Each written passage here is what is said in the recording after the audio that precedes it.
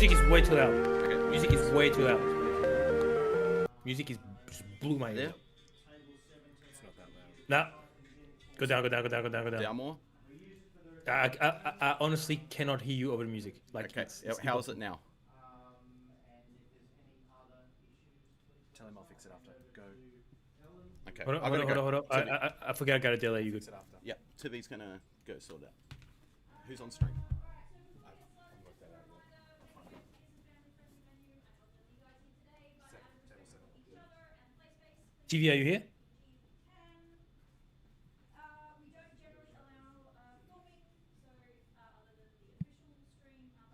Hello, everybody. Batter's Badge here.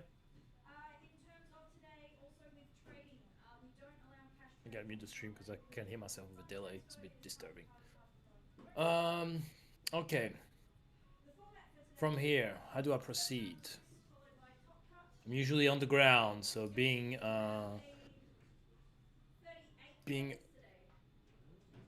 remote is a bit different. How am I gonna see my?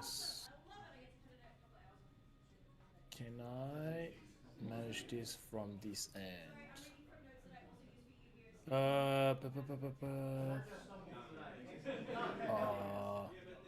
TV.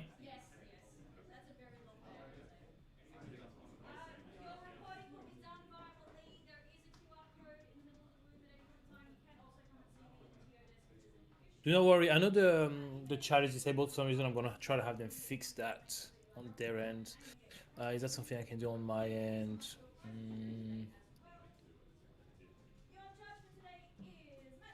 There we go. That'll be better.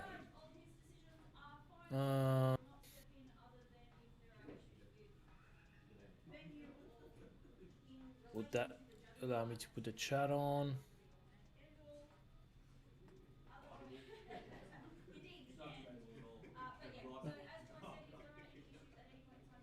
There we go. All I had to say was the chat is not, I mean, the live is not for kids. Clint had it as made for kids. This is not for kids. We will cuss. Okay, we're gonna talk shit.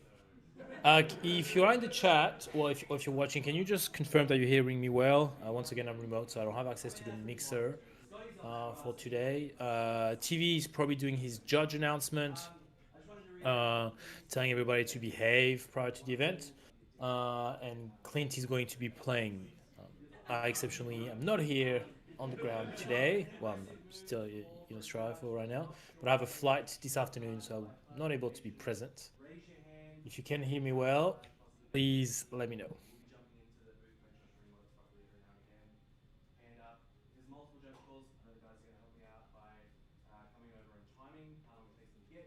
It's line clear. Let's go.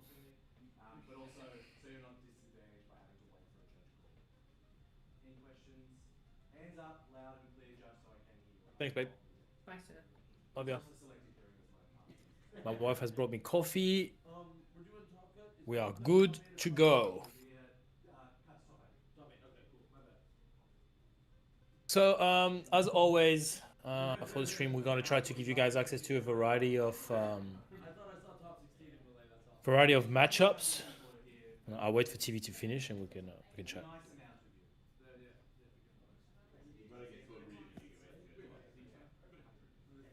Can I get the melee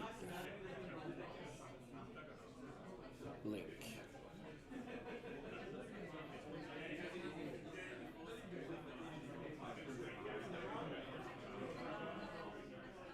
TV needs to give me access.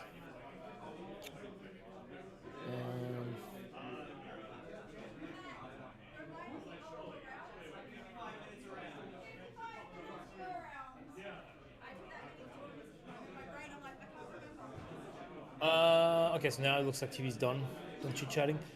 Yeah, as always, we'll try to give you access to a variety of matchup, especially in the first rounds in the Swiss.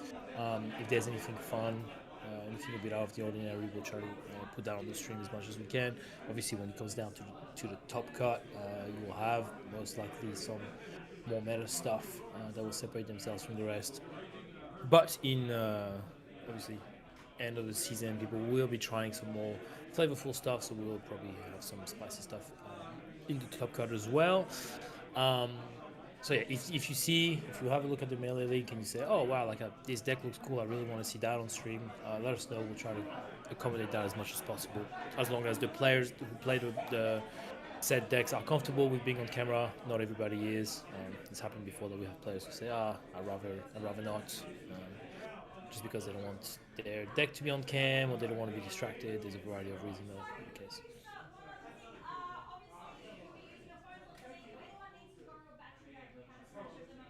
All right.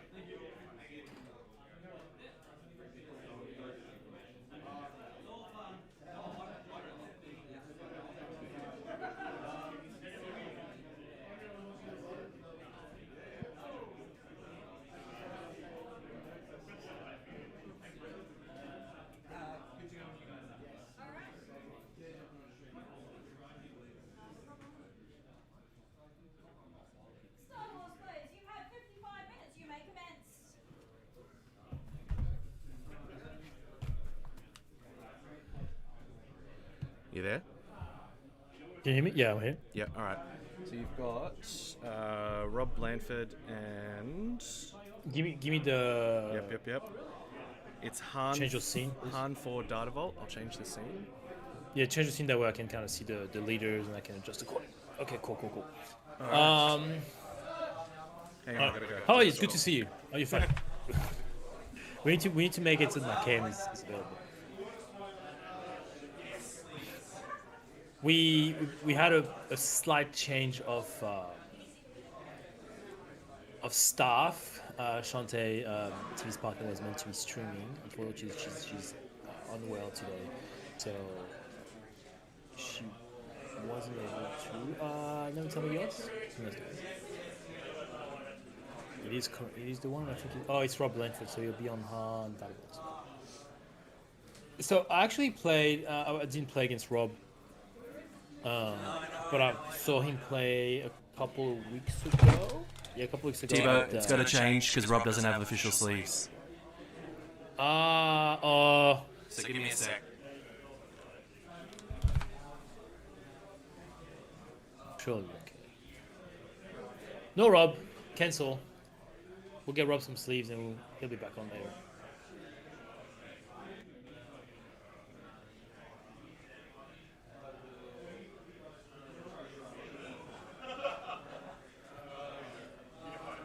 Trying to communicate with them.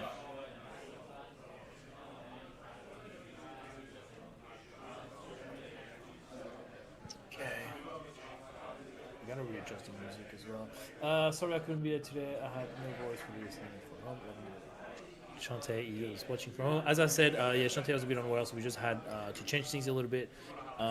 Fortunately, I'm able to be on from home.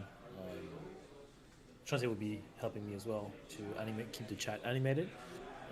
But I might be joined by some of the perf guys eventually later on. I know Team was keen to jump on. Maybe Blake, if he's not playing too much Fortnite, he might be on. But for now, TV and I will do at least while we get started. We'll see. Yeah, Team, the overlay looks sick.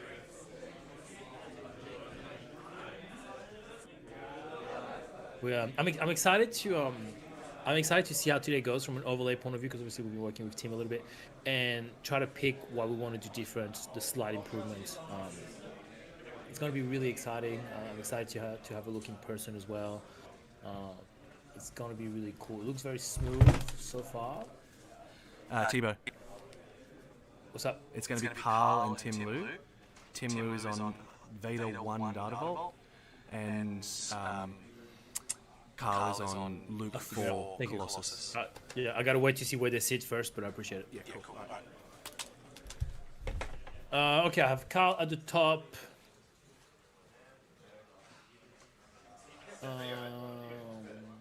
Who's on Luke, I think he said.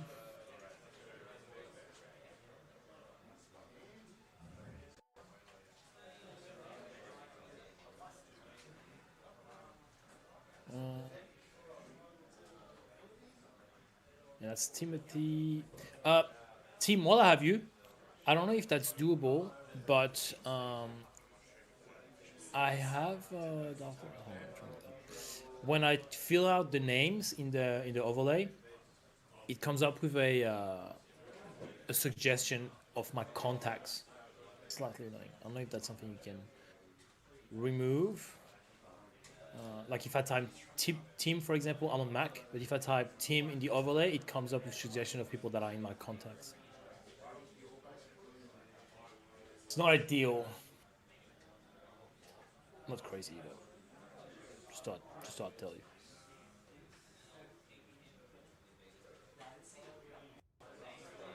Okay, can I get this full screen? Full screen this. Gonna be a delay on the stream. That's okay. I'm actually gonna grab this. Put this here. Here. Okay, show me the hands. He messed up my focus. Don't do that. Okay, cool.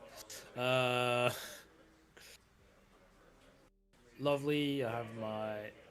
Honestly, I'm probably just gonna keep this for the chat. Yes. Just want to keep the chat here, and I need my overlay. I'll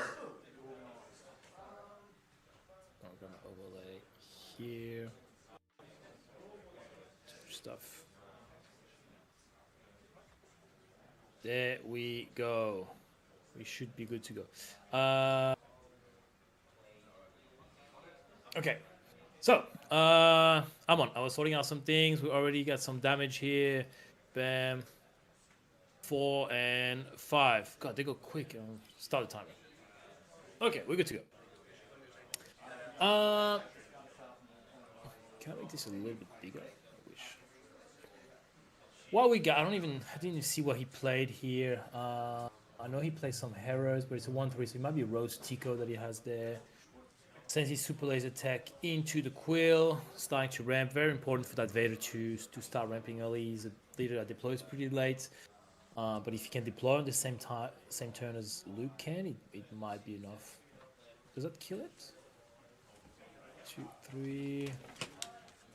That'll be 5 damage. It's on 6. So 7. I think it is Hera. Oh no, it looks like Cassian actually. Looks like the Cassian pilot. Let me see.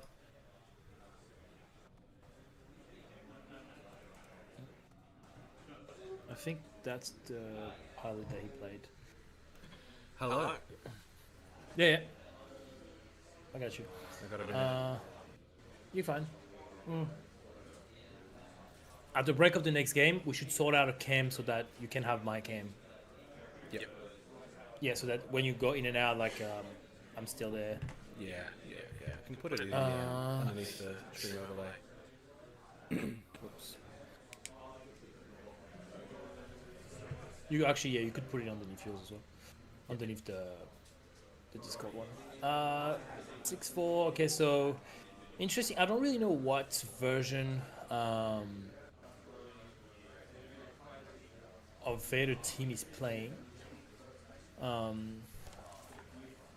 It looks like it's a little bit more swarmy than what you would play that Vader as of right now. Usually with that kind of Vader in the past, you play relatively big units. You kind of want to ramp. He's very mid-range heavy. So I'm looking at the list.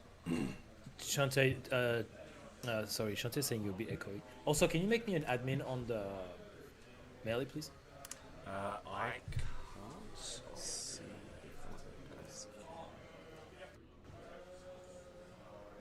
Can you message me your email address? So I'm echoing. You might have another mic somewhere. Yeah, it's not I'm bad. just- It's really not bad. I'm just checking.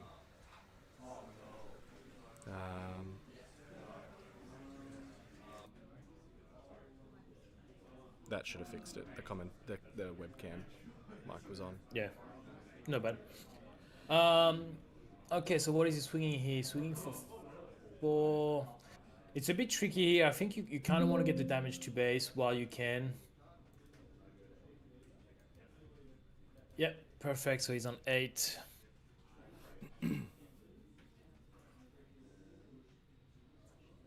So both playing with bigger bases, 35 and 33 respectively. We're gonna see. Hold on, Sean is saying, does Team know he can't win a showcase today playing that Vader? I actually don't. Maybe he's prepping for Worlds. I don't know if he's going. Yeah, I think he is actually. I think Team is going to Worlds. I can't see the chat.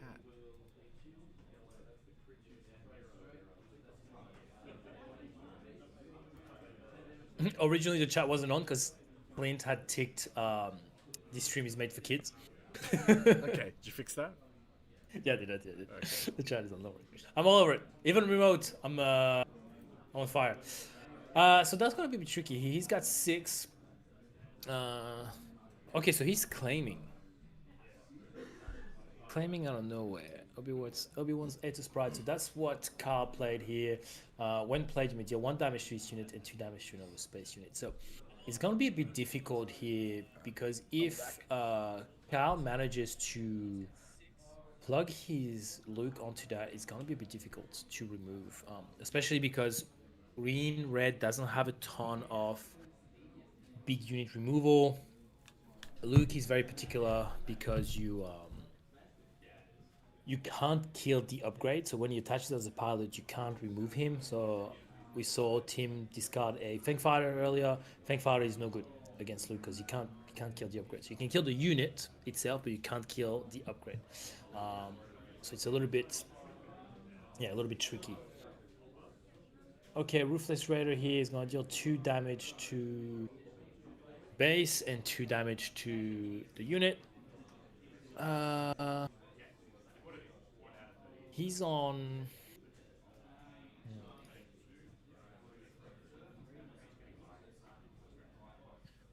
He has 3 left. If he attaches with Luke, I think Luke gives +4. It's gonna be 7. That's not gonna be enough with the overwhelming barrage that he has in hand.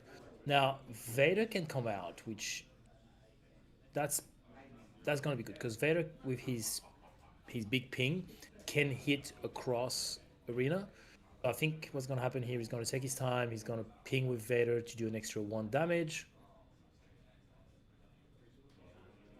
It gives him +5. That's just such a monster.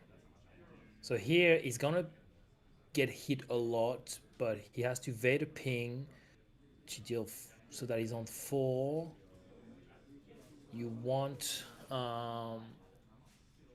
he's gonna want to get Vader on the ground, swing to base, deal another 2 to the unit, and potentially the overwhelming barrage next turn might be enough.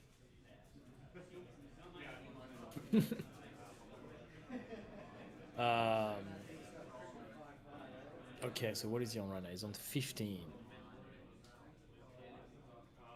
15 to 9. Did I miss one somewhere?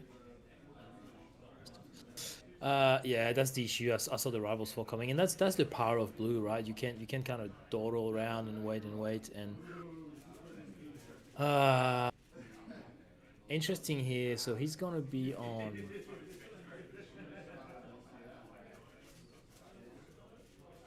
The rivals fall, one of the best, like one of the sole reasons why I play blue is because I want that big unit removal.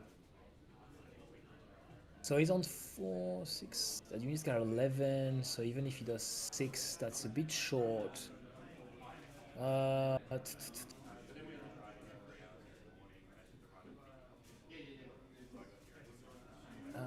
He needs to go do 7 damage here. Once he's got 8.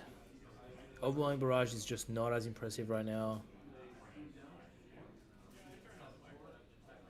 Vader is no good. The Devastator, you want to keep it for another turn. I think you overwhelming barrage and see what happens here, because you can do Morning Liam. You can do 6, and he has to deal with this big boy, which he can't. He could kill it. Oh, I don't like that at all. I think overwhelming barrage and force him to deal with it, because even if he swings to base and kills the Ruthless Raider with either the Eta Sprite or the Luke ping, you can kill him with the 2 damage. That's not phenomenal here. I don't know. Definitely put one of these first order ones.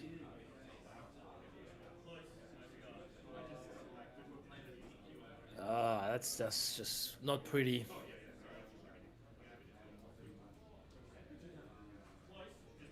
You guys, you can't see TV on the cam up top because he's judging at the moment. Okay, so you get 3 units out of it.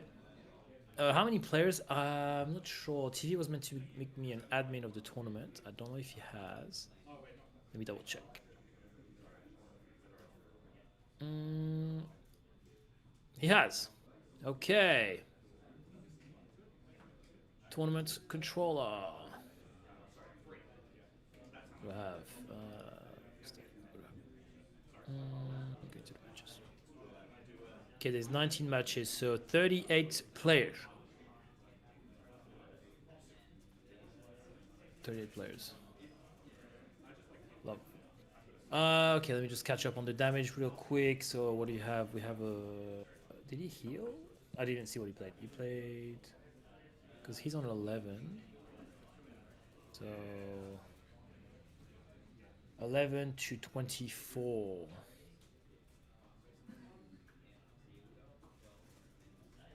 There we go. Yes, I will pin the melee link for you. Let me get that.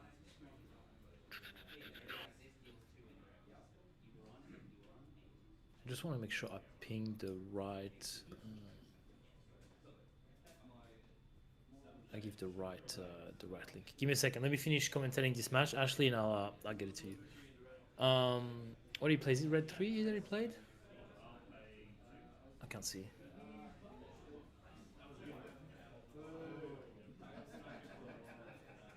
Yeah, I'm watching it through. I'm watching it through Discord so I can see it live. Okay, bit of a U-wing. A-wing, sorry. It's not looking fantastic. Now the overwhelming barrage on the Vader is gonna be. Is that where you want to go here? Because you do 7, so you can't even clear everything. It is a red 5, yeah.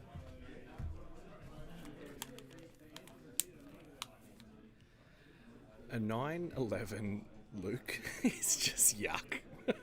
I think Timmy's played a couple of times. I think he, yeah, the issue is blue. Like he got Rival's Fall on his Vader, and that's a bit of an issue. Yeah. Yep.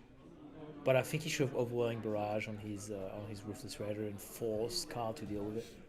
So I'll give you a bit of matching updates. Give me. So Okay, so Obi's coming in. So we got 7. So I think you get rid of that Luke, and that's not even a question. You get rid of the Luke, and So what do you give? for the Melbourne listeners, Fletch has paired against Mason H. So it's Kylan Tarkentown versus Sabine ECL. I'll get you guys the link after this match. I've posted it in the YouTube chat. No, you can't. I'll have to do it. I posted the melee. Yeah, but because you're posting as yourself, yeah, as the channel, it's gonna block it. So I have to go log in as the Okay, sure. as the baddest match. So Clint has paired a Boba 4 yellow. James has paired, where is he? Rowan from Canberra. So Kira Dartavolt. Julian and Ben are head to head. Rhett from Canberra's against John. Oops, some that's interesting the wrong- matchups. It's the wrong dagger. There we go. Thanks, Blake. Are we as good as the Fortnite pro streamers? You guys, all listeners, can consider yourselves lucky that we are here. Hold on, that's 27. That we are here commentating instead of playing the Fortnite Death Star event. That's all I'm gonna say. It's 100%. Looks like the round timer in the overlay is freaking out. Just FYI. Oh yeah. Every time it looks like every time I put a card, it resets. Yeah. Okay. Something for Tim to look at.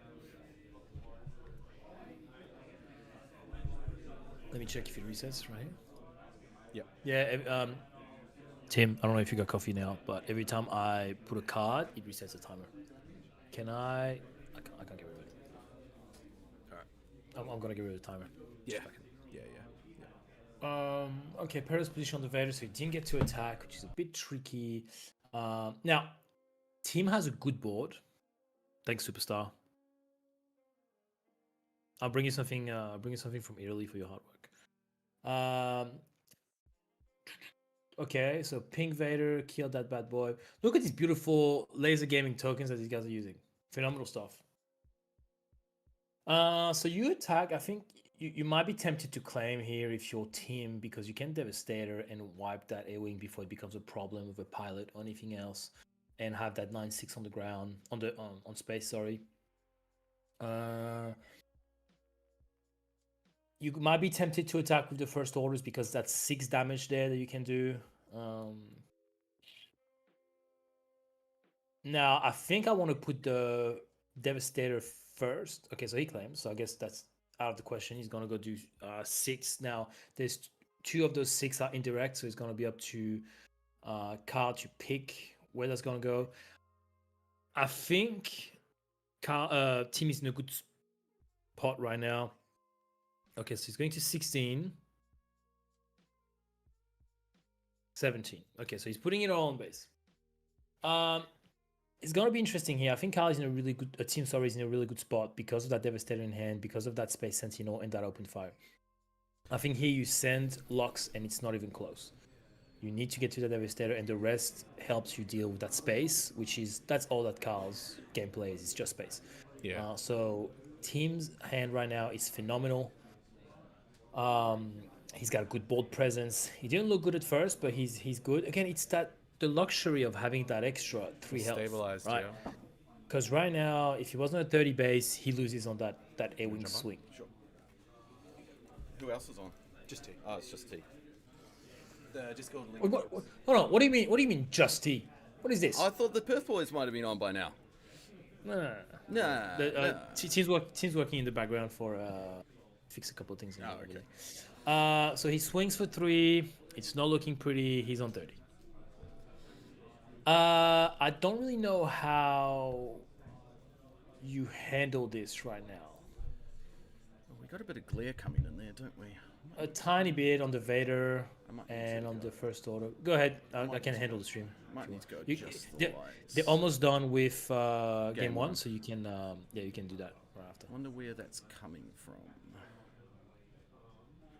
So I think here you attack with Vader. Well, actually, what you can't really. It's a bit yuck right now. The issue is Cassian from the results right now, that he would really struggle to handle. Cassian from the row, and he loses the game, which is. Do you need to devastate it first to direct the pings of the First Orders? Potentially. He doesn't know it yet, but if Carl has a Cassian from the row, he wins the game.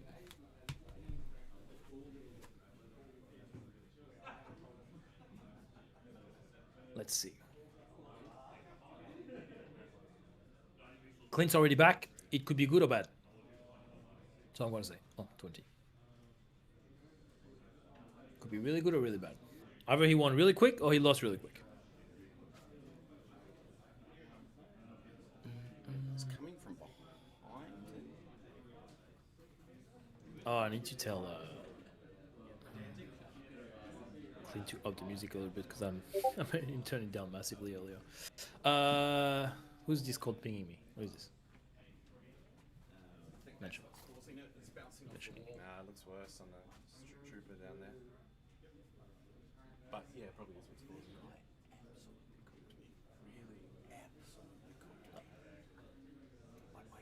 I just had nothing. I drew nothing to interact with.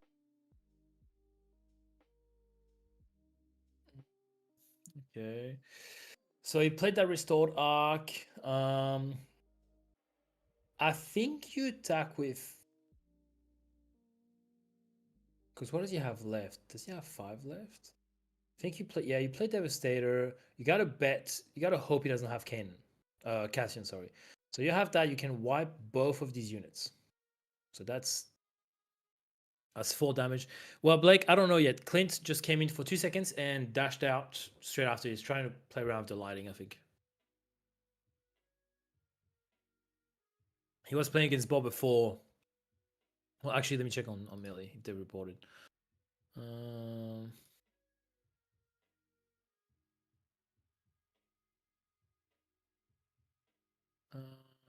Fletcher Cunnings 1-2-0.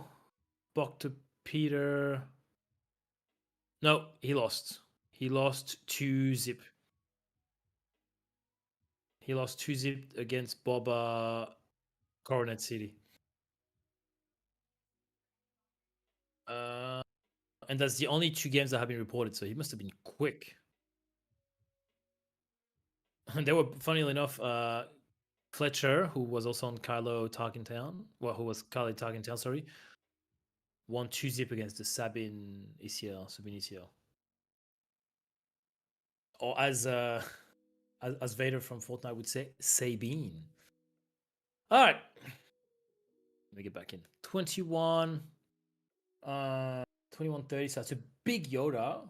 I didn't see what he put on it. Hold on. Kill it.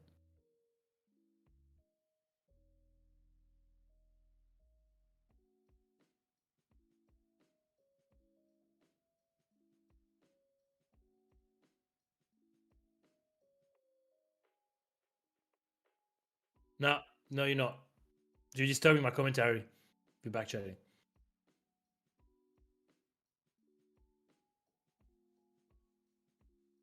Okay, so he can actually manage that. Funnily enough, is he on enough? Or is he on 9? 1, 2, 3, 4, 5, 11. Okay, we love that. So that's a Devastator right there. Does he need? He does need Devastator.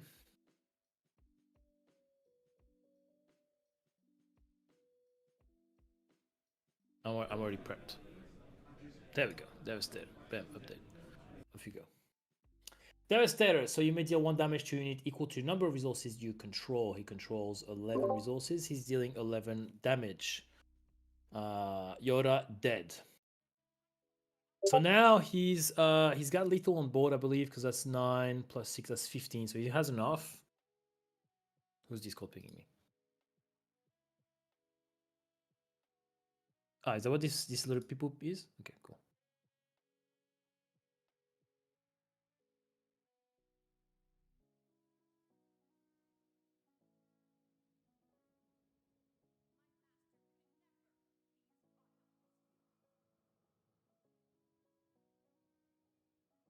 I'm gonna Jesus.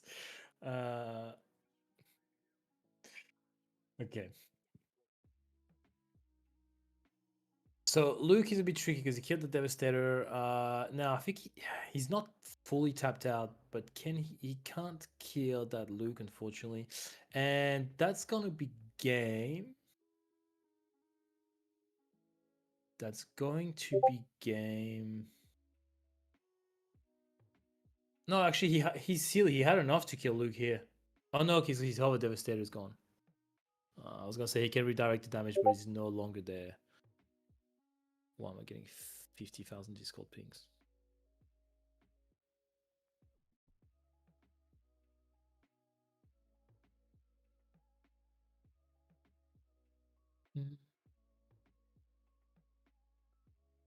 I need to find out where that's coming from. It's driving me insane.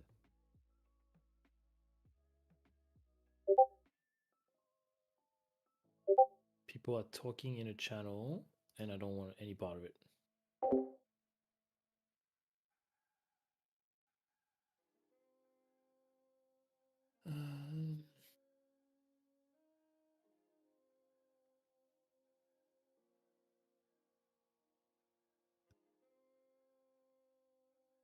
Is Tim waiting for me to drag him? Is that what's going on? I'll grab Tim away. Tim, can you hear me? Oh, hello. Whoa, hold up. You are extremely loud. Let me tune you down a little bit. For some reason, you were on 200%. There we go. You're good. We're fine. Okay, we're going to a sideboard situation. Let me see. Let me go back to my. We reset those. Reset. Back on with my chat. Good to go. Okay. So I'm not gonna look at their sideboards right now. Hold on. So relentless. The stream should also get a lot less Discord notifications now because I've muted them on. I'm getting Discord notifications. I don't know where it's coming from.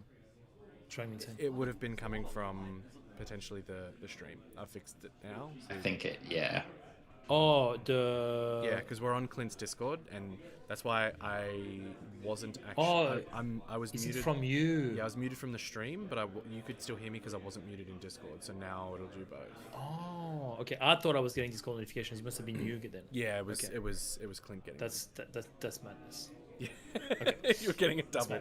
You were actually no, because I wasn't getting them at all. Like most of my Discord like servers and chats and stuff, I mute. Same. I think because people need to get a life and spend less time on Discord. Clint's are all loud. I was like, fuck no, get rid of that shit. Yeah, that was nuts. Damn, what was I gonna tell you? Hold on, I'm gonna send you something on the. All right. On our chat. Tim, did you have access to this channel? No, I just dragged him. Nah, I just sat in the lobby. Oh, I had it. We're good. I edited it, so you should have permission. Okay, it didn't work. I'm gonna add the other guys. Just give me a sec. I'm gonna add you so you can just jump in and out when you need to.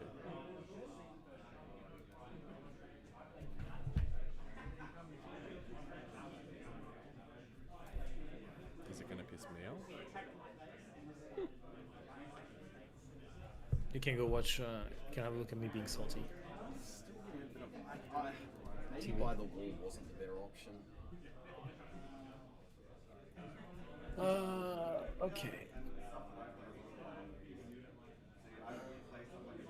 Team, you have Blake saying good morning to you in the chat. Morning, Blake. I guess all the Perth guys know I don't like mornings, so this has been especially hard. Interesting matchup round one. Really cool. Really good one. Yeah. Look, I think team almost stabilized there.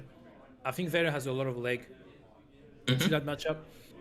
Oh, no, way worse. Whatever Clint did with the streaming, the lights, I can't see his closest. I think he's got a lot of leg. You have to make sure you have your open fire. All right. You have to keep your Fang fighters. You should have access. Even now. if not I'm for gonna do that Luke. a bit. Yeah. Access to what? Just leaves. You have to have your Fang fighters, just even for the other pilots that he's going to put prior to Luke. But it's a tricky matchup. Again, the rivals fall on Vader is never easy, but you can tell what's coming, but you can only dodge it for so long.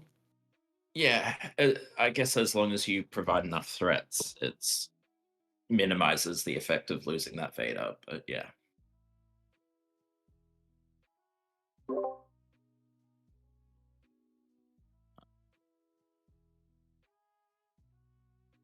Morning, Clint. Yeah, not too bad. Finished my coffee and now I'm ready to go. The round one matchup wasn't enough of a coffee for you, or?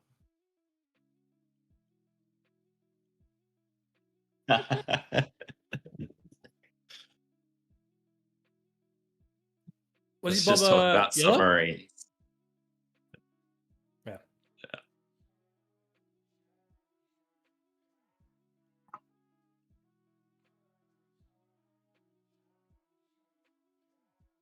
I thought we were going to talk about it. We are now. Yeah.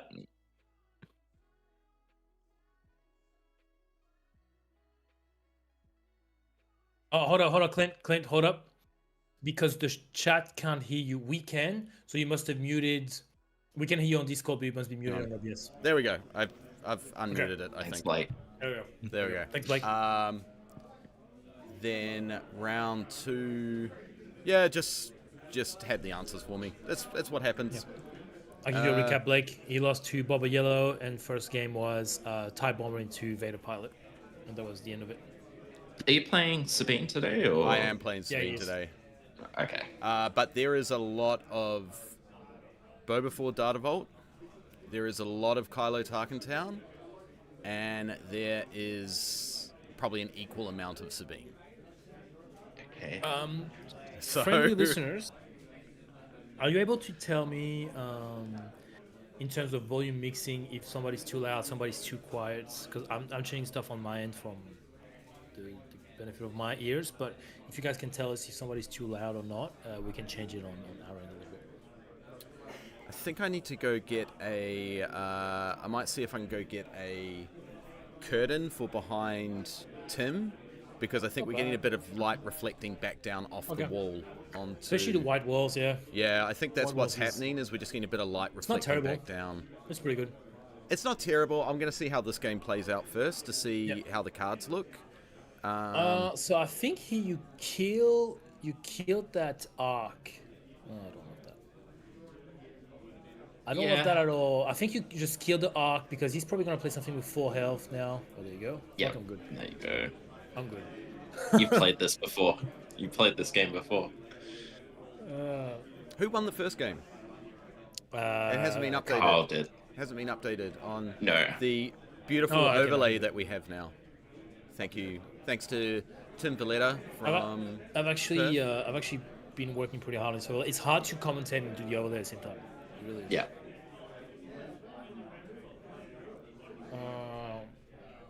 So what was Carl able to do in the first game? Was he able to just out-heal the damage output that Vader was putting Not on, really, combined to with be honest. It's Colossus? just- well, Honestly, not really, it's, this Luke Blue deck is kind of sneaky good. It's sneaky good, but not hard to counter either. Sure. Weirdly. Yeah. Like you know what it's supposed to do. Like here, for example, I think Tim misplayed turn 1 by playing the open fire. And not just resupplying Yes. then. Yeah, because Yeah. I don't know that he had it. I don't think he had it. But you just trade Yeah. the arc. Like your deal, if you're Vader, your business is to trade until until Vader comes out. an and then you open just fire trade. on the Yoda's better than an open fire on the It's Vader. unreal. It's unreal. Yeah. Especially when you have the ability to trade, Yeah. in my opinion. Now you have Kanan and Yoda, like it's gonna be a nightmare to deal with. That's at least 3 of restore and 6 of damage that you're taking every turn.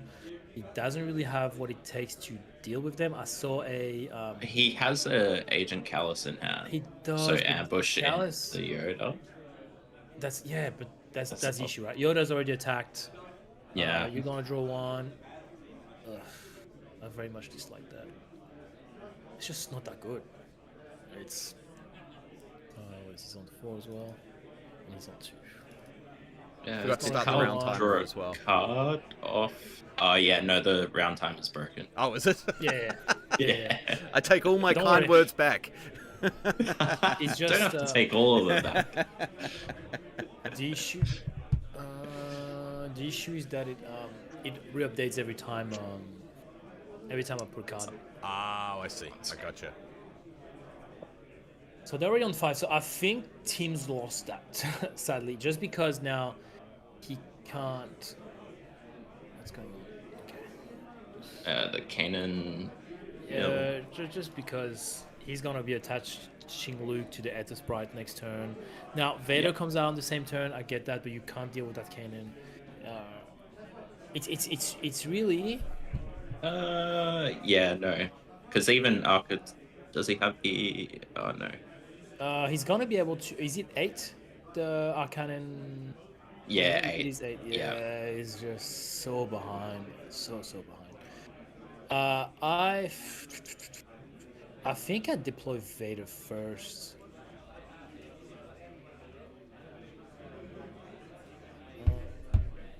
I think. Hold on. Does he have a timely? He does have a timely. I don't. You can Yeah, he's got timely the dagger. You can timely the dagger and deal. Oh no, Oh, gross. that is tough. Okay, look, it's tough, but it has to happen anyway. Now he Yeah. can't. I think you have to timely the dagger. Whatever. Hold on, let me think. No, because do it would be enough? No, you only two you do and then 4. two from the when played effect. So That's 4. it'll be one short. Yeah. That's the issue with not playing that first, because then you could have used Vader's pink to finish it. Yeah. But then Luke just flips onto it, and it's. I mean, that's fine, but at least you've done your damage now. You're gonna be you give Luke a decision to make. Clint, I just got a Discord notification. Was it from you? No, it's I didn't- probably the Okay, bot. Cool. Might be me then.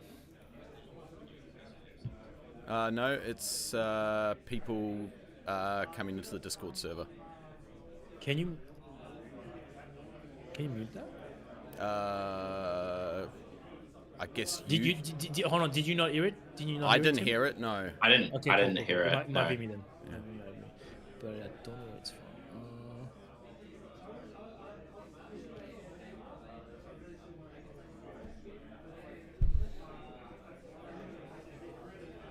It was okay. It's the Battles Batch comp. Now that is a gross combination. Obi-Wan's Ether Sprite with Luke. Yes. That is disgusting. I don't know how Tim's coming back from this one. He doesn't come back from this one, Nah. unfortunately. He also could have used the Aether Sprite on attack to Why take did out he the not? dagger as well. It's a when played, right? No, it's Oh, yeah, on look, attack look, as well. Yeah, On but the when attack. played, he didn't play the when played thing. Or did he use it to kill the king? He used the when played to kill Carlos Tai. Now the issue is. It's just How much health? This thing has He's a got lot a. of health, man. He You're can not getting do. Yeah, this is. He's got to deal with it here, or what's he on? The 25. The relentless isn't going to do anything. Nope, that's game. Yeah, no, Man. that's good. Yeah, Tim's having to look at it and go, "What does this card do again?" Yeah, because I think he played Disabling Fang Fighter and was like, all right, I'll kill Luke. And then it was pointed out by Carl that you can't get rid of Luke Ah, gotcha. with Fang Fighter. It's an interesting deck to play against. The way to beat that deck is you gotta control the space. You can't let him. Discord sounds aren't coming through stream anymore. No, it's fine. It's fine. That's what it does for me.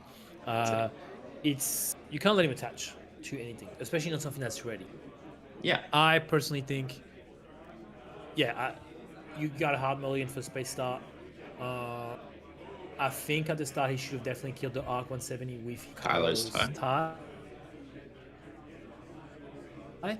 Because obviously he played, but he could have very well played like a red 3, like a red 5 and things like that, where they have full health. You want to remove that as soon as possible. Yeah. Then he played the Yoda. Yoda did a lot of work as well, because I think he attacked 3 times. That's 6 health. That's 6 restore, 6 damage. So it's not ideal. Just not enough. Like not enough Space Sentinels in that deck. Again, I know a lot of people are playing the Callus right now. The issue is that for 5, you're such a weak body. Like you look at him, like he was against Kanan, who's a 4/5. Kanan is laughing at his face. Yeah. Plus, it's not a villainy card, so you can't get Vader's ping off of that. I think Team has too many non-villainy cards in this deck. the answer to everything. I was just saying this. Blue Red Heroic, man. It's fucking but- strong. But this Luke is sneaky good. Yeah. It's The ping. Luke is really good against. I mean, he didn't really use the ping at all. He's just really good. What do you mean? I keep dropping. He's really good against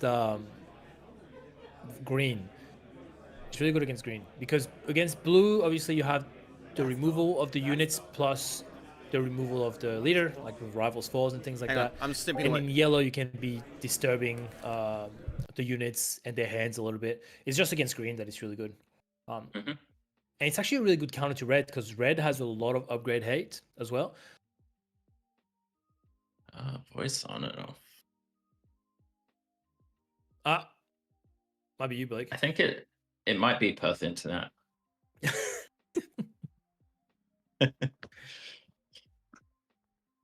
My talk, my stream looks pretty good on Discord. When I'm talking, it looks like it's on constantly. And okay, let me have a look at Melee a little bit.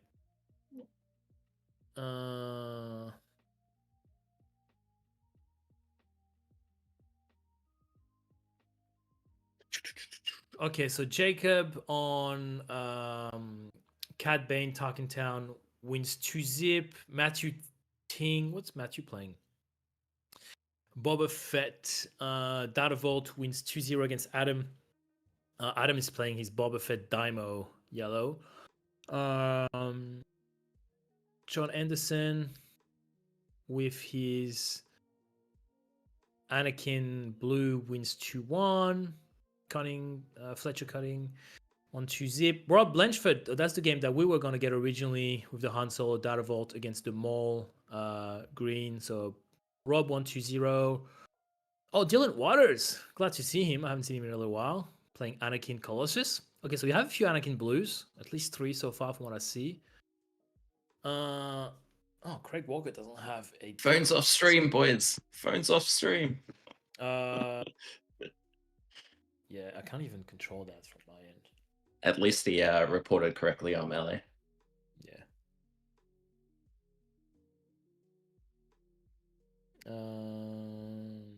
Let me just text them. Tell the players to...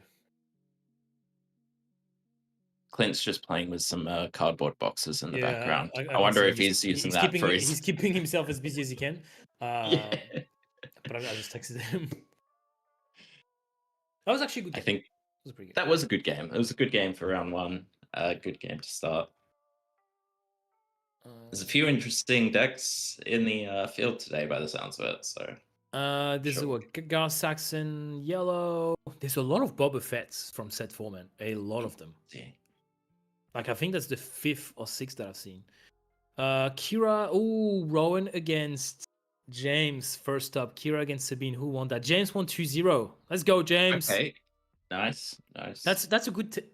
You're happy to get that because that's getting that out of the way because it's a tough matchup, especially because I know that Rowan, he's from Canberra and he takes his deck against Sabines. Like that's his pride is to beat up all the Sabines that he can. So that's good that James won that. I know they versed each other. I think in top 8 of the Canberra PQ, and James had one again as well.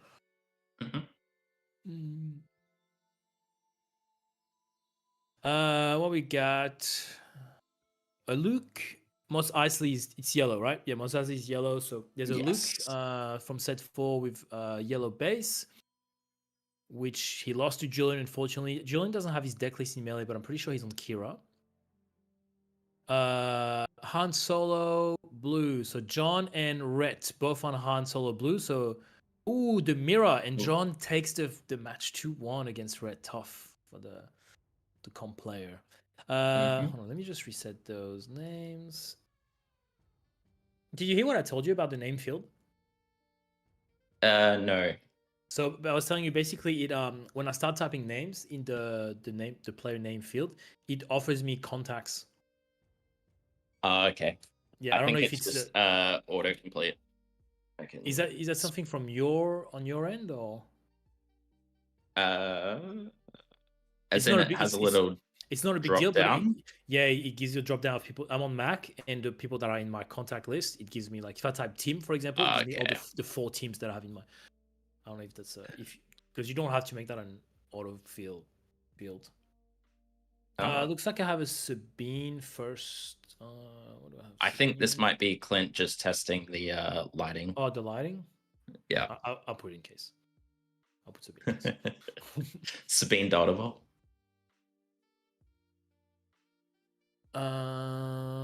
Let's see what we got at the bottom. Yeah, we also have a lot of Luke 4s, man. A lot of them. A couple of Cat Banes. Daniel White. A few people without deck lists. 2-3 Kiras by the look of it.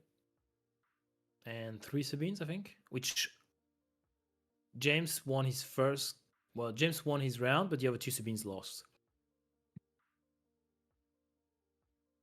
No, so just 3 in the field. Crazy. Today? Yeah, looks like it. How crazy that there's not a single Han from Spark of Rebellion.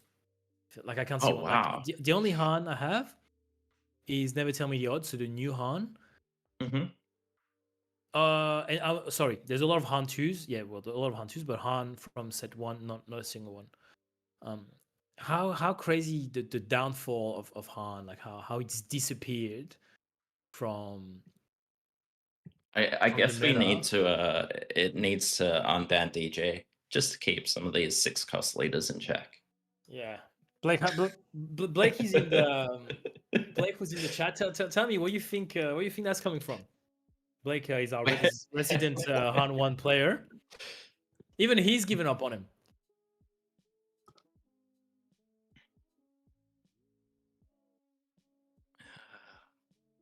What are we waiting for match wise? We're waiting for. There's a Lando. Okay, there's a Lando data vault against Lando- Admiral Akbar. There's a Lando against Interesting. Akbar. That would have been a game to watch. That would have been crazy to Akbar watch. yellow.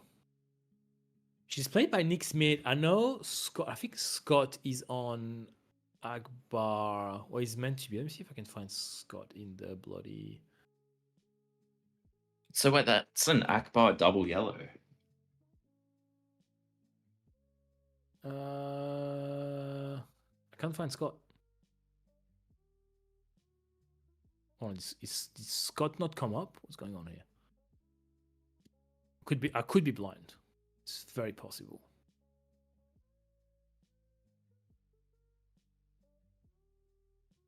Well, tell you what, Liam. I don't know about Scott's Akbar because I can't see Scott's name on the list. But there is an Akbar there for sure, and there is a Lando. So we'll try to get some of those. There's a Ray Data Vault, makes sense. Matthew Robertson's playing that. There is a Rio as well, played by Caleb. And who won that? The Kira won. The Ray won that. I need to see these Akbar decks to make any sense of it. Yeah, well, look, there is one, so we'll try to get him on there. I don't know. The game is still going right. The match is still going, so I don't know what's the deal. But it's a Lando against Akbar. Neither of them are fast decks. They actually might go to time, depending. The Rem decks were already hard for Han 1, and losing DJ was basically the end of it. Yeah, but it's interesting because Han is kind of a ramp deck in itself. You have this innate ability to ramp and cheat out things, which is interesting because Han from Shadows of the Galaxy also helps you cheat out things. So they both they do similar things yet differently. Now let me see if I can.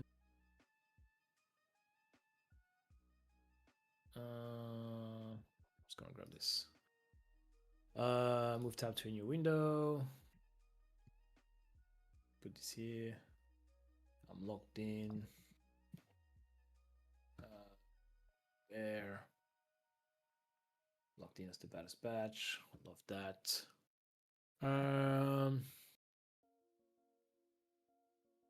How do I?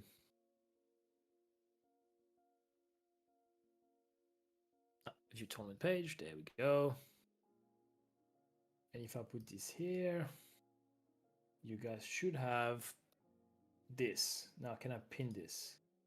Yeah. Pin message. There we go. We're getting good at this. I also need Clint and TV to work on a cam.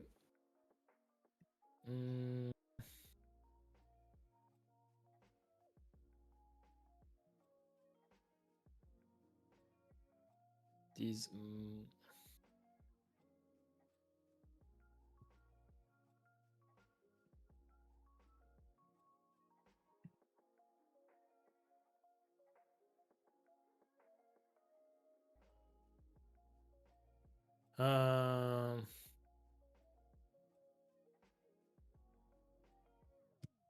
Could the decrease in Han 1 have anything to do with preparation for set 7? There's also that, Shantae, that's a really good point. I think people are looking at some of the decks that are upcoming in set 7. Well, not set 7, but even next set 5, where people are thinking, okay, this leader is going to be good, this leader is going to be good. And so they're starting to play, like Han 2 is the perfect example of decks that I think are going to get better with the new cards that are coming up. And so people are slowly starting to try leaders, even with only the current cards, knowing that you'll be able to substitute like 4 or 5 cards from the new set and have a really, really good deck. So I think Hantu is in that situation where whether you play Hantu Yellow or Hantu Blue, it's going to be a really good deck next set. Things like Ray's going to be good next set. A lot of the Force leaders are going to be good. And Han, like, you look at the cards that are coming out right now, you don't see Han 1 just taking a big leap. I think it remains a good leader, but I don't think you look at the new set that's upcoming and think, oh wow, Han 1 is going to be the way to go. I think it's a very versatile leader nonetheless, which like you can play him. Oh, Video Ninja. Why don't you just grab my Discord? Okay, I'll just go Video Ninja. I mean, free ramp's always going to be good, right? Oh, always. Guess I'll allow. Okay, there we go. Good lighting. That's not too bad. Okay, we're working on a camera. So that we can have me during those moments of break.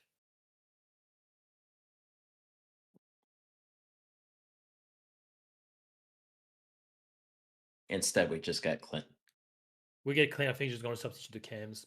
I was telling Yeah, him just fair. for these moments where in between games, it's probably a bit more interactive if we have myself or you and I. Yep. If you want to jump on the cam, I don't know what setup you have. We can sort something out with the two of us. Mm-hmm. I'm gonna share.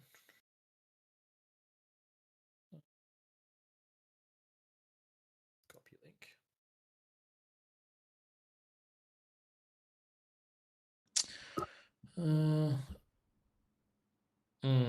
I'm on. What's up the quality of this? Why is it potato quality? What's going on? No, we're getting there. There we go. Looks alright. Okay, we're getting somewhere. Where is the chat of this thing?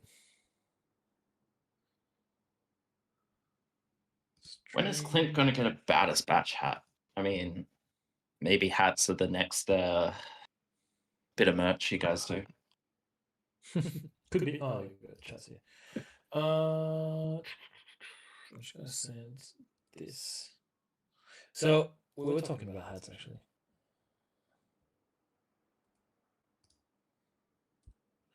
I sent you the link, team, if you wanna. Yep. If you wanna jump on.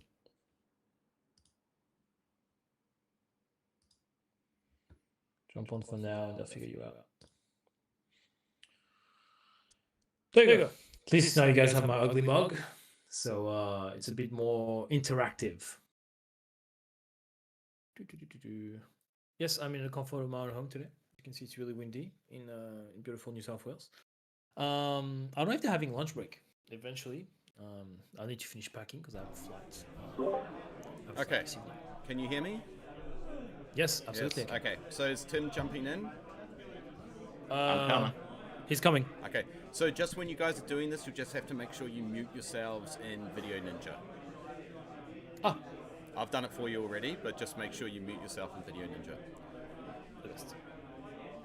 But I've set it up that it's just doing a group scene, so the window should auto-adjust once. And you so can probably... I'm just going to wait to see when Tim jumps in with video, just to see. Here we go. He's just coming in now. There we go. Oh, you're the boys. All right, cool. I think it's end of round now. Just let me go double check, and I'll get back to you.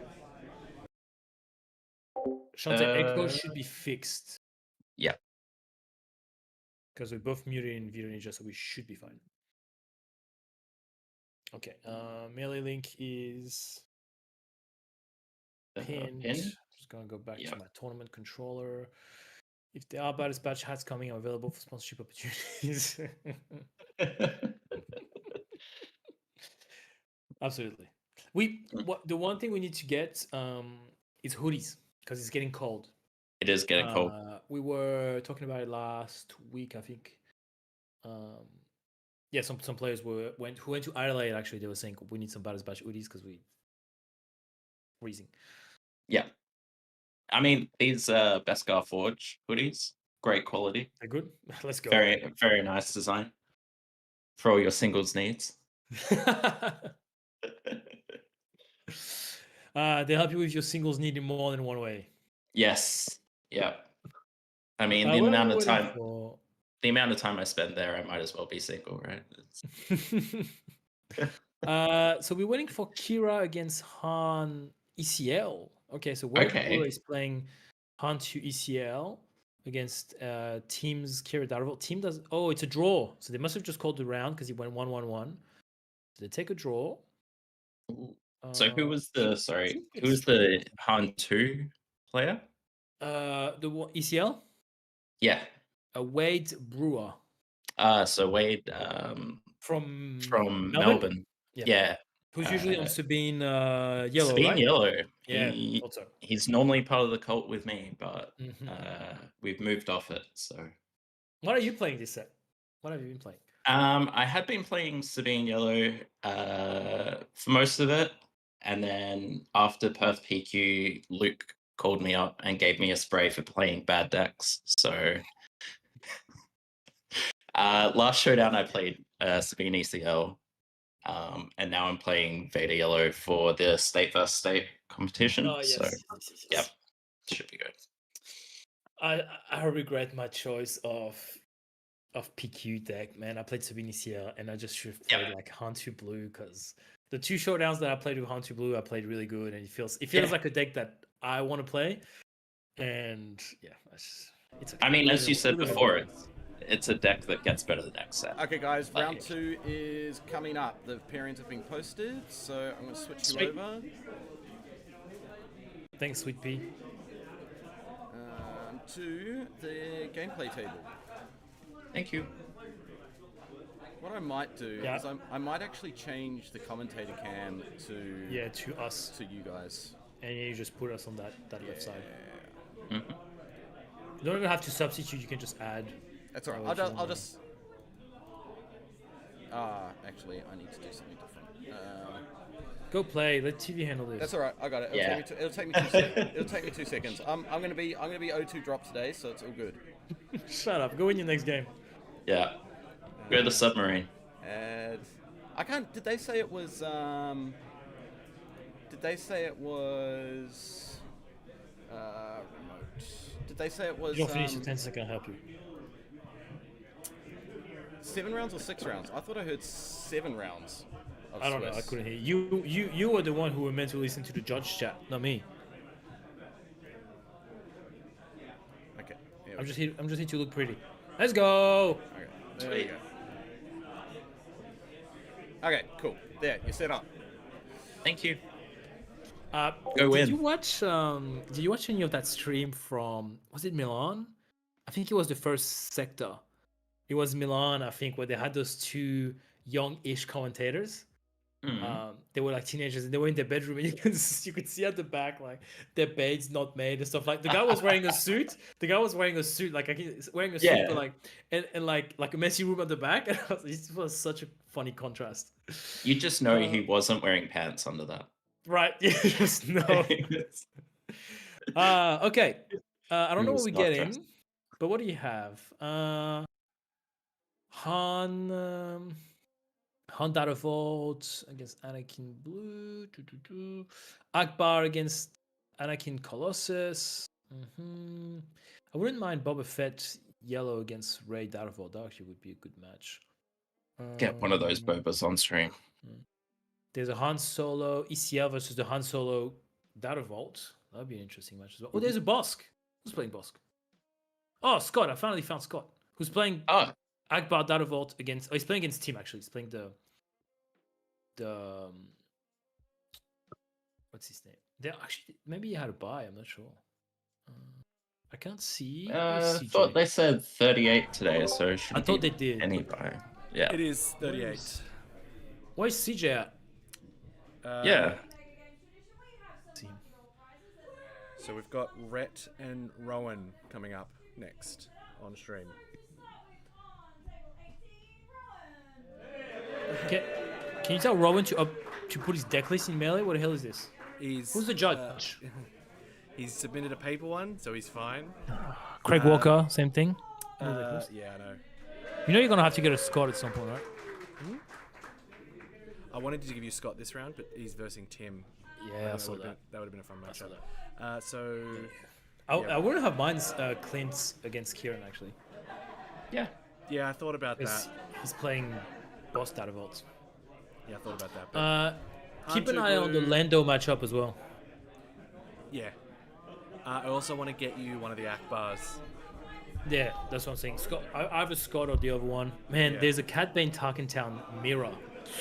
I know. I know it's not what the people want to see, but it would be good to see from a Would have been swoop point- spicy. pure swoop point of view. Yeah. Like the decision making, see these guys just torture themselves. Where do you It would be really cool. Tarkentown? Okay, Are we getting Fletcher on this one? Not this one. We will Not this one? eventually. Okay. We will get him eventually. so that's player Yeah. 2, I think. Oh, that was Rowan, I think. It was Rowan, yeah. Did you get Rob Blanchard some official sleeves? Coming on this side. Okay, he's gone. Kylo Ren. What do you think of the? Speaking of Kylo Ren, what do you think of the new Kylo think I that's saw been that one. revealed? You can probably search it up in the Yeah, I got you. card thing. If it came out, I don't think so because it's a leader. Okay, yeah, the Kylo Ren leader. Actually, does that work? No. So That's not the one. that's the new Kylo Ren card. The new leader. Oh god, I can't show it. It's a leader which doesn't do much. Honesty. Reset. Oh yeah, the Kylo Ren. Let's have a look. So action, discard a card from your hand. If you discard an upgrade this way, draw a card. And then 7 deploy 5/5 with Sentinel. When deployed, play any number of upgrades from your discard pile on this unit, one at a time, paying their costs. Yuck. It comes out way too late. You still have to pay the cost of the upgrades. Like It's Sean's saying it's sick. Sean, you're out of your mind. Like you have to pay the cost. Let's say you have 3 upgrades down there. You have to pay the cost for each of them. Rivals fall, bang, dead. Yeah. So if you discard an upgrade, you draw a card, correct? Yep. If you discard an upgrade this way, draw a card. I don't know. Is it finally how we're gonna see General Grievous being played a little more? I think we will. I think that Because is a good deck for. he's a General really Grievous. good. He's really well statted. He's a 4/4 for 3, and you ignore the aspect penalty when it comes to lightsabers, so he can be Yep. a monster. Yeah. He can be a monster. But yeah, it just feels late. Yeah. Also, you've got the wrong Han leader on the overlay, Oh yes, and yeah. you'll have to reset the game score. Worth the risk. There you go. Yeah. They are, right? Oh no, that's not 0. I thought if I Yeah. press 0, a reset, it would reset that, but it didn't. Okay, cool. Yeah. Love that. Okay, and I'm gonna kill this chat. There you go. Mhm. So, as the resident Han 2 blue player, I will be Yes. commentating this Brilliant. this game with lots of interest. Very difficult matchup for Han right here. So I don't know. Oh, do you know who the player? Oh no, I'll find it. Who's Rowan playing In against? melee.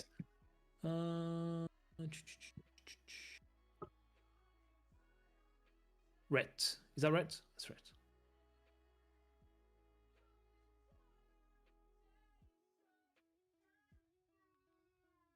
I believe so. Rowan. Round 2 matches. Yeah, this one. Yeah. Okay, cool. So they must have both lost their first match because they're at the bottom. Okay, so here you're using this. Oh, okay, the double turn 1 for Kylo, which is exactly what you want to see. Yeah. If you're Kylo, definitely know what you want to see. Okay, so here if you're red, it sucks because you're losing a really good unit. Yeah. the Phantom can wrap the game up for you, especially against the 25 base. You swing with it twice, it's a whole different ballgame. But you Yeah. forced him to use that Target Talent for 1 health, and that you're not mad about. Yeah, not at all. Especially if it's a space unit, like he's gonna go into ground, hopefully here. Kanan, like Okay, so now it's gonna be a really difficult match for Red, and it could be over really quickly. Actually, let me just change that to Swiss round 2. So he's already taken 7-2 And a force choke base. as well. yeah, the force choke was a bit That's brutal. She gets to draw. Yeah. It's gonna be difficult to come back here. It's crazy. It's been 2 turns, and he's just gonna struggle to come back. Against if I play against Kylo or anything target down, a hard mulligan for 2 costers. Like I know some of the Hantu don't play 2 cost, they just play 3 cost all the way because you can cheat them out. I still have Sabine. You want I that still Sabine unit have here, don't you? Like, kill the yes, but it's Stormtrooper so without- late now. Yeah, I know. It's so late. Like you're gonna In this take another matchup, I meant. 7-2 base. Yeah, in matchup absolutely. Yeah, it's just... I don't know if Red plays Village Protectors. I know some of the Hantus don't play Village Protectors because you can't cheat them out without them dying, but they're still a phenomenal unit. Can you can not put the shield on the village protectors, right? No, because it deals it before the shield applies. Ah, it's okay, before the but shield it's comes part down. of the Yeah. cost, and so you have to resolve that action before you do the Yeah. win plate ability. Yeah. So you can't cheat them out. And you don't want to. Like if they don't have their shield, they're useless. Yeah. He's doing I 2 to mean, base if you just have a with 2-2, and you're gonna hit for 5. yeah. That's Jesus Christ, that's 14. And Kylo hitting for 5. This is just Yeah, over. it's just GG. This deck is unbelievable. not a loss there, yeah. guys. Anytime Kylo can get 2 turn ones, which he does that pretty well. Yeah. It's really hard to deal with. He's already on 19. It's been Even a Migs, 4 turns. like, because you can kill your I first don't know turn how he play comes without, back from that. Tarkin Towning. Village Protectors, Yoda. Yeah. Okay, he has a force throw, I assume. He does. He does. He's got a force throw in hand. But It's too even late, though, then, got 22. It's I yeah. think you're gonna have to. The issue with that is that Migs is gonna be able to. I don't know if Rowan's gonna pick up on it, but if he does force throw, Migs can Oh, Do okay, 2 yeah. damage, 'cause it's deal if the 2 you- damage. So yeah. Oh my god, that board state is driving me nuts. Well, that's game because if he does, he has to do the He's force gonna throw do it now. He's gonna force through one from his hand. Yeah. Migs gets the trigger. He doesn't. He doesn't know. Yeah. He just attacked 2 base for 2. So he didn't actually trigger him, which he should have. Hang I on. think, and Yeah. Is that's that a funny because mandatory? no, it's a May. It's a me. Which is interesting because it's the type of triggers you're so used to playing it a certain way. Yeah. Oh, he's on 20. He's on 29. Yeah. Yes. Yep. So Well, that's GG's though That's because game. he can't. Yeah. Actually, it's not necessarily a game because if you attack, if you I kill mean- Migs with Yoda, you put yourself on. Nah, yeah, it's not enough. And then fifth brother, I think, gets through. Yeah. Okay, so he heals 2. I mean, he's on 27. So any. Yeah, I mean, and I think he yes. Bo-Katan, I mean, sorry. Wowzers. That's fun.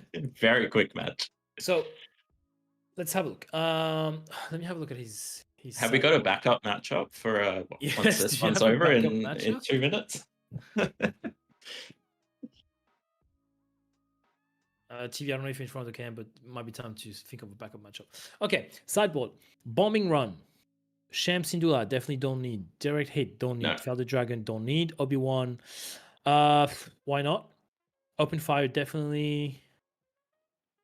Redemption, no. Rival's Fall, no. Redemption sounds good because you get to heal 8, but you're probably not going to get You're to never 8. getting to And that if point. you do get to 8, you've probably won the game already. Yeah. Yeah. Bombing Run, maybe. I think I do take it. Bombing just run's because still too late. I it mean, kind of is, but if you look at what he's got in domain, you think of things like Chewbacca, Pike's Bane, phenomenal unit. but you're not Yep. getting to 7 or 8. You don't You're never really need. It's a win more condition. Yep. In my eyes, even the champs in duelers, I don't know that you need them. The crate dragons can go. He has 3 crates. You get rid of all 3 of them, for example. Absolutely. Right? Get rid of 3 crates, and you can grab 2 bombing runs and a open fire. That's already great substitute. Mhm. Now, I look at Red's deck. He's playing a very different version than mine. Like he's Okay. he's got main board pillage. He has 1 open fire. He might also consider taking the pillages kind of helps Kylo in a The way. big issue that I see here, yeah, it kind of does, but kind of not. Like if you pillage Yeah. him on the right turn where he's only has his saber and his stuff, like you can, if you control the board early, which Yep. you kind of can, it can be a bit tough. I'm just looking at it and I just don't see a lot of answers. Like he's not playing the village protectors. So he does have 2 Sabines and 2 R2, so that's what you want on your turn 1. You almost hard mulligan for these 2. He has a Red Squadron X-Wing. That's no good. Yeah, look, I don't see a lot of options here in Red's version. It's interesting. Yeah, very different version in mine. Only 1 Carabas, which I like to play 2 of them. Yeah, not having village protectors in this matchup is he actually has no sentinel, to be honest with you. Like I look at Okay. his list. Apart he has 1 Obi-Wan, which is probably gonna make it 2 of them. He's gonna grab that from his sideboard. Not But- even the 3/5 Sentinel. But The Walker. It's a Let's Frontier. see, I'll put it up on the Frontier TRT. No, that's not the one. Yeah. Frontier GTO coordinate front. No. Coordinated front is a hell of a card. Very underrated. AT RT. Frontier TRT. Perimeter ATRT. There you go. We're good. That's the one. That bad boy. It's not bad, right? It's a 3/3 for 3 with Han. I think in that instance you almost want to wait to play it for 4 because he has too many ways to boost little cheap units to get rid of it in one go. Yeah, like, and that's the thing. I know Fletcher played a Han 2 for a little while, and he also does not play Village Protectors, which in my opinion is a massive mistake. Yeah. I think they're one of the best units in the game. If you're playing Blue Hero, you gotta have it. For 3, they can stall your opponent massively, even late game. Like I love to have them late game when I know I have a vulnerable unit and I play against Black Villainy because they're tank Mauls, they're tank Vaders. Like for 3, they're phenomenal. Yes. They can even against Sabine, they're amazing. They're very good. Yeah. They're just too good, in my opinion, to not have them in there. So I don't really know what he's gonna do here. I know he has the initiative, but if Rowan gets to play 2 units again, it's not pretty. Okay, you have Chan. Has he got the Sabine on the far corner? Is that? It's a It's Kanan. Cass? It's a Cassian, yeah. Cassian? It's looking very. I think you mulligan this. I think you mulligan that, right? I think you hard 'Cause- mulligan this. Because you've got no turn 1 play aside from Han action, and then he just talking town. Yeah. And at least I think if you can hard mulligan. Ooh, I didn't see that, but it's not. Okay, Migs. I mean, the issue is just gonna ping it with Migs, and he keeps his talking town. Yep. That's yeah, worst case scenario. it's awful. Like I don't know why you don't hard mulligan for 1 or 2 costs. He doesn't have enough of them in his deck, I will admit. Like 2 R2s, 2 Sabine is just not enough. I play A wings as well in my version. Just for this kind of situation, for the Quinlans, the Kylos, the Cads, like anything that plays with Target Town, you need to have some early stuff that you don't have to cheat out because otherwise you just feel bad. Yeah. Okay, playing hard casting Yoda feels really good here Yeah. because Kylo's board is not phenomenal. But it's gonna get pinged by Migs, and then Tarkin down. So Yeah. it's just So it is. Oh God. but you get to draw a card from it. You get so, to draw a card. Oh, I guess you play that for free. Well, from the discard, but oof. that's just. And that's fun. Good God. He doesn't come back from that, unfortunately. Like here, you're out realistically is Village Protectors, right? You play that, you're slowing down that ground, but Mhm. I don't see red coming back from that. Like again, we're talking about that bombing run. He can't play it right now, but bombing run would be phenomenal now. Yeah. Okay, so interesting because he probably has a force throw in hand. Okay, so he's discarding something to deal 2 damage somewhere. Okay. I think Rowan should only have 1 card in hand by now. Think so. So do you force throw? I think I force throw Rowan here. Yeah. I mean, I know red probably has a lot of card in hand. No, I don't like it at all. I think you force throw him because if it's the saber that he has in hand, Yeah. Then yeah, because he's still got 4 resources up. he does. Okay, that was bad, but worst comes to worst, you kill that. Oh God, Reckless Jesus gunslinger out of the road. Christ. Kylo for 5. Now, in saying that, he's not in a great spot. Granted. No. But that cannon the into bombing Kylo is run. going to feel phenomenal. Yeah. And the bombing run. But the bombing run will kill cannon, so you have to go with cannon first. Yeah. I don't think you mind so much, right? Like, you just need something to stop his momentum. Yeah, but I think you go cannon into Kylo first to get that restore. It doesn't look like he's got another force throw. Oh, you got to debate it. Yeah. You got to go the Luke then, right? Yeah, but you can play Luke next turn, and it's a game changer if you do. Yeah, true. Okay. That's tough now. So now, interesting thing is, so he's gonna go 3-2 base, which I would have killed the cannon. Yeah. But that's just me. Now you kill the mix because that's been enough now. Mm-hmm. Okay, discard top card of your deck. That's just 1. That's very unfortunate. Why is he on 15 now? Oh no, he's adjusting. Okay.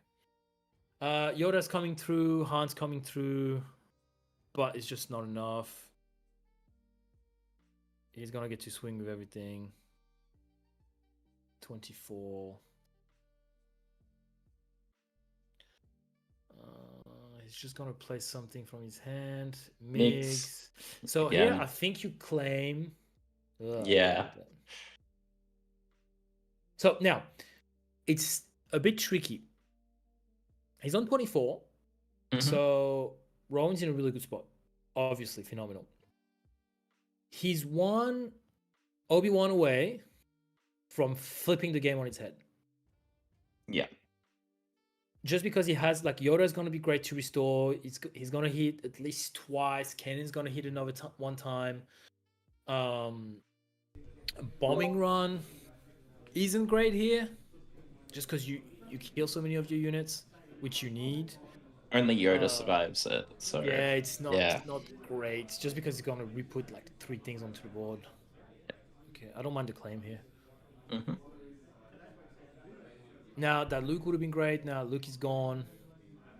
He's trying to figure out, do I resource or not? Because if that Han gets killed, you can't shit out this turn. Yes. So you have to be conscious of that. Yep. You also have to be conscious of force throws because Rowan, I'm sure, plays them. So if you only have 1 card, even if he doesn't get to do the damage because he doesn't have a force unit, you still discard your only card. So I think I keep my hand if I'm red, depending on what's in it. Yeah. Yeah. So he's on 6, so he must have resourced. Yeah, I think he's got the 1 card off to the side. Yep, looks like it. Which I don't mind. It's okay. He's discarding a card here. discarding this to Okay, deal 2 punishing. damage to Mix He's is buffing Gotta go the this cannon. and kills the cannon. Okay, so do Yep. this, kill the cannon. So here it's interesting because that thing has +2/+2. I think I go.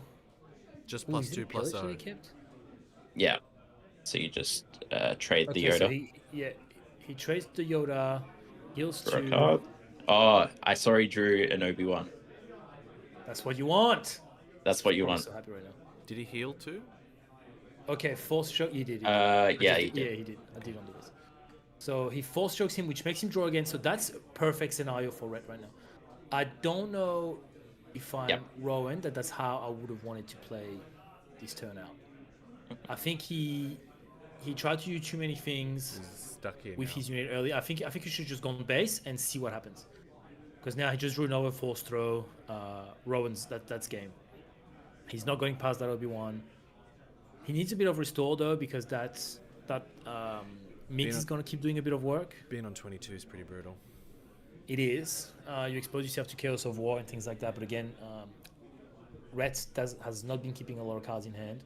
I think Ret needs to kill Migs now to prevent. He the definitely overlord. does. 100%. Yeah. Before you do anything, he has a force throw in hand. Now, Rowan, from what I saw the game before, isn't too familiar with the fact that you can still trigger mix off an opponent's discard. Mm-hmm.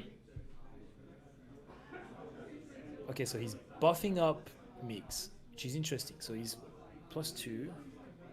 So you can only do mix once a turn. So now you can force throw. Yeah. Okay, it's open fire. Open fire. Yeah, you can force throw freely now.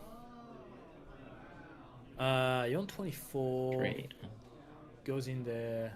He's Tarkin Town already, so that's good. If you can put a force unit down now, it would feel bloody amazing. Okay, R2 will do. Okay, that's also Oof. pretty good. Got to get rid of that. Yeah, Actually, Saboteur. I think you Saboteur kill and it. you can't heal. I think you just kill it and you buff your R2. Yep. Don't you force? Didn't he have a force throw in hand? I don't. I don't know, Think he but did? I don't think Rowan has cards left. Okay. Yeah, so I don't think it matters. That R2 can put in some work. It's Yeah. gonna be really hard to remove. Yep. That's Wow. dying. That's dead. Yeah. Now, what does he have in hand? 1, 2, 3, 4, 5, 6, 7, 8. He's got 8 resources. If he kept them, we're getting into the realm of Chewbacca's. 3 Okay. base. Pretty based. Okay. He's probably got. He I don't must have a mind way it. to deal with it. Depending on what he's got, I don't mind it at all. Bombing run, very Bombing good. Hectic. Say before, I think we have 38. 3. Rowan's just showing 2 us more the Bo brick Katan. that he's through.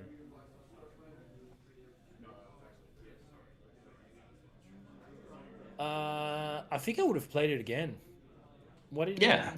I Why think he didn't he claimed. play it again there? Why didn't he? Yeah, no, but just play another one because he gets to draw, right? Yeah. Off of that. You get to draw. Because, oh, sorry. Because of Bo-Katan's ability, Chance right? ability. Yeah, I've had the ATRT Yeah. for the longest time. Bo-Katan from SHD. There you go. And there we go. That's the Chewie. Yeah, for each player with 15 or more damage on each draw card when defeated. So, okay, the Chewie is great here. It's a big body which can tank a lot. He's just been gets drawing a stronger. ton. Oh, the Daring Raid. That's That's interesting. tough. A little Nice bit stuff. into Chaos of War range, though. He needs, Definitely, and you're just like 2 Daring Raids away from dying as well. Needs some Depending on restore. what.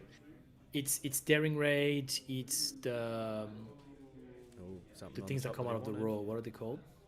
The gunslinger. Reckless Gunslingers. Yeah. These guys. They're nasty. They've gotten me so many times when I played against Kylo. He's already used one, so Now think there he's, was he- an- he's on 7. Chewie swings for 6, puts you on 13. he's still very far away. R2 plays for 3, that's on 16. You want some restore here to just feel a bit comfortable. Yeah. 26 is uncomfortable. It's still on a knife edge. Yes, Red getting comfortable with the laser gaming tokens. Look at that flip. Oof. That was smooth. That was smooth. Okay. Has he got the what do we have here? redemption? Does he have the redemption? Yeah. He resourced one. He resourced one in his opening hand. Pillage. Okay. Okay. Ooh, There's the Gunslinger gunslinger and a It's saber. Another bow. It's Yeah. not even that good. Oh no. Yes. Arabast. Look at that. I'm just happy because I want. Yoda. I'm more for red than I'm a bit biased for red because he's part of the competitive team, obviously. But I also won game 3. That game 1 was just It's too quick. I got no flavor out of this. I got nothing. Unsatisfying. It's like playing against Sabine. Very unsatisfying. It was yuck. Okay, what is it? Okay, the Yoda is the. I saw the smile. The Tim Yoda's was what I was gonna going for. I wanted the reaction. Just be careful, TV. You got a bit of glare on that Yoda. You have to look. On the edge. Yeah. Yeah. Okay, now it's soft, but it's when it's tapped, so exhausted. right on the edge of the box. Okay, so he's on 26. What can he do here? Chaos of War. Okay, aggression to kill that Yoda. Look, Yeah. it sucks, Draw a card. but Yeah. you get to draw a card. Yeah. You have to play a card really quick right now. I don't know how many cards Red has in hand, but the Chaos of War threat is real. He's only got 3 open. How much is Chaos of War? Yeah. I'm putting it up. It's a double red. Yep. 3 cost.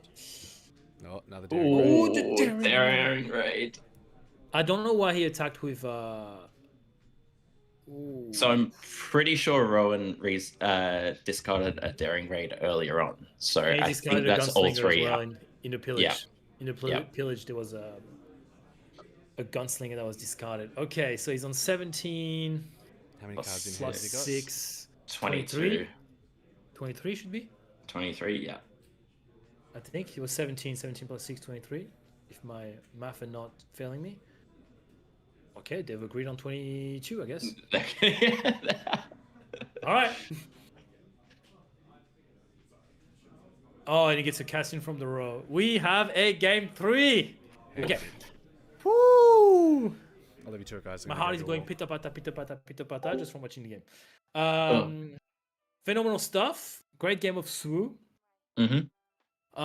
The mixed trigger on the first force throw coming back to haunt him. Yeah, I mean, look, you gotta know your deck. You're taking your deck to PQ. You gotta know the interactions. Especially because it's you're gonna verse some force throws and even the pillage as well. Like you can trigger Migs of pillage. I think when Red pillaged, Migs was off the board by that time. I think he was, yeah. Yeah, when I played my Quinlan, when I played Quinlan Tarkentown, I had Migs in there just because it's so good in the mirror. It's good when you discard stuff. It's really interesting. I'm thinking of putting him in my Hunt 2 yellow deck. Okay. TV, if you're hearing me, I know you have you like that deck as well. Migs might make an appearance in there potentially. Just because it's so discard heavy, the version that I play. All right. Let's have a look at some results. So we have 2 games with the results so far. Luke saying he's loving the commentary. We appreciate it. Again, we're trying to we're doing our best to keep it entertaining. If you guys have any feedback on the stream, whether it's from a setup point of view in terms of overlay, in terms of cams, lighting, whatever it is, feel free to give us that feedback. We need it, obviously, to keep improving what we do. And we appreciate you guys being here, helping us out, keeping the day entertaining. TV, are you here? 38 Nope. for the PQ. I just want to know what time is lunch break, so I can go finish packing my suitcase. Last time it was after round 2, I believe. Man, I don't love when we do after round 2. I think it I should don't be love after a round lunch 3. break. I don't love a lunch break either, but I can understand it. You also a Sabine player, so your game's Yeah, over in so it's a free 18 lunch minutes. break. Yeah, you get a lunch break every Yes. round. What would you know? Resource the Exactly. gunslinger and have it to be played safely from smoke. Agreed. Seems like a mistake. Yeah. Agreed. Well, I think it's because he just didn't resource. To be honest, I think that's the thing. Like Kylo stops resourcing relatively early, and I think he just looked at it just like, oh, I'm not going to resource. So, Sean's asking if you're drafting this afternoon, Tim. No, I'm actually selling out of Star Wars Unlimited. I'm going professional in toy battles. So In what? it's Toy Battles. It's a new What's board Toy game that is Is that it? is go quite have the a- craze. Let me go have a look. Toy battles. It looks a lot like Battles. Crash Royale on the mobile, but Toy battle. Okay, what's all the hype about? Oh yeah, okay. I can see what you're talking about. Have you and you've played it? yeah, it's really good. It's Looks very fun. good. Yeah.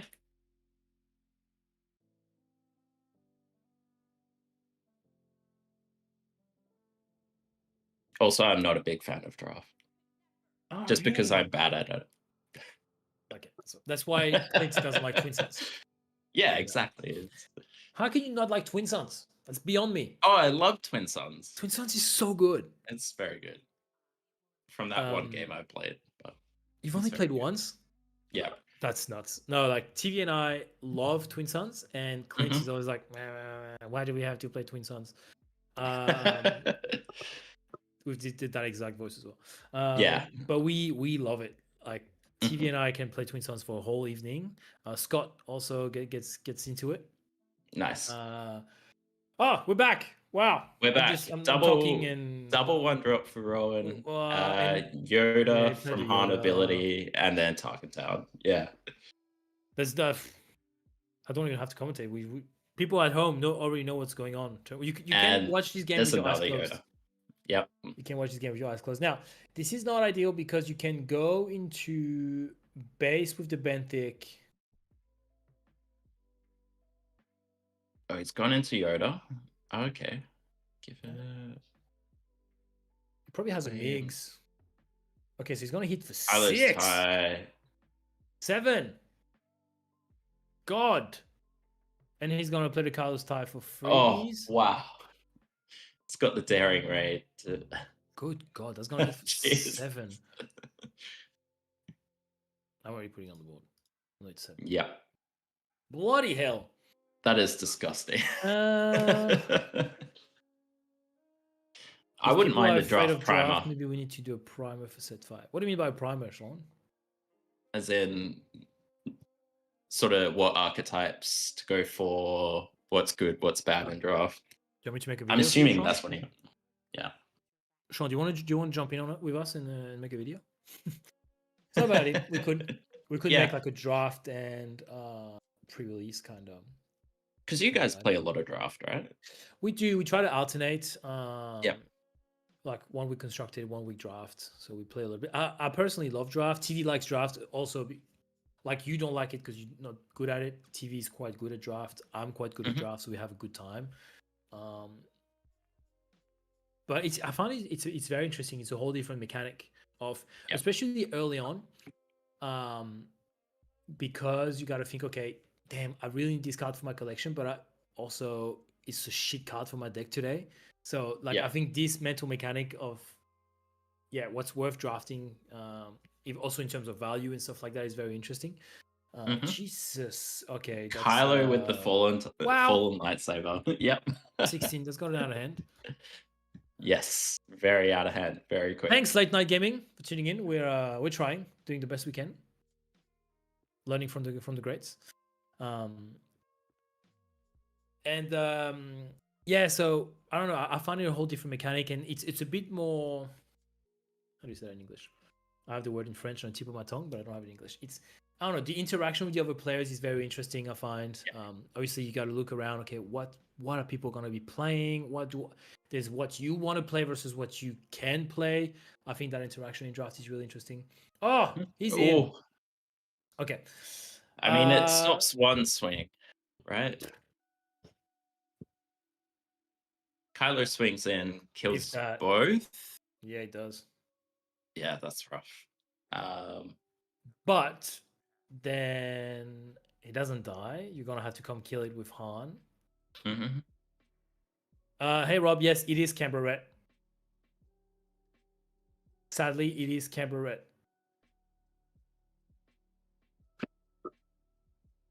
He's getting punked. It's a tough matchup as it is. Like, it's a really, really tough matchup.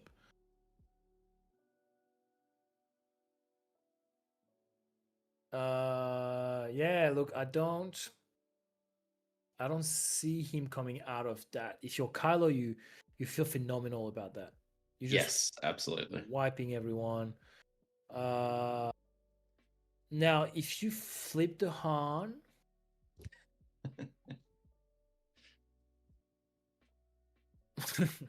look, Rob, I think if you got money on Kylo right now, your bet's looking nice. Hmm. Your bet is looking pretty.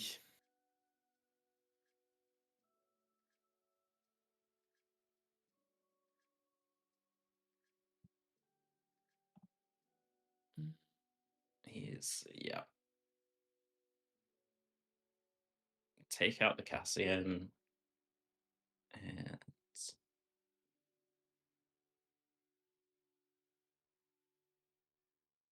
yeah, that's just got to be the decision, right? Yeah. What is he talking about? I don't really know. Yeah, there's no true decision making here. Yeah, flip out. Yeah, I think what's hurting Red here is just not having the showcase. It's just tough. So here you take 2 to base, but you want to put the indirect onto Han. Yes. Yeah. Knowing that you're going to swing and kill Kylo anyway. Mm-hmm. Yep. Okay. Yeah. Nice. He's on 18. He's not out of the woods yet, but it's not terrible. I mean, if he's got a loot next turn, it's or an Obi.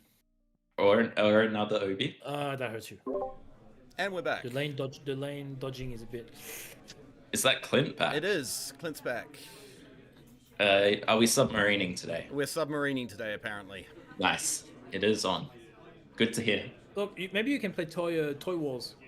Toy battles. Toy battles. Yeah. It's a new game that's all the craze apparently. Okay, so we have an open fire. Hold up, what we got? Wait. All the cool kids like it. Hang on.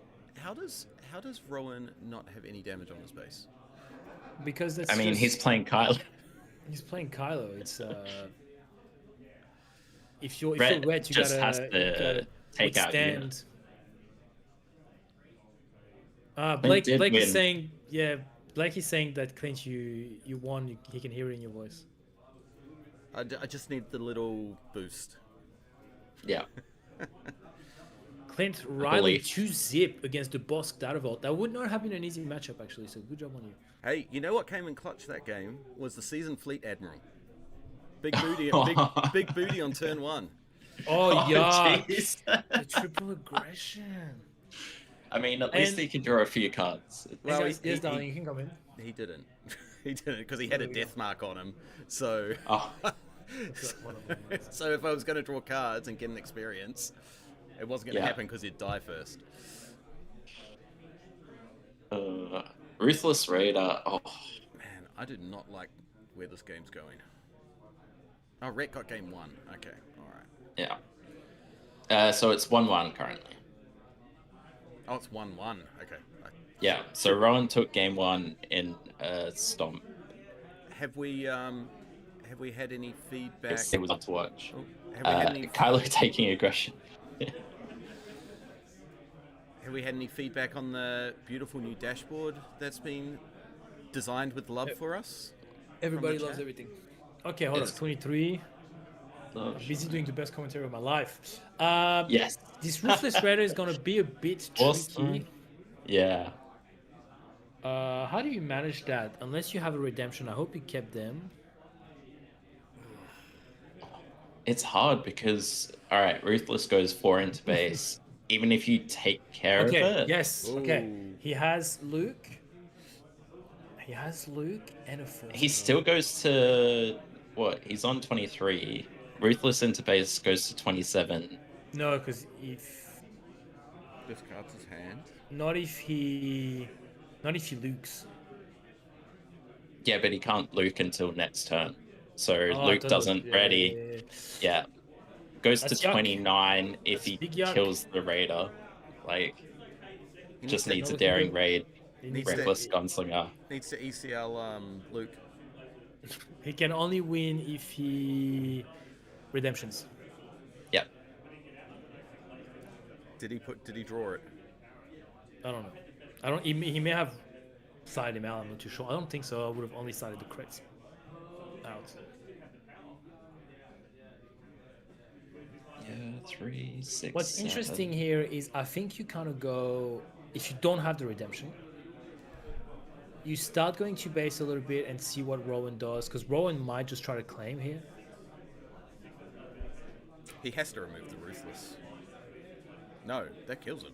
No, it puts him at 1. No, he's one off. He puts him on 1, but Gunslinger, then it's like for sure he Gunslinger has out a of the Gunslinger in a row row. for sure. Okay, 2 looks and a pillage. A pillage, yep.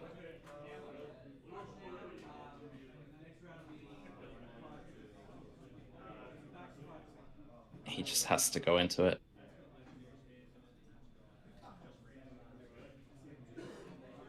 Okay. This is looking rough. Ooh, Oh, there it is.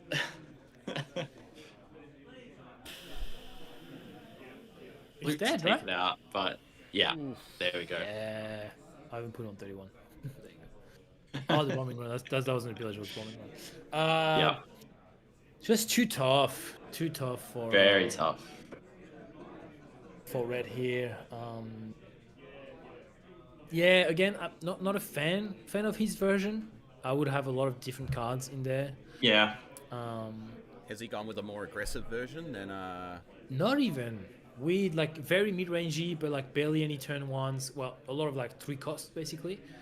No village protectors. What does he have? I play things like Rays. I think I have 3 KD images. I play K2SOs as well, things like that, which he doesn't. Which, I don't know, just interesting bodies. You play a K2SO against Kylo, you can kill a lot of stuff, do a bit of What are you doing? overwhelm. Game's over. Who won? games over? Rowan. Rowan, 2-1. Look, Yeah. it was better than I thought Carl it just was won going his to match, be 2-0. after game 1. Carl just That's won all I'm his gonna match, say. 2-0. yeah, definitely. After game 1, I was a bit worried. I was worried. I mean, we were calling well- for an alternate matchup on yeah. stream. Right. So That's on us. Sorry, Red. We doubted you, and we apologize. yes, yeah. He gave us a I'm good glad he pulled out game 2. So that was a very good. Okay. Oh, not a lot of games reported actually. So it's lunch after this at how much? Okay. I don't know how much time's left in the round, but it's lunch after this, and I think lunch is for 40 minutes. Can you tell the organizer and So, the judge lunch back after at round 1. 2 is heresy? Back at 1. It is back at 1, so about 55 minutes Yeah. from now.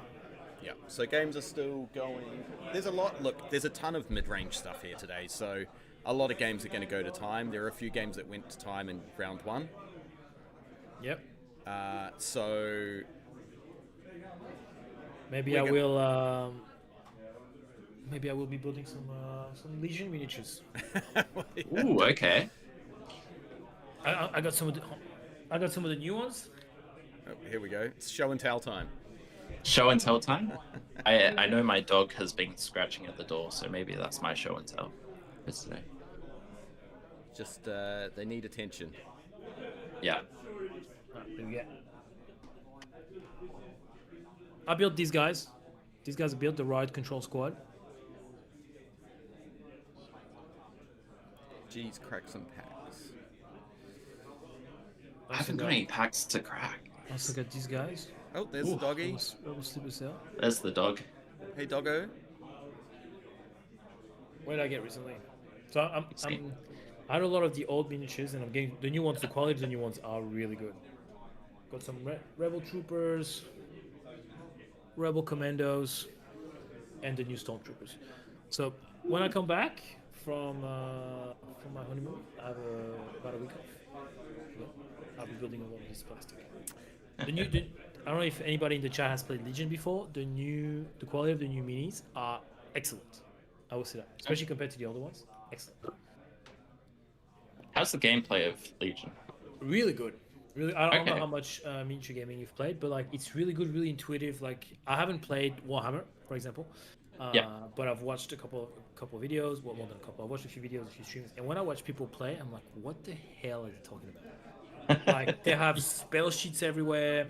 They have a bunch of objectives. They have for one unit, they have like 4 different upgrades and stuff like that. I don't know if it's still the case, but I know at some point, if you wanted your guy to have a flamethrower, you need to have the flamethrower attached on the miniature. On the thing, yeah. Right. Legion, for example, doesn't have that, so it's not what you see is what you get. Is you have a unit, and if you want a different upgrade on it, you can just say, okay, well, you have the cards of that upgrade. You don't need to take out his arms. And really intuitive. Like you don't need too many cards. Like the unit cards are really simple. The dice are really simple. Like you rarely have. Sometimes I see people play Warhammer and they have 45 dice and they go boom. Yep. And they re-roll and do this and do that. Religion is much more simpler. So I really like the game actually. I haven't played it enough. I know TV has an army as well, so I want to verse him. Mm-hmm. But really good. Crack some packs. Do we have packs here? Timmy will give us an impromptu set 5 legendaries and rare review. I mean, this goes back to how bad I am at draft. I'm so bad at evaluating cards, but Luke, give me a card. I'll pull it up and we can chat. we'll put No, we don't have the cards anymore. Where's Clint? Oh, if we switch, well, he needs to. Because he's controlling the scene. Yeah, from there. it's a shame I'm not on OBS because I would have put something together. Yeah, that's fine. Figure it out. It's okay. My take is Darth Vader is the best legendary of this set. Oh, it's And 100% I don't think it's it's close. Yep. I don't think it's close. What else did we have? Just the Vader ECL looks rough. It's just to play against. So It's nasty. so. You're the let's 8 go. cost. Which one is that? Not Sweetie Bee.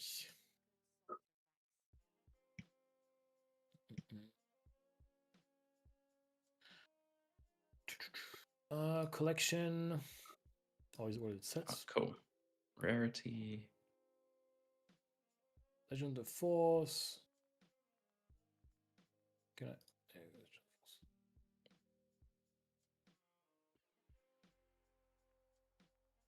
Okay. Force. You're at 8 cost Are legendary. you on the official website or? I'm on the SweetDB because they believe have all the cards in. Should be. Card Yeah. name, leader, grade. I'm looking for rarity. Uh, There is rarity. On SweetDB or There you go. on the. Is legendary. Search. There you go. Yeah. Okay, so Yoda 8 cost 5/9. When played, you may use the Force. If you do, you heal 5 damage from a base. And when you use the Force, you may deal damage to a unit equal to twice the number of units you control. Sean said, "Do you want TV to build his Legion things again? Because if I'm all yours, like I'll tell him. I actually want to verse him." Carlo, so hold up. Which one are you talking about? The Yoda 8 cost legendary. What color am I looking for? What aspect is he? Where is this? Command heroism. That green. did not work at all. The Here, I can swoop poke. thing is not okay. I have to redo the form. In stream chat, I posted this SweetDB link That's fine. to rarities. Legend of the Force. That should be good. Okay, 5/9 for 8. Good God! If you ask Clint, that's never being played. When played, you may use the Force. If you do heal 5 from a base, that's pretty good. Really good stabilizer. When you use the Force, you may deal damage to a unit equal to twice the number of units you control.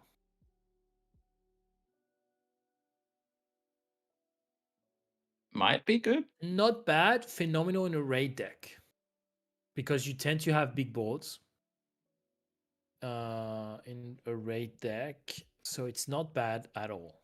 Good stabilizer if you get to 8, like we just saw with Red against Kylo. It's a good stabilizer, so not bad at all. That what's his name? Oppo Rensis, which came out a couple days Yes. ago, or yesterday. Yep. The questing Three beast. costs, yeah, double green. This unit gains ambush. Well, it basically mirrors whatever the other unit has. Whatever keywords are Which out. is interesting because if you have more than one keyword, it becomes a monster. 3/5 for 5 is a great body. First of all, Uh, as we know. Boba double green. Boba 2 double green. Yeah. Yeah. Potentially now there's Massive. not a ton of. I'm just trying to think in green. In green, there's not a ton of keywords other than ambush. Yeah. Uh, Few overwhelm. a few. I was gonna say a few overwhelm. Not a lot of saboteurs. A few sentinels. Not grit. Barely. I don't think there's any shielded.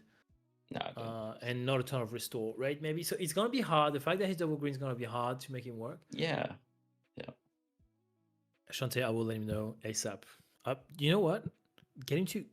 All he needs is a taste of the new minis. The quality is really good. If he sees them, he's just gonna go that because you know your partner has a spending problem. All he needs is to get the new minis in his hand and be like, wow, these are great. And Yep. he's just gonna buy a new starter set. Grand Inquisitor, what an art. I love the art of the Wowzers. Grand Inquisitor legendary. That's so 3 hyperspace for me. Put it on my tab. Yeah. 3/4 hidden. Raid 1 over friendly Inquisitors units gain hidden. That's just good. Mm-hmm. That's just cool. Like in a Grand Inquisitor deck, that just works. That's just gonna be 4 damage. Everybody else is hidden. It's just tough because you can't really stop it because it's hidden. So unless you have an event, Supremacy that's never getting played. Mythosaur. Oh yes, Supremacy is too expensive. Mythosaur. Shielded friendly upgraded unit can't be exhausted or returned to hand by enemy accountability from the... It's not bad, but I'm not playing that instead of a crate. No. So there is that. There is that.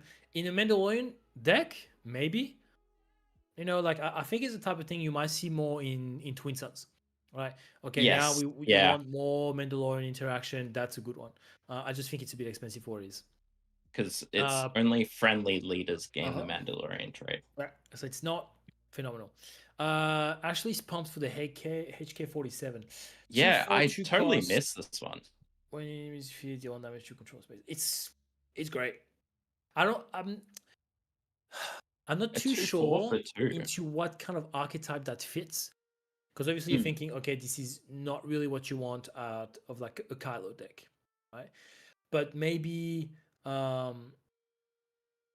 maybe like a Boba 4 kind of deck where you try a bit harder to remove some stuff. Like it makes your opponent really think twice about putting indirect on its own units, right? Mm-hmm. And if you do deal a damage with HK, then you can also use Boba's ability to do an extra. Yeah, so not bad, not like great body again for 2, like 2/4 is good. Feels bad into like a Vader 4 deck with all the tokens. Yeah. If you can take out all the token. Absolutely. Interesting. Darth Vader up top, that's a must. ×3 for me. Always 2. Choose 2 friendly Sith units. If you do, give 2 shield tokens and 2 experience tokens to each chosen unit. Defeat all of them. That's actually pretty good. Always 2. Choose 2 friendly Sith units. Cool. If you do, so they have to be unique Siths. Okay, yeah. That's what they. Yeah. If you do, give 2 shield tokens and 2 experience tokens to each chosen unit to defeat all other friendly units. So if all you have is those 2 Siths, you're good. Very good. It's phenomenal. 2 experience and shields. No, actually, it's 2 shields and 2 experience. And that's 2 experience. Mental. That is a lot. Yeah, Shantae, just get him. What do you get him? Just get him the regular pack of stormtroopers. Get him this. When is his birthday? You have to remind me. The new Leia Organa is interesting as well. 5/5/5. It's not good. It's not, but it's a Scott card. It's a Scott card. While this unit is in Space Arena, she can't ready and gain action. Uses the Force. Move this unit to the ground arena and give each friendly unit +2/+3 his face. Look, if you play it on 5, use the Force. It can do some damage. Yeah. because all of a sudden you got a 5/5 in the ground. That's a good card. It's pretty good. And let's say It's you have another 2 units on the ground. Now it's an extra 4 damage that you can do. It's not bad at all because you can do the action while she's exhausted. that's true. So I don't think it's as bad as you think.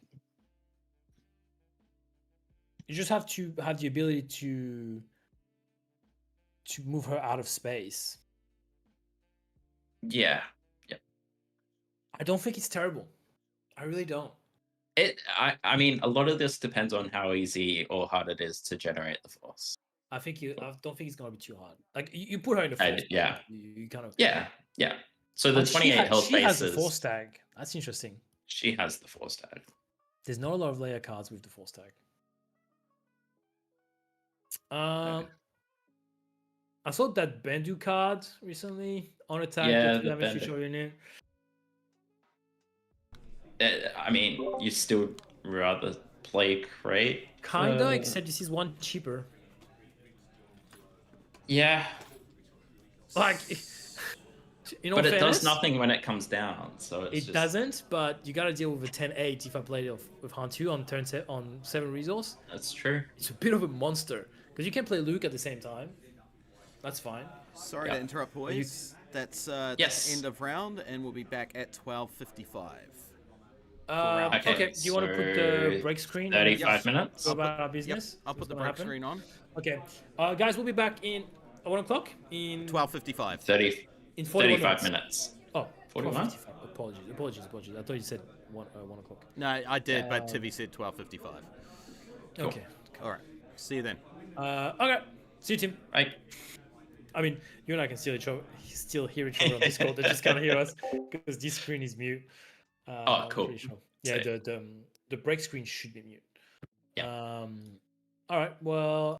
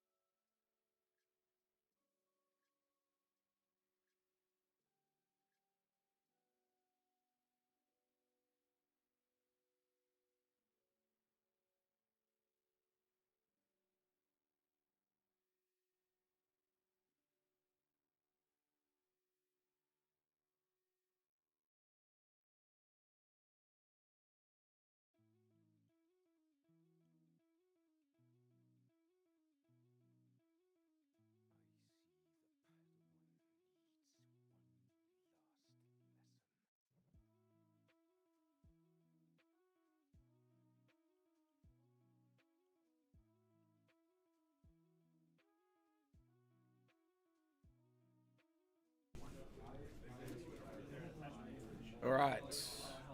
You guys ready? Ready? All right. I'm just going to go to the gameplay screen. And we're live. Oh, hang on. I need to change. We should be live now. Yeah, we are. My headphones. I need to straighten the mat as well.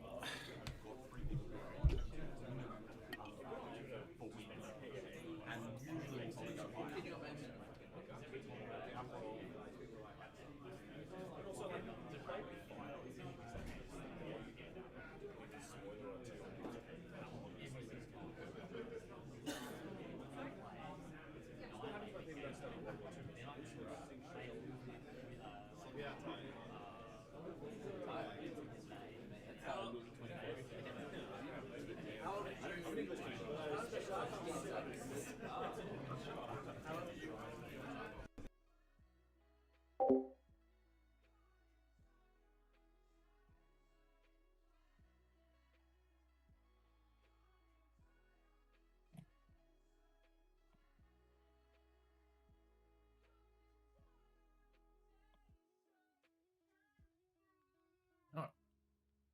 What are we gonna have? Hmm. Surely one of those Akbars gets got on here. Let me see what they're matching up with. There's a Rio against the Bosk. That wouldn't be terrible. Mhm. Riley's playing the Lendo. Clint is playing against the Lendo.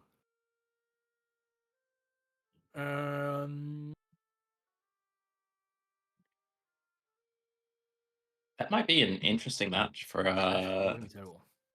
yeah, because it's Lando Doddervolt, right?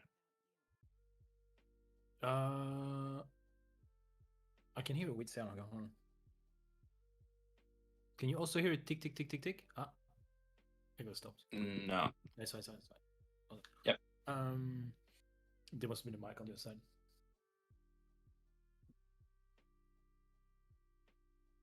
Second. Pick it. It's something's touching here. That's me. There you go.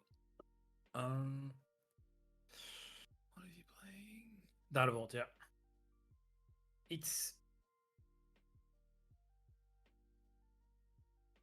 It could be a walk in the park, but also could be tough.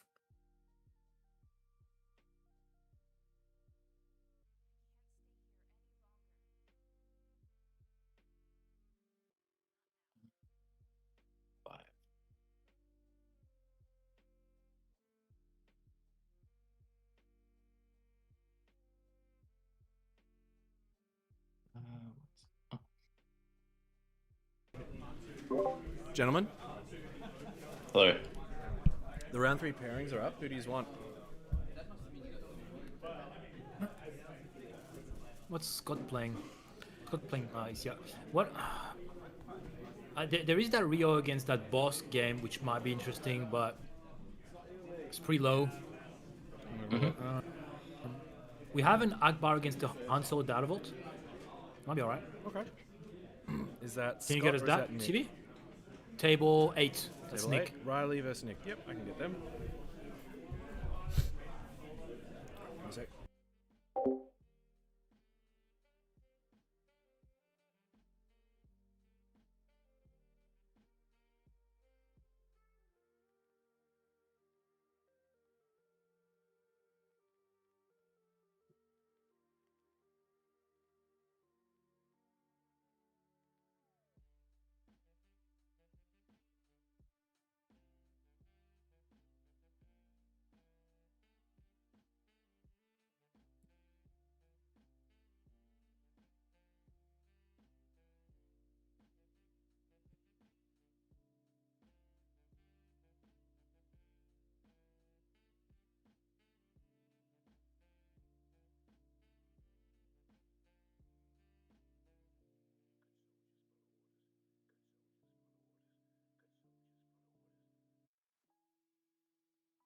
Oh no, Scott's 0-2 on his Akbar.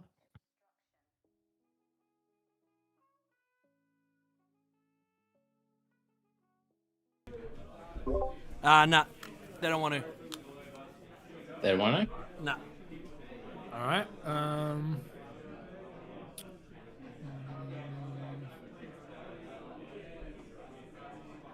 Just trying to see what you haven't seen yet. What about Adam and James? Just give us the top table, I guess. Just give us Bob against Kira, maybe. Or we'll see them in the top, so there's no need, maybe. Yeah, I think. Small. Adam and James? Give me Adam against James. Molly. Yep.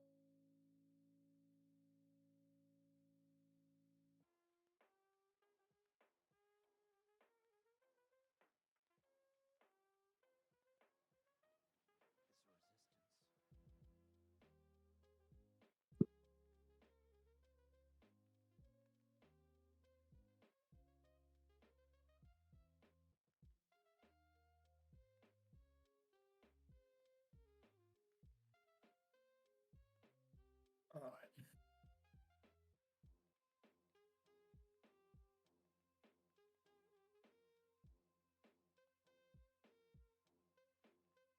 Over Hero. Hello. I like it.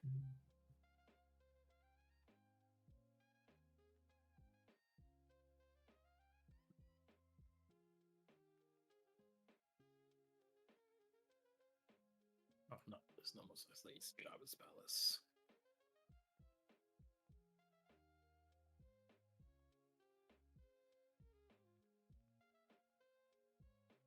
It's a command center on the. Yeah.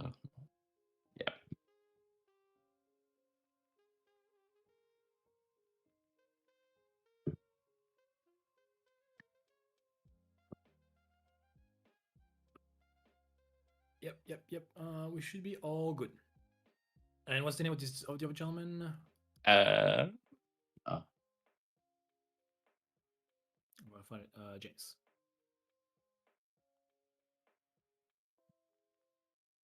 All right. Okay. Actually, when I finish eating, I'm gonna start here.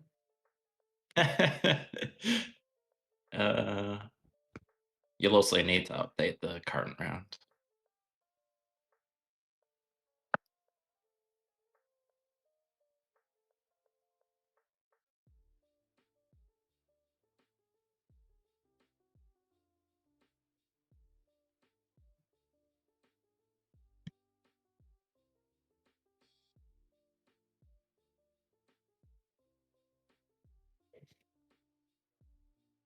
And that Incinerator Trooper to start off with. It's an interesting one. Interesting that Adam didn't have anything to kill this. So I play against Adam at my local a lot, and Yep. he has a ton of ambush in that deck. A ton. I wouldn't be surprised if we saw one. Yeah. Right now. Right now.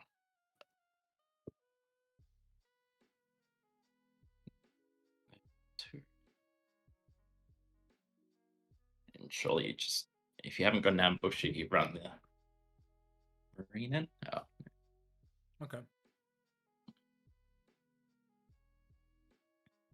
Resupply. He might resupply back. Yeah, there we go. They both take a turn off. I love the resupply here from Adam, Yeah. but I think I killed the Incinerator. Yeah, absolutely. I just take the freebie.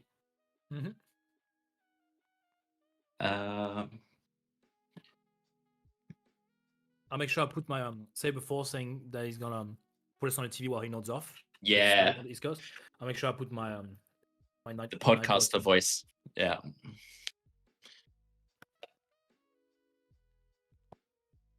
Yeah.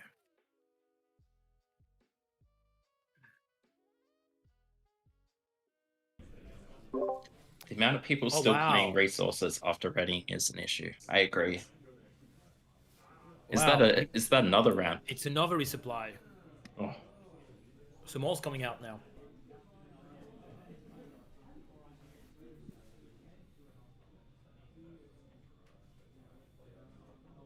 Boba is on 6 as well, right? Yeah, Boba on 6. Adam's got to kill. I this think now, you just right? take the trade. Yeah. Yeah.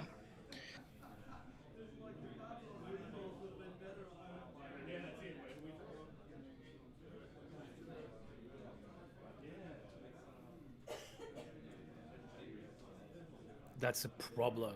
That's brutal. That is a problem. Echo-based defender, Especially, yeah. 5 resources. Blue leader. Interesting. And he's gonna get it. Oh, wow. That is impressive. Oh, that's so good. Nasty. That is nasty. I didn't even think of that. That was very good. I was watching Adam play against Clint last week with this. So Clint was on Sabine, and Adam was on this deck. And I was looking at his hand all the time, and I was like, "This doesn't work. That doesn't work." And Adam's just like, "No, it does. Look." And then taps it because it gets the extra 1. I was like, "Oh, the maths." Yep. Mm-hmm.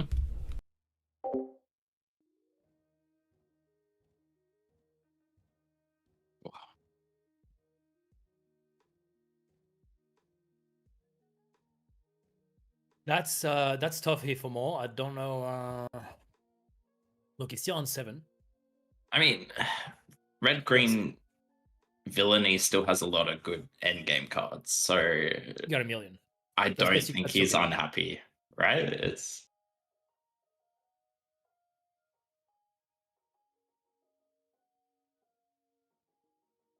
force throw just straight off.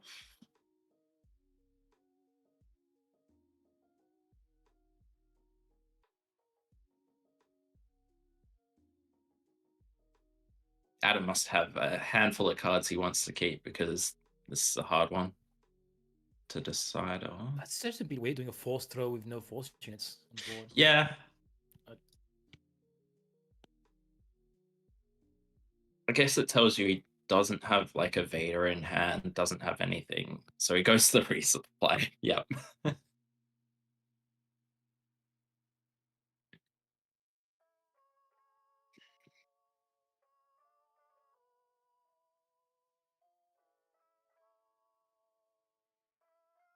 And Boba leader coming down this turn as well. I am your father on the battlefield marine. I'm not a huge fan of that because you just take the damage, right? It's any day of the week, right? So you don't get to draw. yeah.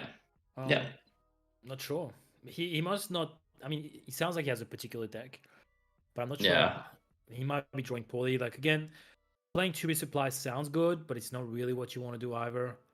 Yep. And we got Falcon out of the row and Boba leader coming down.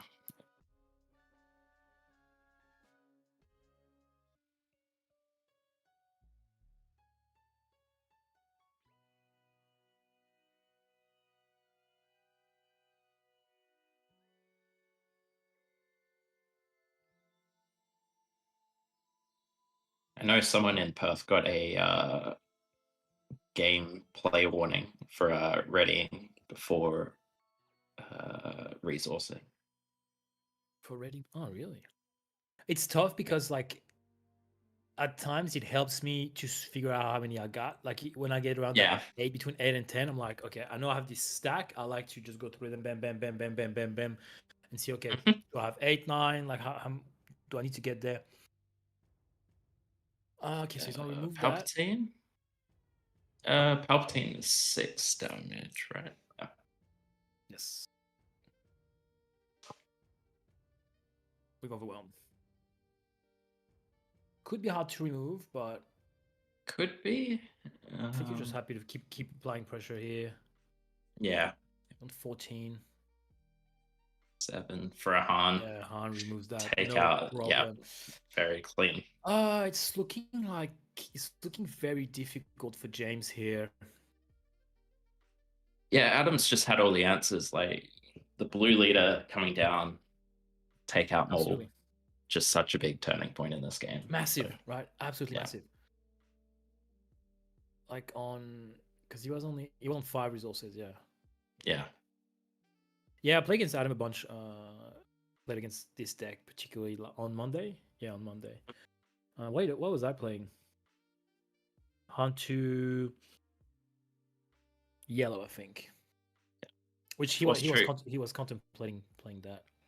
Force stroke, draw a card on the Boba.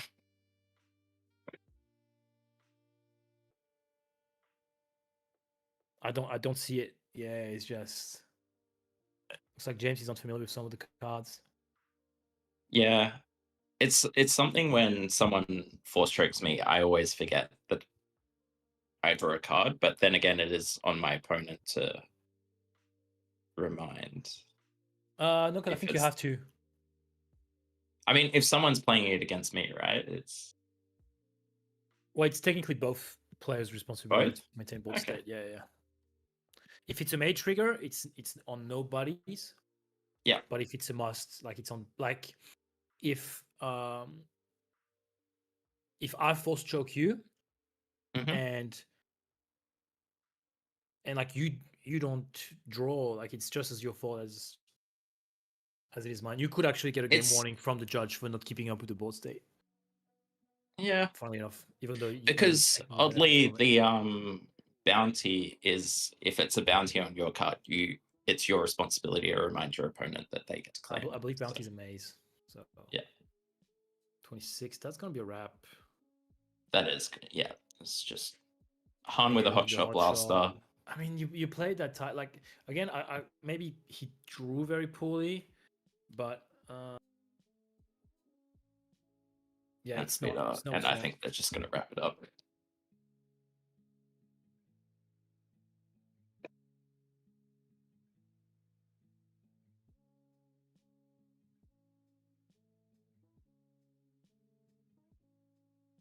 And Adam takes game 1 very comfortably. Yes.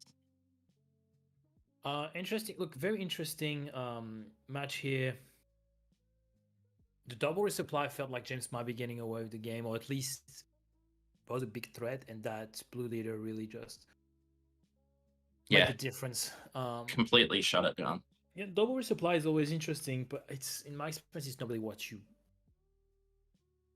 want. Like a single resupply is good to get ahead. Now, obviously, Adam matched the resupply, so it's not as impactful. But yeah, it looks like James. I don't know what James' deck list looks like, but obviously the Vaders, the Mauls, things like that do really good in the late game for green villainy. Yeah, I'm interested to see what he comes out with this game. I see Adam looking at his sideboard, which I don't think he needs much here, to be quite honest. Until he sees a bit more of James's deck, I don't think he changed too much. Yeah. Yeah, I saw the bamboozles in there. I don't think you're bringing them in for this matchup. Like, you didn't see any upgrades. Bright Hope, you didn't see many space units. I think you more or less leave it as is. I think sometimes you can get into the habit of maybe over sideboarding in some matchups. Absolutely. And I think, yeah, I don't think Adam actually changed a whole lot.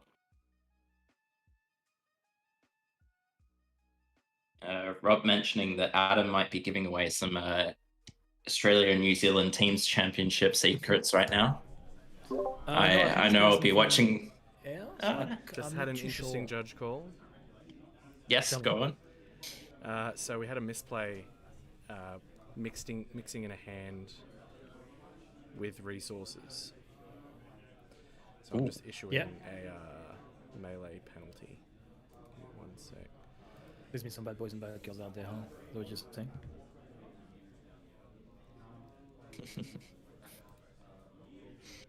That's why I use hand tokens. Yep. Indeed. And we will shame him later because he has hand tokens. Oh, who was it? Shame him right now, No, publicly. we won't shame on stream. No. We're not going to shame him on stream. But we see him enough that we will shame him.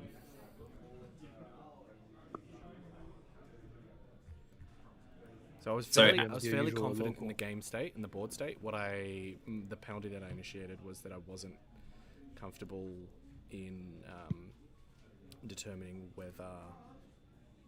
Hang on, I think I just heard judge. Judge. Judge. We'll never get into the story. No. So Adam is playing Boba Yellow in the team's championship. So. Okay. It's an interesting deck, man. It's got legs, especially in those like when you're forced to play B tier decks. I think. It's Yeah. really it's a really interesting deck. And I also think with the number of ambush cards it has, it's actually not too bad into Sabine. Has a lot. I think. Hold on. Did he play against Sabine on Monday? I think he did play against Sabine. I think he beat Sabine actually. He beat Yeah. Clint. He beat Clint. Just because you can keep You everything can in check. just keep them in check ball on the clear. ground. The You can kill it. the +1 also like it I mean, we just saw it here. The blue leader to kill them all. That's yes. Yeah. The +1 throws the math off, right? Okay, I think I saw L337 and a Battlefield Marine. Either of those will do. And Might there's, resource the L3 because the smuggle. It's smuggleable. Yeah. Modded cohort and is that the Azatuk gunship? No. I don't think he No? played. No. I thought I saw it last game. Oh, it's the blue leader. Oh, well, the leader that's with the sunset. you absolutely want that.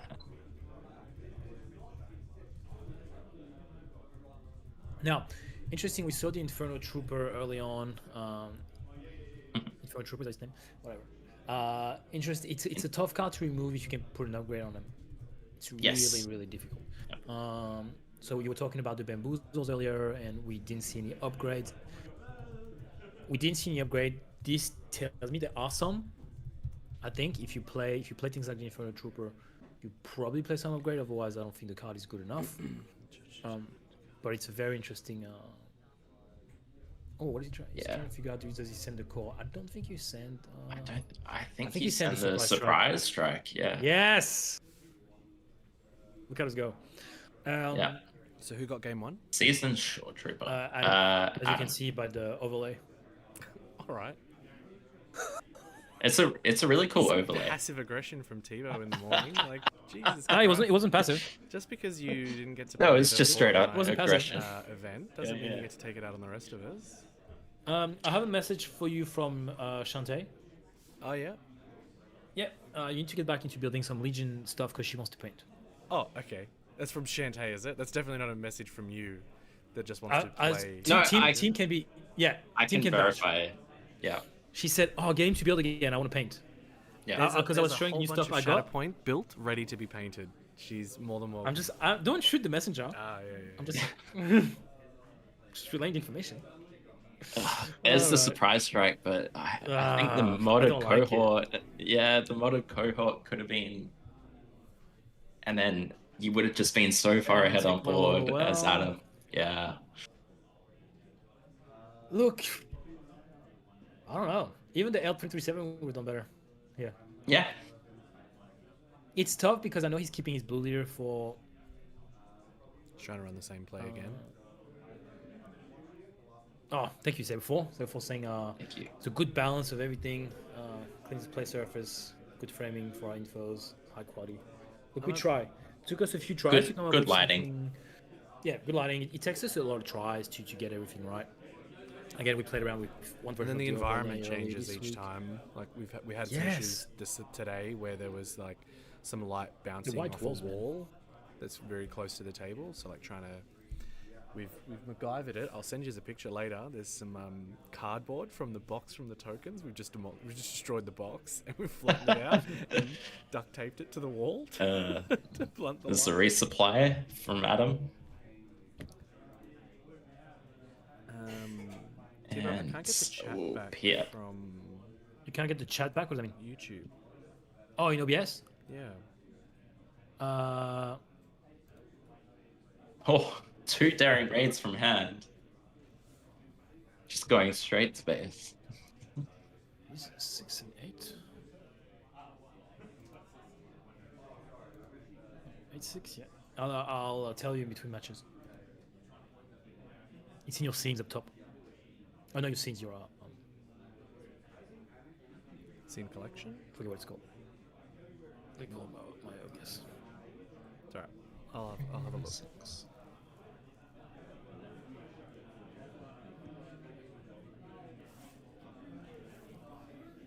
Boba coming down this turn. Just trying to work out. So it goes straight out with it. It's in your docs. Thank you. You should be able to check in on tick stuff. Alright, super laser tap. What was that just? Oh, interesting. Okay. I don't like the pace that this mole is playing around. That should be 10. Yep. According to my Yep. calculations. Yes. My savant calculations. Yeah.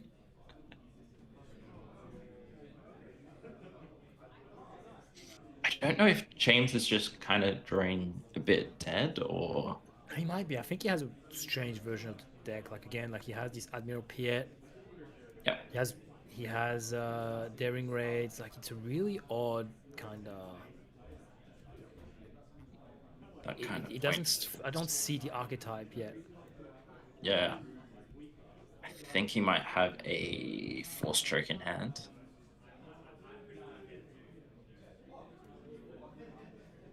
You know? It's interesting here. James dawdling, just not deploying more. Because I don't think he couldn't because Adam ramped. So Oh, he he's did ramp, on okay. 5 resources. Yeah. But Adam not playing anything as well. I think he stayed on 5. He has his blue leader, but he's keeping him for the mole ambush. Yep. Yeah, actually, he didn't play anything on He that has to turn. be- He just he has flipped. to be careful. Yeah. Yeah. Why is this dead? He attack? ran it in. Yeah, he ran it into Boba. I probably would have killed this Piet. But Yeah, it's a dangerous card. because now you've got more units that can come down. Yeah. Are you in a Here we go.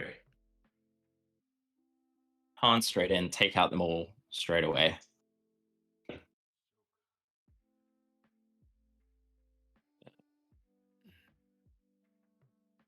Now he's going to have a hard time dealing with this. It's not Vader. Vader. Isn't it just is it all units? All units. For Piet, so anything cost 6 or greater gets ambush. It's this one. So it's a 7/7 coming in with ambush. Pretty decent. Tricky to remove. 14-10. Look, he's not in a terrible spot. That's why you get rid of the Piet, man. It's just such an annoying card. Yep. A lot of the time it can just do not a lot, but when it does actually come into play, it can be quite effective.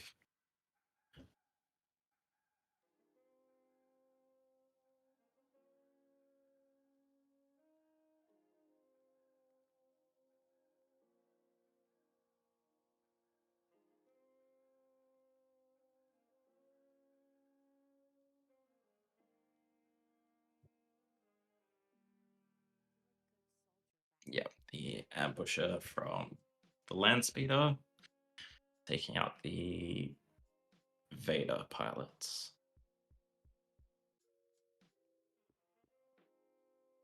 What do we got there? It is. What the hell is this card? I haven't. It's one of the new ones. Which, is it destroy shields and deal 3 damage? I think that's what it is. Destroys all shields and deals 3 damage to the unit. Okay, so he pulls once again. Pulls this. Pulls the trigger on this. Blue layer is hard enough to wait. He's not seeing piercing shot. Yeah. It's gonna be interesting here. Again, I don't know what kind of card James has in his deck, but a Maul. You could play Maul, maybe a Sentinel of some kind that would do some good.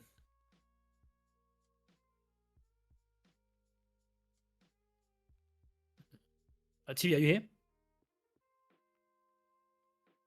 No. No TV. Okay. Finally from the row. Yep. Oh, well, maybe he can't. I missed the Vader play. What Vader play? Yeah, okay, so he's not going to do that because he thought he only had to pay 1 to smuggle. They missed the Vader play? No, I don't think so. Remove shields or 3? Yeah, no, I don't think we missed any plays. Piercing shot was the what took out. Boba was still up. Han should have been a 7/7. Yeah. Oh, true. The Vader should have actually died. Yep, good catch. Yeah. Again, it's on both players to manage the board state, whether it's to your advantage or not.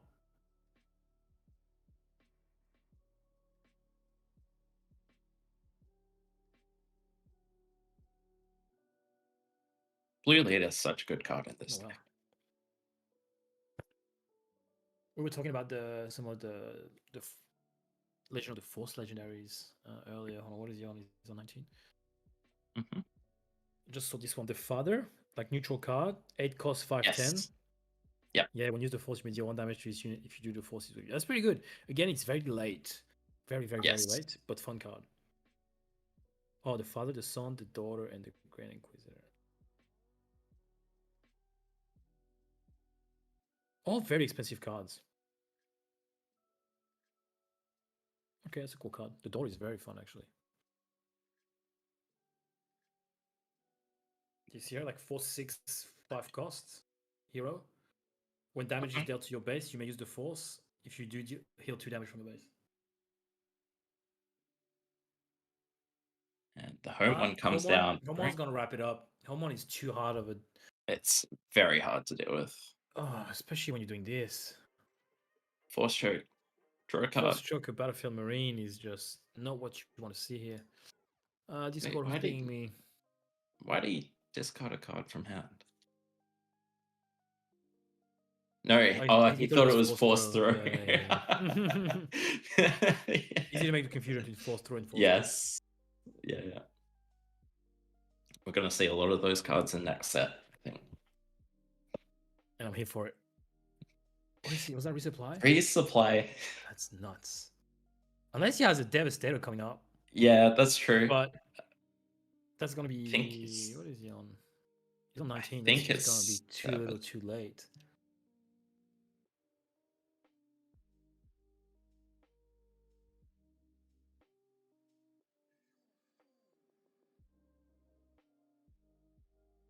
Seven in, so going to 26, and Adam is restoring 1. Yeah, should be 26. Should be restore 2. Yeah, there you go.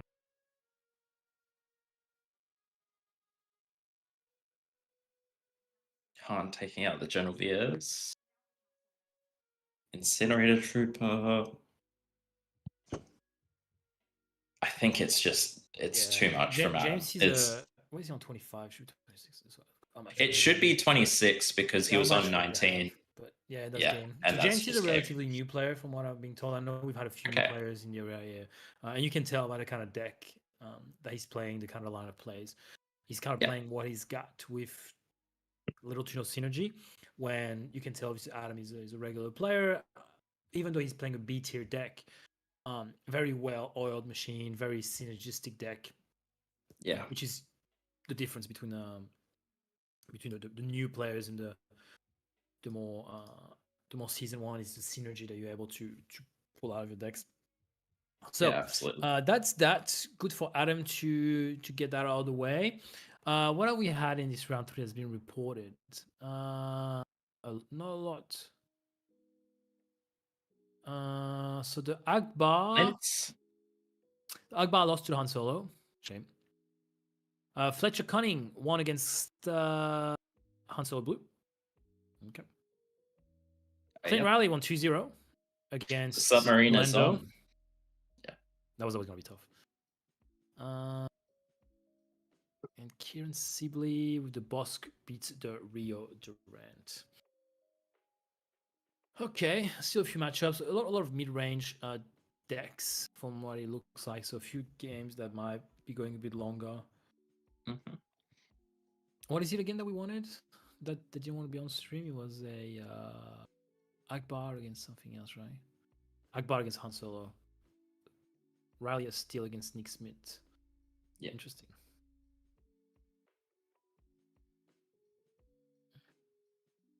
TV, are you here? One of them must be to switch the scene. It's our TV or I mean, Clint, he's over and done. Can you turn the music up a little bit? Because earlier when I asked you to turn it down, like I had some delay. It'll so we didn't get to depend readjust. on the channel. Yeah. That better? Actually, I need to open Wait, the stream. yeah. Team can tell you. I don't have the stream open. While I do somewhere.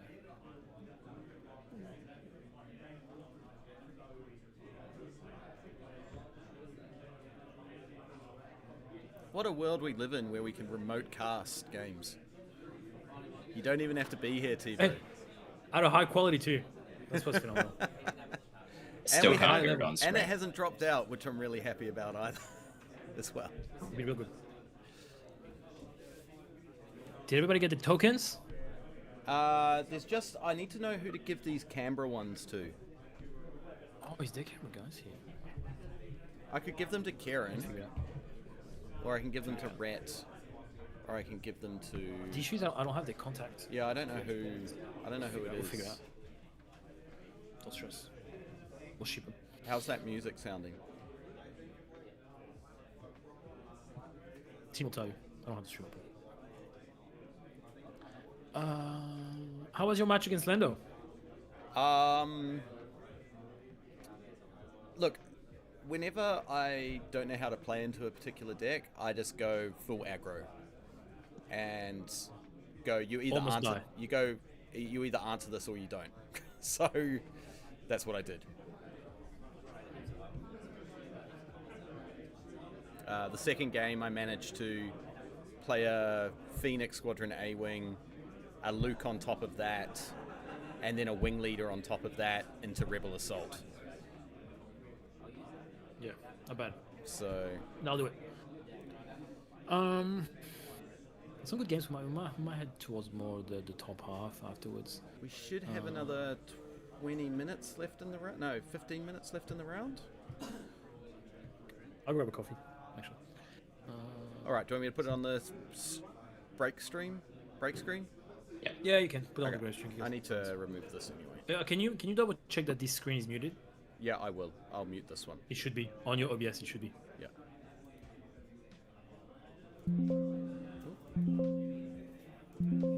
Why can't I? Oh, hang on. Yes.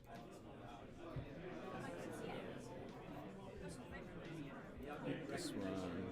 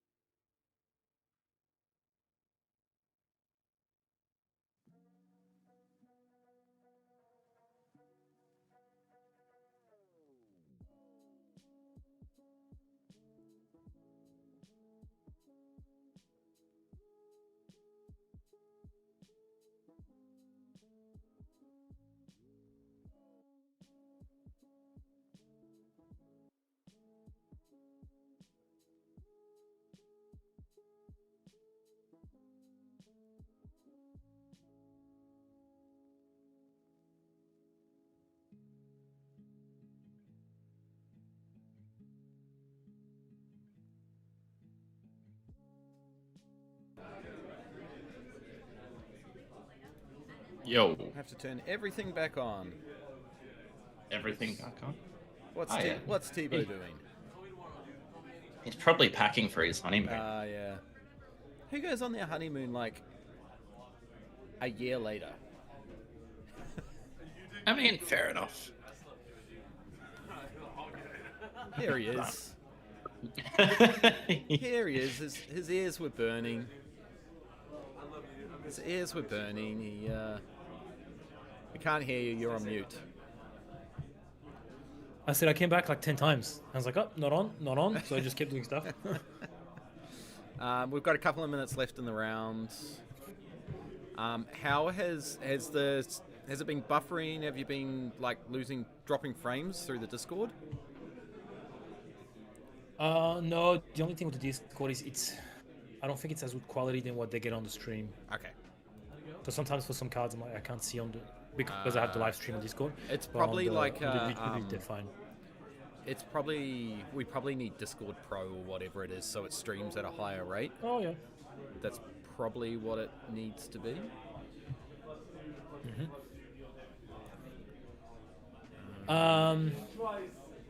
God, round 3. I feel like we've been here for 6 hours. How is it just round 3? It's because of the lunch break. The bloody lunch break. We should abolish all lunch breaks. Abolish lunch break. Just eat before you come. Look, we got 3 rounds left, so we should be done. Dylan by Waters. 5. I said Dylan. Is Dylan 3-0? Yeah, he just bet James You just beat James. Ooh. on Anakin Colossus. Oh wow. Yeah. The 5 extra. Carl's 1, 3 2, and sorry, not 3. Carl. Yeah, so Three games left. Dylan's 3-0, CJ's 3-0. The guy that I lost to in the first round, he's 3-0 on Boba Yellow. Playing Boba Green CJ, huh? Okay. So I watched I was watching and coaching CJ a lot yesterday. We're doing a lot of practice with his Boba Green. He played a lot against Clint actually, with relatively mixed results, but it's hard to play against Sabine. But it's a tough deck to beat, man. Especially if you got mid-range today. Stuff that I'm not as aggressive as Sabine. You have a bit of time to put your ships together, control the board a little bit, and then bam! Now you have Bob on a ship and you're hitting for 10. Yeah, it's nuts. I came against it in round 3 of our showdown last weekend, and it was literally the 3 extra health from Data Vault that was the difference in both games. It was nuts. Speaking of, Yeah. I'll just go get why don't I go get a game on the Forbidden platform? Let's go get a game. Let's go get a game in with some Hunt. Luke's point, I legitimately think that lunch break shouldn't exist. This isn't Test cricket. It's just not cricket. It's just not cricket. Just not cricket. Can you hear that Okay. music in the background? I could during the break. Oh, actually, hold on. I'm saying that, but I don't have the stream. On right, stream. So I could be like, I just can't tell keep forgetting. how loud it is. So when you're when I was watching the stream, if you're talking, because we get some of the background noise from the venue, Yep. you can't hear the music over Okay. that. So it's just kind of like it just goes a bit softer because of. Just goes a bit, yeah. Gotcha.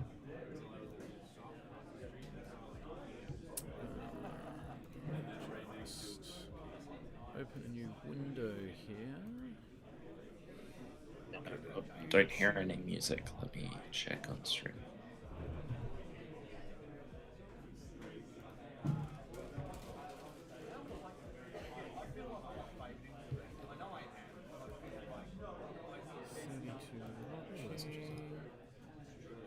There's a lot of PQ streams on today. There is, huh? Uh, There are a fair amount.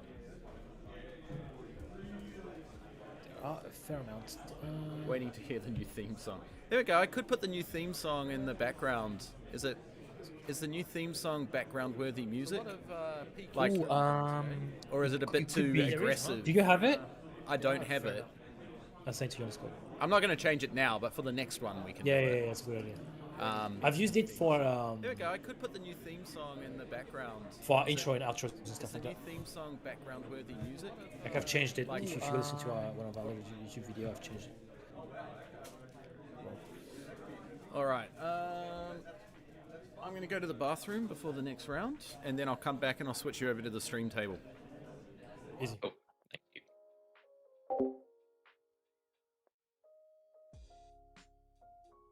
All right, so just one match hasn't been reported for the rounds.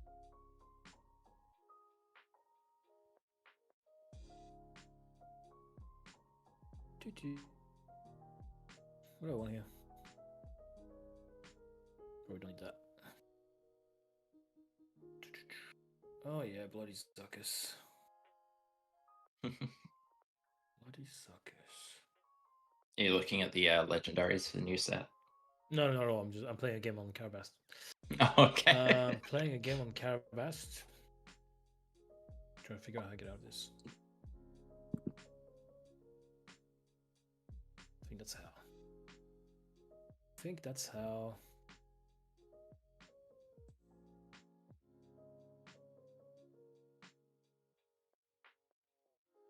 Clean that up.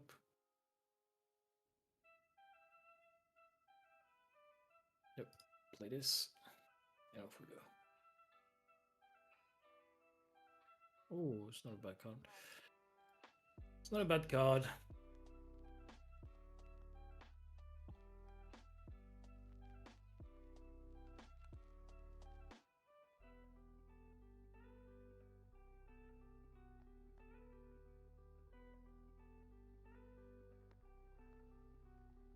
Hot shot, huh? She's doing this. Go and do that.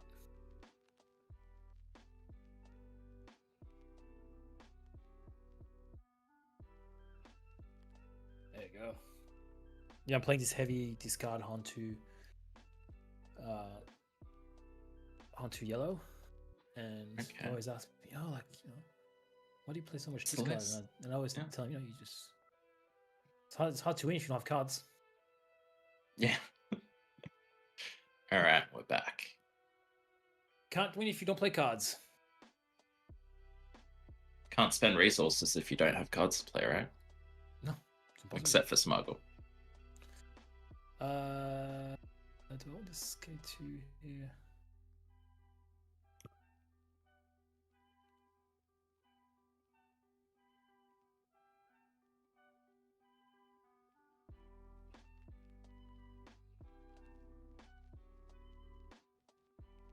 Okay, everything's been reported from round 3. There was a draw at the end. Meg?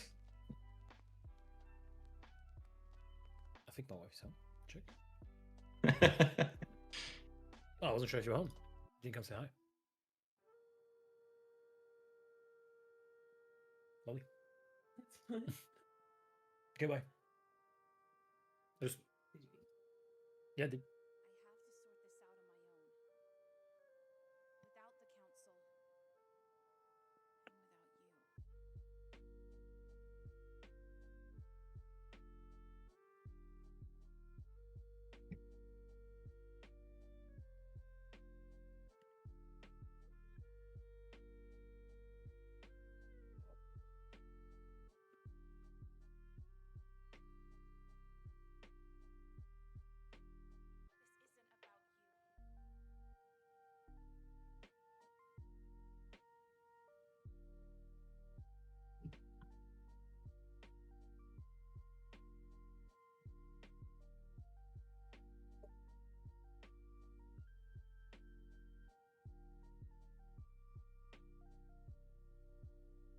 So, do we reckon the PQ will be won by someone from outside of New South Wales again, or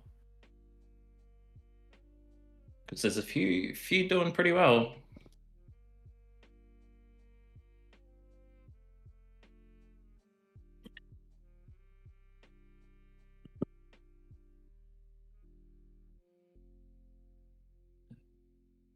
Four pairings. Looks like we have CJ, possibly. think I recognized him. Yep. All good. Sorry. Thanks, Clint. Didn't mean to yell at you. CJ We versus got Dylan. CJ. Dylan. Yep, made an executive decision while I was over there 4 years. Thank you. Love your work.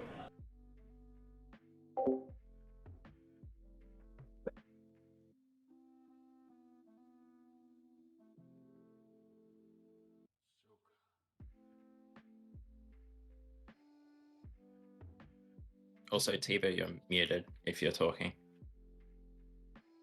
That's Yeah, what I've that'll been do it. talking for a while. If you want to know Yeah. the truth. I'll do it. That will do it. So we got Dylan, CJ. CJ's playing boss. Boba.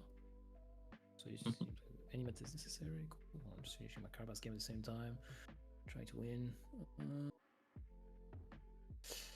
And I'm gonna grab this. And Dylan's playing Han. Annie Colossus. Worth the risk. No, it's Anakin Colossus. Oh, Anakin. Bloody. Yep. Anakin. And you'll also need to reset the game score. Yep. 0, 0, reset, Boba. And what base does he have? Command center? It is Theed something Palace? Naboo Palace? Theed. Is it? Yeah, Theed, Theed oh. Palace. Something.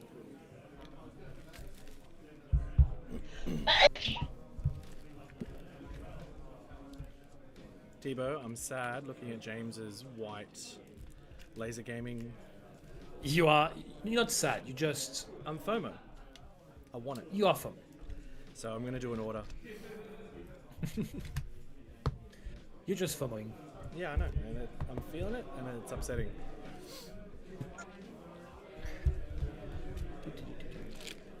How you boys doing? Look, we're doing pretty good. I Yeah. think, so far. Doing well. Having fun? Yeah. Doing good. We're having fun. It's a good balance of everything, I think. So far. Yeah. Contour's good there. There you go, my chassis. Is a win and in? I believe so. Luke. Yeah, so they're both 3-0. They're both 3-0. There you go. Back on. Okay. Gotta look back in. Carlos tie. I'm not gonna put the first two cards. Carlos tie against the Arc. Restored Arc, yeah. Okay, not a great start for CJ in terms of hand here. I don't think you get rid of that false shock. Ooh, and he does nonetheless. Okay, so he's got a second tie in hand, thinking, okay, I'll probably go to base. He could run it in. Yeah. Okay. And then play the second one. I think I would have gone to base if I was him.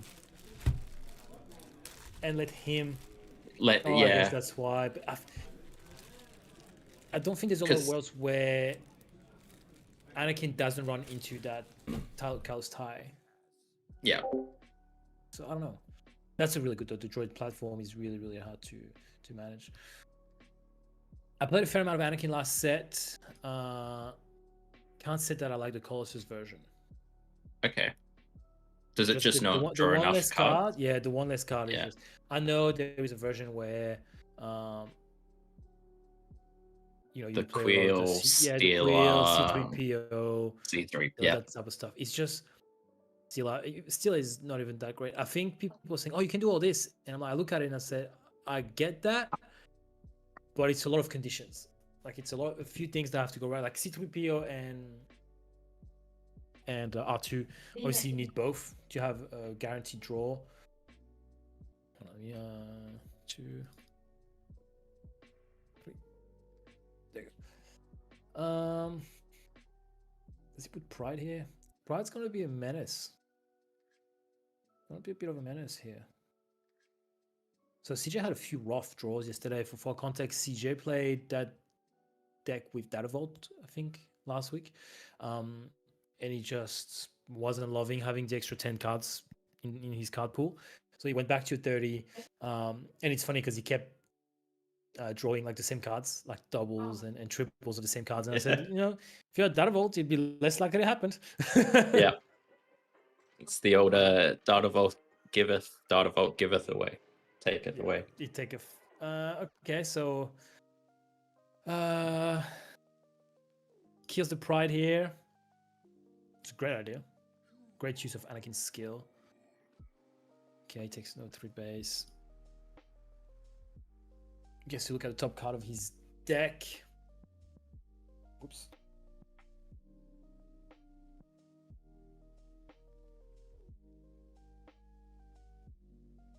Another Pride, which means you have to claim here.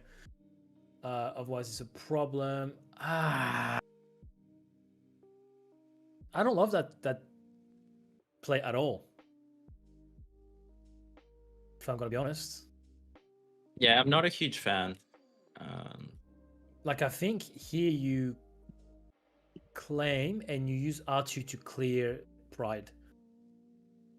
Yep, with the Anakin ability. Yeah, I don't know. Like, because now you're gonna have to deal with full damage. I know you can put it wherever you want.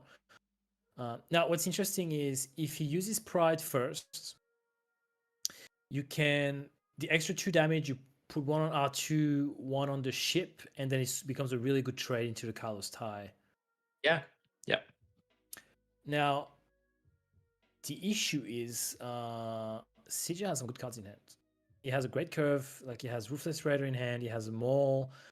Maul is a nightmare against Anakin because he just wipes you out. I mean, you don't mind playing Ruthless Raider on 6 and then just flipping Boba onto it, even though it's not ready, because it's still you still get the Boba flip ability. He's probably gonna overwhelm Barrage here. You're gonna get to wipe out the board. Yep. Ooh, okay. Straight on Kylo's tie. So take out the village protectors, take out the ship, and then you hold up the overwhelming barrage for when Anakin gets flipped. Yeah.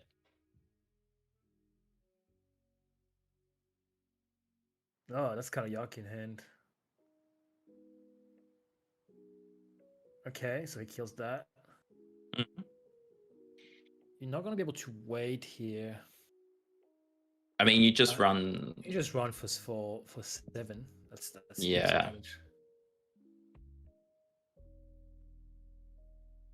So 8, so 15. And then Dylan might feel safe actually Which he shouldn't. flipping. I mean, alternatively, CJ just plays out the Raider and takes a hit. Oh yeah, gets to draw, so he's gonna be able to draw pretty well. Does he remember what he saw? Always the He problem. didn't. He whiffed it. Oh no. I think he did. I think I saw him put it back. I think he did Andrew, put most it back. represented deck today is Boba 4. There's no way he didn't remember.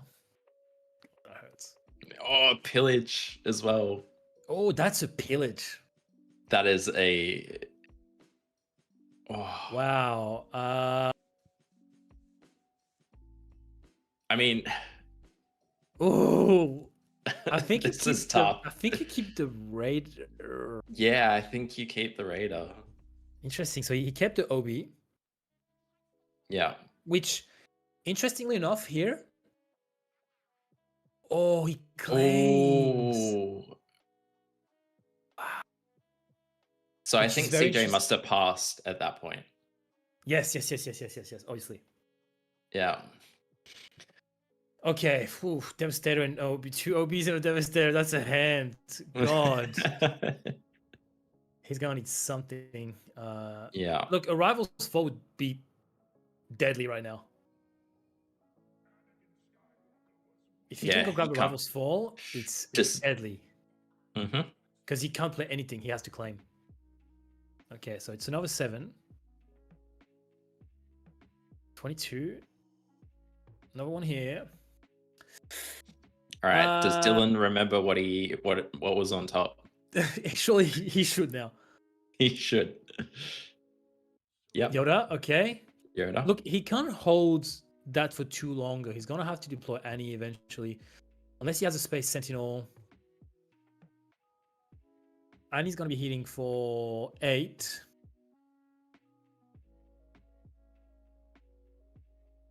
CJ is, I guess, happy just passing now. Like, it's not terrible. At what point do you just OB to wipe his board and allow Anakin to come in? Well, given you've got At two in that point right hand, now. I There we think go. We you have the just, answer. yeah, you just go. Yeah. We have the answer. Yeah. Now it's gonna be interesting. 1, 2, 3, 4, 5, 6, 7, 8. Does he have enough? Yes. Yeah. So now it's gonna be interesting. Like, does he have something else to play? He has the Yoda, which is gonna be interesting because he won't be able to kill both the Yoda and the Anakin. Okay, and now Anakin swinging 8, I believe. Mm-hmm. Should be 11. 22. Yeah. Yeah, 4. So 8. I wish I had a mic and say 11 CJ. Not 12. That's fine. We'll take 12. That's their problem.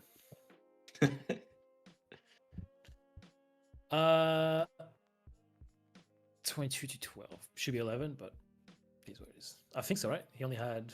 I think he only had 3.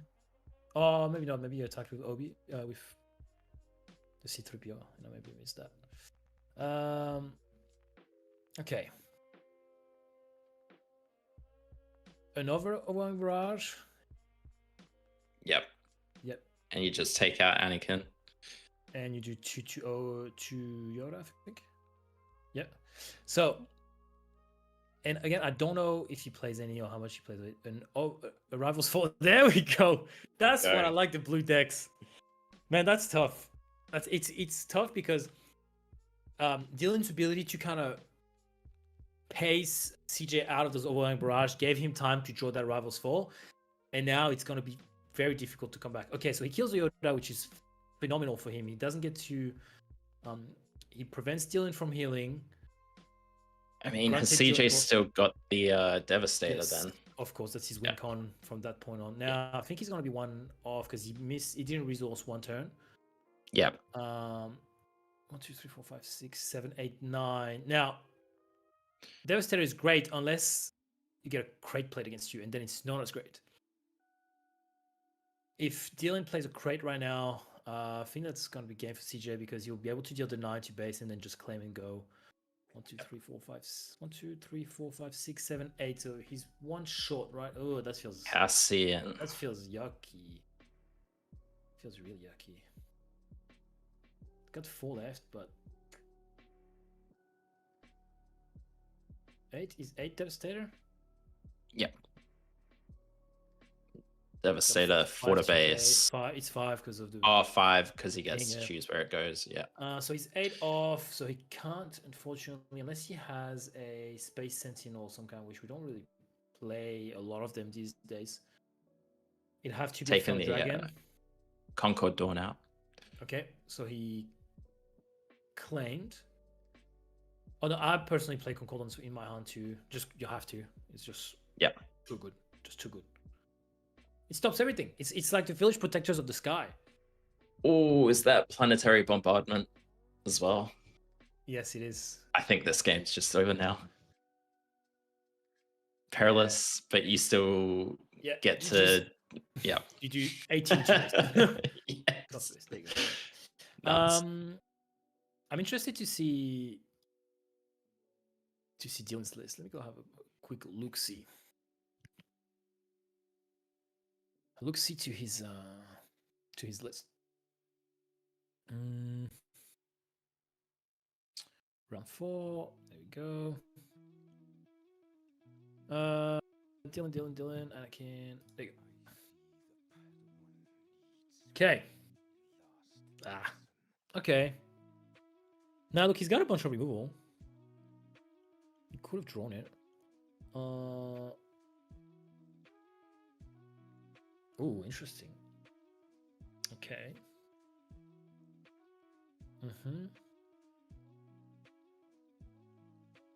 Let me look at this sideboard right now. Okay, so, and I could be wrong, but Anakin does not mainboard the crates, and I think that's a mistake. But that's At just least one or two. he has two in the side, which I think you bring them in. He has two regional governors in the sideboard, which I think you bring them in. Being able to call Overwhelming Barrage and Ruthless Raiders is phenomenal. He has a direct hit. Direct hit is coming.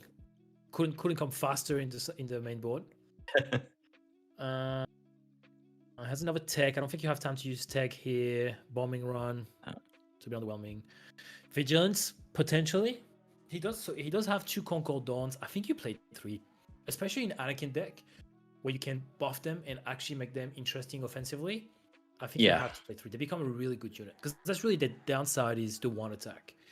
They feel like a real liability in a lot of other decks, but actually being able to hit for 3. Exactly. You remove It's anything really you good. want. Yeah. 2 restored arcs. See, like I don't. You gotta play 3 restored arcs. Play 3 of them, bad boys. This is such a good unit. Yeah. They trade against most early space units. They heal. Sometimes they can stay here like 4 or 5 turns, and all of a sudden you've hit for 10 and you've healed 5. Yeah, definitely. Yeah, really good. He doesn't play Canaans. Interesting. I guess it's tough from a math point of view because you play Stealer instead of Canaan. But I don't know that I love that. I get it. Same, it takes the same slot. It's that 4 cost slot. And you need to draw with Stealer. Allows you to go get your removal, your takedown, your Rival's Fall, your Feather Dragon, things like that. But yeah, Ken is just so good. It's such an incredible body for 4. Good restore, discard some options from your opponent's deck. I don't know. I'm thinking about that. Watching CJ shuffle in his sleeve. Which one is your favorite colored sleeve from the 2 official ones? I just go the white sleeves. The white ones? Yeah. I think the red are my favorite. The red do look very nice. I think so, man. They're just look now. They have to match the deck that I play. I wouldn't play a green blue deck with red sleeves. That's outrageous. But the red is just something that's so good. It does look very nice.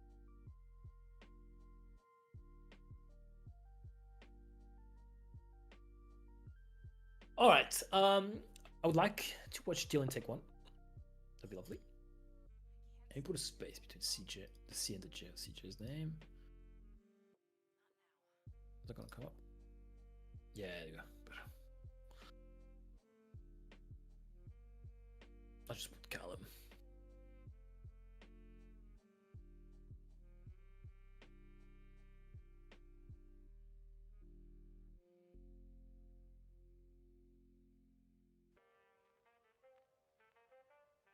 I should have his baddest tag here. Baddest Spanish versions. Where's his? There we go.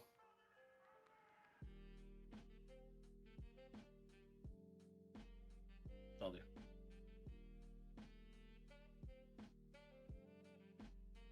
Okay. So we can see CJ's hand really well. I saw a. Is that a crate? I think there's a crate. Yeah. There is an Overwhelming Barrage. There's a First Order Stormtrooper. There's a Droid Platform and the Ruthless Raider.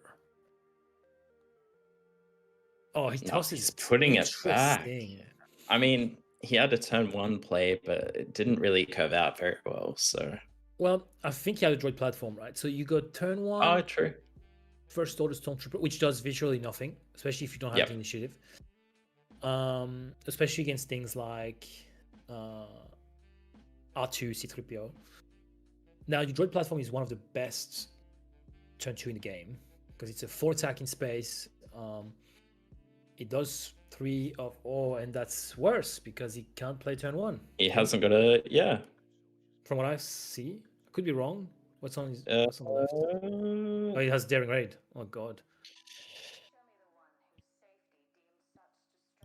Okay. Yeah, rough mulligan. He's trying to think, do I daring raid here? I don't think you do. I think you don't care about the C3PO, you just go about your business. I mean, he's just going to put the indirect onto base anyways and keep the C3PO. So Oh, that's tough. Okay, so he gets the droid. He still has a droid platform. I think you send one of the Fett fire spray here. yep, Yep, there you go. probably the non-prestige. Okay, how does Anakin deal with this? If you have an interceptor, it's good stuff. Yeah. Yoda is also good. Okay. Oh, Oh, the downsides of the 2 health. it is the downsides of 2 health, right? Yeah. He gets the Boba trigger. Okay, Yeah. All right. It's okay. It's okay, I think. Here goes to base for 1.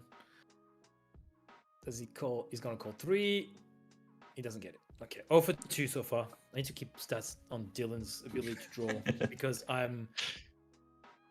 my stance is no Colossus. Colossus is no good enough in this type of deck. If you play villainy, you can have Pershing. It's a whole different story. But in the hero decks, The guaranteed card draw makes a huge difference with Pershing. okay, for 4. Okay, so that does 2, I think. 2 and 1 2, if 1. Yep. Yeah. He would trigger. Look, CJ is actually in a good spot. He's applied a lot of pressure. Dylan's inability to put anything on the board has been very... Oh, God. 0 for 3. Just run sleeveless and make your opponents uncomfortable to forfeit. Unfortunately, I think you have to run sleeved, I think. From a legal point of view. Okay, with 3, what does he play? Okay. I bet he wished he had that turn before. Yep. Concord Dawn coming down. Now resupply that in resupply CJ. is really sexy. It's. I mean, Boba comes down this turn then.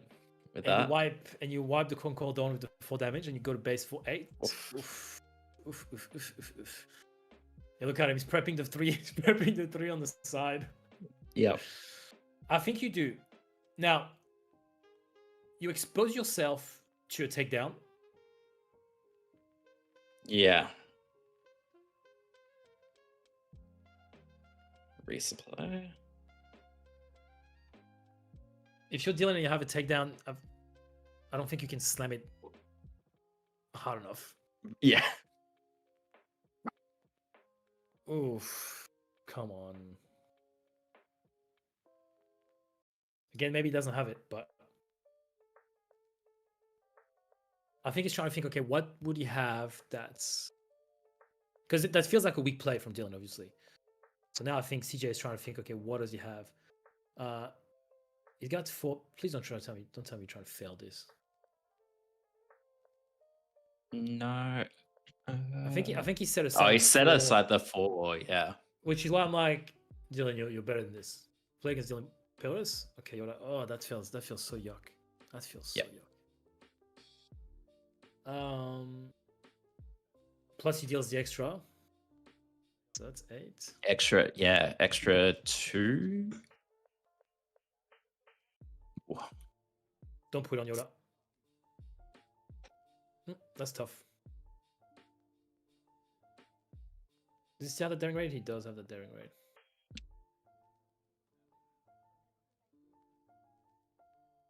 Yeah, it's interesting playing against Boba. I just think Dylan just doesn't have the cards in hand right now that he wants. Yeah. Okay, so he keeps the daring raid. Which do I kill the Boba here if I'm CJ? I think I do. Not sure. Ooh, the Traitorous is looking beautiful. Okay, so interestingly enough, he has no way of dealing with Anakin right now. Like, he can't deal with Anakin. I can see a Fang, I can see a Traitorous, I can see a Carlos tie. Anakin's gonna be swinging for 6. Which is probably gonna end up being 8 because he's gonna go to base. Yep. Yep. Does he go to base? Yep. and you gotta share the damage around. Yeah, that feels pretty good. Does he have Ruthless? Yes, he does. Yeah. And the other one, the 5/5. The MC something frigate. Yeah. Okay. Yoda's 2 base for 2, heal 2. 18. Okay. Yeah, it's tough. Like the inability to draw. Like he whiffed on. Well, it's not really whiffed, but he didn't get the draw of C3PO 3 times. It really slows your card draw down. If he goes with the Ruthless here, probably 1. Yep. Interesting. The restored art. I gave him 180 damage. 18. What is going on? What is going on?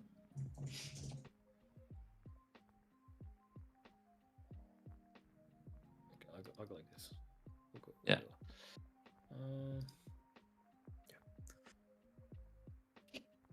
He's playing the new base with 200 health. Yeah. That'll be the set 20 chase rare, chase legendary. Direct hit is what's that one? Oh, you kill an unleader vehicle. I'll put it up for you. Yep. There you go. Are we in round 4? Yeah, we are in round 4. Yes, we are. I must Swiss round 1. Defend unleader vehicle unit. The issue here is how do you catch up here? He's on 14. I mean, Anakin with a lightsaber can do pretty well. Notice CJ just drew a crate as well. I don't know if he's got enough resources. I think maybe he does. He should be, because he ramps. Yeah. Which seals the game really here. Yeah. Because so he's on 14. If he plays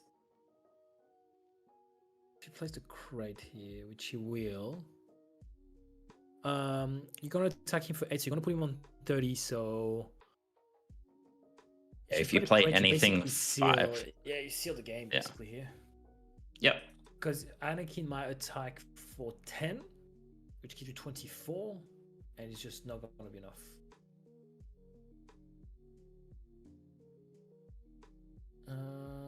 I think he has to slam the crate first. I think so. Because if you attack first and you let him put a lightsaber on Anakin, that would be... It might be lethal. Hold on. No, that's not. It's 16. No, he'll be 16. Goes Okay. 8. So he's on 30. 1, 2, 3, 4, 5, 6.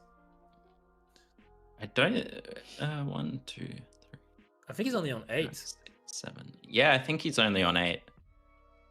Oh wow, the claim. Wow. That's game because he's just gonna get the Ruthless Raider with Pulse Return. Yeah, GG's. Yep. It's tough here. I think you. That is tough. I think you have to swing Vanakin for, because it's +6, right? So you swing for 10. Yep. You got to put CJ on 24. And because here, if you do swing Vanakin, he can't play that Raider. Yeah, he just has to claim. He has to claim, which is interesting because because otherwise you claim and you attack Vanakin. If he does claim and you have something like a Rivals 4, which he didn't, but you make him think that you might, you win the game. Like here in that instance, he can't win the game anymore. But I think you can't let 10 on the board and not swing with it. Yeah, no, not at all. Maybe Concord Dawn delays it. Not even really. Goes straight in. Rivals fall. No, it doesn't have enough resources. Swings for 10. Yeah. I Tough think he's spot. Anakin. Super tough. Yeah. Super. But I think you swing again. We always talk about the data vault, right? The extra 10 cards and whether it's worth it, which it seems to be working really well. Most of the winning decks at the moment have data vault. Just because you can put an extra 10 good cards. So it doesn't hurt you too much. Colossus on the other end, you do get 5 extra, which is a lot of health. But the fact that you only start with 3 cards instead of 4 is already a massive disadvantage. Right? Of course, it makes you more subject to discard and things like that. But just at the start, like you look at your 3 cards and you're like that's just not enough. You don't have enough options for what's to come. CJ locks his top 8, I believe. After that, 8, yeah. Yes. Yeah, it's 2 more 4. rounds. Yeah. Please no. Yeah. ID So even if IDs. he's gonna ID the next 2 rounds. I hope he doesn't. ID's lame. Craig Walker 1-2-0 against Tim. Oh, okay. So Craig is also playing Boba Fett. Everybody, the number of Boba Fett's 1, 2, 3, 4. Yeah, crate down just wins. There was no answer. Matt. What else have we got? So there's 4. There's only 4. There's 4 Boba Fett's from set 4 and 1 from set 2. There's 3 Sabines. James is currently playing against Ray Data Vault, which is not a good matchup for him. Now he knows how to play the matchup because he's played against Scott a lot of times. There's a Sabine CL at the bottom, funnily enough. Scott. Okay, John Haynes wins 2-1 against Rowan and he's Kylo Tarkentown. So the Kylo that we saw earlier is towards the bottom. Matt Endo won 2-0 with his Gar Saxon against Lando. Lando's falling. And what's Clint playing? Can I see Clint? Matthew Ting. Okay, Clint and another Boba Fett, but Data Vault this time. Okay. It's gonna be tough. That will be tough. Similar to what we just saw, but with 3 extra health. Okay. Carl towards the top with his Luke Colossus that we saw at the start. Not bad. Alright, I'm gonna dip until we get to the next round. I'll be back. Cool.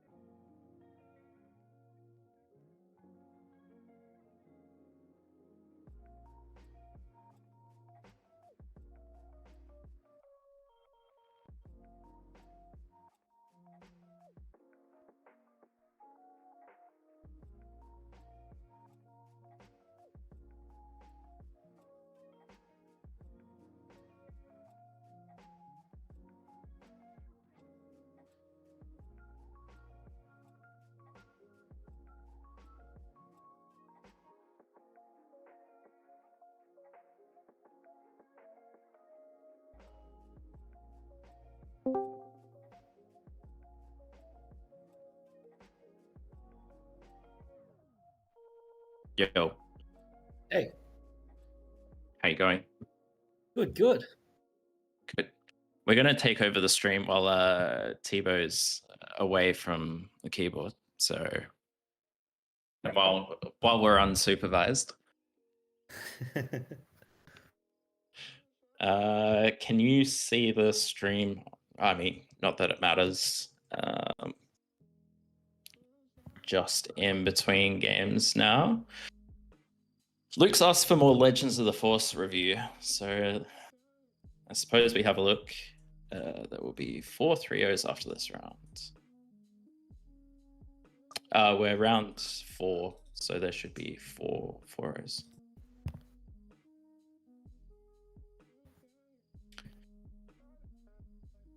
I wonder if... Wait, can stream hear you? Stream, can you hear Matt? Yeah, can you hear me? Licky, make some noise if you can hear me. I can hear you. Oh, oh. We're all in here. Oh, there we go. Hello. I can't hear you, Luke. Yeah, can you hear me now? Yep, sorted. Yo, hello. Yo, How are Perth you? takeover. I love it.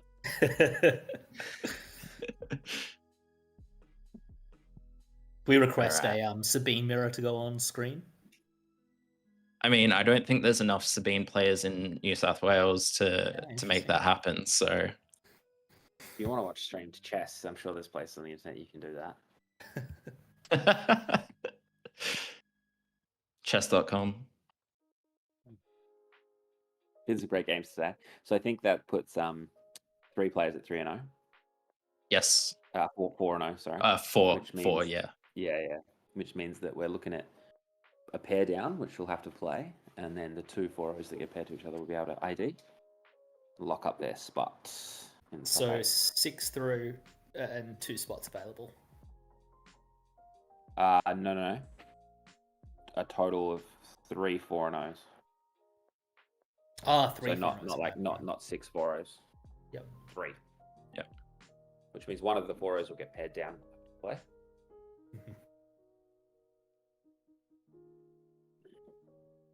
Yeah. How good is the Batters Batch stream, though? I know, right? It's Let's be real. You know, they've really a wonderful leveled up. overlay.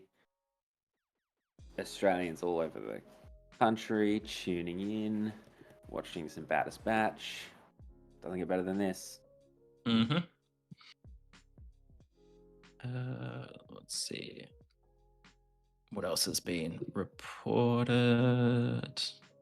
I don't have the matchups on Melee, so I'm gonna have to wait for Tebow to come back with that one.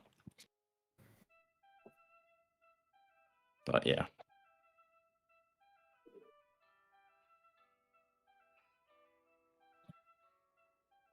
So what's been the takeover decks of this tournament so far? Obviously watching Anakin do well and Boba do well. I feel like Boba's picked up a lot of steam the last week to 2 weeks. Did it got a PQ?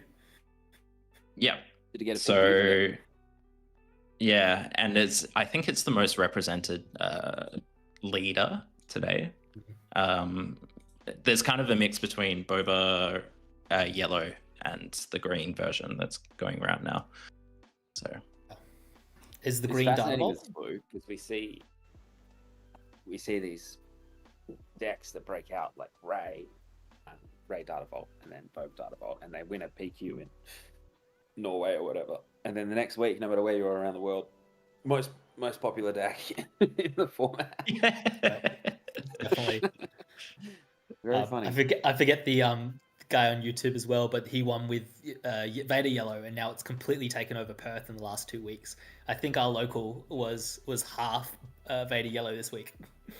Yep.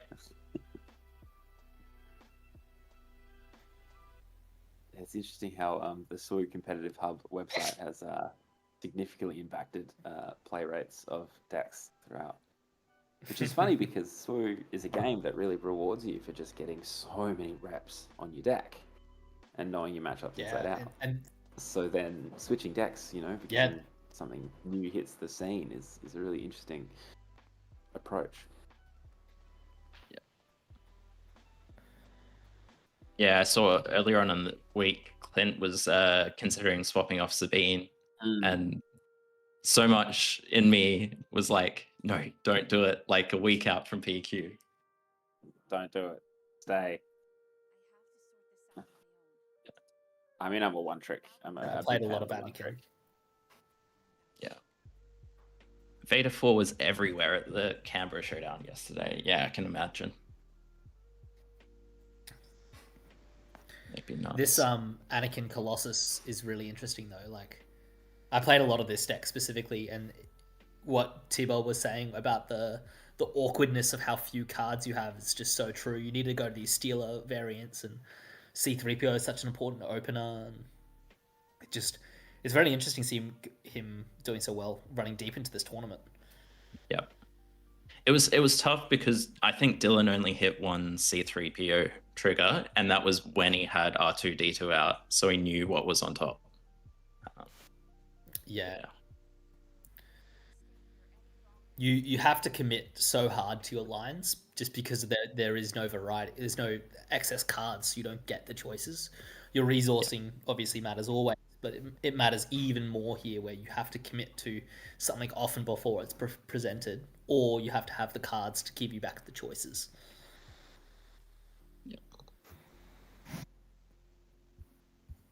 So the way that I think this tournament is going to round up is that we're going to see 2 players on 401, and then about 8 players on X and 1, which means that there won't really be an ability to clean cut ID the top 8 this event, which means we'll definitely see some win and ins in round 6, which is exciting Star Wars. From a quick glance at the standings, we've got 12-2-1s at this point, which will come down to 6. Some people cut each other open. Yep. Which is what you want to see. You want to see some sweat, Yeah, you want to see some games on the line, and not just the ID final round. Why is CJ still people on saying Reddit hate that. table? Goes against the integrity of the game. Goes against the integrity of the game. What do we have? Hey Tivo, we've taken over a little bit. Oh yeah. I guess. How you going? Hey, T-Ball. Yeah, well, CJ, go get a walk or something. I don't know. Go get your legs moving. Yeah, I think they're still sitting down. In depth discussing the game. So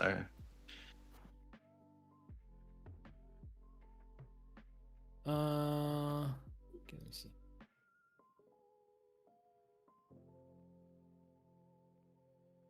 While we wait, should we play Legends of the Force flop or not? I'll read the card out, and then you will all vote as to whether you think it is going to be a flop or not. Sounds good. Okay. Do you think it'll hit and be a tournament all-star, or straight into the Yarra? Let's go for it. What's up? Let me figure out where it is.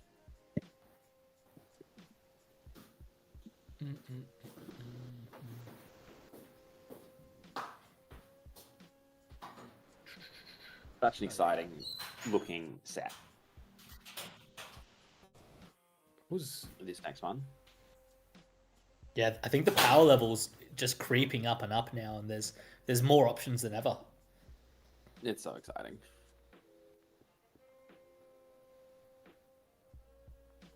What's the first deck we're all jumping on so far? Mother Towson's looks pretty good. Mobitas is pretty good. Yeah. The whole night synergy looks interesting. All right, I'll start with a relatively easy one. Darth Vader, Twilight of the Apprentice. That is going to be the best card of this set. For those playing at home, it is a 6-cost blue villain for 5/6. Darth Vader, obviously. Force Imperial Sith. When played, give a shield token to a friendly unit and to an enemy unit. On attack, defeat an enemy unit with a shield token on it. Oh, wowsies. It's it goes really well with what's that card that gives a shield to it? Straight. Long pike. Long pike. No, yeah, there's Long Pike and there's another one that in the new set. I think you give a shield to like to everyone. You can just decide to wipe the board. Incredible. Also, him like riding in on the top of his TIE fighter. What a card! What card? Hyperspace foils. Sign me up. Unbelievable. Yeah. Oh, Clint 121. EL prices are going up. Nice. Ooh, Clint go on, hey? Carl 120. Carl looking good with his Anakin Colossus. James 1. CJ 1. James V1. Oh, very nice. Did they 2-1 get that? over Ray Dardabolt. Over Ray I think that Dardabolt. was. Yeah. Ooh, that's tricky. That's Yeah, a send on tough Jordan Massive. matchup. Yeah. That's how we do it.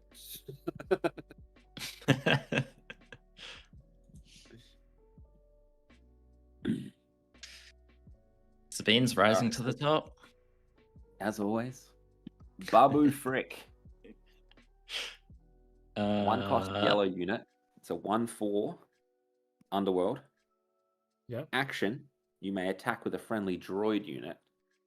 For this attack, it deals damage equal to its remaining HP instead of its power.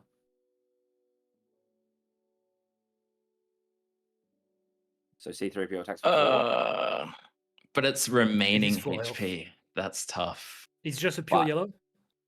It's just pure yellow. But It's not bad. know. It's good with C3PO and R2, but a lot of the droids don't have a lot of health. Droids tend to real have good a with lot those of two. health. Well, of course with those two. We gotta think with like I'm looking BD1 at is 1-3. yeah, the other R2. It's of R2 as well running around.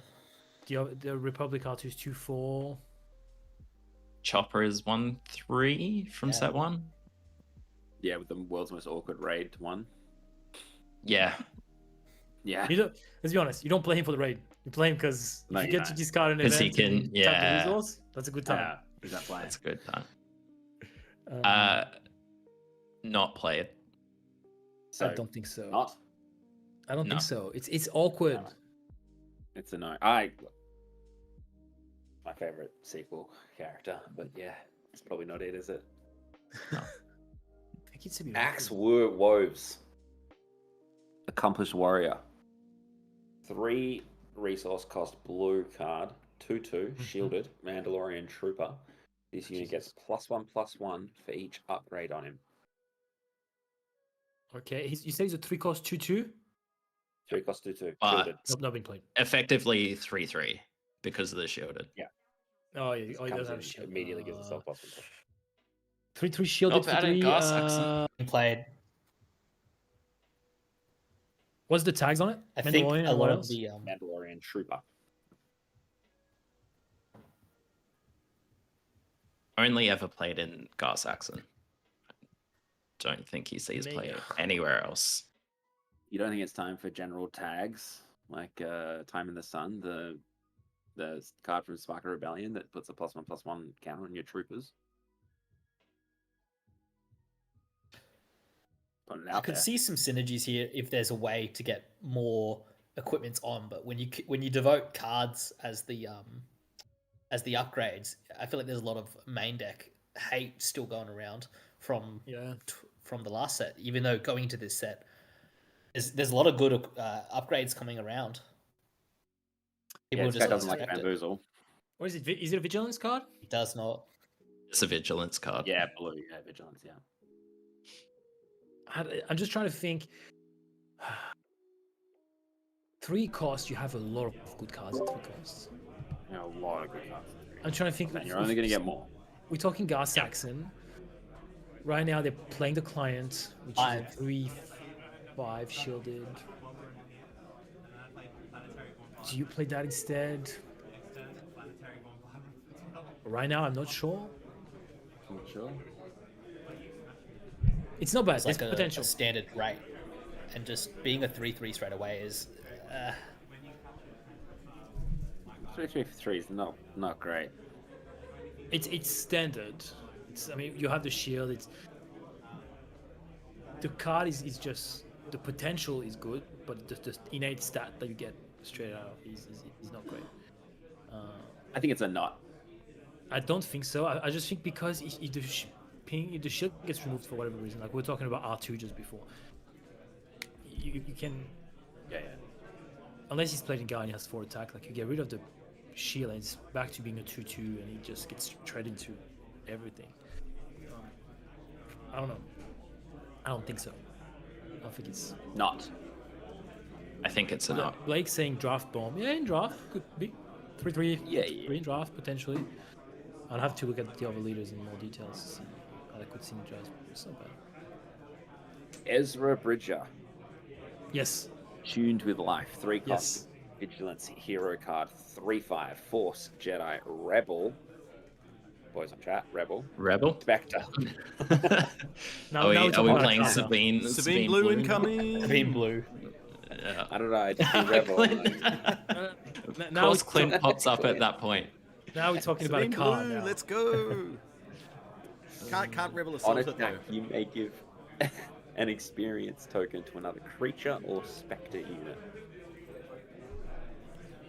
It's yes. Great stat. It's Yeah. that's fantastic. We're talking about like the 3 costers and the stats. Like that's a 3/5. Mhm. That's so good, and you can buff That's the Boba rest. Fett. Boba Fett is Cassian. What are the good 2-drop creatures and specters to run with it? Sabine. We're talking about the Sabine chop. Well, it doesn't need to be a Spectre. It can be a creature. That's the good Yeah. thing. Yeah, true. So Yeah, it gives you a bit of variety. Like you have a few creatures that are cheap. Yeah, all of a sudden you play that bad boy. If you ACL him as a whole, it might be a massive momentum swing when you kill a turn 1 and you buff your other unit. I think that sees a lot of play. I'm definitely going to play it. I think I might try to play the Cannon Leader, to be honest, like a creature. yeah. Yeah, and it's another Spectre. It goes with Hera, like all that good stuff. So potentially, It's hot. I think it's definitely not a flop. no. Yeah. I think it's in. I think I it's think in. Great.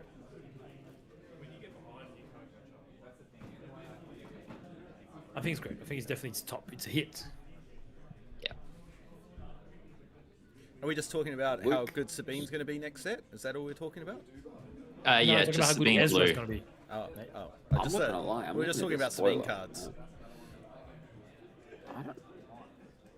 I don't know how much there is here, guys. No, there's not a lot. I don't think there's much There's for not Sabine. much. I think it might be a real Twilight of the Republic situation. Yeah, I don't think there's much getting added in.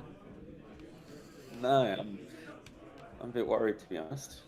Nah, hold on. Let me go into what's our channel with this stuff. I have some videos. I was watching today. a- Hey, I think No, Obi Red Force. We're never could be gonna a play thing this. as well.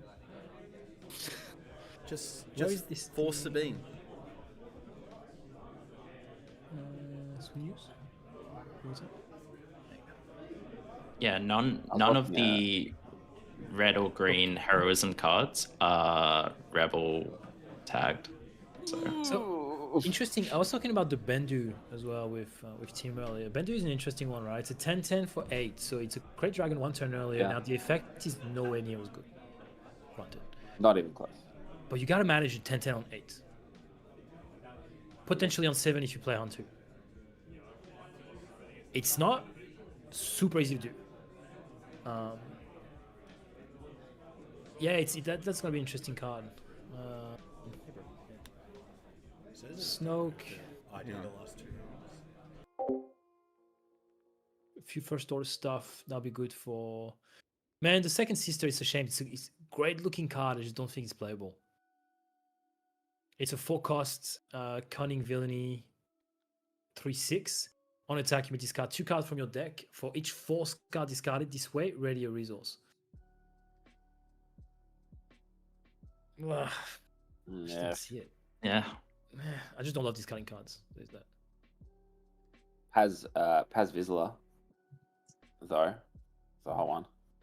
Mm. It's a red, 5 cost for a 4/7, I think.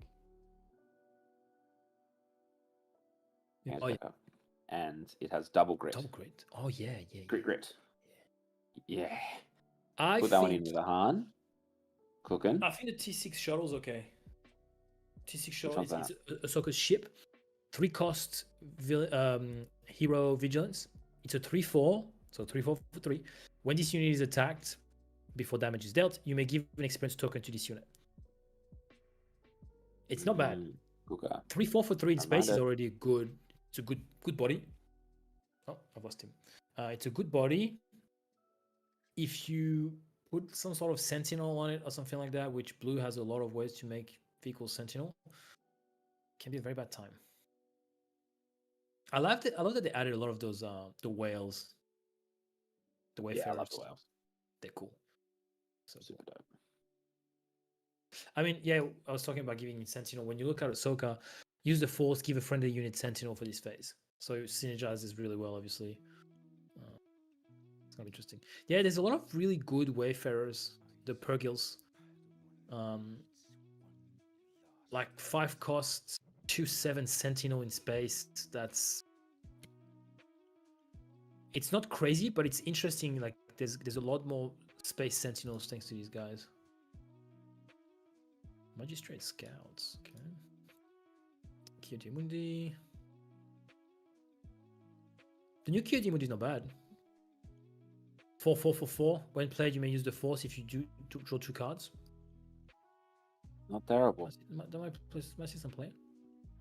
So, question, and Answer. maybe a bit of theory crafting. This gold bar on the Legends cards provides no gameplay function whatsoever. None. So why is it on there?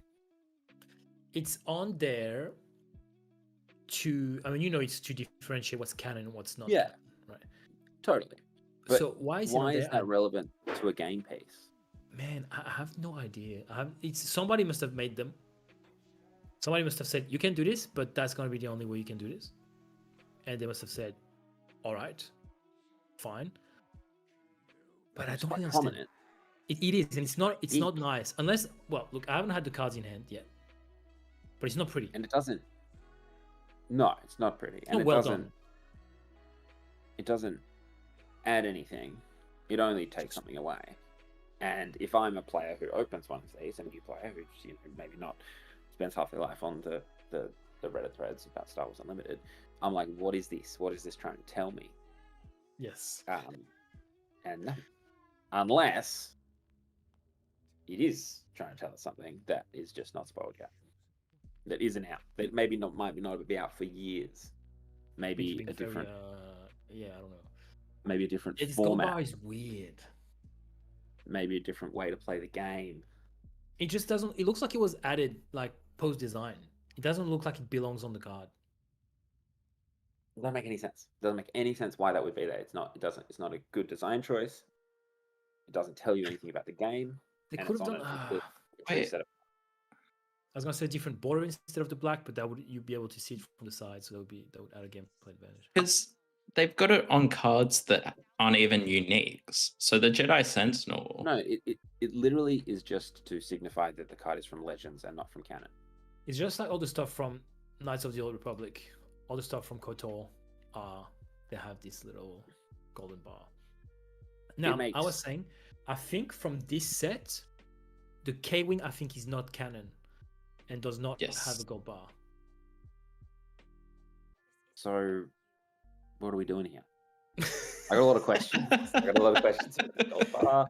I don't know why it works. I don't know what the function is. I don't know why it's there. Unless, and FFG has proven time and time again up until this point to be doing some really clever and really interesting stuff. All right. Gotta have a plan for this gold bar. Sorry to 'Cause interrupt you, otherwise it's ladies. We're about to go into round 5. Oh, great. One more round before I have to commentate from the airport. I will be taking my 80-20-20 with me at the airport. You will see me at the airport in the American Express lounge with my little setup. I love Nice. that. Okay, so just before we get into the round, we have the top of the pairings, which is I don't know their full names, but a pair of I can help 4-0s you that are able to ID, which is GG Mate and Stefan. I have the name. Stephen Jenkins and Uh, Peter Bocca. Peter. Yeah, Great. so Peter's a Victorian player. So they're able to ID They were both this on round and Boba lock up. Fett. One A Data top eight Vault berth. and one Coronet City. Sweet. James is playing CJ. Ooh, I kind of want that on the stream. To I be do. honest. We definitely want that one Oh, because that one is really interesting. there is also because- Clint. there's Clint against John Anderson, which is Sabine against Anakin Blue. So that's always fun. Let me just check if that's a. And Craig and Carl who have to battle it out. Ooh, there's some good games. What's the standing? It's So, Sunday because Disney who- Falls. who's Yeah, Clint yeah, playing again? Josh. What's That their could name? also be. He's playing Gentlemen, he's playing John. Maybe. He's playing John Anderson. Hello. John Anderson's fourth. so I have. Clint is 11. So that is a clean win and in. The winner of that will be able to ID. So that's probably better than watching Okay, so Carl's 2-1. the other one. There's all trios at the top. You're getting Which, Scott versus Matt Ando. So Akbar versus Gar Yellow. We'll take it. Akbar versus Scar Yellow. Yes. What's This the is what's the this is an entertainment. what table is that? Entertainment's business. It's That not. is- It's not what you want it to be. No, that is table 11. It's Yep. not what you want it to be. I'll tell you that. What are, The people wanted to see Akbar, so we get Akbar. Next round, you'll get a true win and in. That's the beauty of it. well, maybe not. That's the thing. They might all be on ID. I don't think so. It's not looking like it. I don't think. We don't know, right? Because you can't. Let me check. If the judge enforces his business. So 4-0, the two top players. Okay. So CJ, no, it's Steven Jenkins and Boctor, which is they're both 4-0, so they're gonna ID maybe. CJ, I will. don't think will. CJ, I CJ don't think James is gonna agree to ID. Unfortunately, can't. Yeah. James can't. So they're gonna have to play it out. They're gonna play, James and then is everyone else down the line percentage is gonna not ID. good. So James needs a win. Absolutely. Carl needs a win at 7. Where's Clint right now? Clint is 9, so Clint needs to win to get in. Okay. What am I getting? Let me get back to my business. Who's at the bottom? Endo? Yep. And at the top I have Scott.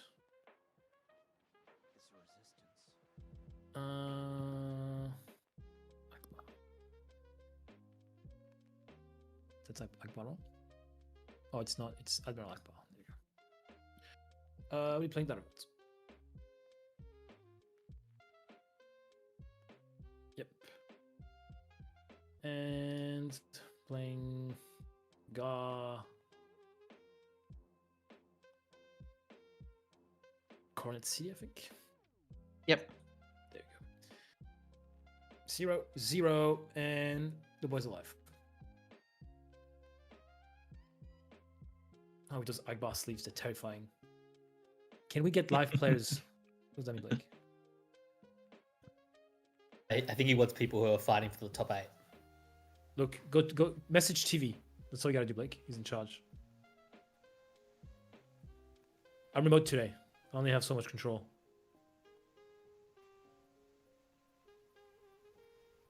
Surely so next round Akbar's we get a ability live. is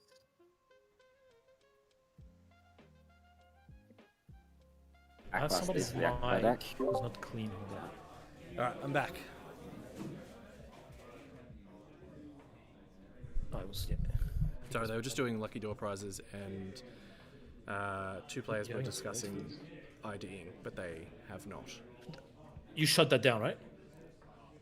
Huh? None of that. No, Like they were asking about IDing.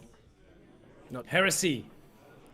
You're allowed to ID. It's in the rules. It's in the It's rules. part of the I'm playing rules. around. Just don't part of discuss the Brazil. game. Yeah. We don't like Jimmy, IDs.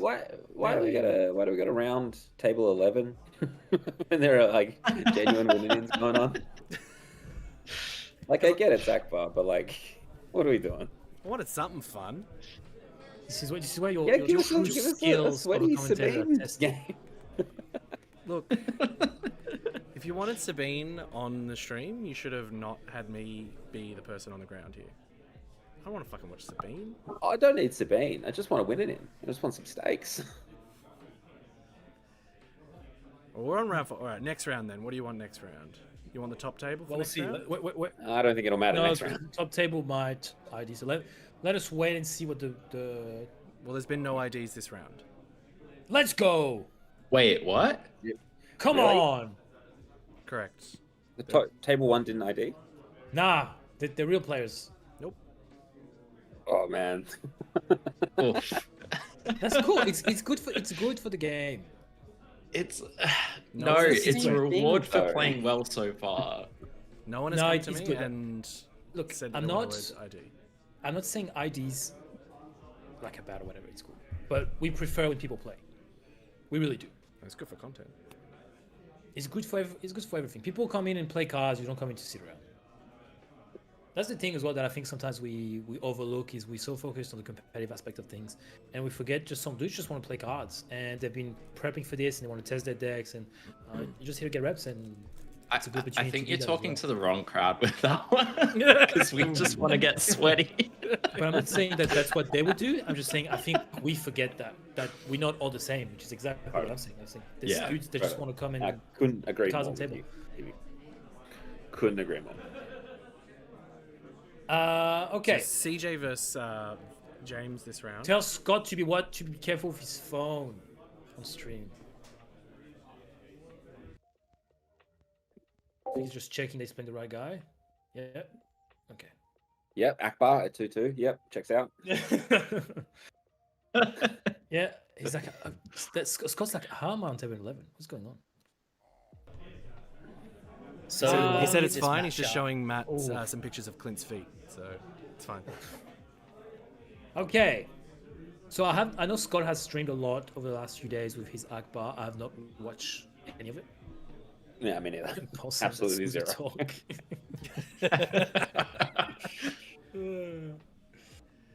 I'm the man of the people. I have to keep an open mind. Everybody else comes to play cards. Not us, Blake. We come to play Fortnite. Yes. TV, please go play the Death Star event tonight. Tell me how good it is. We can't. It's over. Is it already? It was only a few literally hours? on for like 3.5 hours. That's lame. That's okay. Now I have this nice Trust me. Mandalorian skin. I'm heartbroken. So the assumption in this matchup is that one of these players has to assume the role of the beta. One of these is the aggressive deck, which you assume. And I is the think Gar that's Saxon. Gar. Yeah, and You that's think so. interesting now because you have Look, these did you just buff call him the units. beta? Someone's got to be the beta? The beatdown. The beatdown. Oh, okay. I thought you called one of them a beta. And these decks are both Fuck. betas, mate. So. Yeah. And it's already out of hand. Luke's just Scott's alpha already got energy here. 3 units. So it's going to be a very interesting matchup because Gar Saxon is not known to go wide. So he's probably going to have one big unit He's at a tall. time. He's going now to try and maybe go two. high, right? Tall? So high? does Scott just keep tapping his units and give Gar Saxon some X-Wings and just prevent him from doing any damage? That's like here he was able to play Delaya. Maybe Okay, so he's going for 6. what's the turnaround for the Akbar here as well? Like, is there a big unity of purpose that can just, as much as there will be a beatdown, there's a moment that the Akbar can turn around. It's a great point, Manny. Ooh, that's a good Oh, this play. is a gross shuttle. Rough. That was a good game. Oh. On the bright side, we off. might get Yeah. a win and in game right after this. That's Turn it off. That's hectic. wow. Oh. What you're Nah, saying, it's not a good what you were saying, follow-up. Tebow, I don't think Scott can afford to tap because he'd need initiative to be able to do that, and he's got so many units out on board. Yes. He's not Well, gonna now, give up. now, of course, yeah. But even before, I don't think he Mm-hmm. might do it once. He's got a smoke in. This is so rough. He's got a smoke in. Yeah, okay.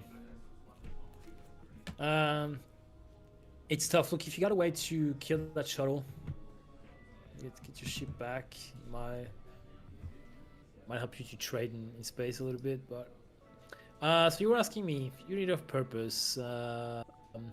Nope. What's the big turnaround cards that he has then? That's what I'm looking for. So right obviously we've now. got some coordinate. The Is shuttle's there just a amazing. timely for, reinforcements or I mean, he's got some home ones. U-wings. U-wings? I think he's got. It looks like he has 2 U-wings in hand right now. He's got a lot of units, man. He only has 12 events. 3 of them at 2 sides. U-wing reinforcements. He Kira. doesn't have a lot of. Oh, that's. Phrenic entrenched. Scott does not like that CAD unit, and I mean, we know why. I was gonna say, I think you call CAD here. It feels like it's far, but I think you call CAD.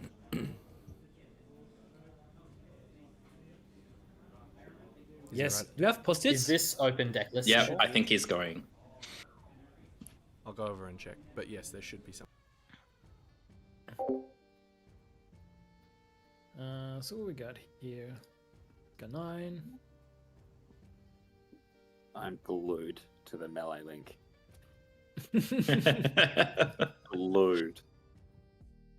You have plenty of time before anything happens. What is it? Krennic, by the looks of it. Named by Kira.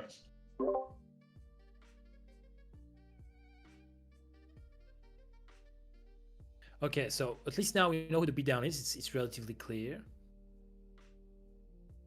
We already knew who was the beatdown, but what does he only have? 5, 3, 2. Okay. Blake, stop talking smack in the chat, or I'm going to stop sending you feed pics. We could have gone to Clinton string. Would be nice. 8. Another lots of cards. 6. No, 6. I think.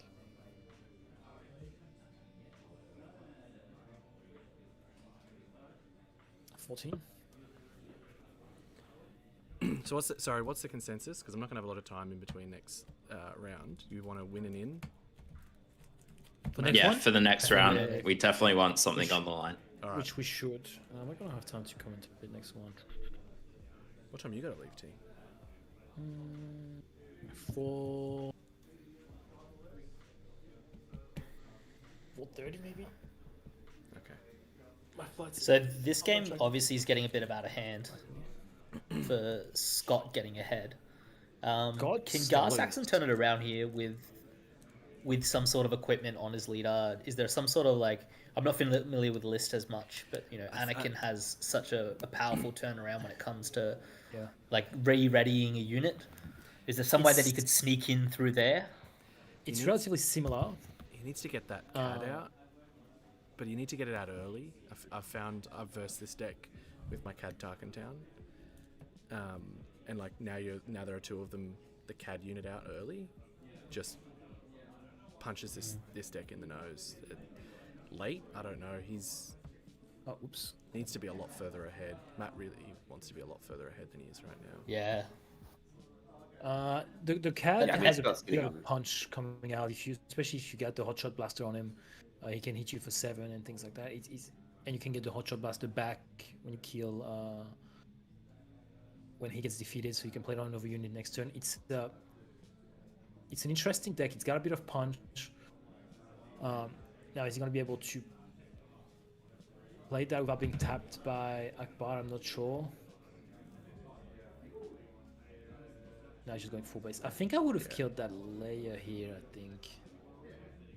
Scott Just feels like a really good trade. Scott can just punch in now. Like, That's what I mean, yeah. But Kira's going to defeat the Pike. it's got pretty close to lethal I think on he's board. waiting. So interestingly enough, Akbar cannot deploy as a pilot, which I found is interesting. Ooh, I'm getting a bit of buffering. No, he's a commander. He's a commander. He's not actually driving the ship. Yeah, he's he's just not telling them what to do. Oh, he's just on buffering. He's exclaiming that it's a trap. He's not Yeah, actually it's driving. He's on the bridge. He's coordinating the fleet effort, mate. He doesn't. He is. He's doesn't trying to go- take down the second Death Star. He doesn't jump in an A-wing and just go, fuck it, let's go, boys. I can put. He probably could, though. He probably Imagine. could do that hard. Imagine. Imagine. That's probably how he got to where he was. It's going to be an Ahsoka season 2. It's just Akbar in an X-wing. Ooh, blue leader here coming down, crashing into that Pike Syndicate. It's good. Sentinel. Sentinel. It's because it's called the Pike Syndicate. But the card has Sentinel. It's really weird. I think the card is called Pike Sentinel. I think. Isn't It would make sense. Never It's seen not the whole Akbar do anything syndicate. except be so- upset. Yeah. There you go. Just for you.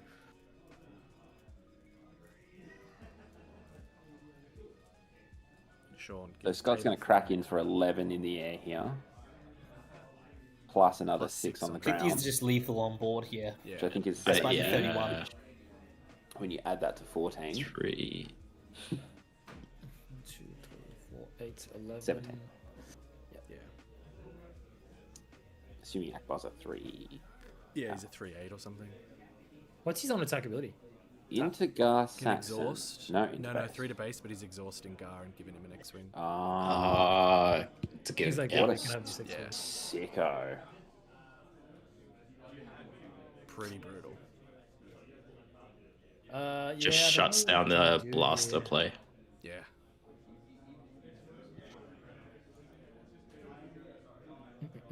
Out of aspect bombing run, I think Clint would want to play here. So, Timmy, can we just get it confirmed that no players ID'd this round?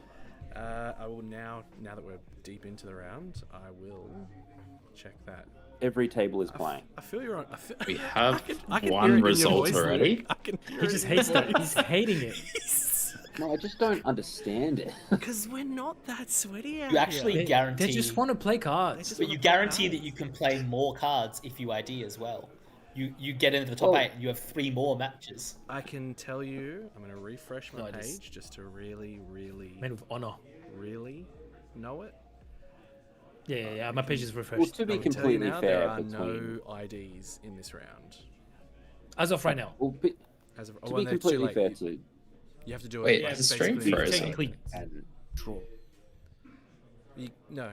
Steven, they can have a result this round, and then the Yeah. loser can still ID in. So that one's not really problematic.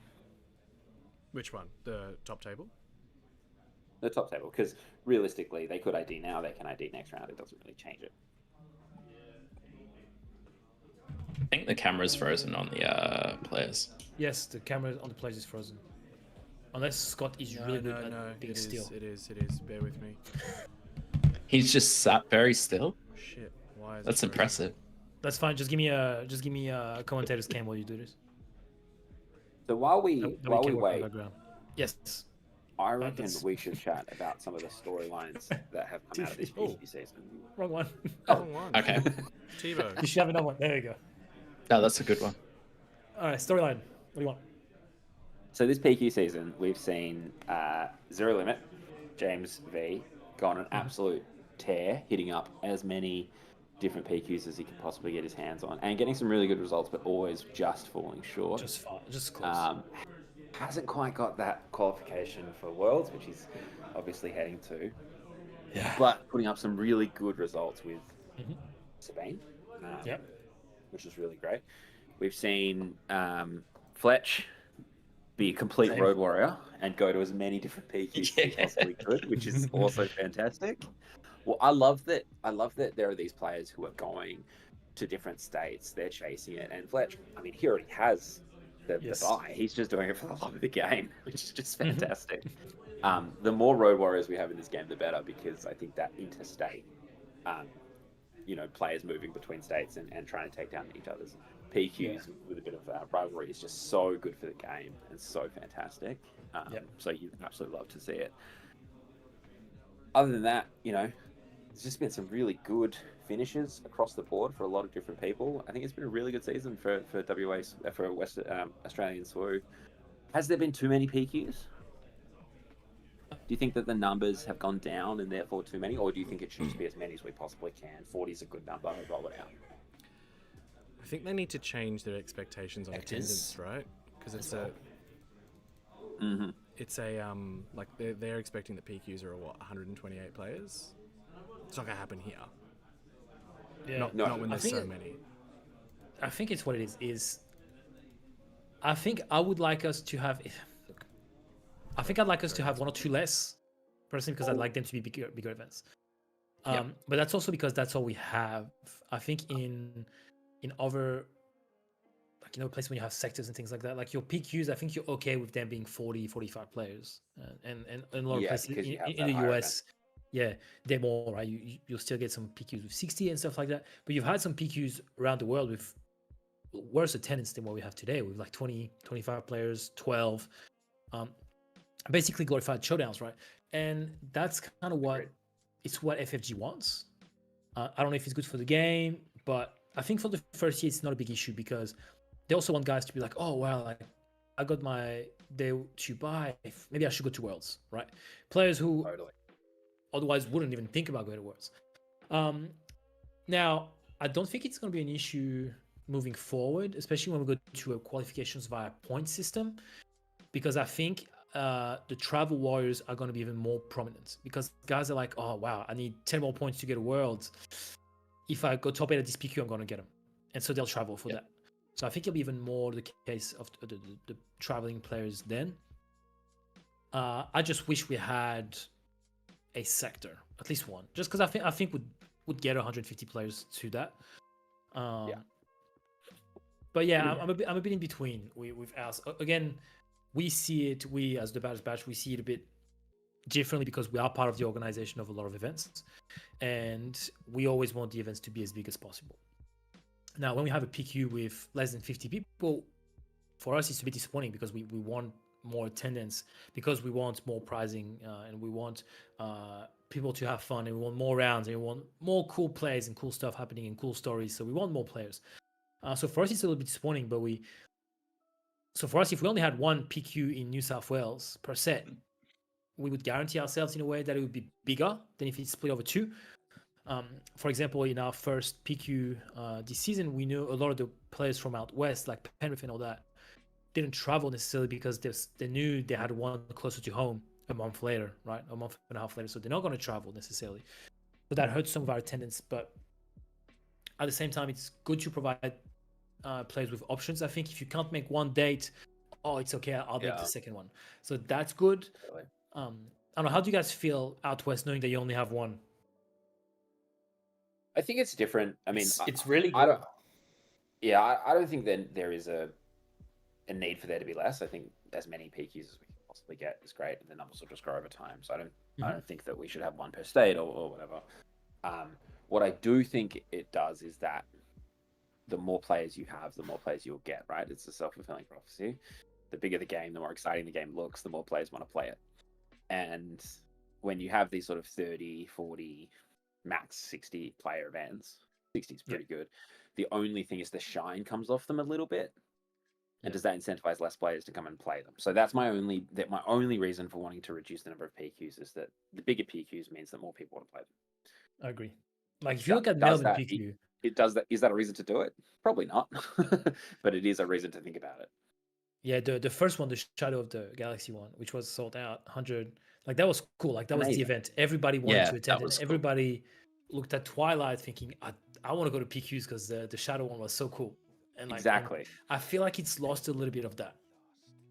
It has. And PQs are not supposed to be that event, right? They're not supposed to be that bit because they're all we have in Australia, especially in WA. Like PQs are our thing. Right? It's the event of the set. So it's tricky. As you know, Sean's put in chat here, some sort of national level event that is either done through FFG or not through FFG. Maybe it's about a batch event that did sort of culminate and make people, really incentivized to play that one big event per year. Might solve that issue a little bit. But I do think it is a burning issue that we do need to solve as a community.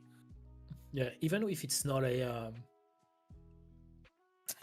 if it's a non-official FFG event, it needs to be supported by FFG. Like again, even if it was us to run it, we need some support from FFG, and that's been a bit of a. It hasn't been difficult. It's happening somewhat lightly, but I think we'd like something a bit more solid and public. Like from a promotion point of view or whatever, FFG doesn't really assist us. So we do everything basically, and they'll say, "Oh, we'll throw you a couple of booster boxes, whatever," right? And we need something a little bit more concrete and solid from them to run this kind of event, because financially, otherwise, it's not really No, it just falls apart. doable. Even things as simple as data on players. Okay, well, if you do it that weekend in this place, you're gonna be able to draw that many players from there, because they know that they have some level of understanding of the player bases everywhere, and the traveling players and things like that. So even that kind of support from a data point of view would be helpful, I think. But do you think we should have a sectors in Australia? Maybe. Do you think we're worth it? Yes, absolutely. Even as a loss leader, even as a marketing investment to grow the game within Australia and Asia. I mean, one of the major problems from an FFG point of view is that growing the game in Asia is almost impossible, right? Yeah. Due to licensing issues, whereas Australia being in the same time zone as Singapore, being in the same, being not too far away from Asia, especially WA, it's actually a pretty interesting opportunity for them to grow it out that way.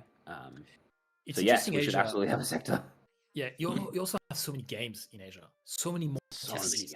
Like the market is about to get flooded with the League of Legends game, I think, in Asia. Like the Riot game is going to take over. I think if you're Star Wars, I don't even know if you touch the Asian market. I don't think you bother printing cards for Asia. But how many people do you think we get out of the sector if we organize that? 150. I think so, right? I think that's reasonable. Yeah. I think I'm on board with that. Like realistically, if we can pull 128 to a capped out PQ, even though it being the first one, I think with enough hype, enough attention, enough excitement around a sector in Australia, especially in Sydney, I think we could easily pull 150. Like you look at it, like total lick the finger and put it in the air sort of numbers, but just looking at Melbourne PQ gets around the 70, I think. Yeah, around 70 players. So that's 70 players that would come. You'd probably get 100 from Melbourne alone. Yep. Yeah, and I think there's much players that for aren't that reason.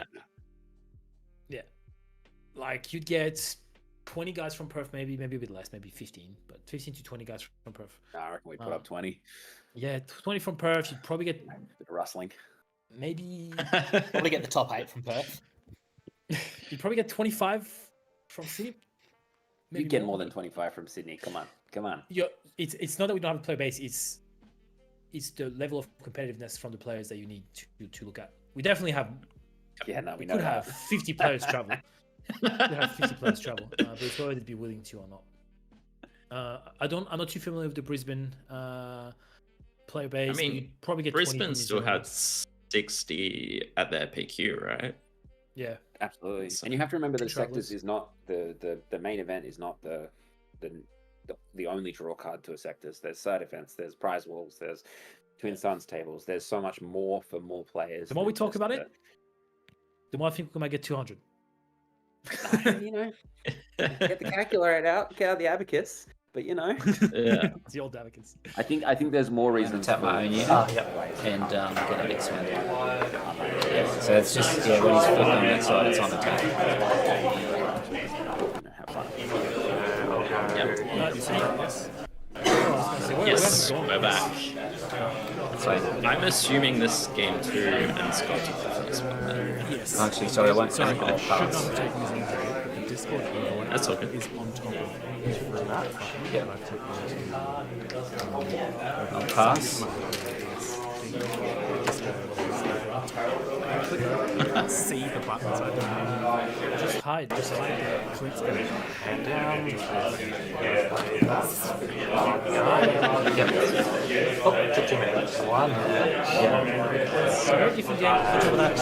Back to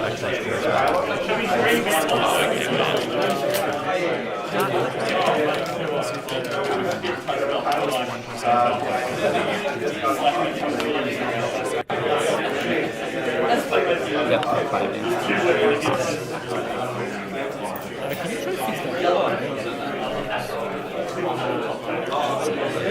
Inferno 4 on the far left of the card.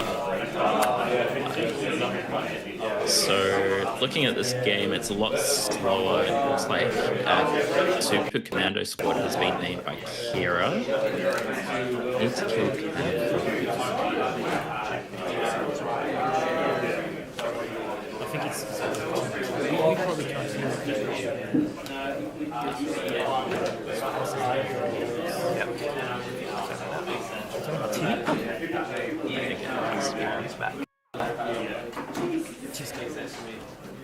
I'll tell Timmy to move his Timmy's really bad.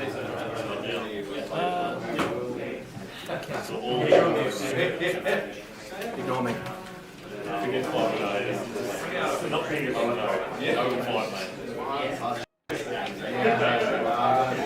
trying to see what line it's coming from.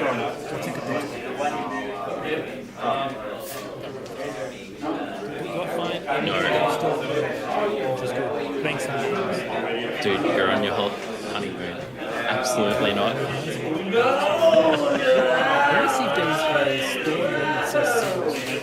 You play Bamboozle, I'm going to tap Gar and return slot shot back to your hand.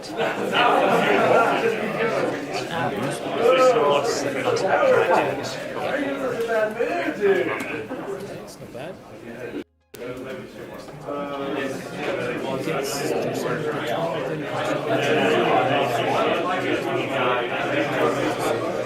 Read the base.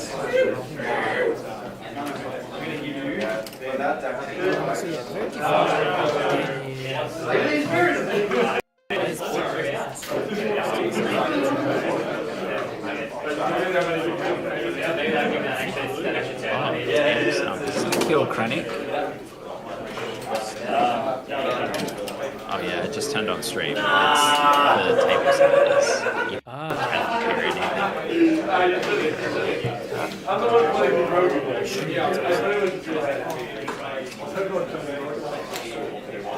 Oh, they can hear it from the actual table. Kill the shuttle.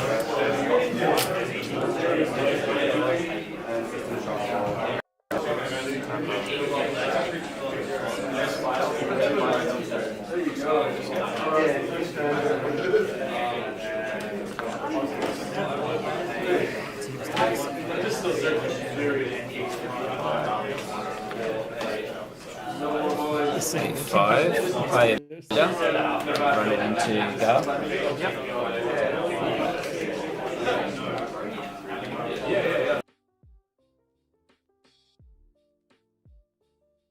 We'll just talk amongst ourselves. I'll keep my good commentary just for us then. Okay. Well, if Clint loses this game, he might come commentate with you anyway. But hopefully he doesn't. If they reset the camp, the audio wouldn't be muted anymore. Well, that's not true, Rob, because if they did it through OBS, it would still be muted. But thanks for your insight. I'll have a look. See what we can do. A lot of no games reported. Like only 2 games reported. It's crazy. No, I've got like 3. 4 now. 1, 2, 3, yeah, 4. Basically anything. All right. Oh, they can hear again. Cool. There we go. There we go. You're back. And we can hear the music.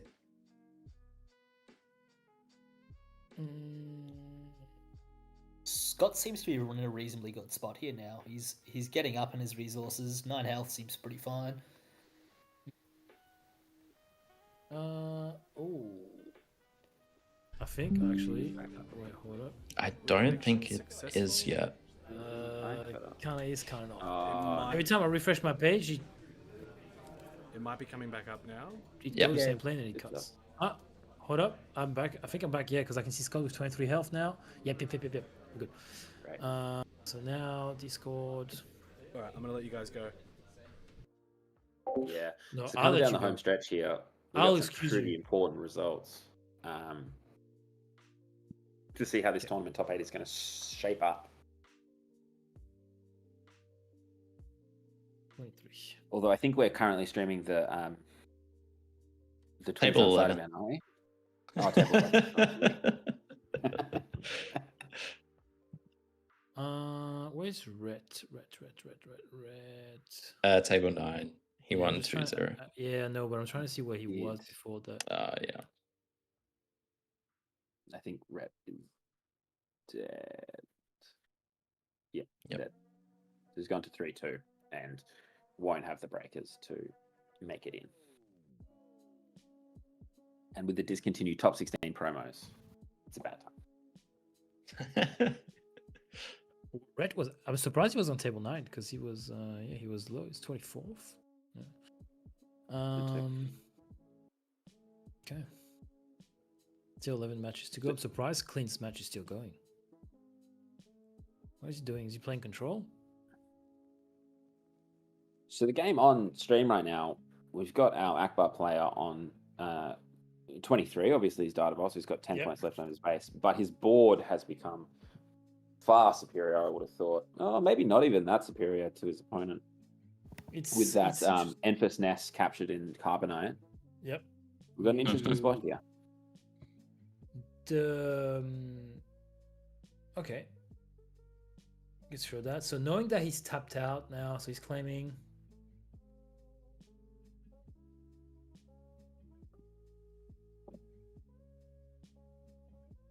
Scott's got a lot of resources. Like you're home one away from it being a nightmare.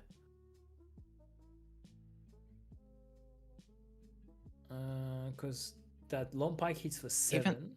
Yeah. It could, He's gonna have to exhaust there him. you go. Yeah. So it could be lethal, but it's just too good. Does he have an upgrade to put on that long pike? Maybe a hot shot? He does. Yep. Oh. And that hits for The 5. Pike Sentinel. Send it. 28 and puts him in check. Yep. Does he have a home one? 2, 3, 4, 5, 6, 7, 8, 9. Can't see his card. Home one is a losing proposition here, I would have thought, given Even that you Yeah. can Well, only you gain can bring 3 back, the. you'll still die to that long pike. Well, no, because you bring the. Do you get the Echo Base. restores so you can get out of sure, range a little bit? Sure. Yeah. You bring the Echo Base back and you can Not from attack the with those long pike. 3 And then hit units. Yeah. Okay, you must not have the home one. Yeah. Because I think you play him straight away. Okay, so he claims. Which is interesting because he has a lot of resources left open. Oh no, he didn't claim. No, it's Cad Bane. Are you sure you shouldn't claim the boom token or whatever it's called? Blast. Blast token. Get it right, mate. The boom token. I don't know. Boom token's in toy battle. Near about. Moving on Scott to just game scoops 3. at the site of the Cad Bane. Yep.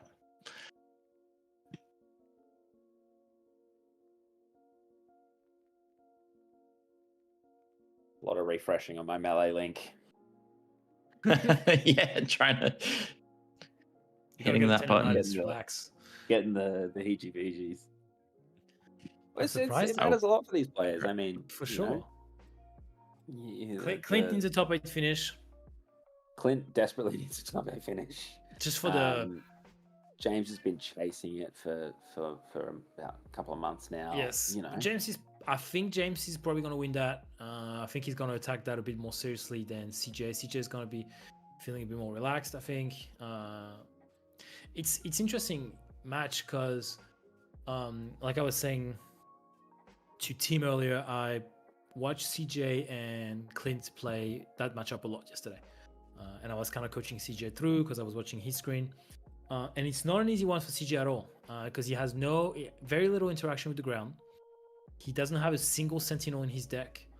And so if Sabine does what it does, you have no way of stopping it. Overwhelming Barrage is your best friend. And if James goes a bit wide, it doesn't do that well. So, yeah, he had a really hard time stopping the Sabres yesterday and things like that. So, I don't know. We'll see how he goes.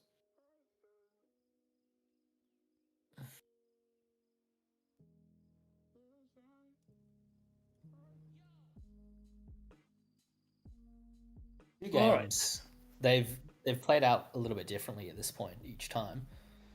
What do you think the openers are? What are they looking for at this point now that we've seen a little bit of it?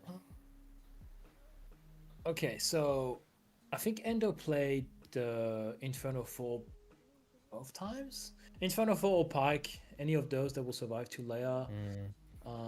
Is that I think I can see a Greedo in Scott's hands. No. He just resourced what I thought was a Greedo, so maybe it was. Okay, that's a good opener. That's a really good opener for... It seems absolutely fantastic. Yeah, there's no way to cleanly deal with it. And you don't really want to exhaust him. That's not your game here. Yeah. So Ando's clearly looking to be the aggressor, to get a couple of units down early. If he can leverage that, the Krennic start, he's going to be able to get out, a free Greedo, or I guess he doesn't have the Greedo. We would have seen that already. But yeah, and so Scott's going to take off these first little turns and not going to trade into any of his units either. So he has the shuttle, Scott, the one that captures. Yes. The one that captures with and he's going to. So yeah. So now he's probably going to. Looks like he's setting that up for one. Yeah, he's going to use one just to exhaust his own unit, I think. Ooh.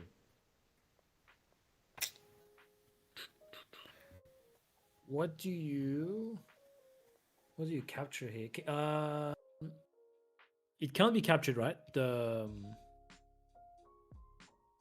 Good question. The tie? I think the tie can't be captured.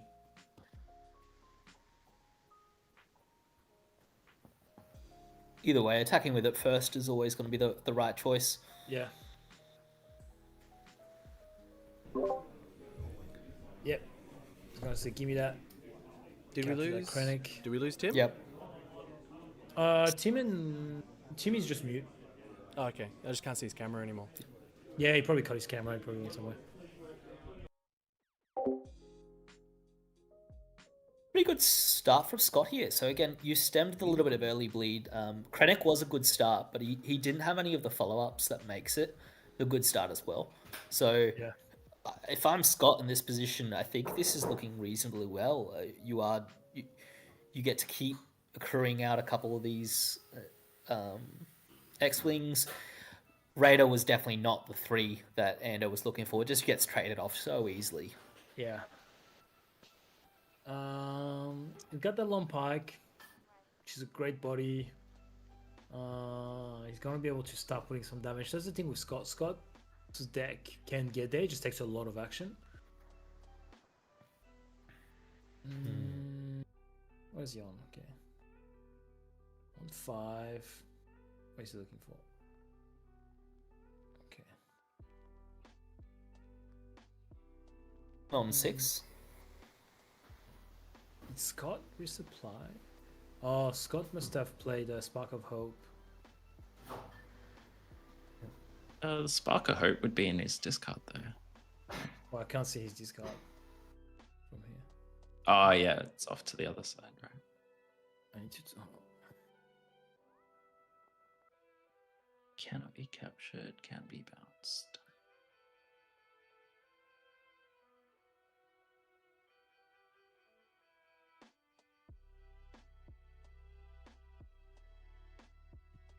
Okay. A Wedge Antilles.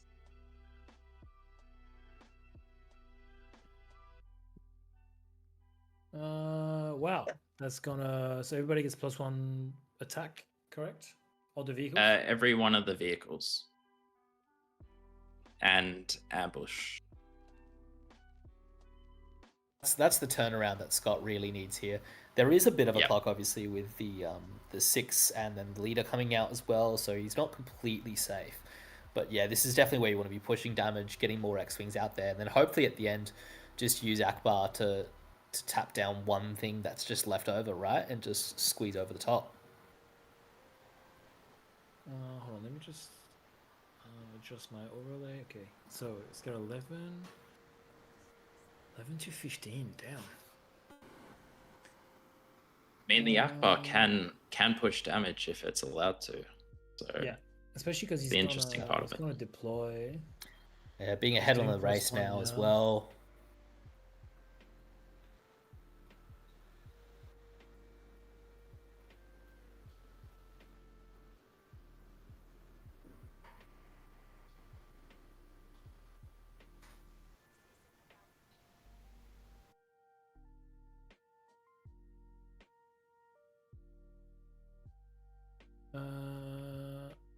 Have we lost the cam again? Or No. Yes, we may have. We haven't lost the stream. We've just lost the cam. I know Clint is adding some more data to the yep. to the modem, so he might be. Oh, he might did be we transitioning. announce that Clint Riley won 2-1 in his match? Oh yeah. He got there. Got that. Very So nice. Clint's top 8 guaranteed. CJ won 2-1 against James. No, James falling so close at home.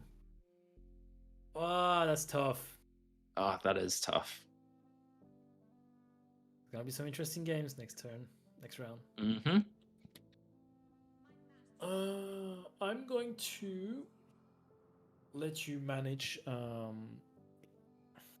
end of the stream. Well, the rest of the stream for a little bit. I'm gonna go make sure I'm all packed. Yep, no worries. I don't know if Clint is here. But from an Oh, overall point of view. Yeah, that's fine. We can. No, you're fine. I can. Let me see.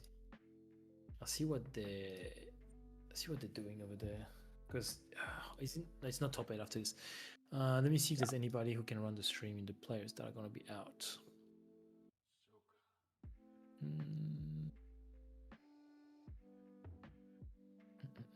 Surely Scott after this round. Oh, Scott might come help. Actually, you're very correct.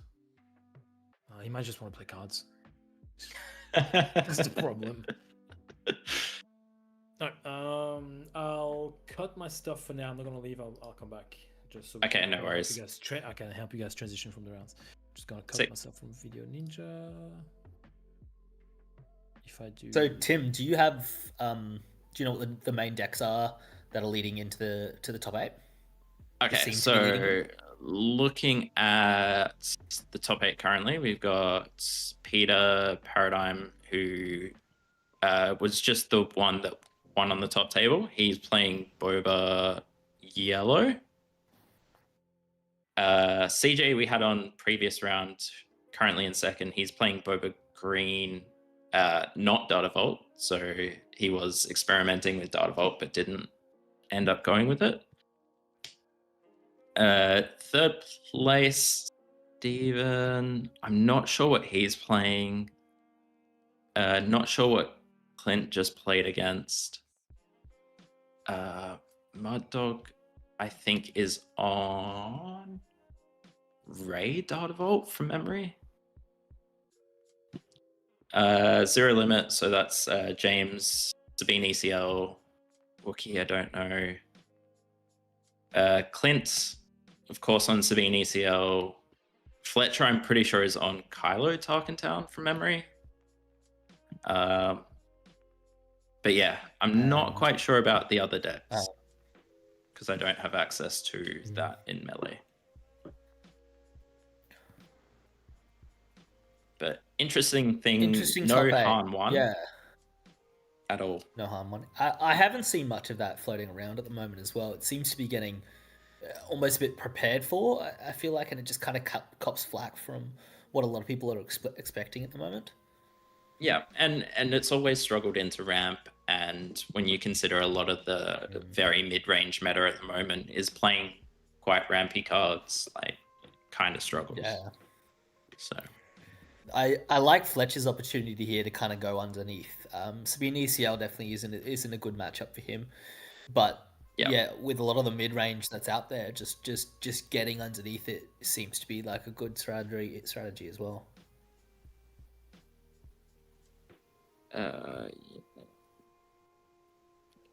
It's frozen. Webcam at the venue is frozen. We're just trying to sort that out, so we're just gonna talk crap until the next round starts. But yeah. So.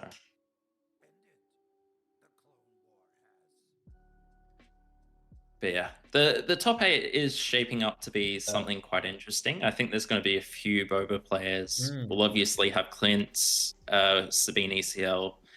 I think Fletcher might struggle to make it because he's currently 3-1-1. So I think his last round is a win and in, possibly. Yeah. And But he these might Boba also lists, have to. Yeah. we'll see if any of them are going to be built for the mirror there as well. Just if the top three are doing very well, see who can eke that out as well. Yeah. It's interesting the trajectory the Boba lists have taken during this set. Like, you saw them quite often at the start of the set, and then people kind of cooled on the list. But seeing, I guess, the Boba Data Vault do well at a few peak years around the world, it's made a bit of a comeback. Absolutely. There's definitely some lines that it takes that are super powerful. Being that green red villainy mid range definitely opens you up for some of the bigger finishes as well. So it's really good to see, and it's got some closing power there. Hopefully, with more of the indirect managing the board. Yeah, like, I mean, Overwhelming Barrage is always going to be a good card. And then you just sort of finish it off with Ruthless Raider, Planetary Bombardment, Devastator. There we go. I think one of the key parts is definitely just being able to take over using the indirect damage. You put them in a hard spot where they wanted to put their damage on their creature, but now that you have the IG units just kind of ping around, you have Ruthless Raider to ping around, and then you have obvious Overwhelming Barrage, which would be the best almost in all ways. Yeah. So who got the win here with Scott and Ando? Do we know? I'm going to see if they've reported the results in LA. Table 11, still not reported. We didn't really get to see much of Game 3, so yeah, I'm not quite sure what way that went.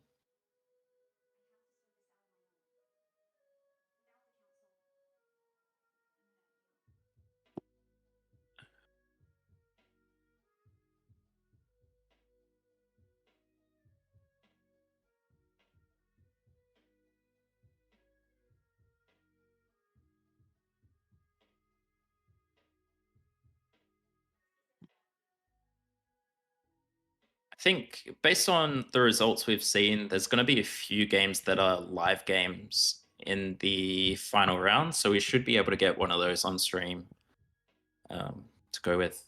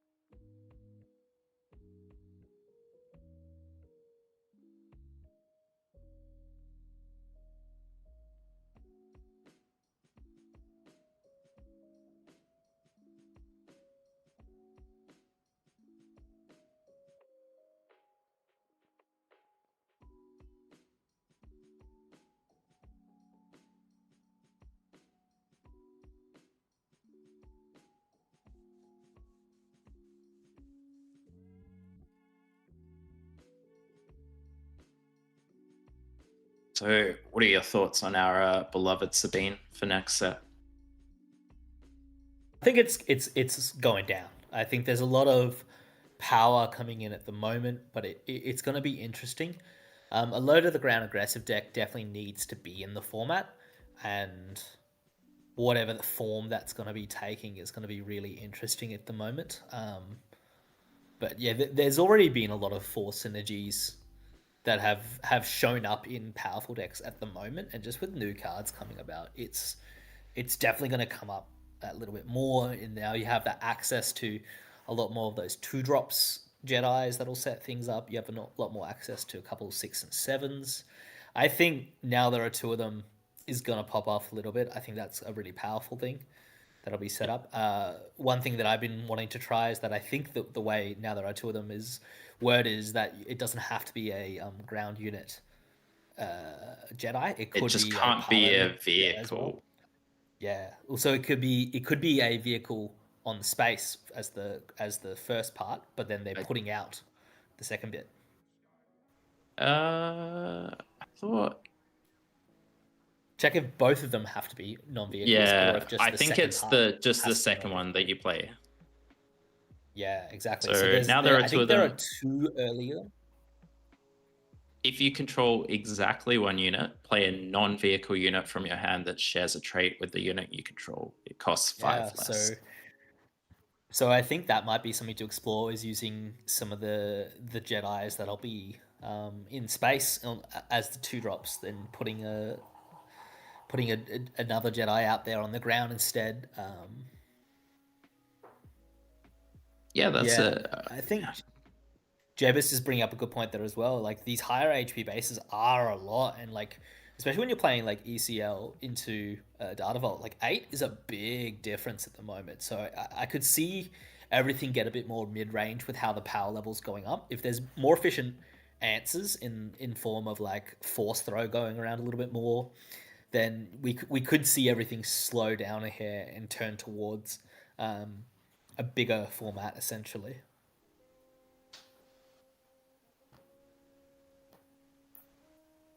You could also make now there are two of them work with creatures. Yeah, which might be interesting. I think the first thing I'm throwing in is Han to red with turn 1 Force Throw as an option, and now there are two of them on 2 to jump up to 6. So I think Mace Windu is a good 6 that can come out at the moment. That'll be coming through. Mm-hmm. I think there's some synergies there that can be explored a little bit, and there's still a lot of just good cards in cunning and aggression at the moment.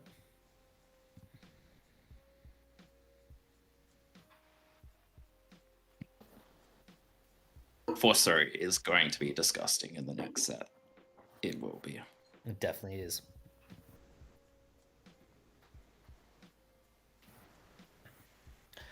It's good to not have a clear front runner coming into it. I think last set, obviously, Django was the front runner even before that first PQ where it absolutely destroyed it beyond what everybody was saying. But there's no clear leader that gets a buff above all else. I'm very excited personally to use the new Anakin and play with the light side, dark side as the combo consistently set up with Luke Skywalker. So you essentially have 6 of the big Lukes that come in with a body and can clear something out. I think that'll be a really interesting one that we can end up getting as well. So that'll be my personal one for the first, I think, week or two. The new Anakin leader, or new Anakin leader. So I believe it's you can tap him and use the Force to play a dark side non-unit. Mm-hmm. Yep. So you can essentially set up for what is the new Anakin as well. Yes. And I mean, Villainy got so many great events that you would want to put in this that, it's just going to be very hard to deal with. Absolutely. Like, it's going to have access to... No Glory is... No Glory? No Glory being an available card in the format. It definitely warps a lot of decks as well. I mean, we are aware because we're preparing for the state tournaments at the moment. But a lot of these bigger control decks have to go away from some of the cards that are so effective against aggro at the moment just because of no Glory. Like, you can't play the old Obi-Wan that's the 4/6 Sentinel just because if somebody does no Glory it, you just feel like you're so behind. There's other drops in that spot that need to take their place. Yep. It's, so many times I have to rethink playing something like K2SO. All right, guys. When no Glory exists. So, just looking at table 4, we've got John Anderson versus Fletch. And that is Kylo Tarkentown versus Anakin Blue. And I believe... Are the matches up for next round? Yes, they are.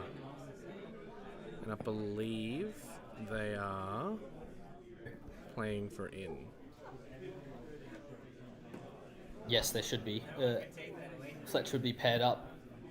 Yep. Yeah.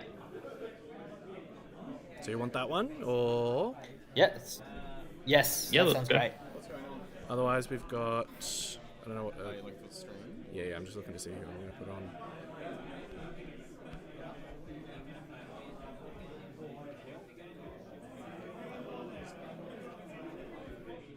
Otherwise, it's Cad Tarkentown versus Jacob versus Rowan, which would be Cad Tarkentown versus Kira Dadavol. Hello sounds really good. But I think if both of them are live, then either or. I'm just checking.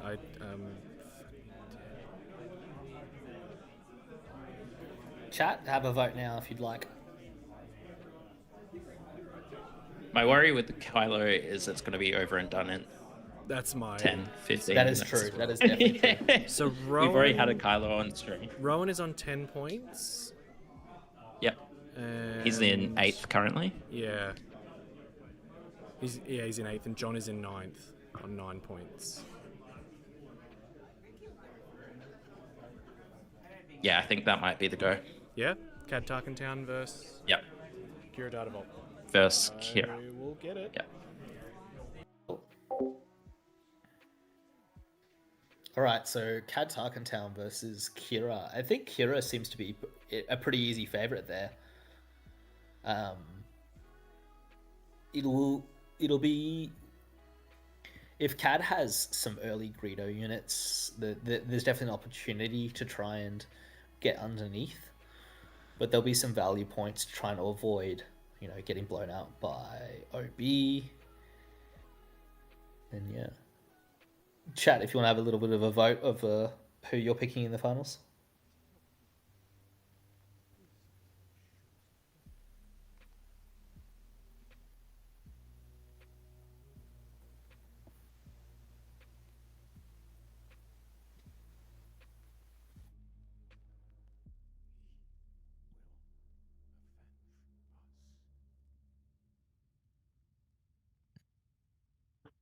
What table? These guys will be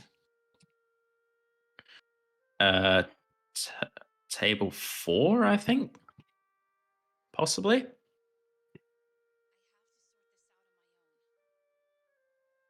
All right, I'm gonna take my setup apart. What do you guys have next round?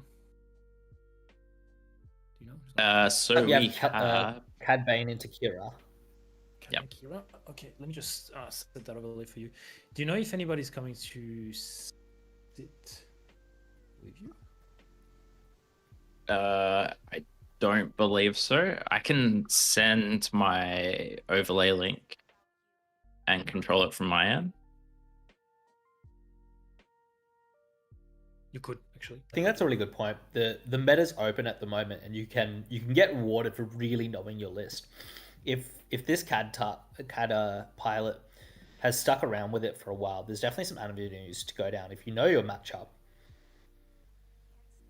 Yeah, send your overlay link in. I chucked it. Oh, What did you chuck it in? I'll put. It's either in the stream chat or in the boys. Okay. They'll grab it off that. Okay, cool. I'm deeping. They'll. Okay. You'll be fine. See you in a bit. Player and See ya. I'll probably come in back on the Discord when I'm at the airport. Yep. See you then. Yeah.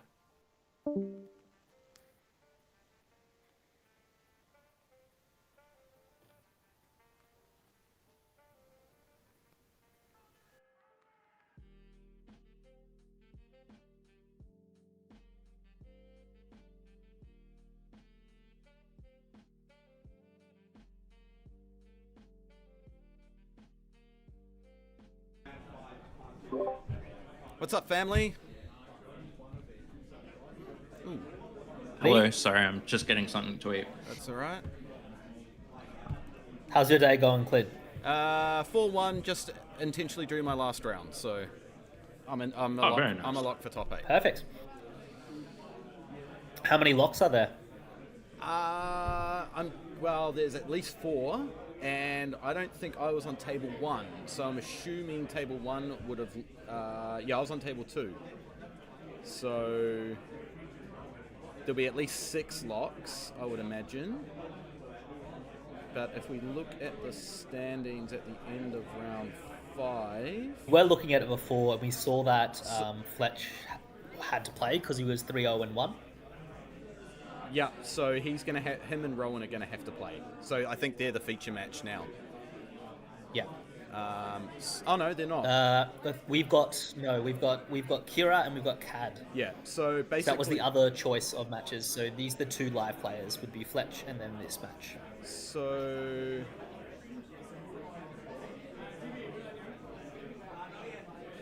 tables. There might be this one might be a win and in. So Fletcher's will be a win and in.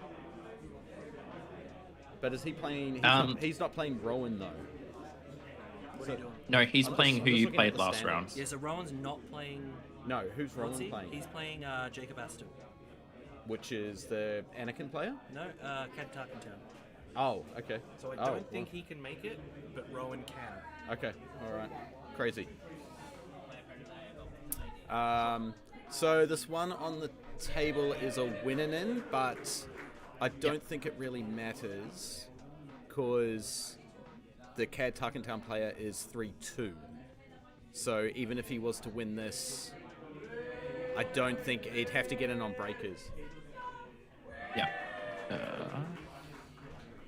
Oh, damn, we asked for a live match.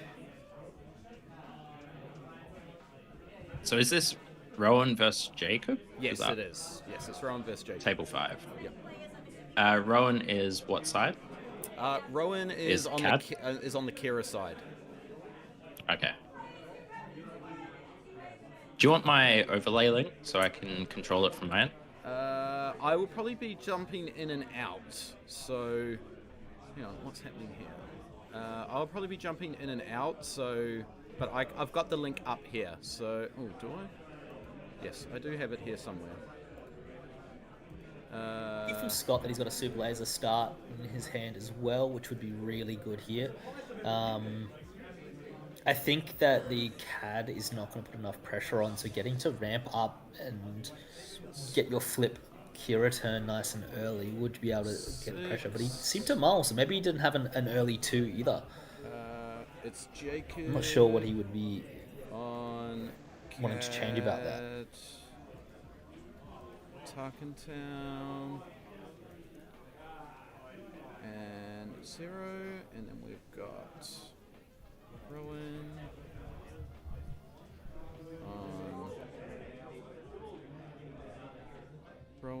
on what's he on? He's on Kira. Data Vault. Well, look, I guess the Data Vault base hasn't changed all day, has it?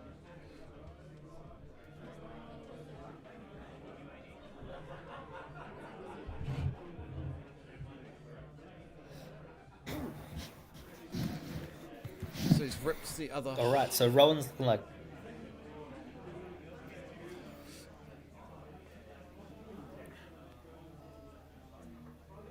I didn't see Rowan what looked like he's got a reasonably good start with the 2 in the Globe Enforcer.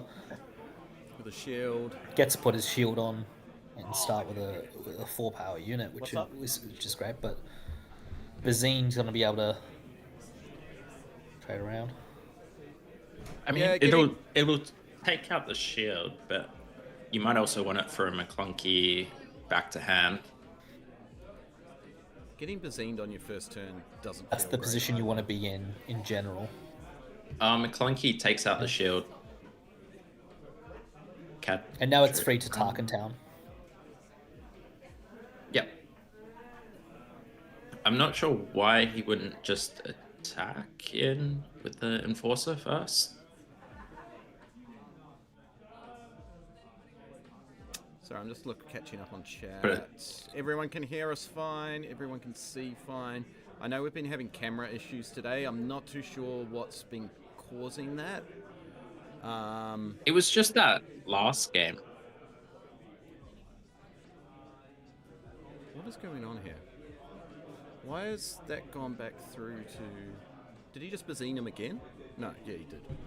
It looked like I was just watching the first... He McClunky. Yeah, it looked like I was watching the first thing again. Thought I was going crazy. Alright.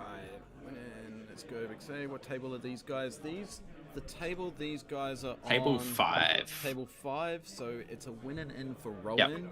But I don't believe Jacob, even if he won this, it would be a win and in for him. It would depend on his breakers.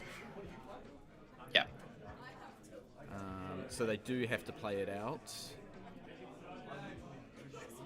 Everything seems good Getting now. to flip out here with Okay, so I need 5 to... resources, so that there may be an OB coming, or he did have, I think, no glory only results in his hand beforehand. Alright, I'm going to get on to... Too many windows open at this.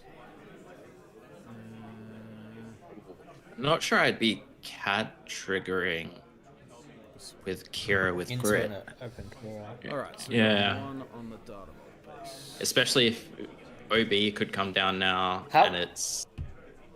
Yeah. Oh, I guess no how else are glory. you going to be getting rid of Kira in the long term? Is it worth That's just getting true. 1 or 2 in so that you can just get it over with? I mean, this is pretty dangerous because... I'm not sure if that's a winning strategy though. No. I'm not too sure what this CAD list is running, and I'm not going to look at it because just in case. But surely he's going to be able to, like, if he's claimed here, he can just do 2 damage out of hand somehow.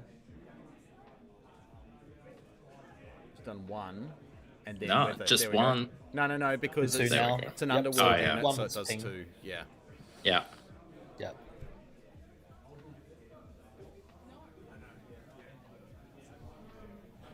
I mean, I think Rowan should have just hit into base with Kira and forced Jacob to... I don't know, because To be fair- McClunky, I guess you die, but... Like, my understanding of CAD is that his late game isn't that great. So as long as Rowan can kind of just keep applying pressure, developing a board, eventually the CAD's going to run out of gas.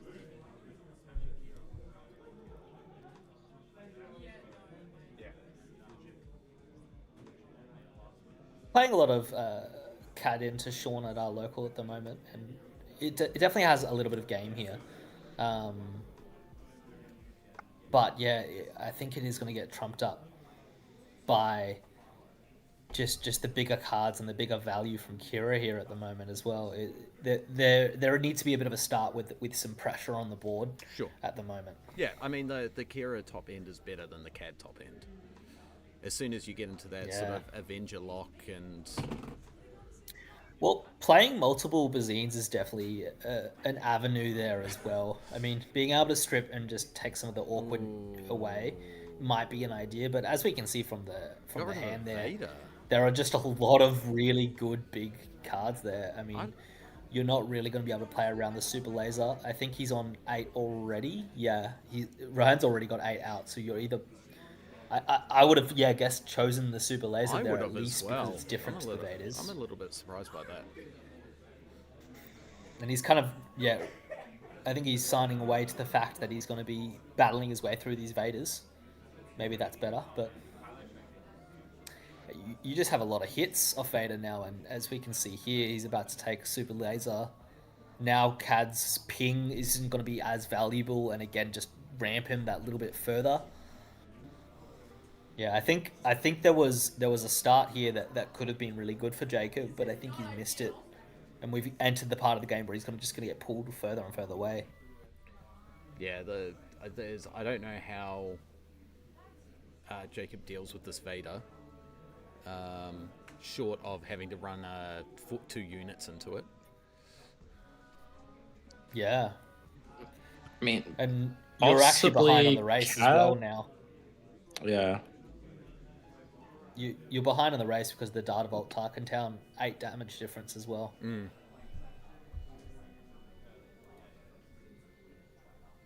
There may be a way of capturing it with playing bigger CAD CAD unit. Yeah. And maybe there's a way to push through with some leverage there.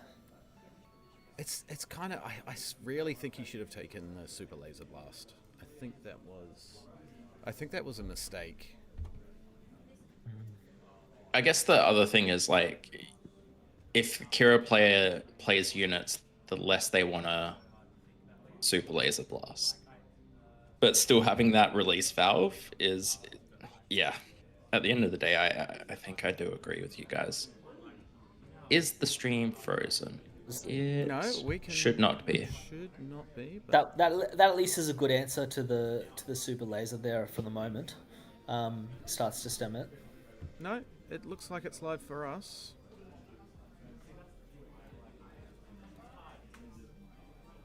Just try refreshing it, Luke, and seeing what happens. But it looks like I'm watching the live stream at the moment, and it looks like it's running fine. Yeah. We've got Sean wanting to join the chat as well, because he's a great CAD player. So he'll actually be able to give us a really good insight into this as well. Cool. Just drag him in, Tim, and I'm just going to jump out for a bit. Yep. Do you want to take over the overlay? Yeah. Do you want to just chuck my overlay link in, and I can do it? Otherwise, Who's been looking? Oh, has Tebow been looking after it? Tebow's been looking after it. Oh, he must have set it up. I can drag Sean in.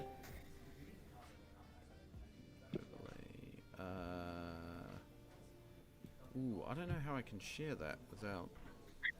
How are we doing, guys? Can you hear me? So here comes the... Oh, hey, Sean, we got ya. How are we doing? Good. So, what's your opinion on this matchup? Obviously, you're a really good CAD player in your own right. Is it favorable, unfavorable? I think this matchup is actually okay. I played it a lot this week, and was very successful. I think the main problem in the start of this game was McClunky is so valuable, and the opening couple turns from the CAD player were just a bit unfortunate. Like, he had a great chance to play anything to ping off the shield and the enforcer and trade Bazine if he just wants to get it off the board. But also, when he played the McClunky, he could have activated CAD, which he missed, unfortunately. Yeah, and that's when he used his Tarkin Town too early. Yeah, like the Tarkin Town's so important for clearing something a little bit later on, like a Vader, or more importantly, the ship that kills 2 toughness. I can't remember what it's called. The gunship. Yeah. Like here, he's in a decent spot because at least the Kira decks are a little bit lower on like top of the curve ships, which are the things you really just can't deal with, and a little bit less focused on ramp as well.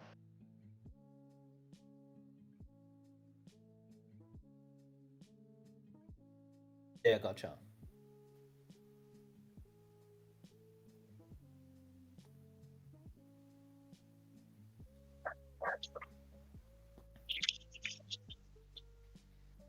And at this So stage, playing out it's Jump just Master and Avenger. Boba as well. Yeah.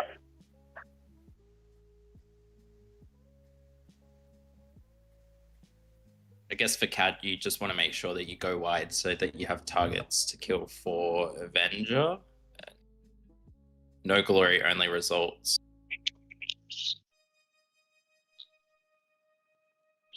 Yeah, no That's glory tough. is a bit of a problem.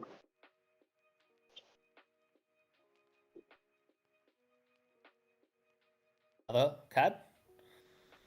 There we go.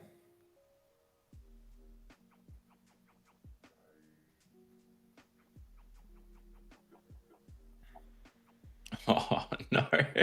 An overwhelming barrage for exactly 7.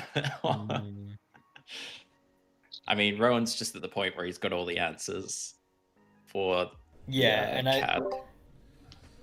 I think that's probably just the most important point, right? Is that you do have to leverage your early game so well, as Sean was saying. Sorry, Tim, which link do I need to send you for the overlay? So in OBS, Yep. I've sent you the link. Yeah. You just need to change the overlay link to that one. Oh, okay. Okay, cool. Got it. Yep. Look at you, our little handsome tech man.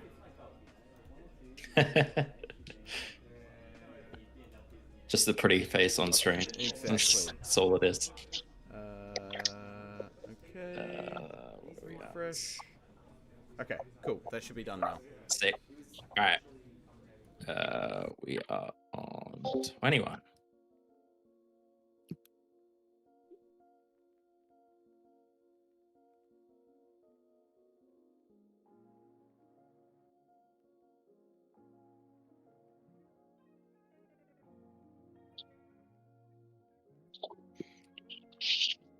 The difficulty with this sort of matchup is these end of game situations. It's pretty easy to get your opponent into like 25-ish life range, but it's closing that, I think, is often the difficulty for CAD.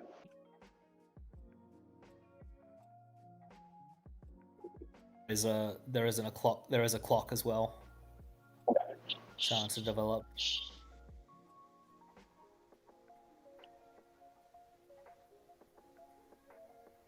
So interestingly, the Avenger had to go into the Sentinel, and then Jacob just chose the Sentinel to die. So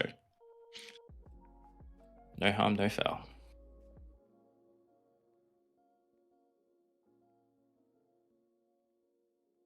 Umpire, Forlom, sorry. Yep.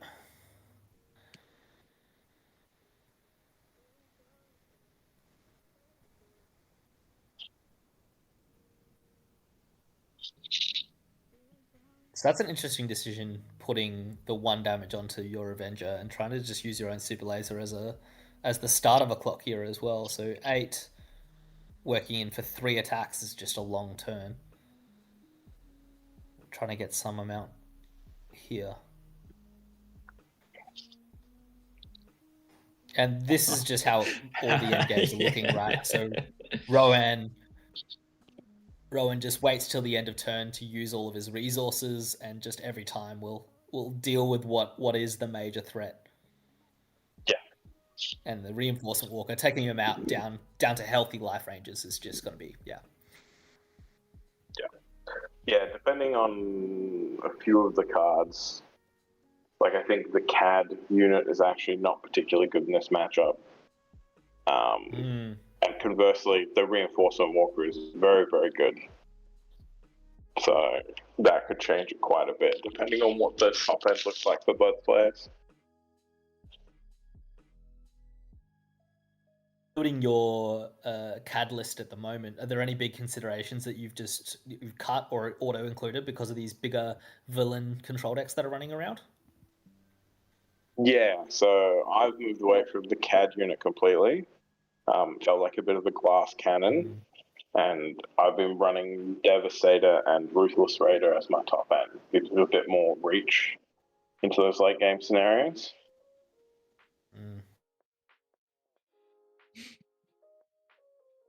We have a Sidon piloting the Avenger now.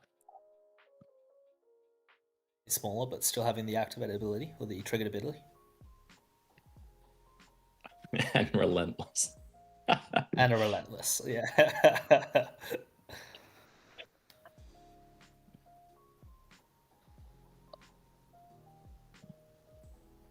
I appreciate them playing it out for the camera, but really, it's in the best interest of the Jacob here to try to move on to the next game, I think. Yeah. You try to start saving some clock time and put your time and effort towards the big decisions in the early turns. Yeah.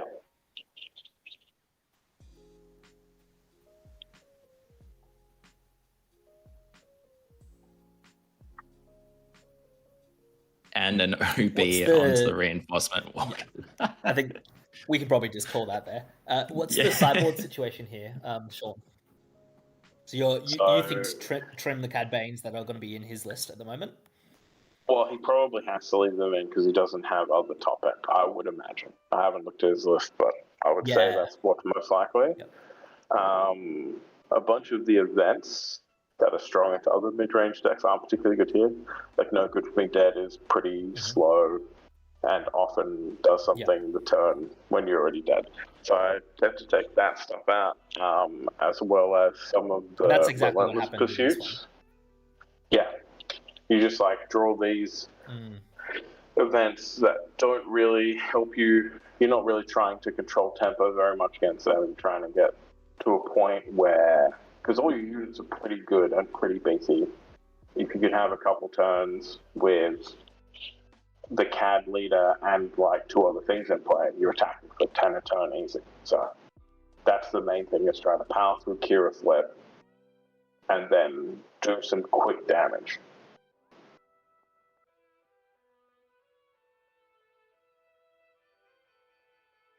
Enough time here, no matter what, to get to the full 3 games. Yeah, It just depends 100%. more so on getting Jacob actually having the start and trying to get through. Yeah, absolutely. But yeah, I think High Funko, I think we agree. Saving 2 or 3 turns there and just saving 2 or 3 minutes felt right in this context. Yeah, I think the writing was fairly on the wall for quite some time in that game. So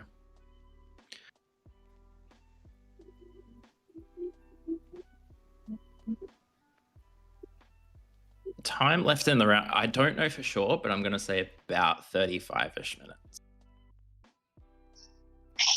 So there is still enough time to get 2 games, theoretically, but yeah.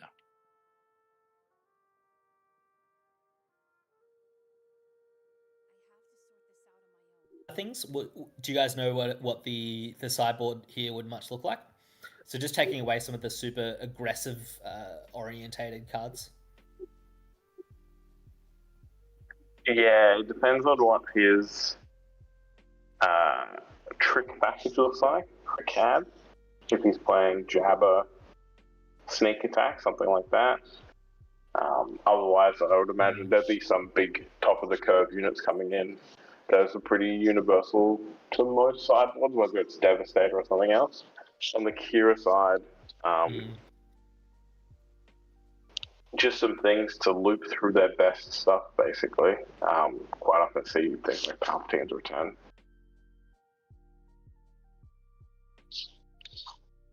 The last game was won by Rowan, going into game 2. Yeah.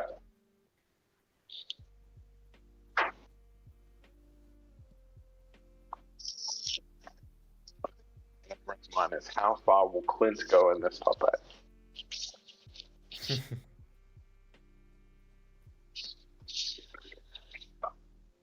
I mean, I feel like he should do well into like Boba Yellow. Although I think he lost that matchup already so far today. Is that the person that he lost to in the Swiss? Let's see. He lost first round to...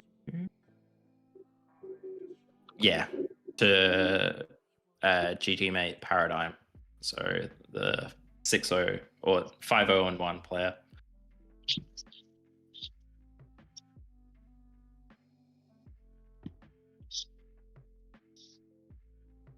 Pershing and then Bazine.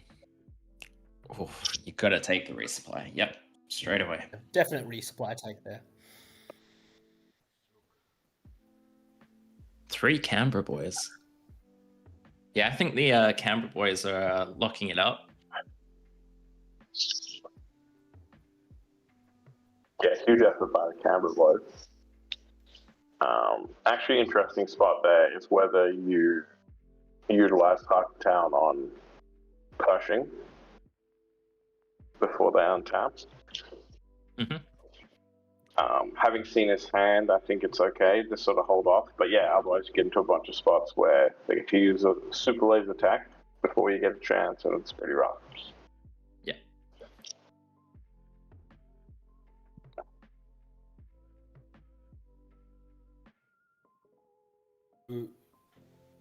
He does decide to do the Tarkin down just in a slightly different order. He would have been exposed there slightly to the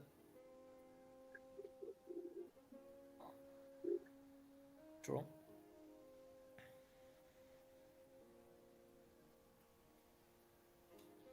So once again, the Cat player is misusing Cat's ability when he played the Black Sun. Super valuable whenever there's a shield, obviously, on board. Yeah, and it means that the Bazine's never going to get to attack in to help clear that Enforcer. Super rough. Yeah, now it just has to die. Yeah. And you're still 2 points away. It's going to cost him a lot of damage, I think. And also, it's going to survive probably through the Kira flip to get loaded up again. Another Bazine. Ooh.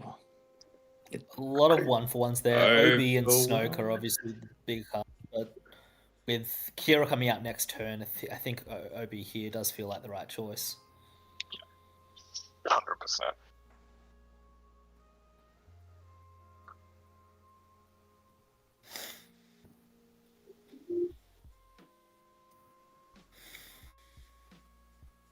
So yeah, at this point, if he had caught that ping, the Enforcer would have been gone. He would have had an extra card in hand. Yeah.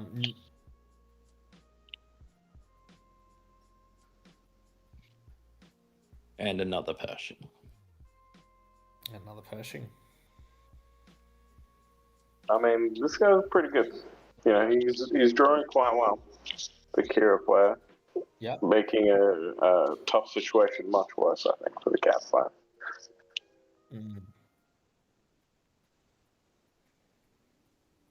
Boba Fett pilot. Unfortunately, I don't think Black Sun Starfighter is a transport. No, he just got the one ping to finish off the Enforcer. Yeah. The Dragon coming through? Yeah.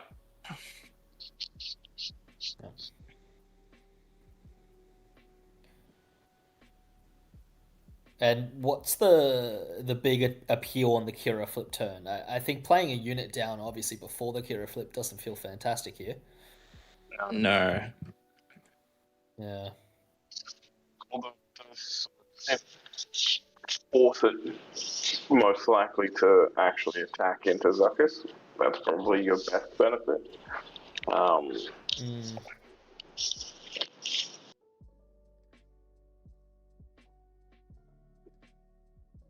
And yeah, also he doesn't have to take initiative there. He should at least get his point on the base or the Pershing, probably. Because there's no way Kira's not attacking him.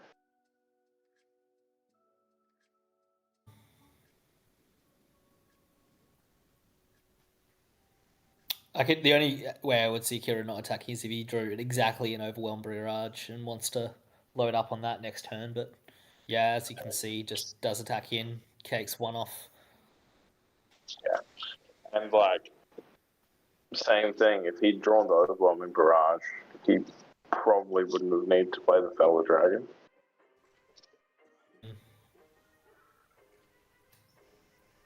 Yeah. He can just wait and have enough damage off the Kira flip Overwhelming Barrage to kill the Station as well. There's not heaps of targets for Fellow Dragon, but yeah, turn kind of works out super well for him.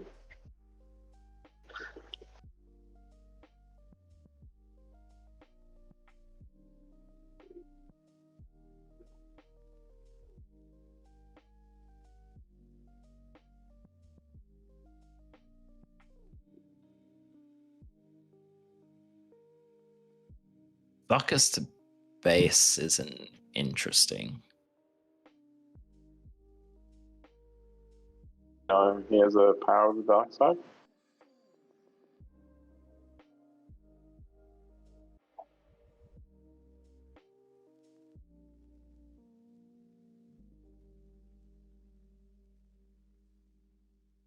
And here comes the Vigilance.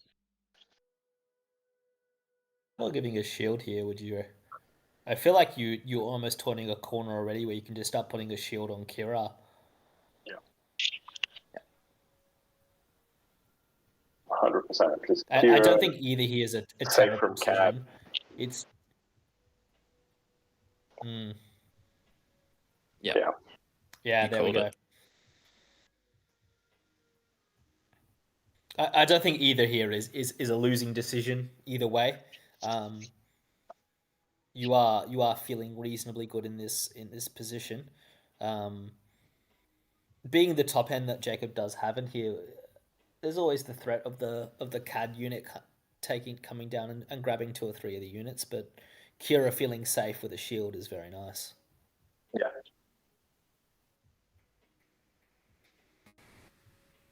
Oof.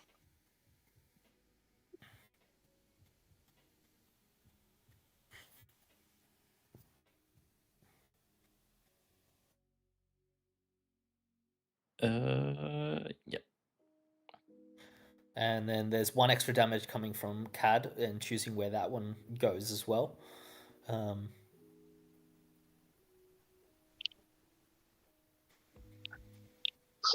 the main thing to look out for is the Boba Fett pirate coming down again. That's probably the best play that can happen. That's the only reason to not put a damage on Kira there, I think. Yeah. Any McClunkies. Yeah. Yeah, you've been exposed to McClunky there either way. Yeah. Unfortunate that he didn't take the damage with Kira, but again, he's not really trying to race early, so if he can advance his board without giving too much away, he should have enough resources to win a long game. Especially when the cat player just has nothing on the board on his flip turn. Yeah. It did seem like a powerful combination of players. Playing IG into McClunky with a Cad Bane trigger, if you could flip a Cad out, that's a lot of damage that you could have tried and push around. And I can see what you mean by if you had some sort of board state here, you would have been able to push something further through. But yeah, just Jacob having nothing on the ground to start pushing through here is rough. And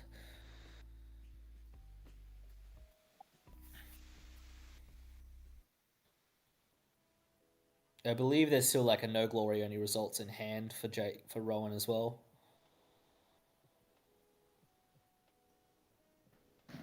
More clean answers to single threats that are just a little bit too slow.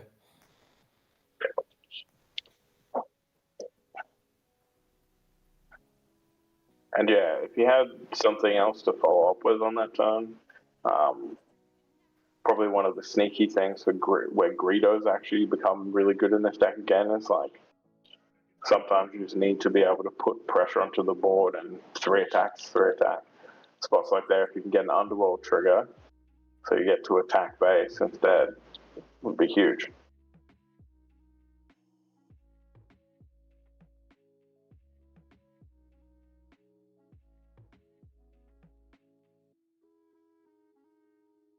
That was Setting up for maybe a takedown Death here. Trooper.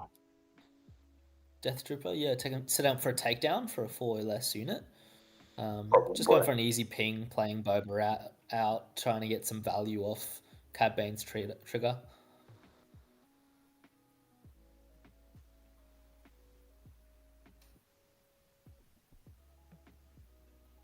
I think there was a pass from Rowan as well. Us or took I think he initiative, claimed, I think. yeah. Yeah, I think he claims. He claimed. Yeah, right. Yeah. So not being able to use all of his resources in a turn there is a good open, and we're back to a point where Jacob has a board state. If Rowan doesn't have the super laser blast here, maybe there's a chance where things are turning around. But this is the 8 turn where we find out if he has it or not. Yeah. And there it is. And he does have it. Yeah. That does feel like the early claim there. Let them deploy 1 or 2 threats. Well, here's to hoping.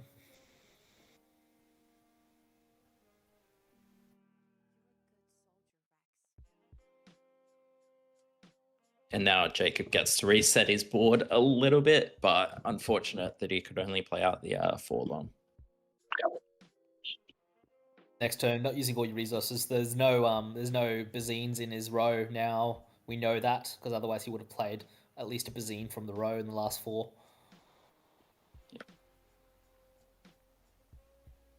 There's been a couple opportunities here for Jake if he either had that card then or he got a little bit more lucky, but it was definitely the early turns that was setting him back from the get-go.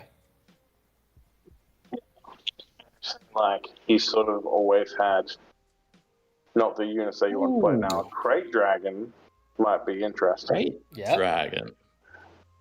Crate Dragon is just an overwhelming card by itself if there isn't a clean answer. I think, Sean, you said before that there's not that many targets for Fell the Dragon. This is obviously one of them that you'd be looking at. Yeah.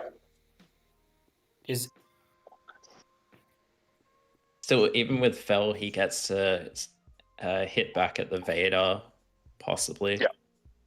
So.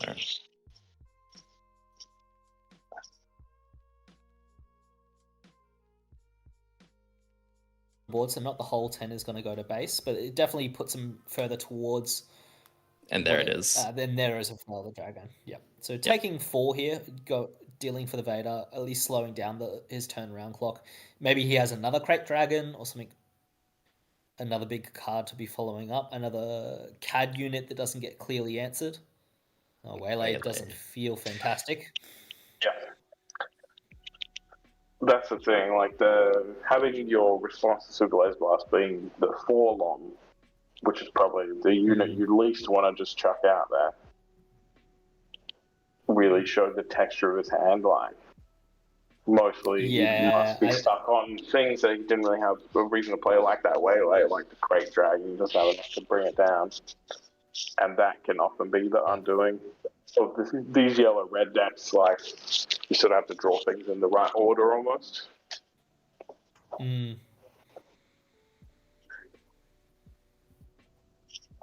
Waylay staying in post-board is a little bit interesting. But I assume there's a number of tricks and a number of events that aren't all fantastic. If you've got no good to be deads, and you've got a couple other dead cards, but a full stacked hand.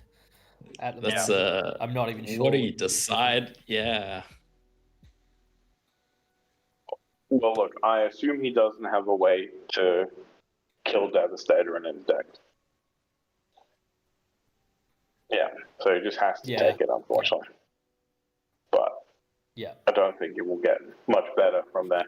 Yeah, the one good thing about we haven't seen a Jabba from him, but if he's a trick-based deck, then in the early turns, it doesn't really matter what trick you pick up. Like, yes, you want it to be McClunky if you can, or Sneak Attack if that's what you're doing. But if Jabba's just drawing you a card that gets to be a resource, that's totally fine.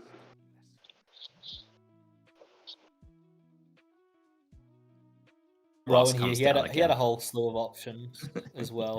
He could have played them all. He had started to turn a corner, but being a control player and just having patience and just, again, taking things off the board, letting yourself have another turn. I don't think he's in any rush to close things out here. No, about the worst thing that could happen now would be if there was a big ship. But we haven't seen anything like that out of Jacob's deck.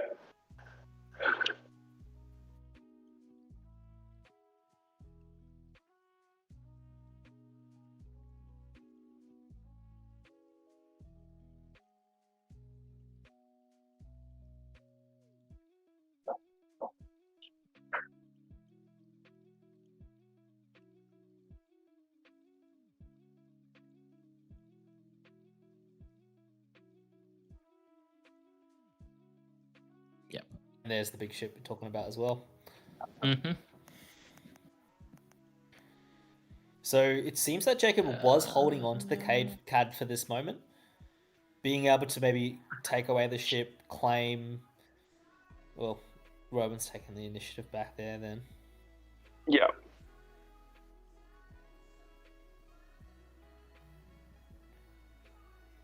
Unfortunately, Darth Maul is a pretty good answer to Cad Bane.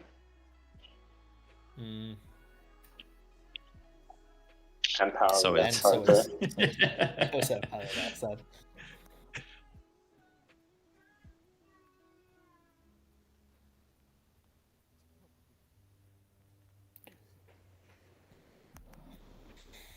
I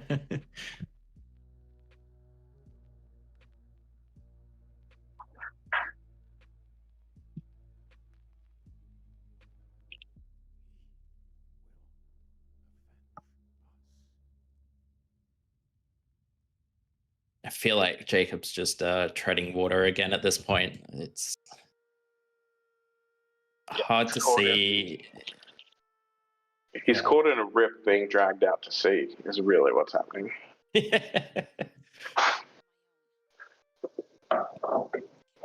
Agent Callus.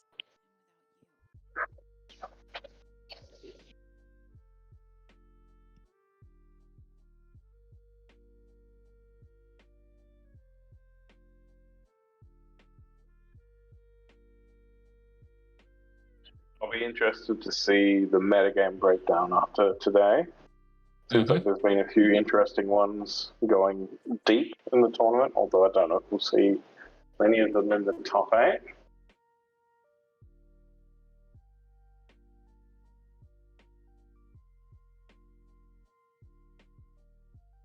Live update for Victorians and all of their your man Fridge has won his winning in, so we'll be seeing him in the top 8.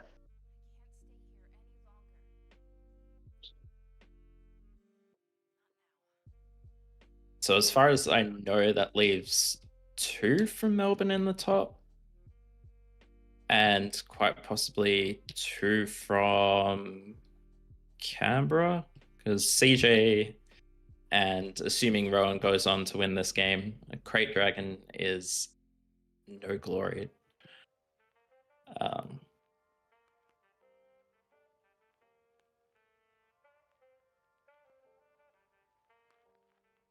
If Rowan wins this game, then the top 8 will be locked up. Yeah.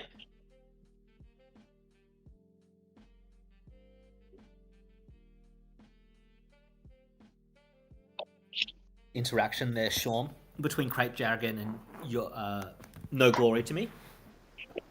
Yep. So the No Glory to me takes effect and grabs control of it after the 5 damage would have already been dealt. No, before. But when a triggering condition happens, it still resolves.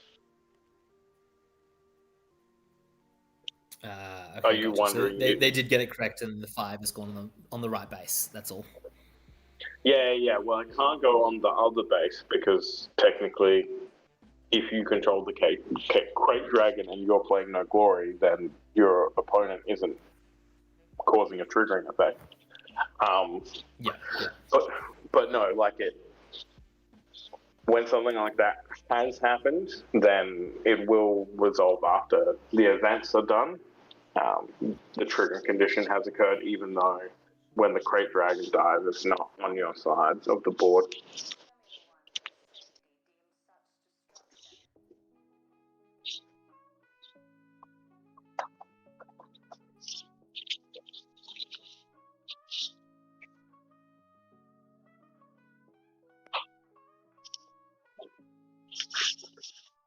I think we've already seen 2 Crate Dragons out of Jacob. Yeah. Yes. Maybe this is the 3rd? Okay, I'm just not sure how much more big stuff we might have. Yeah. It's also, he's very close to actually taking lethal damage now. Yeah. Yeah, he's 1 point off lethal for this turn, but then claiming and going into next turn. No, actually, sorry. I believe this is now lethal. Just clearing the Sentinel out of the way. 21, 22. Yeah. Yeah, I mean, he can sacrifice CAD. Yep. And then another Avenger trigger. Or at least no glory. Sadly, No glory. Yeah. And there we go. Yeah. I think that's the thing. The games that you lose look really bad. And the games that you win almost look like you got lucky, you know? Where they just have a fistful of great cards and just not quite enough time to deploy them.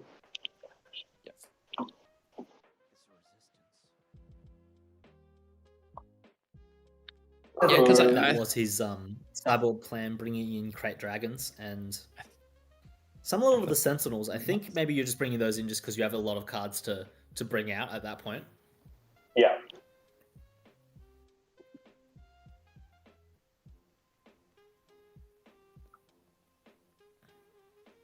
So does it look like we have an 8 yet? Yeah, haven't been locked up now.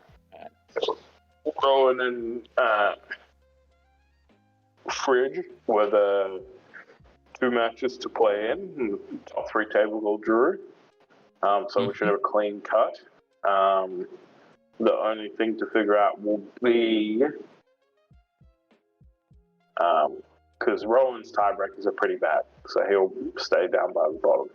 I don't know how far up Fletcher might jump because he did play down that round.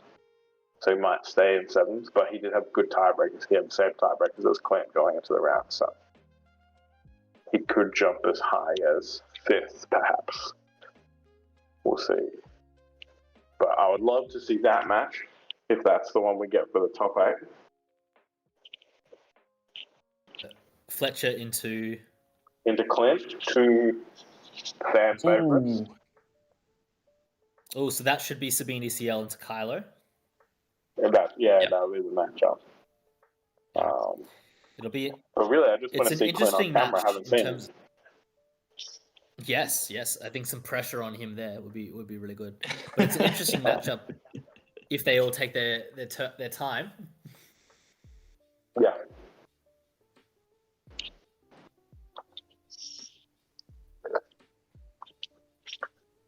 Plus, if the matches are over quick, we have more time for Thibaut and Tim read cards from the new set, which I think is a great show.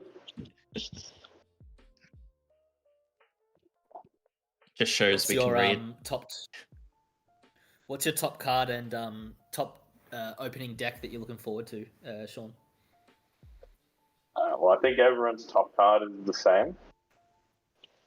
I don't think there's really much argument outside of Vader being incredibly powerful. I actually really like the look of the Kylo deck. I don't know if it will be good. It's probably not a top tier deck, but it's interesting. Probably shades of like Chirrut, but a bit more on the controlling side. It's looking at using a bunch of upgrades. Flipping a Sentinel with an upgrade does seem like a powerful flip turn as well. Is it 7? I think though. That's true. Yeah. Kylo is it's 7. Yeah. Yeah, it's 7. You have to play as a round deck, or you have to play blue-green. Same as Yoda, you know, in spite of what some of the other people have done to our boy.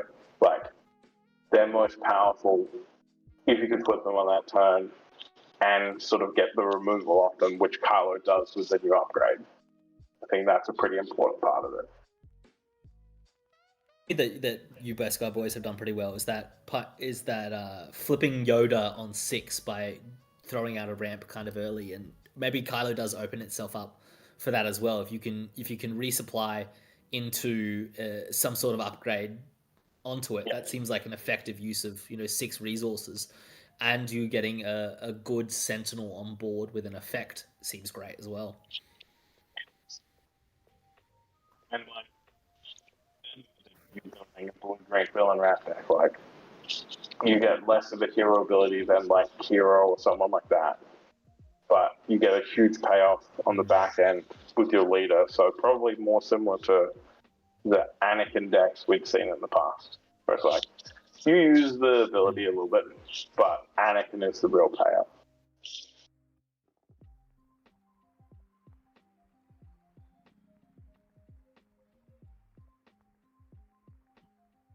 Matt, I think it's Matt in chat was Funko, right? Yes. Yeah. Very impressive him tuning in from halfway all the way across the world.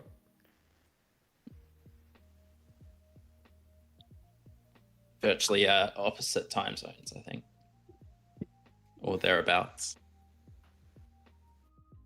That's right. Yeah, we might maybe get we some shouldn't be encouraging is staying up in the middle of the night. Yeah. We might also get some of the Europeans waking up soon enough for the top 8. So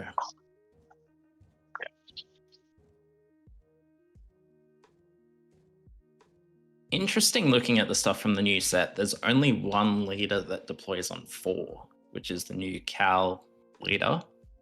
Yep. Stats wise, They've 4 health. they've just realized they've realized the error that is Sabine of the early flip with powerful effects. It does seem to get leverage. Obviously, the longer something can stay on the board, the more damage it can deal. Yeah.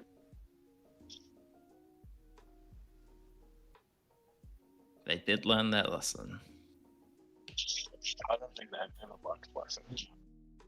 Because they've figured at least something out. I think Darth Malik is the other legendary that's like sneaky, just like really, really good. Solid numbers. Can't go in every deck, so you have to build around it a little bit. But has that power level of like a Falcon. Oh, jeez. Okay. I must have missed this one in spoilers, but it's 5 cost. Yeah. 4/7 overwhelm. When played, if you control a Sith leader unit, you may ready this unit. So you actually have to deploy your leader. Yeah. So obviously, and it makes total sense that it's very good with Revan because it puts that turn, play it, right? And also great with Revan's ability. It would be interesting to see if it comes up in any of the other Siths, which there's not a heap. There's the Yellow Asajj, which would be interesting, and then a lot of the other ones are a bit later in the game, the Darth Mauls and Darth Vaders. The sneaky one, if you can get it working, is actually the Darth Sidious leader, the backside of the Palpatine leader. But you can't deploy it. No, that's right. Yeah, you're right. Oh man, yeah. So it's obviously good in Revan, and one of the main reasons to play that deck, I think. And then, obviously pretty good in Maul. You can end up playing that. If you draw it later in the game with Vader and Palp, then it's interesting. And probably one of the ones that could very easily pick up when they print a new 4-cost leader that they shouldn't. That's a Sith in set 5, set 6, set 7, Caravan of Courage, any of those.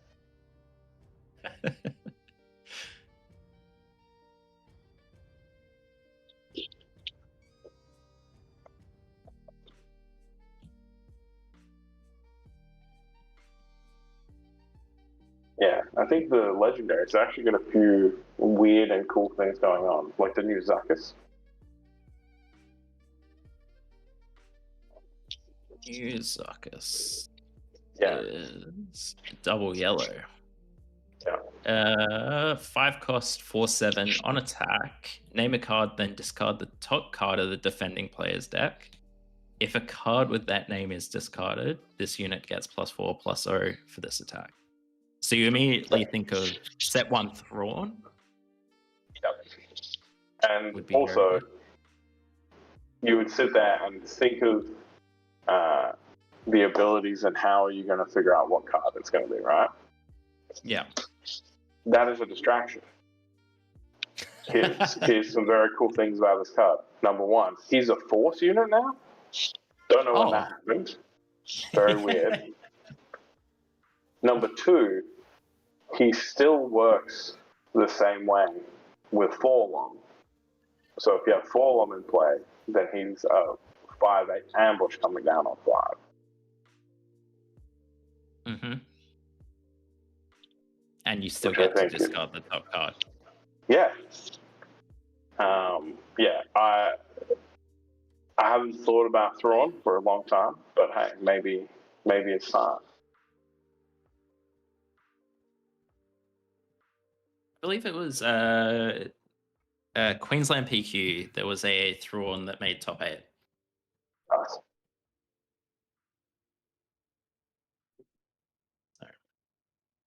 Luke says Kylo Ren. Kylo Ren. I mean, as in the unit or the? Oh, here we go. All right, bye, Luke. What about Kylo Ren? Now I'm going to look. The black one? Looking at that one. James, how did my boy Rowan with Kira go? He locked in top 8. So we should hopefully be seeing him again at some point. But yeah, he played very well against Jacob. Yeah, crushed it. No notes.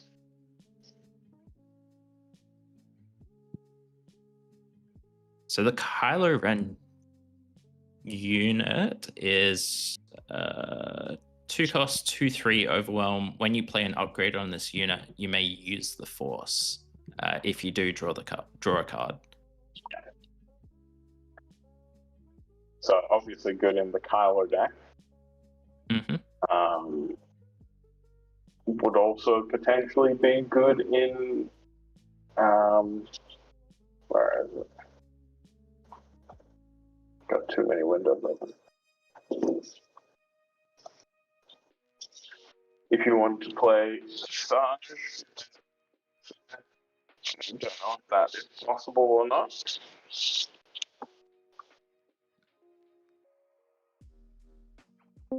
It's going to be strange playing 2 3s in this new world of 2 4s. Like, maybe they're not as bad as they were previously when you could only play 3 3s and 3 2s. Alrighty, Legends of the Force is going to have to wait because I believe we have a top 8. I just saw that in Melee. So, do you want me to read them out? Please do, Tim. Take it away. Do you have deck lists with them as well? I don't have access to the deck list. So, unfortunately, I'm going to have to just go off what I remember. So, in first, we had GG Mate Paradigm. Peter from Victoria, I believe, playing Boba Yellow. Second, CJ we saw him earlier on stream with a Boba Green, not Data Vault. Yep. I'm not sure what deck Stephen B. Jenkins is playing at 4-1-1. We've got obviously Fletcher in 4th on Kylo Tarkentown. Wookie 777. I can't remember what deck he's playing. Mud Dog, I think he's playing Ray Data Vault from memory. Clint, obviously Sabine ECL, and finally Rowan, who we saw in the last round on Kira Data Vault. So I have Going to be pretty fascinating to see who comes out on top of this 8. That's for sure. Yeah. Notably, we've No got clear a winners in the draw. dispatch team matchup in the top 8 where we have CJ versus Clint. 2 Yes. versus 7. Yeah, straight. Wouldn't mind that one being on Absolutely. the old stream. That's for sure. That might be a good one to put in stream. Oh.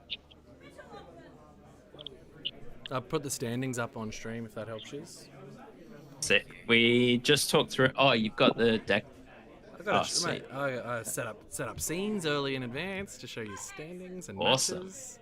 Set up scenes. Let's go.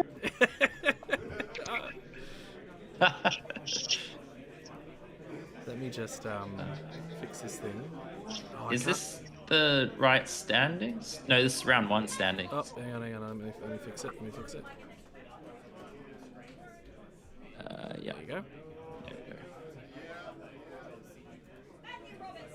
Oh, heard my name, but not my last name. There we go.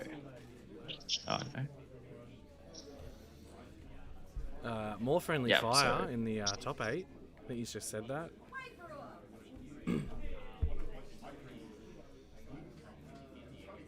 Who's the friendly fire? Clint versus CJ. Oh, okay. Probably we're getting them on stream, right, TV? Yeah, we're getting that one. Is that what you want? We're putting in a formal request, absolutely. I'll make it happen. Clint won't be happy, but it'll It's be also a fine. good matchup. Kim? Boba Green versus Sabine has some really good play to it. And Big if it's shout over out. quickly, we can always put it over. Very true. Big shout out, Bart, to Carl cracking into the top 8. I was just thinking that. Yeah, incredible. He's played some fucking games today, man. Yeah, love it. He's done super well, and he's been playing out the blue-red heroic hard since the start of this set. Like, he was on Han 2 blue for a while, and he pivoted in the last 2 to 3 weeks to Luke, because he's like, I'm a bit stale. He's like, I played too much of this. He did reasonably well at a couple of tournaments. Cracked, I think, top 16 at one of the PQs last set. But yeah, now Look, I'm happy with whoever. Look, as a judge, I'm going to be unbiased, but I am biased. I would like a New South Welshman to take this one out. I do not want to send it back to Canberra, because then all of my shit talking of Scott stealing the Canberra PQ is for naught. And I can't have that. That's fair. Boba Fett's not getting banned, Clint. Don't even worry about it. It's just wild. The uptick in it is just crazy. What are we thinking, guys? Who are we thinking is going to take it out based on this top 8?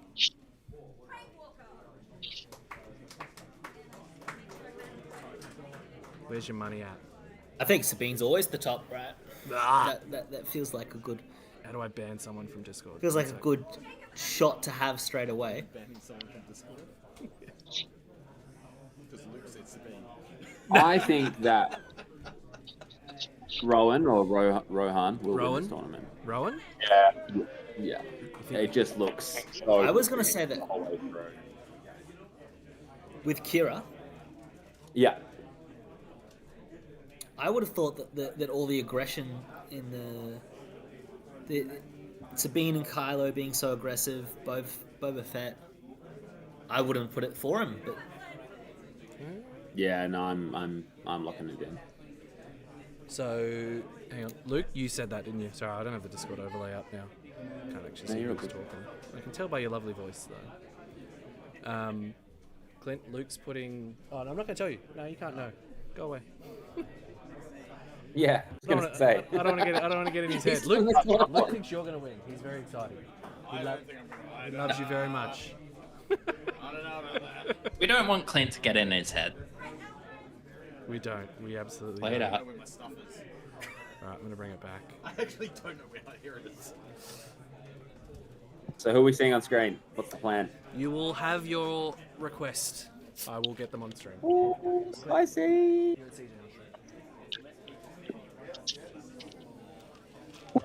Place we should say for James.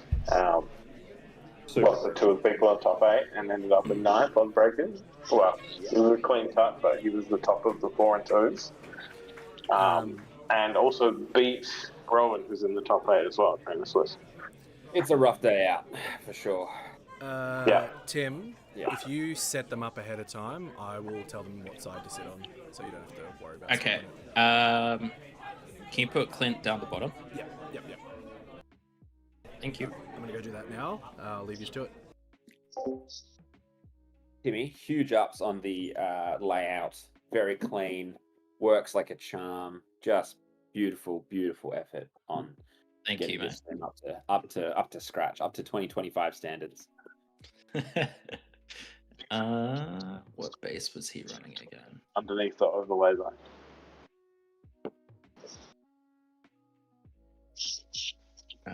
Command center.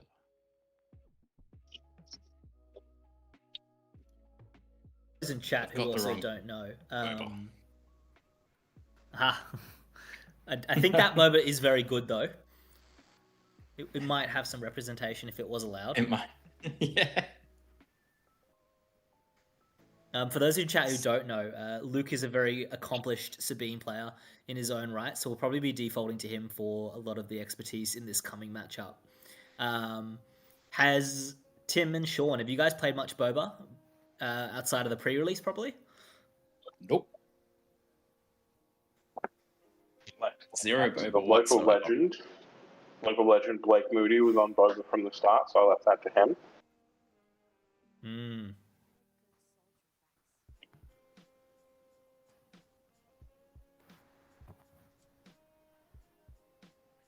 So this is So pumped to see CJ. what comes out of this. See Boba Green, was that right? For CJ? Yeah, Boba Green 30. No doubt about it. Can't find enough good cards. You have deck listed at all, Tim? Well, there aren't 60 good ones. There are 50 good ones. I'd argue there aren't 50 good ones. Yeah.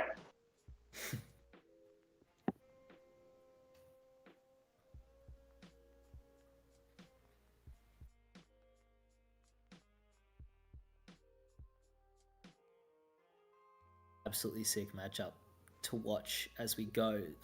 Luke, do you want to talk us through some of like the openings and the things that you expect?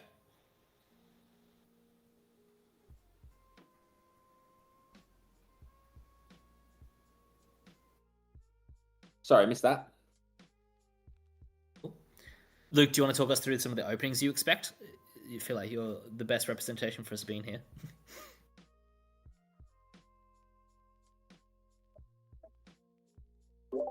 Yeah, there's a little ruckus out the front of my house, but absolutely not a little zuckus.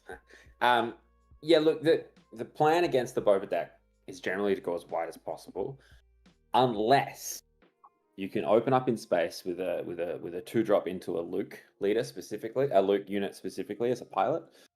Chewie doesn't have the same impact in this format because in this matchup, because really they are specifically trying to kill your units with damage. So the sort of extra ability on Chewie just becomes quite irrelevant and it becomes a worse Luke. You really want to get ahead as quickly as possible and get damage on the base to put pressure on them needing to flip their Boba on a bad turn or a turn that's not optimal to stop them from turning the corner on that 6th turn. Darksaber is an absolute house along with Wing Leader. If you can sort of pump up a unit that's big enough whilst also maintaining a little bit of width, you can absolutely just take over the game. There are a bunch of cards you need to watch out for. Force Choke, obviously, being one if it's in the Boba list to deal with the Sabine flip. Slow playing the Sabine flip is pretty important in that instance. And they can just get ahead of you if they go 3-2 in space, Carlos tight, Interceptor or whatever it might be, and put enough board presence on. You can absolutely lose the game, especially sitting on a 25-point base. But you do have to try and find and get some value out of your ECL, which can be a little tricky in this matchup. It's not like you're always going to have a clean Poe or a clean Wrecker. You're not even always going to have a clean Sabine's Masterpiece. So finding the way to get value out of your ECL while pushing your head on board is going to be pretty integral to finding a way to win as the Sabine player. That was my dump.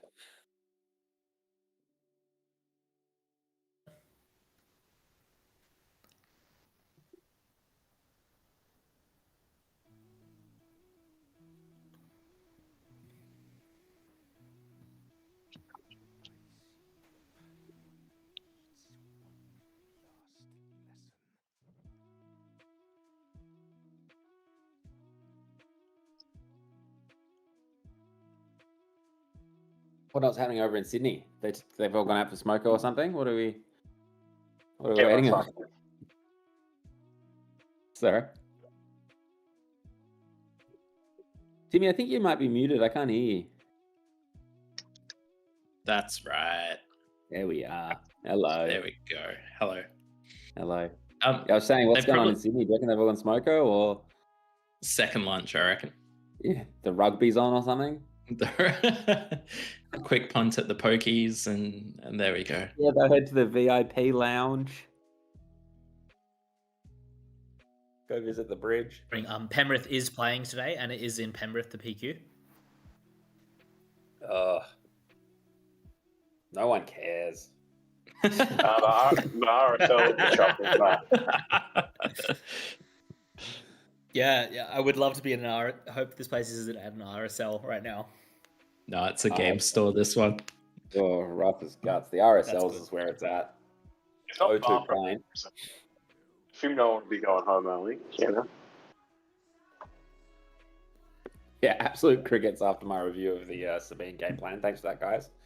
Yeah. It was just too much information that you couldn't process. Yeah, it was had to take it all in. Overload. Yeah. I was taking notes actually, so yeah, now that I'm yeah, finished good. taking my notes, I can. You didn't have an AI assistant take it down for you? No. Hey, you're not Timmy. Loves an AI assistant.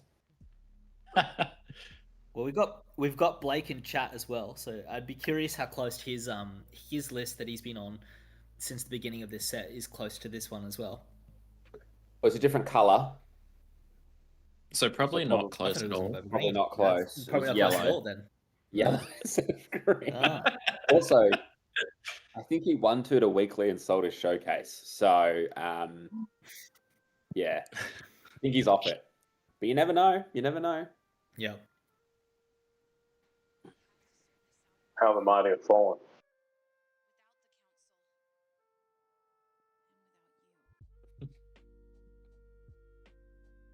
This is the third Boba Fett in the game. Is that right? All top 3 were on Boba. No, as in like set one we as in had Boba that leader. got down, set 2 we had a Boba that was medium, and now set 4 we have another Boba who seems to be putting up some results. Clearly not as good as Boba 1. Clearly better than Boba 2. What is it about the Fett family that FFG just love? I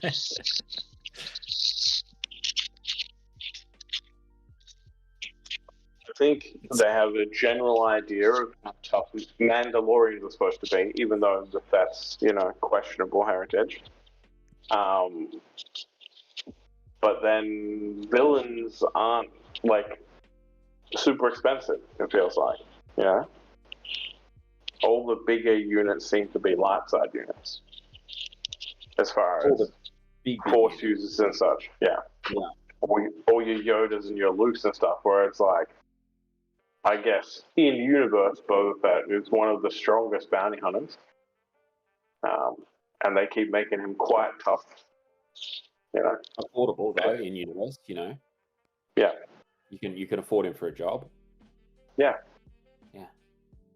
Probably couldn't afford Yoda No. to do that same job. No. So kind of checks out. I mean, every Yoda, every man has his price. I don't know what is Yoda's race. Does Yoda have a race? No, I Is think it it's a still Yaddle? unknown. Still Yaddle's unknown. the other known Jedi that is the same race, but it's still unknown race. Nerds! Nerds!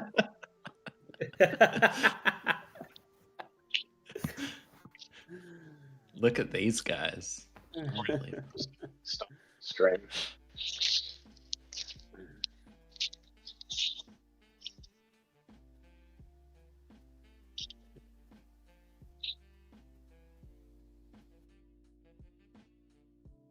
Wonder if anyone went down for draft today. I don't know.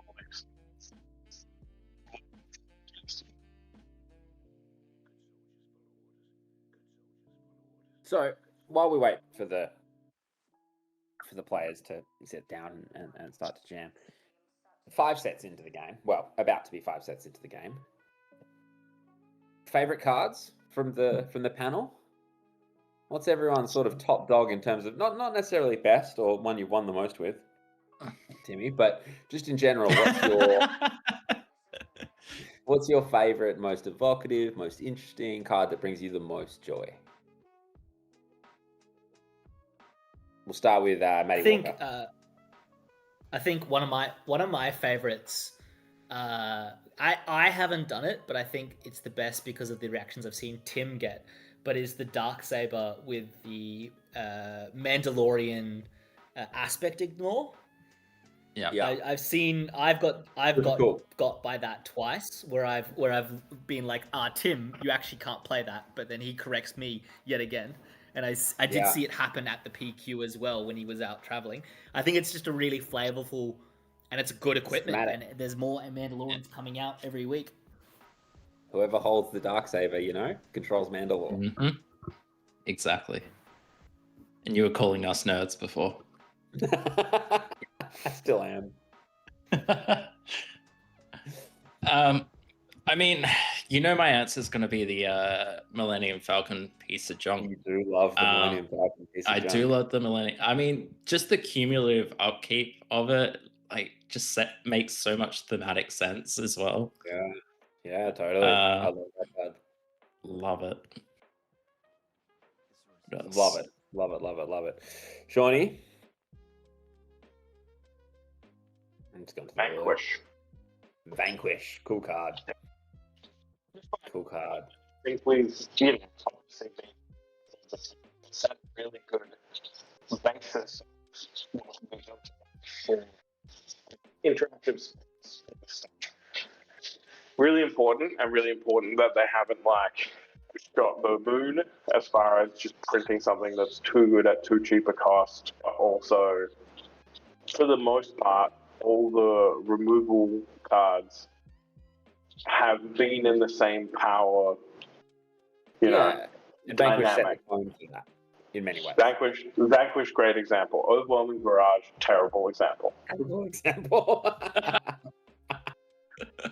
Like one of the worst examples of trying to make a card where it's just like, just turn one of the knobs, make it cost 6, make it not get +2/+2, make it not be able to split the damage. Like I think the upgrade from the new set will be a powerful but reasonable card. Yeah. You know, has some interplay. A little home. Just call that one back to the paddock a little bit. Yeah. Yeah. No, I completely agree. That one. Yeah. That one's egregious. Yeah. But yeah, Vanquish was good, and then set 2 they made Rivals Fall and killed the game, obviously. But hopefully the reboot will go good. So.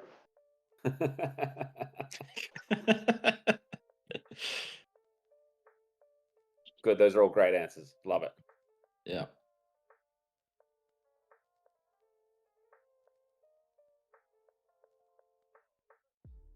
Lukey, what do you think of the card Size Matters Not?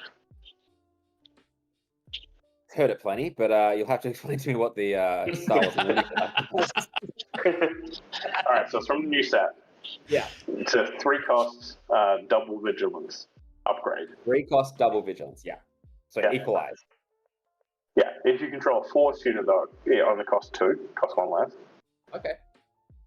And attach units, printed power and HP both become 5. So they're base stats in Magic parlance. Yeah, for until the end of the action phase? No. It's an upgrade. Yeah, make your thing a base 5/5. What's it called? Size Matters Not. It's when Yoda pulls the X-Wing out of the swamp on Dagobah. Sure, so you have a 1/1 X-Wing token. You could turn that into a 5/5 for 2 resources if you control a Force unit. Yeah. Mm-hmm. Lots of interesting stuff about this. Number 1, doesn't have to go on your unit. Sure. Which is interesting. Yeah, so you can use it sort of in a late game as like a perilous position type card. Sure. Including on their leader, if they happen to play like some 8/12 or whatever, you make it a 5/5. But secondly, like it doesn't change the other things that might be on your unit. So no, yeah, totally. Is this a good way to play essentially extra like +3/+3 type upgrades in your Force deck? Yeah, I guess it really comes down to, I think as a non-aggressive card, this card struggles a little bit. Like, the ability to make on turn 3, make your 1/1 into a 5/5, you know, an Ensoul artifact for the Magic players in the room. Oomph has shown a propensity to be quite powerful. Unsure it has the support at this point. How are you getting a cheap token that isn't a resource? There's nothing worse than sort of, you know, playing a 2/2 and then doing this to make it a 5/5 and then getting it overwhelming, then getting it Power of the Dark Side, right? So you really want the thing that you're putting this onto to be an incidental card game piece. Yeah. So, you know, a Vader token, not that would come up probably in this instance. So nothing jumps to mind, which means I'm probably going to throw it in the Swan, but I definitely don't like the top side of it, making something big smaller on your opponent's side, and I don't really love the bottom side of it, which is making something bigger on your side. Yeah. I don't like blue cards in general. The top color is really tough. I reckon the biggest downside I can think of. I think it's in the bin, to be honest. I think it's in the bin. But what if it was on your boy Krennic, you know? Turn 1 Krennic, turn 2 size matters not. Then you get a 5/5 shielded. Yeah, probably a 6/5 because you know. So if your leader is Force, then it costs 2. No, you have to a Force unit. You have to have Force. Yeah. So how did we get a Force unit? No, but you play it for 3. 3 is not. 3 for +3/+3 is not outside of the world where we've been. At that point, it's just a lightsaber. Yeah. Yeah. Yeah. I'm gonna pass. Thing. Yeah, it's a weird one, but it's not like on numbers. It's not immediately unplayable, which is the weird thing. Like second chances on numbers immediately unplayable. Yeah, agreed.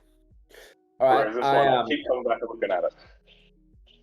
My kid's just woken up, so I'm gonna have to love you and leave you. But please cast this game with all your hearts and all your soul, because I cannot wait to see the result of this one and the result of this PQ. So signing off for now. I'll talk to you all later. All right. Thanks, Lukey. See ya. Cheers. He's wrong about size matters not. It's an absolute bad. It's terrible. He's wrong and he's stupid for thinking that. Yeah. Why would he think that? He is a doo-doo head from a family of doo-doo heads. Do you know, does Clint have initiative or the tokens are sort of hanging there? I think it's just we've hanging seen there. anything yet. No. Is it top 8 order means that they have the initiative? Nah, you're still flip. Nah, it took like 20 years or something to bring that into Magic, so I think we'll be a little bit away from that. Yeah.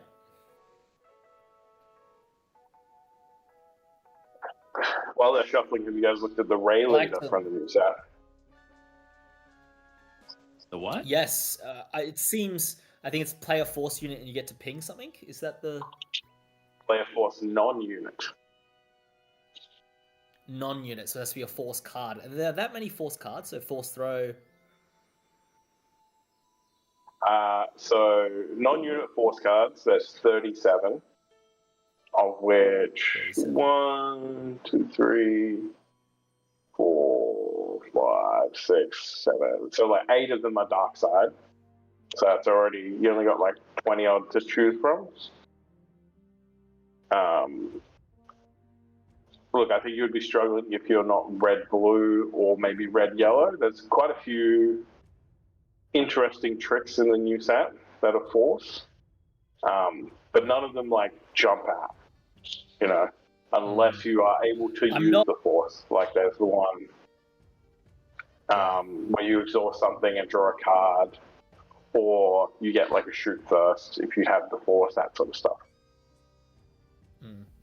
I don't think I'm huge in it. I wasn't impressed by that ability too much on Luke in this set, and that feels like an easier thing to trigger, being able to attack with a fighter.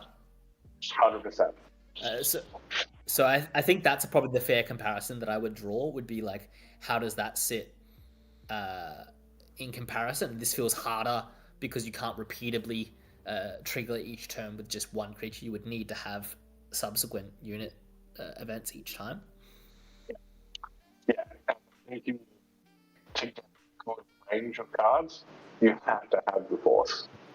Like, the most positive cards for this from the new set are probably the 1-cost steal 3, and then also the 2-cost draw 2, which both require you to spend your force token. But like those are really good cards if you can trigger them, like well above That's rate. true. And same thing with the shoot first card is the same. Like if you use the force and you get a 1-cost +2/+0 and first strike for the attack.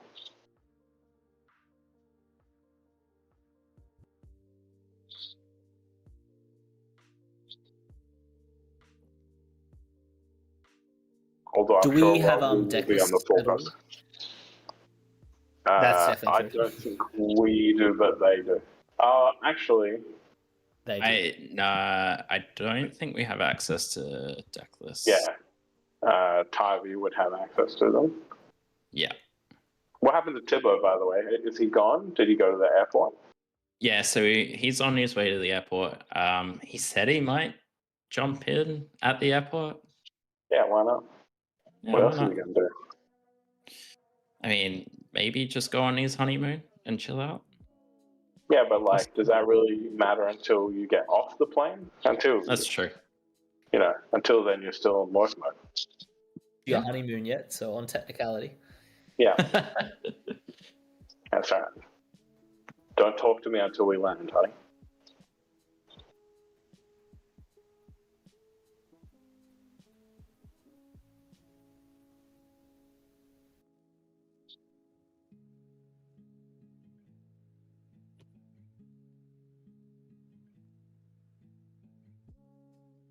Since Fletch isn't on camera, his match should be done relatively quickly, and we'll be able to get some updates. No matter what, him playing Kylo Ren is perhaps the quickest over or not in the deck in the format. Yeah. Yeah. What was his matchup? What's Wookiee playing? Is Wookiee he's the Luke player. I think Luke player. Luke Colossus. That will actually be really tough for Fridge. Dealing 35. Yeah. Playing into a 35 health Vigilance stack. Yeah. Maybe there's some equalizers in there. It's rough. The equalized. If there was a deck for it.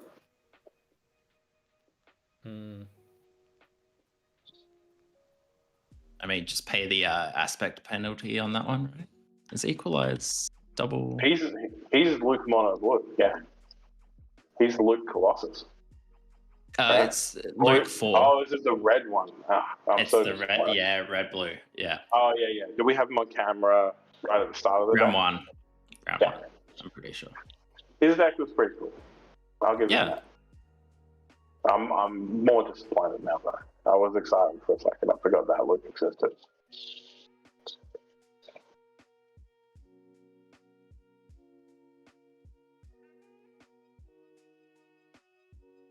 I mean, he could play it out of aspect and give Ash some war flashbacks, but I don't think that's the case.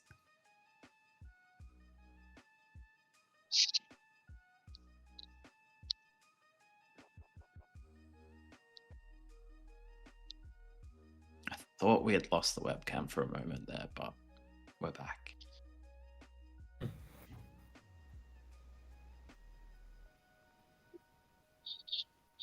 So I'm looking through all the Force events and such, obviously.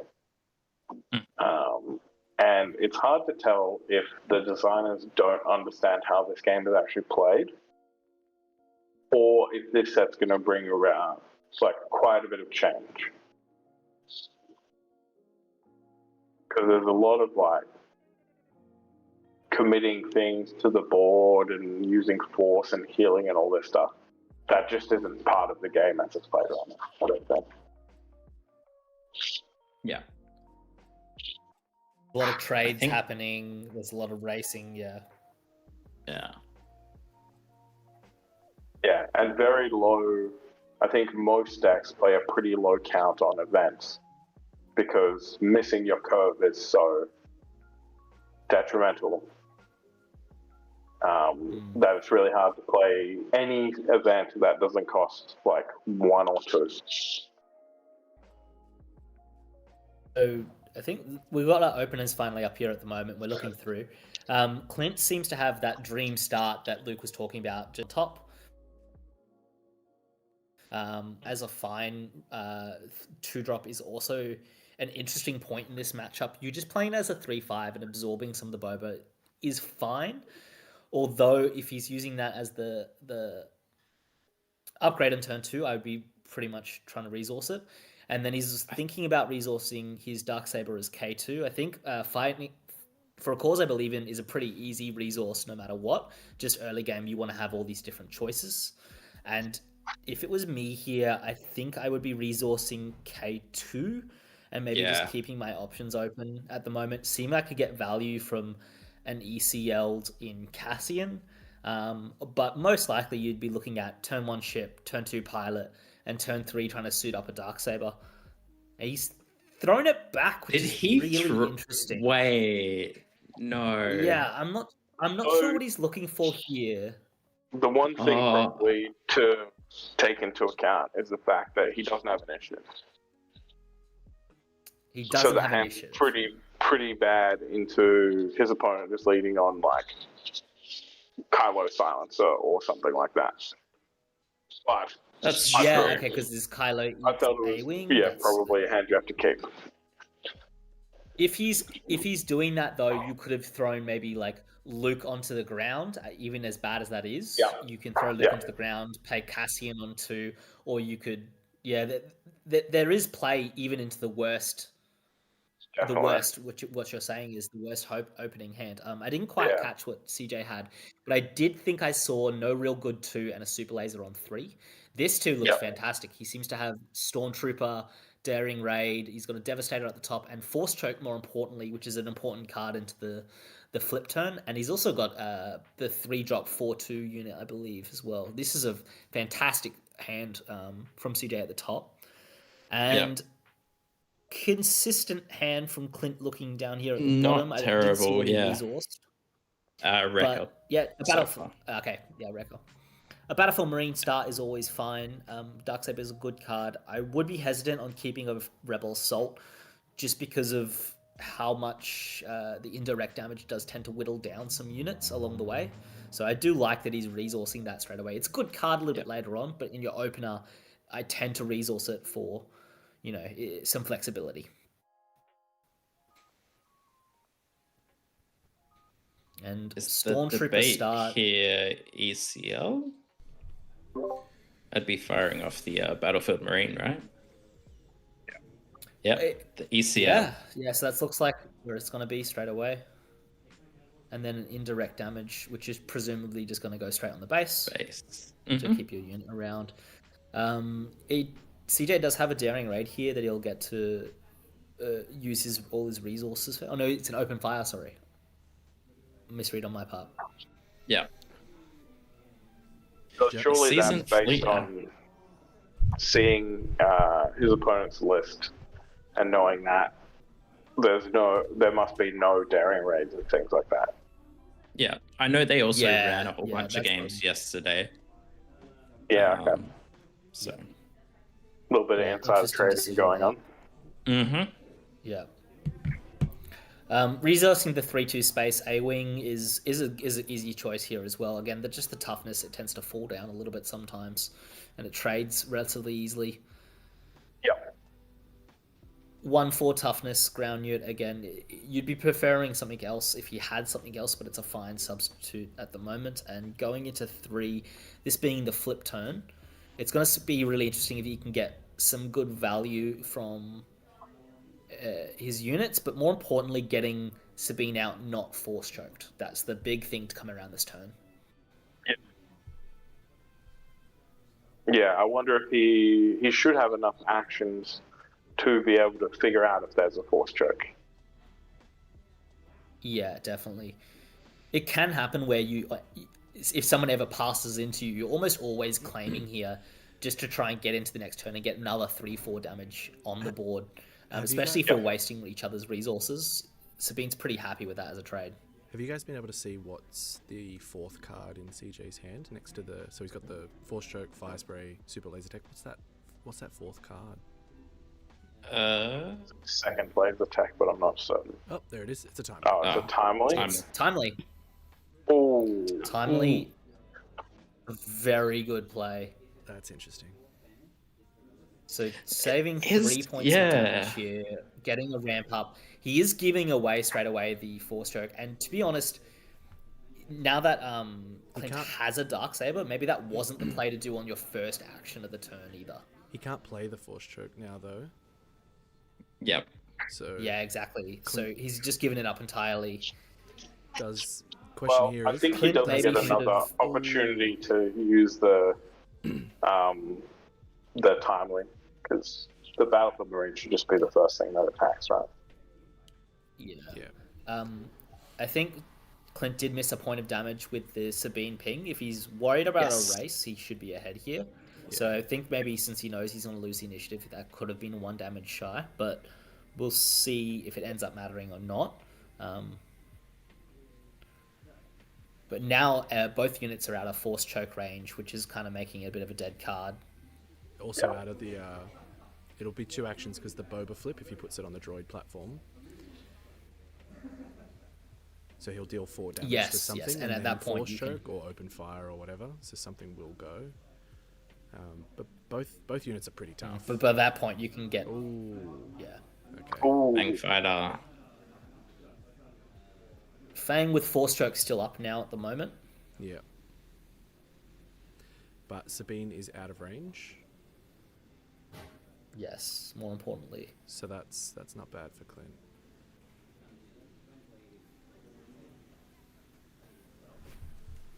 I know he did have Wing Leader, so that might be the other thing, but I think from Clint's perspective, you just want to jam the Poe.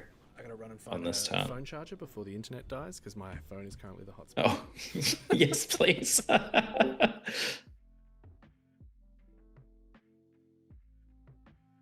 Now, if you're Clint, your choices are to attack and delay an action, essentially, or to play a force choke, which feels bad, not into many good targets here.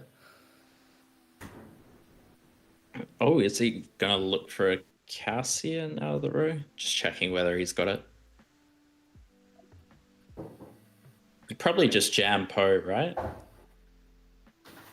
Yeah, I would imagine so. Oh, so depends where these 4 damage from Boba goes initially. If it does come onto the Sabine, I think you should attack first and then just play the Poe out Absolutely. afterwards. Yeah.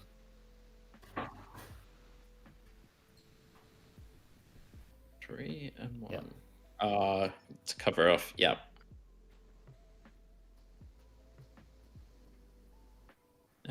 Going to 19.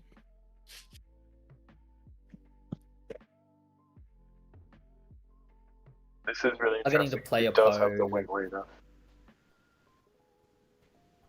No, just slamming down the Poe. I think CJ's in a hard spot here. He might want to claim and deal with the Poe next turn, or try and get a force choke out now. Either way, it's not fantastic. But yeah, it looks like he was. Resupply daring And though he's raid. drawn a resupply raid. Yeah, this is not great for CJ here, no matter what. I mean, they're both on the same amount of remaining base damage. Yep. I just don't know That's if true. there's a way that he can force extra damage to, because it looks like he has lethal. But Poe will interfere with that.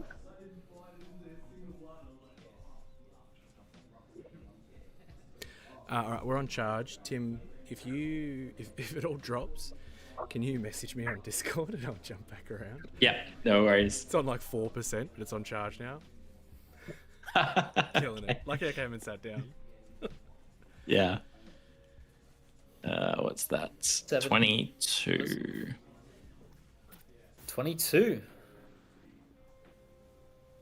So Clint has to get rid of a card to, remove the Fang Fighter. To go for the 2. And then dealing with the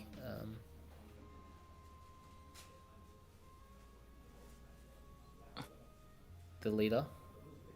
Yeah.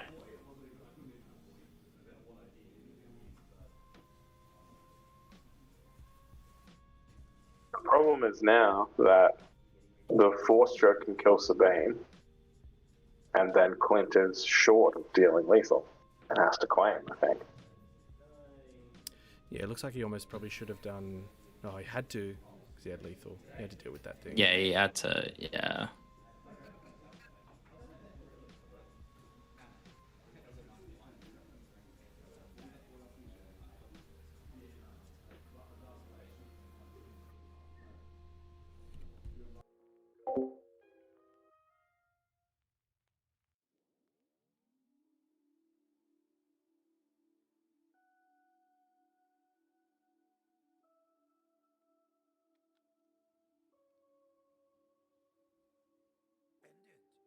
Poe is lethal next turn. Yeah. So, And CJ has no way to deal with the Poe this turn. So it's just whether Clint picks up on that.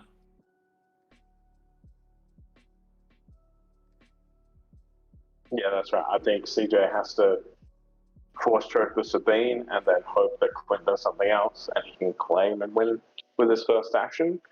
But that seems highly unlikely.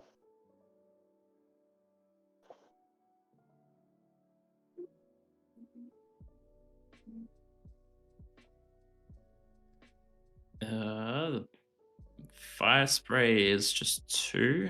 Yep. Or what fire spray line gives you either way. Yeah. Yeah, and that's just game 1 to Clint. So going back to that flip turn and leading out with the super laser tech, it did give him, a clock and a turnaround point there as well, which was really interesting with a disabling Fang Firefighter to make sure he doesn't straight up lose to the worst case, which was the Darksaber coming out.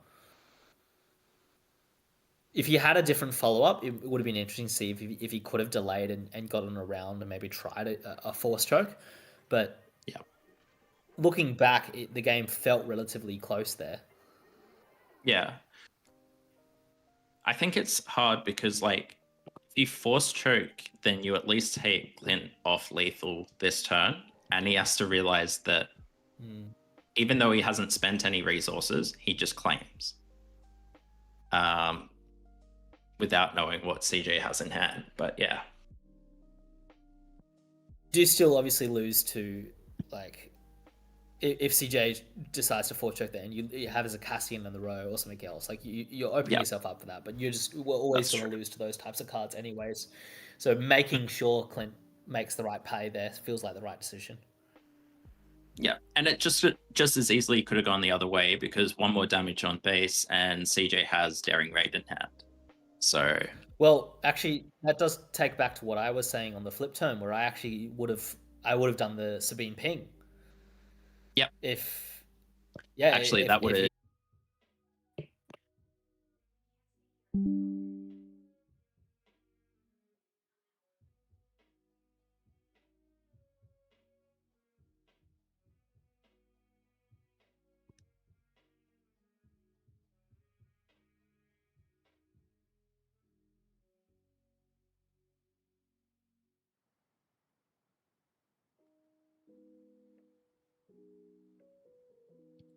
I really like Clint's play, putting the Darksaber on the Fleet Admiral.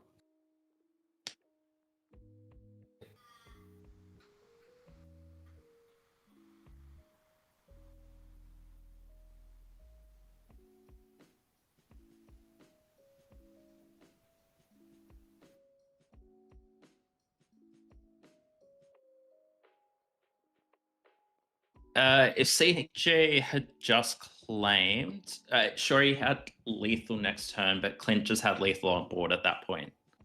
So he was in a position where he had to do something about either the Sabine or the Seasoned Fleet Admiral.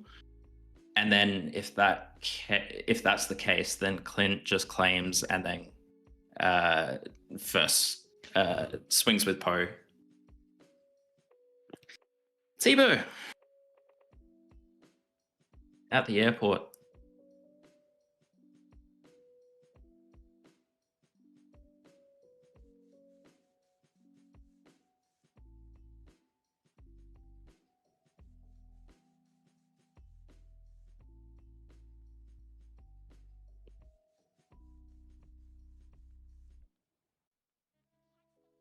Unfortunately for the Baddest Batch competitive team, a bit of friendly fire in the top 8. But we get to see a good matchup as a result. So you take the good with the bad.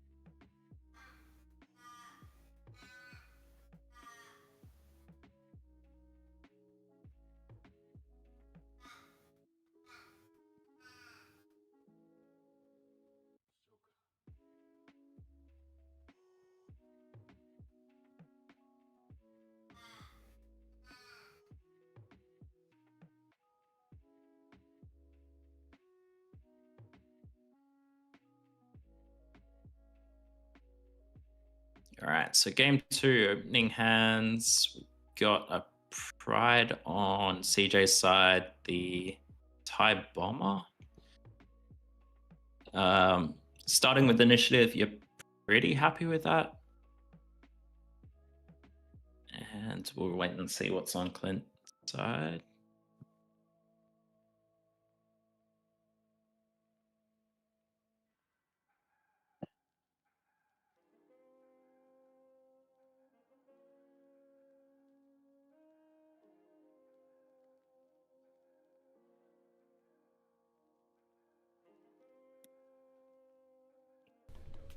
Upside down cards.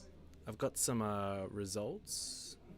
Oh, okay. Hit us with them. Just rounds, no games, no matches are finished yet. Yep. But Fletch won his first game against Carl. So Kylo Tarkentown versus Luke Colossus. Where are the others? Sorry. So Stephen and Dylan are playing. Dylan won the first game, and Peter has won the first game in his. Okay. Against What are Stephen and Dylan playing again?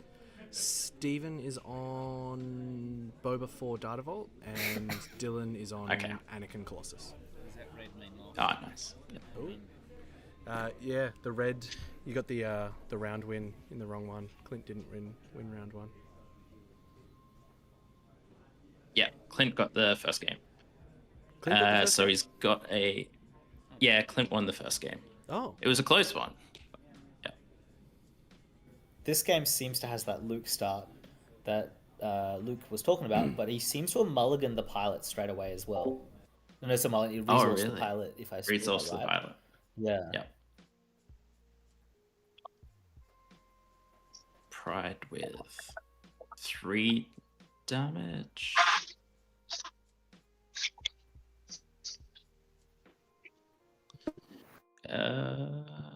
Check your OBS mixer.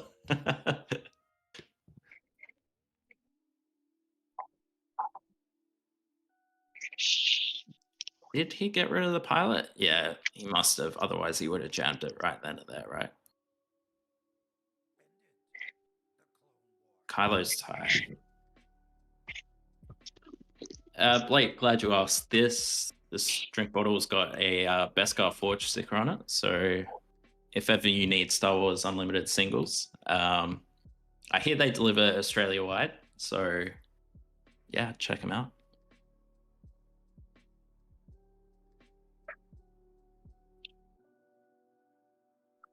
So I think Clint is thinking about CL here. Get value where you can delay some of this racing in the early turns. So obviously he must feel like it's not worth saving ECL for like a Poe or Wrecker, especially Poe. Yeah, I think there could be some value obviously in Poe if you can put it out and kill the pilot, but that would rely on ramp on CJ's side of things as well. And maybe you're just losing those types of games where he's getting things out early and racing you super hard. Yeah, and also possibly there's not a lot of ground units, so he's taking the chance to use it when he can, after probably trying to hold a Poe and then finding no targets.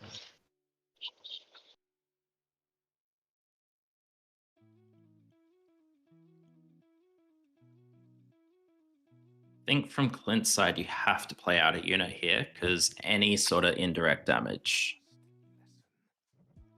and they die. But he just goes to base. Well, he can He's just trying take to delay indirect those damage actions on to the make sure he base. can play around forcibly. Oh, true. Yeah. 6, 7. So most of this obviously going to go to the base now to try and preserve his units. I think you want to try and delay actions to get around force choke there. So I don't hate attacking with units, even if you do have something to soak up indirect damage. There's going to be more indirect damage coming later, and I think there's a lot of units that'll need that. So looking at Clint's hand, do you feel like you're going wing leader onto Sabine or just playing out the K2SO?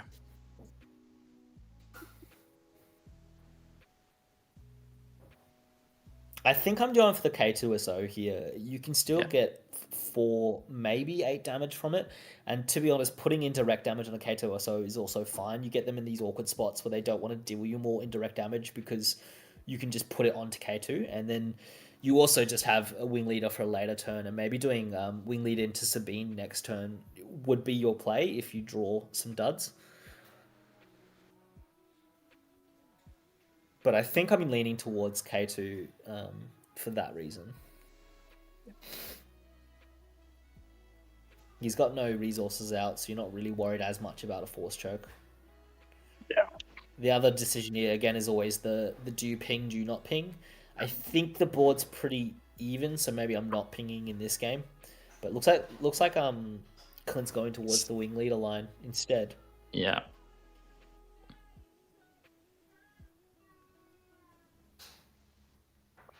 Very force choke sensitive.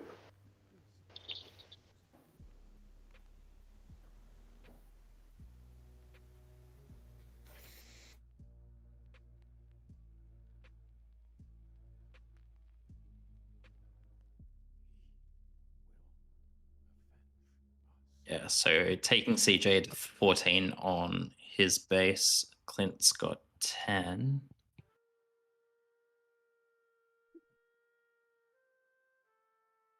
You've still got one more turn before Boba can come down, so unless Most CJ ramps. importantly, there's an OB.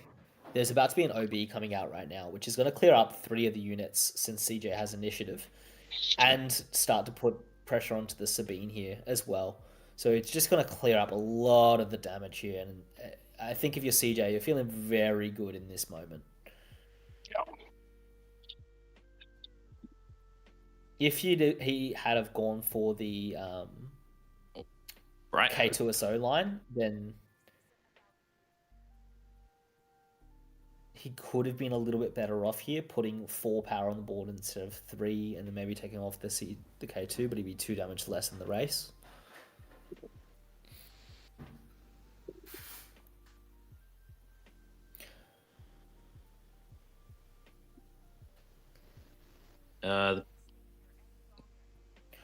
Fire spray I'm not should sure have about taken playing- 2 back.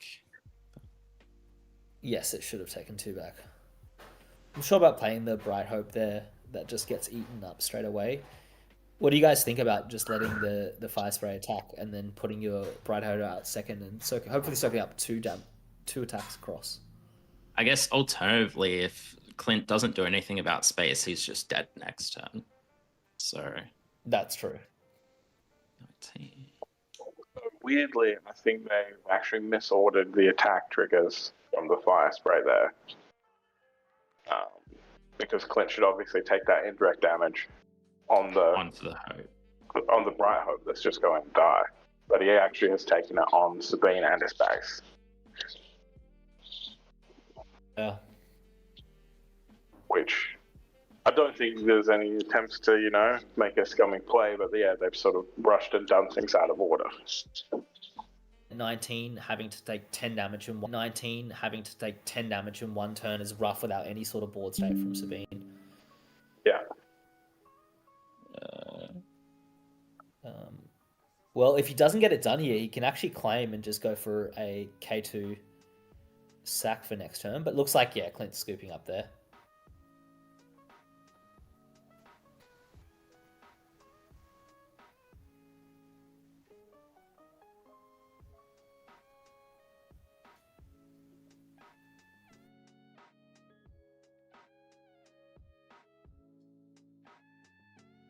Label where things went wrong there. There is a big decision between the K2 wing leader turn on whether or not that's the right decision. It can push some damage a different way, especially since he did end up drawing a heroic sacrifice later on. I don't think he had that early. I don't know if he did not. If he did have it early, then I like it way more to play the K2 line. He had it on the flip turn.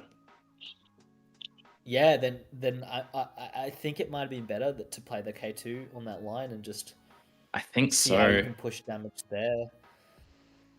OB is always just going to be good for you there, so I'm not sure you can ever take away the complete value of what that's going to be. Sorry, guys. Tim, is it good now?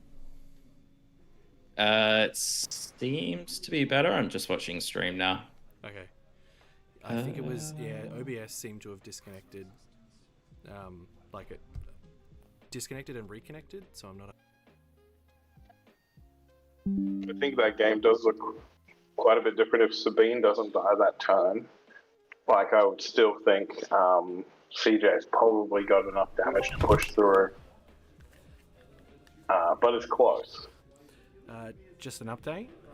Carl versus Fletch. It is currently 1-1. Carl stabilized and brought it back. Okay. Probably, I'm going to be unbiased as the judge, but I'm very invested in this game. I'm so excited. Carl's doing so well. Get rid of these two off the stream. I know. We're bringing whatever. If Carl wins, he's on. Yeah, if next. he wins out, we're putting him on. 100%. Oh, they do nothing. Yes. Someone was cutting out. Oh.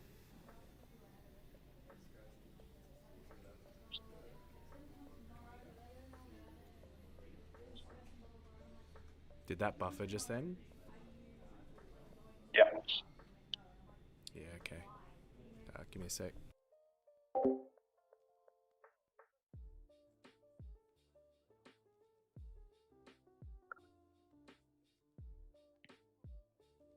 No hardline internet down in Penrith, I guess.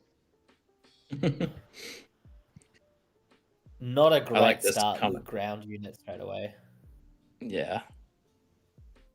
He does have a the Mandalorian restore guy. Sundari Peacekeeper, is. I think. Yep. Sundari, yes.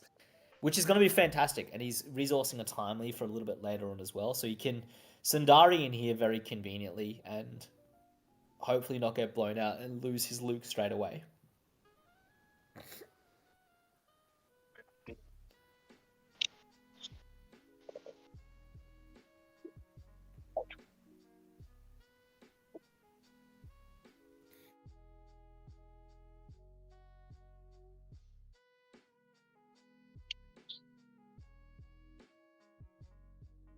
ECL turn 2 with the Sundari. Okay, I like that play. Yeah, I think it's definitely necessary from your Luke start. Otherwise, he gets just traded in his unit here, and you just feel like you're behind a little bit. Yeah. And having a 5 health unit on the board turn 2, Yeah. like Now we can start. Can You can start being tricky with leaving some of the indirect damage on the base and just healing it from the Sundari as well.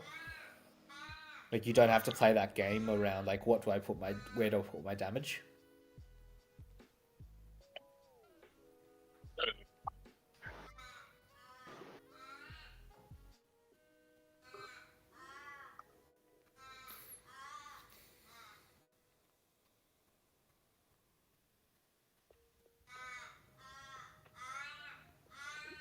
And again, first action should be pretty easy to just attack with Sundari, heal your 2. Get your value when you just can. take it. CJ attacked it as his first action. Yeah. Ooh, timely? Okay, Is it first a action instead. Sabines? What's he doing? Must just be one of the 2 drops, yeah. Yeah. That's an interesting first action to take. I mean, don't he necessarily uses hate it. Clearing all his resources. Yeah. Does.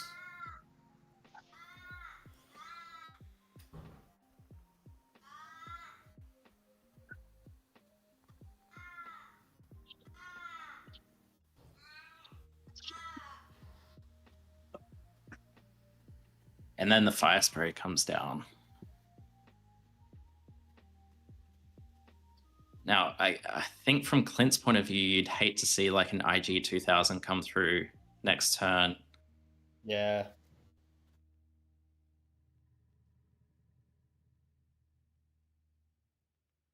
Is he going to Sabine ping?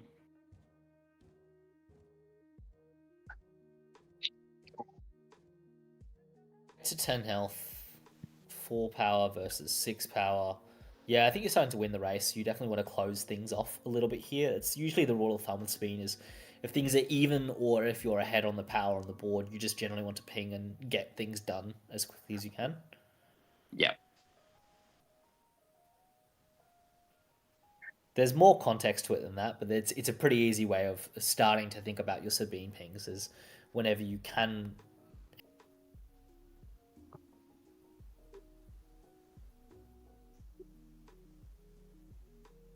IG would be rough. I don't think CJ has it. I think there's a resupply in hand, so we could see Boba come down this turn. Puts him on a 2-turn clock, is it? Yeah. I mean, it gets rid of both the Sundari and the Luke. That was a resupply. And the Confiscate. Clint held that up, I think, from his opening hand, the Confiscate, which is very impressive. I remember seeing that. Yeah, very impressive from his point of view. So he's a little bit behind here. 14 damage left for both people with the bases adjusted there, and then Boba being the bigger unit here. But I Just think seeing how Clint, the end of the turn will develop. Yeah. Getting a Kylo's Kylo's down is high. nice as well. That's again more damage. I think CJ here seems to be ahead. And then just double So drop. Clint, going wide again. I mean, there's 5. You can soak up. You can soak up more indirect damage here as well, which is at least a positive of going wide, which is good. Alright, we have match results, boys. So Peter has defeated Rowan, and we're moving into the top 4. And Stephen has defeated Dylan, and we'll be moving into the top 4 as well. What's a Boba? Fletch and Carl are finishing their last match. I don't know that Carl's going to be able to stabilise based on where he's at now. Kylo's still alive and hitting for a lot. Okay. You might also need to tone up your volume.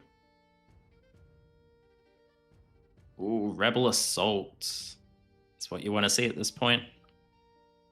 So that's 8 in and that means he's exact for a 4 cause. No? Yeah. Can miss once.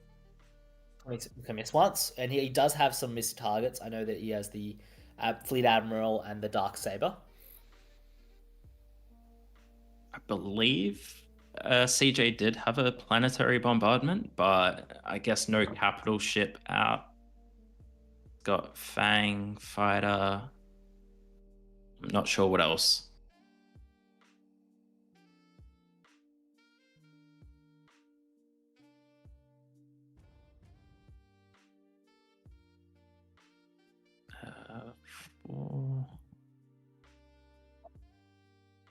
Damage on a battlefield marine and lose it, or I mean, Clint's just got enough if he's got a Cassian in the row to just win it here. As long as yeah.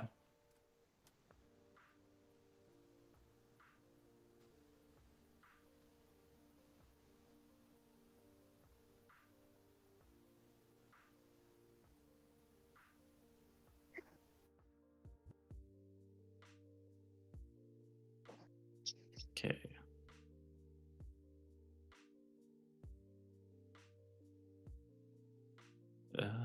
What's he got? So I don't think Clint has 4 cores, or else he would have jammed it straight away. should have. This might be a bit of a slow roll if it is a 4 course. The buffer adds to a bit of slow. Yeah. It's just a straight That must up mean he row. has no cast in the I row. think that was the last card in his hand. And it's just like, here, deal with this. Yeah. This is a huge buffer as well. Probably makes it impossible for it to die.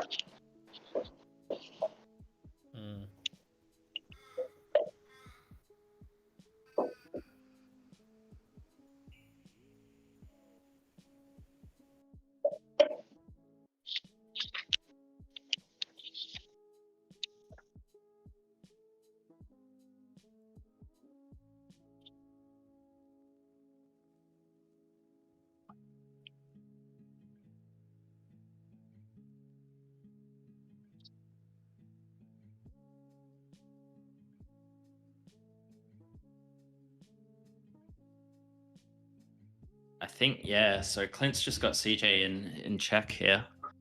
I'm trying to think what his possible outs may be, but looking at what he just drew, that might just be game.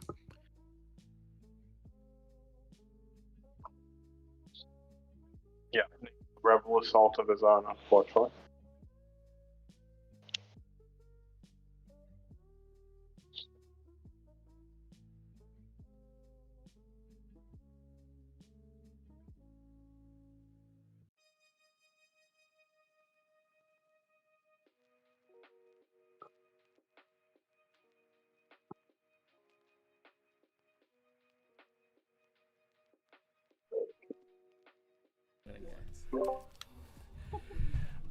Do you want the last result? Carl has Yep. Carl has defeated Fletch and will be moving into the top 4. Oh, Huge. amazing. Huge work by Carl. So I thought he was struggling in that one. Fletch had him to 34. Oh, Colossus. Colossus comes Doing in the- with the clutch. Amazing. Yes, Sydney, not that song. Himself a token. And what happened here? I think Clint's just got it on this. Yep, swing in. Alright, cool. I'm gonna Game. go judge stuff.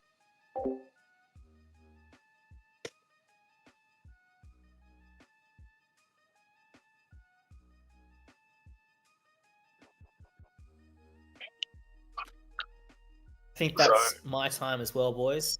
I got to head off as well. Thank you for the chats and good luck to Clint in the final. Take Sabine all the way. No worries. Thanks, Maddie. So, Tim, how many of the baddest batch semi-professional team were playing today? Was it just these two? I believe it was. Scott, I think, is in there. Oh yeah. Scott finished up 3-3 on his Akbar. Yeah. I believe there might be one more. I don't know if James Vickery is part of it, but what deck just beat Kira? So the result was Rowan was beaten by Peter, who is playing Boba Yellow.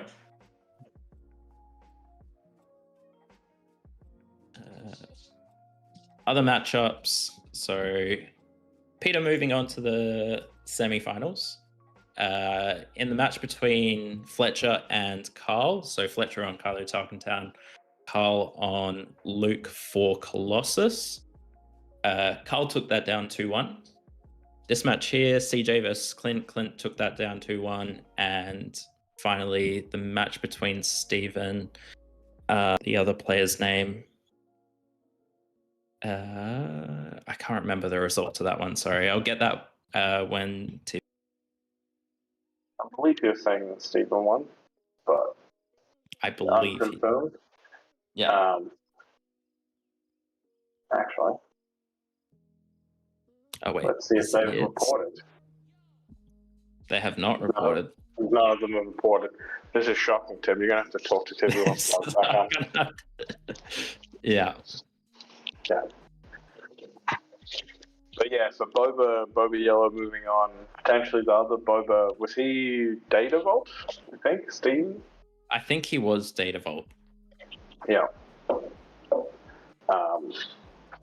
Well, the winner of that match will be playing Clint, and then Luke Colossus playing against Boba Yellow Peter, who's undefeated on the deck.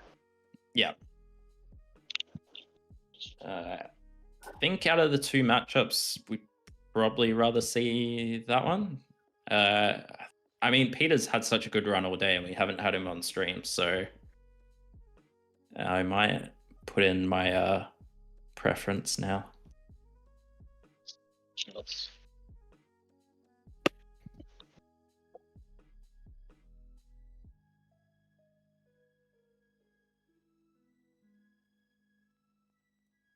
Yeah, so James is also part of the competitive team, and Rhett is 2. So I think 5 all up.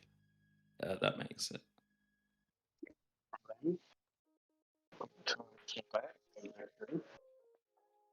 And with their strongest member at the airport. Yeah. Strongest member on his way to his honeymoon. Yeah, where's he going? We haven't reviewed that. I know he was off to Italy. Okay. Not bad. Not bad. Not bad. He was debating whether he could smuggle in a deck of Star Wars cards to play a tournament while he's in Rome, but we'll see how that goes. Love to see it.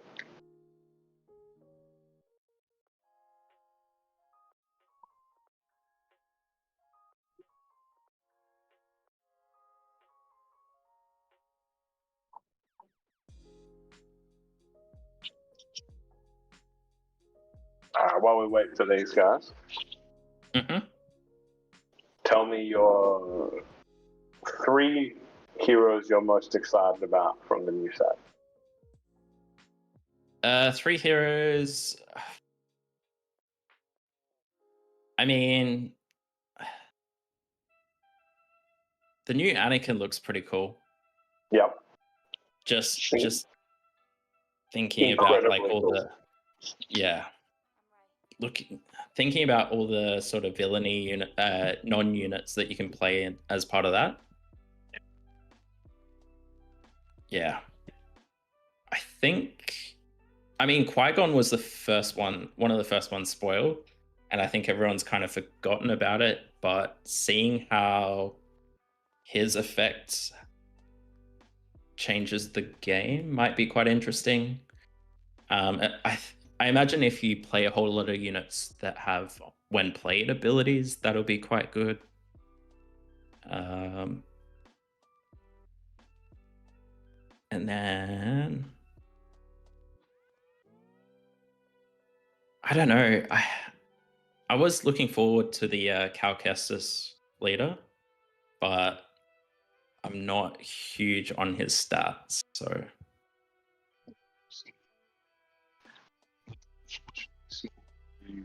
Might have to put an upgrade on him, which is a recipe for disaster. Yeah, absolutely. Yeah, probably in the same boat as that, the yellow Asajj from set 3, I think it was. Yeah, where it's just too small. Your opponent can trade into it, and it doesn't pay you off enough. Which is unfortunate, because I do think his ability is really interesting. But unfortunately, I think this is the same thing of like, the testers don't really know how this game is played that much. And actually, it's pretty easy for your opponent to just forego some damage, take initiative, kill Cal Kestis, move on. Yeah, because his leader side is okay. Definitely not a nothing, but tough when you have to keep, and if your opponent takes initiative, it's pretty tough. Yeah. You have to spend use the force, a unit they control, and exhaust that unit. Yeah. Yeah, so you can't really get away with just ignoring an attacking base. Like, you need to trim down what they have in play, and that's pretty tough. So it's very interesting. So not Cal Kestis, who's your number 3 then? Ooh.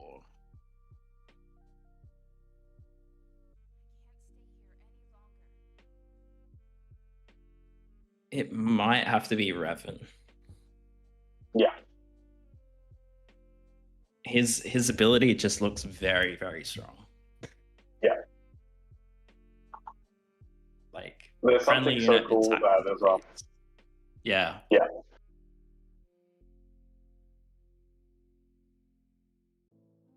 I think it'll be interesting to see how much of like just having one less aspect in your deck plays into it.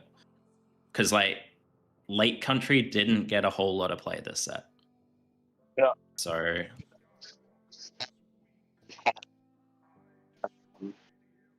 we've seen a lot of like in this set as well. Like, I think basically every color you can choose to have a 2/4 for 2. Yep.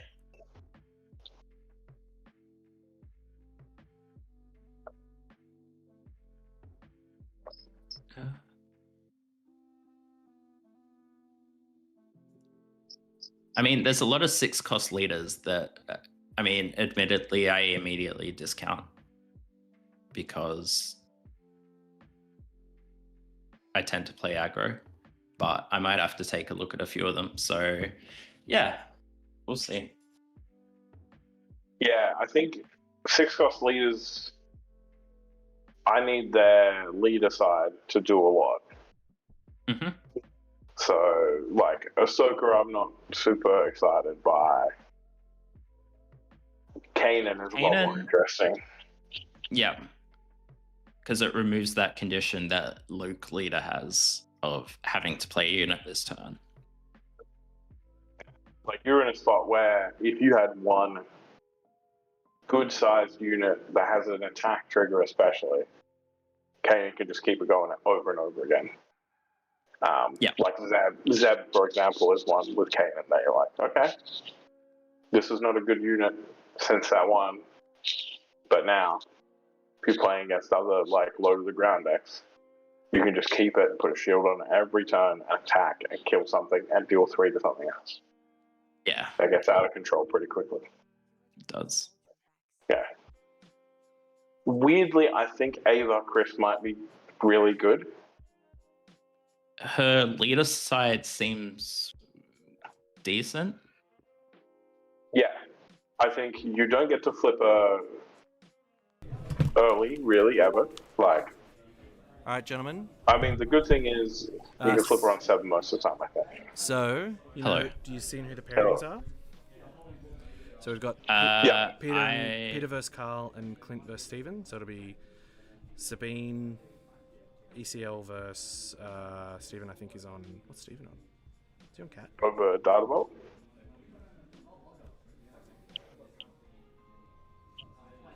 Is he? I can't even see it. I thought he was the third Boba.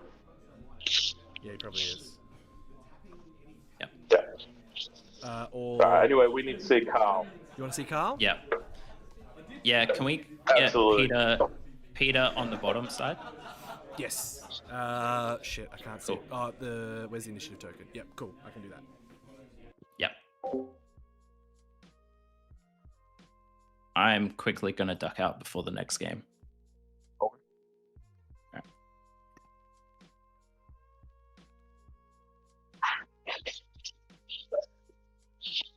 I'd love to see a little bit of almost a poll from the YouTube chat. But who do we want to see winning this tournament? We got Carl, who's a fan favorite. We got Clint from the Baddest Batch. Obviously, good to see him putting up numbers. Peter's been undefeated all day with his Boba deck. Or Steven, who I guess is the dark horse in this conversation, but not to be counted out. What is everyone? How do you feel the top 4's going to go, and who are you looking forward to seeing?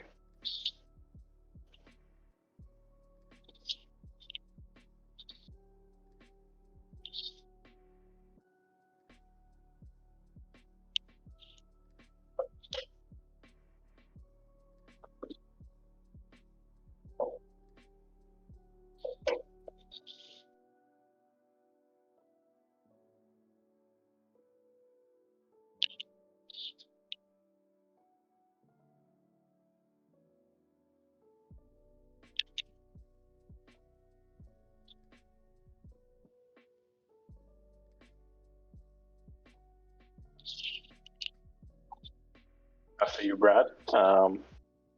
Is Peter the last one from interstate in the top 4?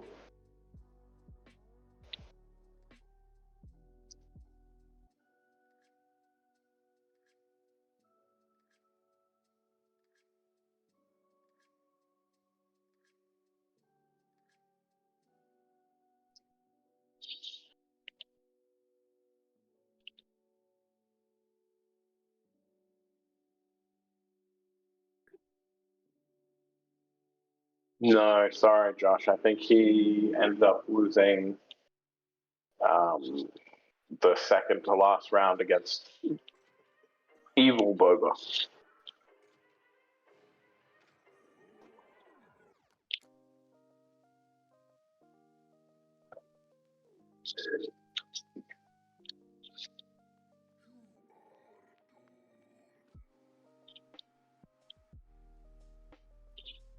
That's a pretty good episode from the Melbourne boys.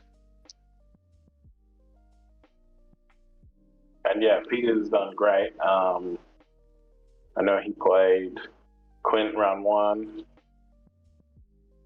and he beat Steven in round 5 when they were both undefeated. So he's probably got a good matchup on the other side if he can get past Carl.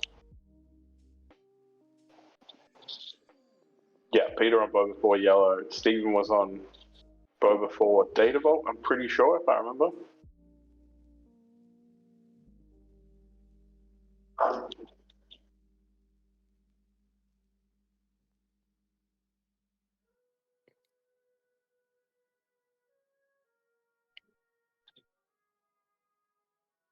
What's for dinner, Tim? Not sure yet. Just got a banana for now. Maybe some form of steak, I reckon.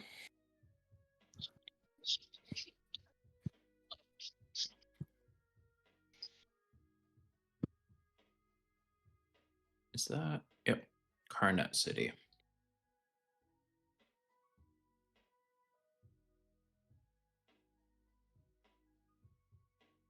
Is the heroism Boba still in? I think he lost in the feature match, right? In the second last round, maybe? Something like I that. think, yeah. I think he might have gone 4-2 from memory.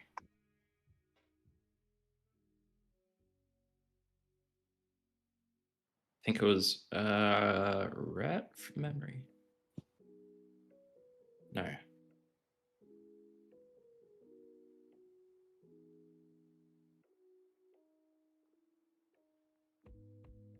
Hey, Tom. In Belgium. Europeans are waking up, so just in time for the top 4.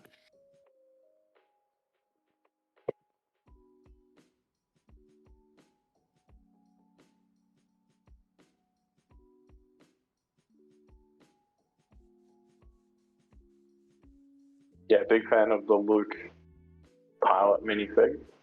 Pretty good.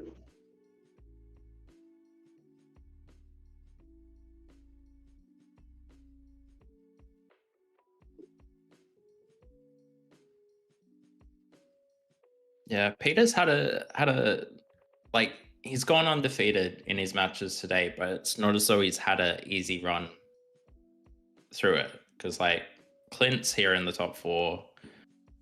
CJ we just saw. Like so the Colossus deck is Luke 4.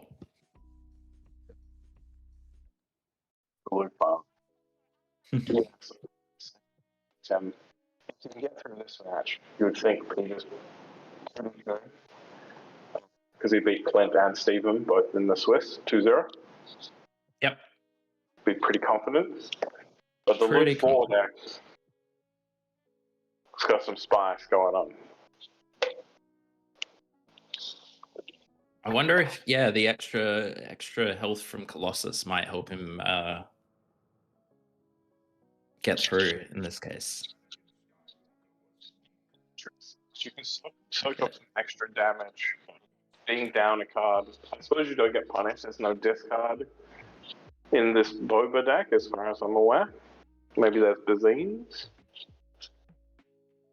I think it might only be Bazine's other sideboard, but yeah.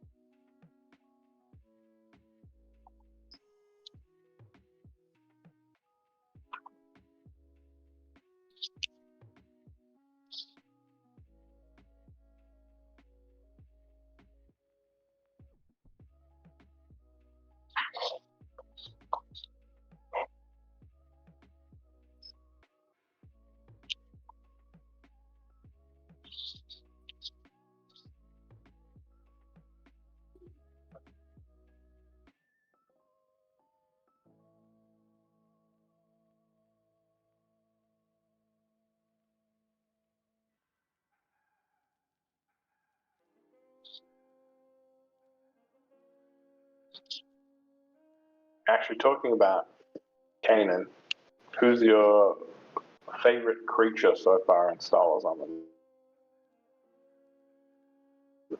That's already in there, or No, including the new set, because there's a heap in the new set. ooh, Before the it's new got to set, be. there was 8, but now there's like 35 or something. 35, yeah. Yeah. I think it's Ugda Bugda. Okay, so I think I you think- guys have been saying that wrong. I'm pretty sure it's Ogdo Bogdo. And, yeah, and the other thing that Paul keeps saying you're not allowed to say anymore. But you sure that's your favorite? You're not a Zillow Beast man? I'm definitely not a Zillow Beast man because it comes out way too late for me. Okay, now on the other end, what about Salacious Crumb? Oh, I hate Salacious Crumb. I hate seeing that little shit. The one that I think is really good, and I don't know where you would play it, is Doom from the new set. Oh yes, I mean, oh, what do we got here? Queel. All right, kickstart the.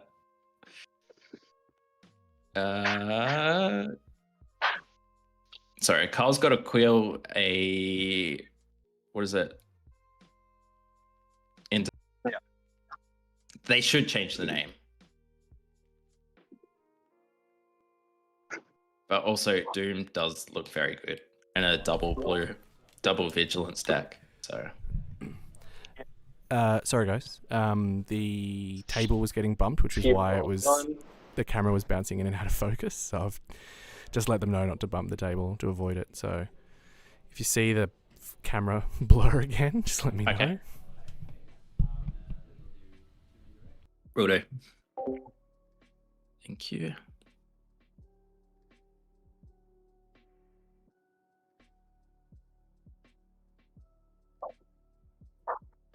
That pride hits so hard. Yeah. Just without a second thought, it's 5 to base.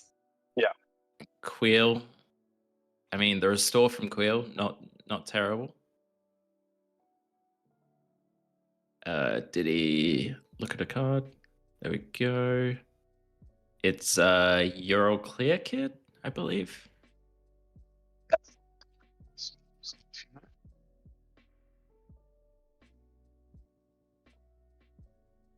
Let's see. I think that's the right card. Yeah, let's have a look. Let's show it up. Yep, defeat an enemy unit.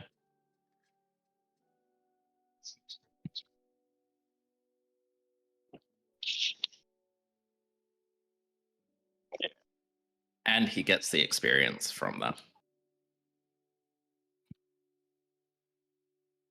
It's just good deck building.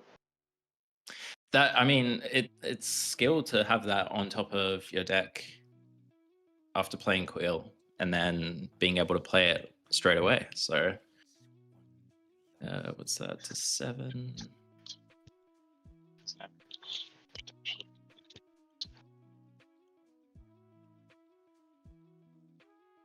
So is he just gonna go straight to base with the +5? Oh, so he attacked into Queel.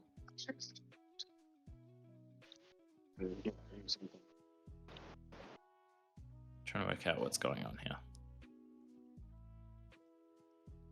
So he is going to trade with Queel. I think that's the right decision. You don't want the Colossus deck to get a whole lot of card draw.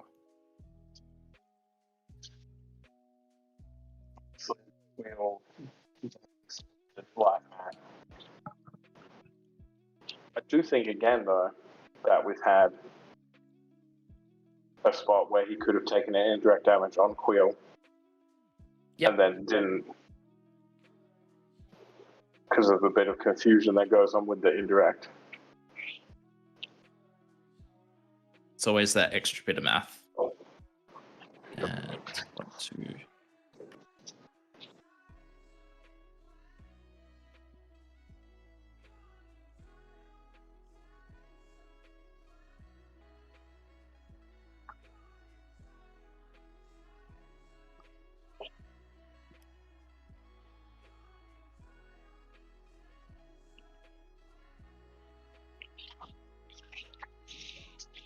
And the Concord Dawn Interceptors comes down.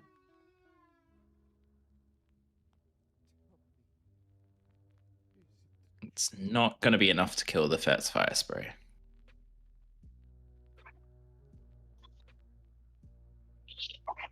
Isn't it? Yep, there we go.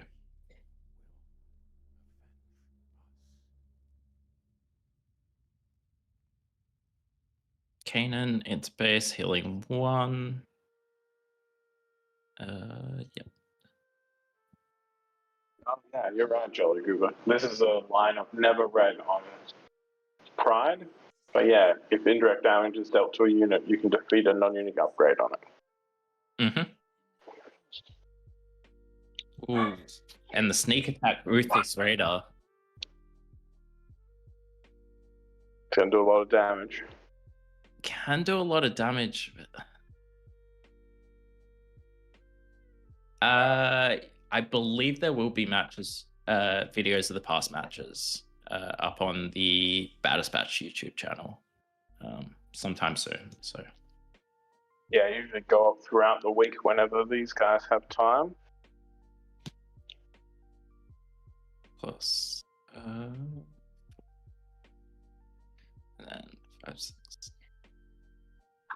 So it should be 17. Yep. Yeah. Cool. I got it.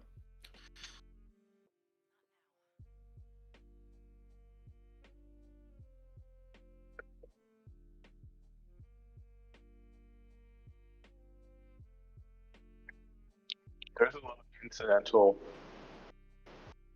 life gain in the Luke deck as well. Yeah.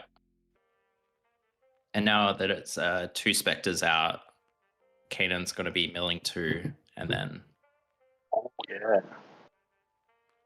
something I always figured about. Yeah, maybe I have to look to figure out what are the color of creatures you can play, so you can play the creatures and the specters.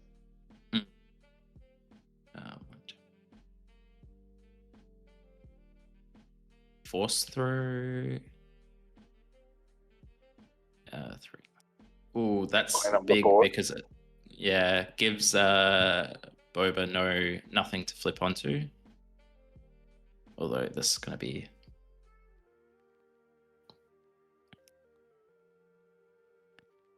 IG 2000 taking down Kanan. Yep.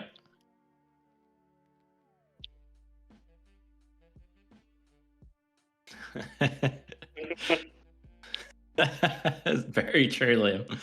Do not miss Janko being around.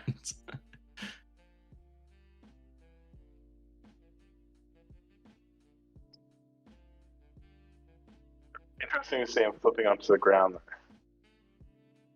Yeah, I think so. I suppose he's worried about having to deal with Luke.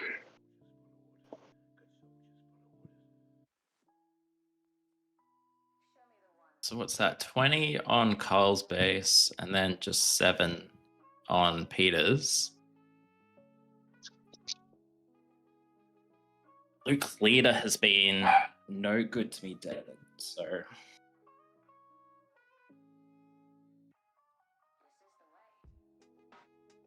free Django Oscar. I don't think we're seeing him back anytime soon, buddy.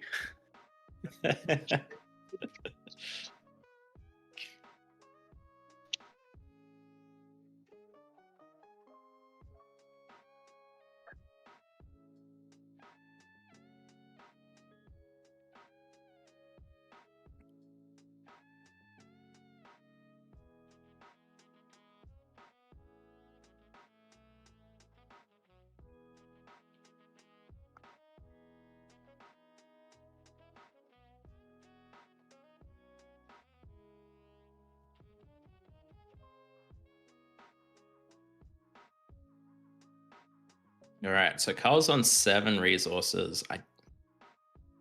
He may have a Luke, and that's why he's just running the Sabine into Boba.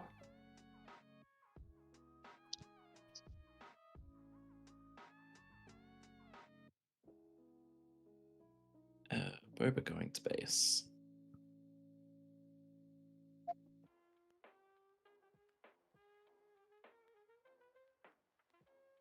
Yep, he's scooping up all these resources, and there it is.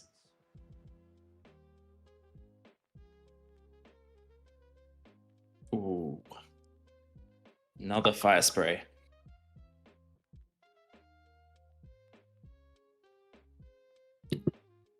It's starting to feel like Cole has stabilized this match, although 2 space units might be tough to deal with. Give him the TIE bomber. That's actually much better.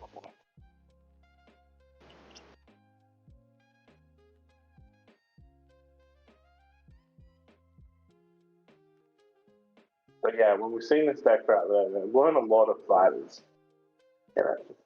No, not at all. Obi-Wan's Aether Sprite was the one we saw a couple times. Yes. And Luke deploying onto the Aether Sprite was quite devastating. Incredible. Yeah. And then there's some disabling Fang fighters, I think. I think so. I think he might have them main boarded. I think he had Restored Arc. And I don't know if Concord Dawn is classified as a fighter. It might be. Let's have a look. Yeah, it is a fighter. Mandalorian vehicle fighter.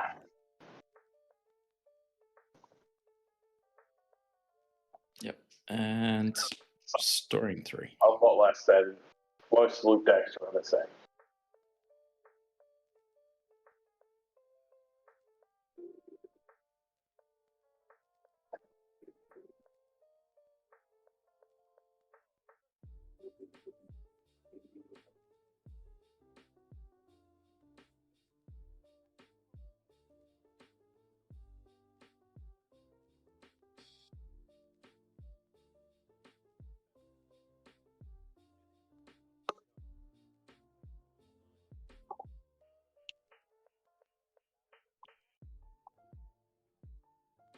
So Luke getting to swing in for 5, I believe.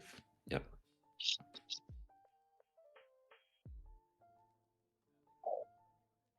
Then the TIE Bomber. TIE Bomber is 3 indirect, right? Yep.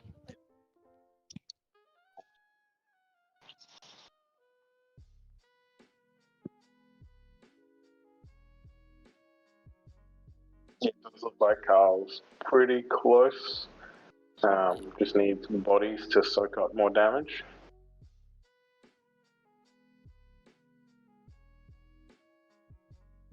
Obi-Wan's Aether Sprite is a pretty good one to do it. Yes.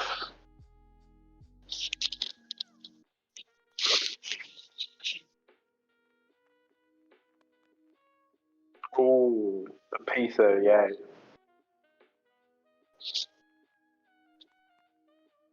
I think everyone forgot about it when out of fashion, but I still think it's good. I still think it's sneaky good in like a Vader deck. In my Vader deck. I was very impressed by that, and the 7 Fleet Defender, which weren't in many of the lists. Yeah, yep. Just having that shield is very good. Yeah. And that looks like a red 5 as well. Are we all questioning why Carl didn't play the Redemption? Sorry? Carl had a Redemption in hand on 8. Oof. Not sure why he didn't play it. One stake initiative here because of the Ether Sprite, I thought. But there we go. He's played it now, yeah. I mean, I'm not going to comment much. I'm not in the top 4, and he is. But interesting play. So you probably take 5 off, I'm thinking. Maybe 4. Going to take. He needs to make sure he won't die to a Devastator, but otherwise he probably should just not take anything off. Yeah. Oh. Because it's all the same for the most part. Yeah, But really difficult thing for his opponent to get through. yeah. Three's a decent amount. Took 3 off. He's got to put it on there. Oh, maybe. Yeah. He took 3 off, right? Yeah. Okay. Ah, okay. Yep. You only heal for one. Yeah, he only healed for 1. Have we lost the camera? No. Are you guys? What'd you lose? Can you guys hear me? Type of Yeah, I agree. I can hear you. I think the webcam's Just Ah, yeah. go straight to base. So he kind of gets incentivized to play the redemption first.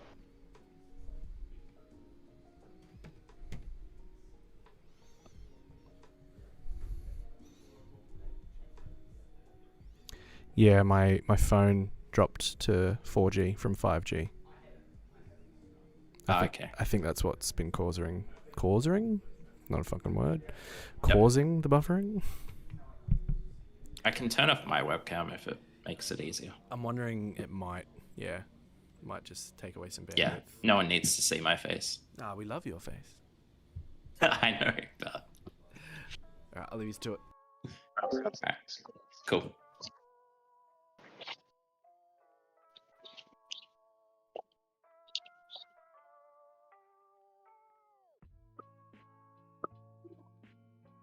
I also need a fan on TV's phone, probably overheating from running this stream through it. So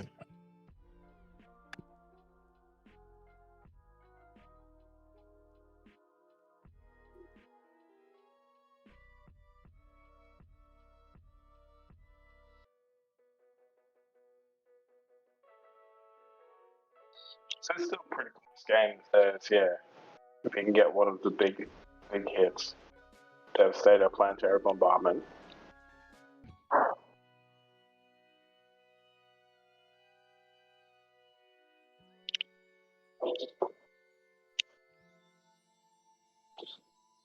I mean, Carl's almost at the point where he can just start hitting base. Why not just whale it the Aether Last Sprite? round. Like he just attacked base with the Aether Sprite last one, I think. Yeah.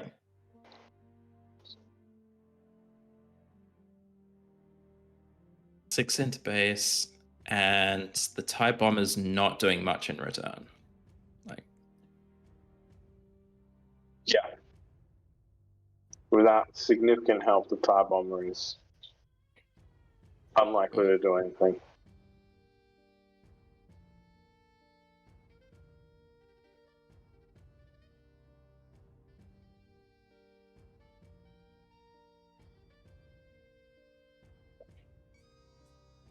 So the TIE Bomber just ran into the...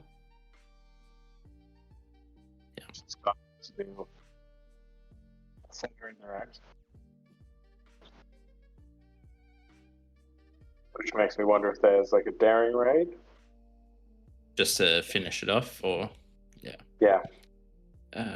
8... 20...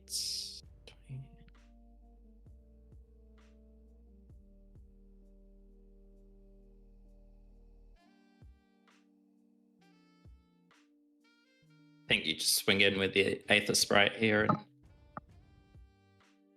make Peter have to do something. Oh, Cassian Andor pilot. Play with. That one, let's see what it does. Attached unit gains on attack, discard a card from the defending player's deck. If that card costs 3 or less, draw a card. It's a 1/3 pilot.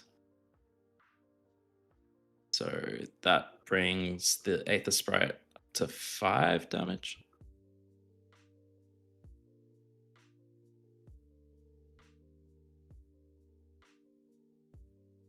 Puts Peter to 27. And he discarded another Fet's Fire Spray.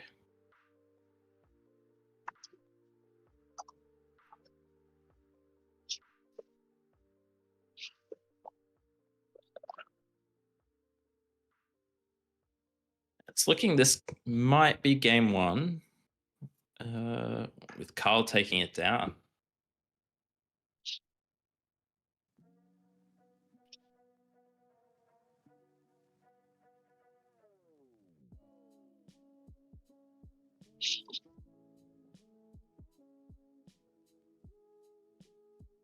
Wait, had they scooped?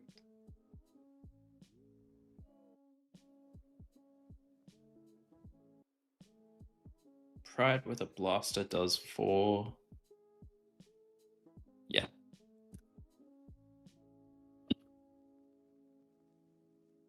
Yeah, so I was pretty sure Carl took that one down. Mm-hmm. I don't know if we talked about this previously, Tim, but it's pretty amusing that you can just click on someone in Melee and see all the random tournaments they go to.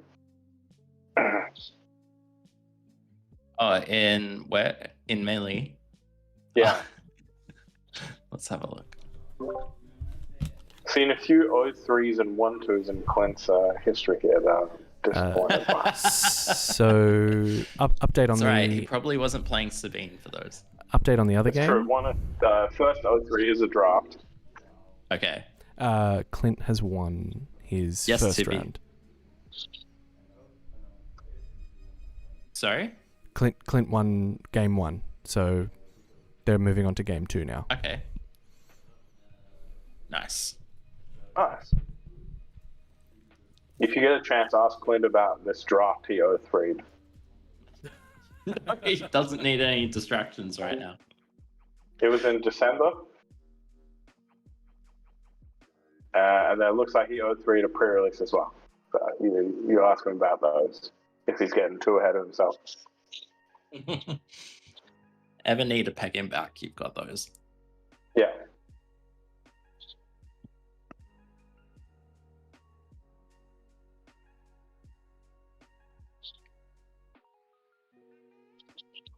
So, interestingly, Carl's list doesn't seem to play a lot of fighters at all. No, I think there's maybe 10-ish. Hmm.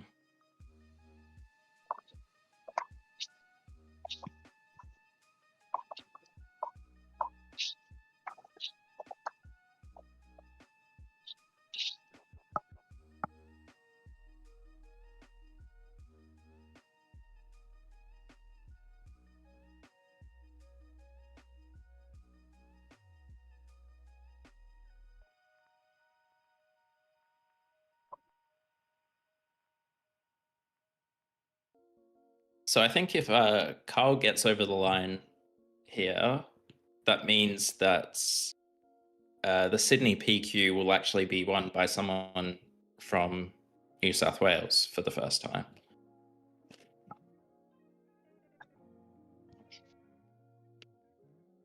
So Sabine ECL in the other match, Clint on Sabine ECL. We saw him in the top 8 bracket.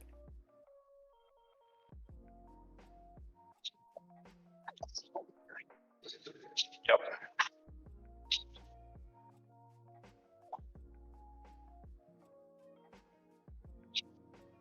Yeah, Johnny, we have seen him put it on the Ether Sprite a couple of times. Obviously, here's the Red 5 as well, would be good. But yeah, it's definitely more in the range of the other red, blue, ground, mid-range decks that have been floating around, like Yahan and that sort of stuff.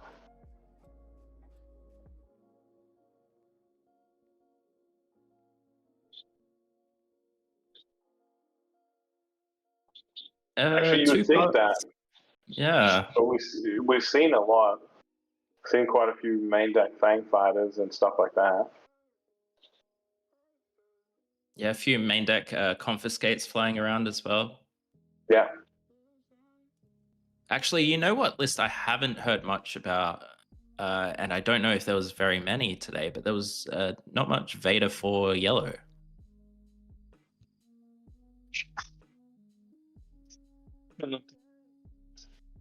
Seeing any on screen, please.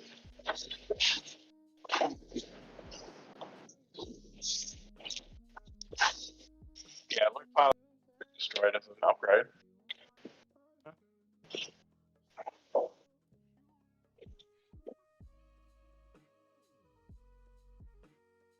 The other top four, Sabine ECL versus Boba Dardavolt. Yeah.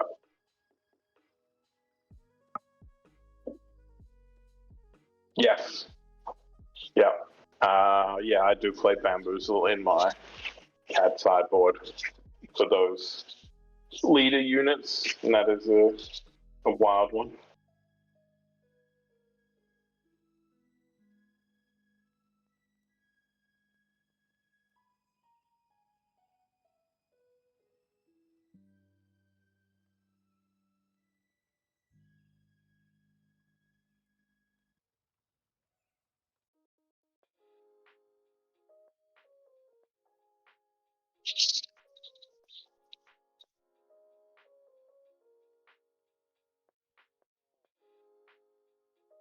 No. No. No. Yeah. No. The Luke upgrade specifically says that it cannot be destroyed.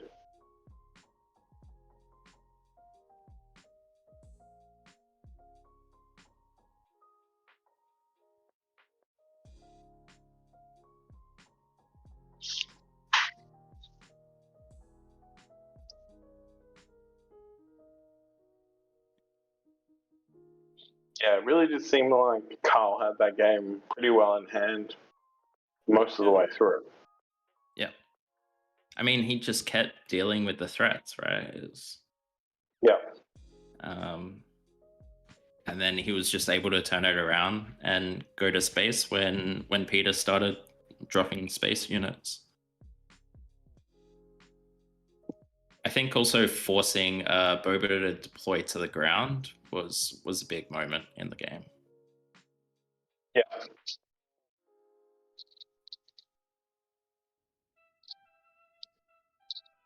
Disruptive Burst in my Thrawn 4 Dark Vault deck. Disruptive Burst. Give each enemy unit -1/-1 for this phase. Oof.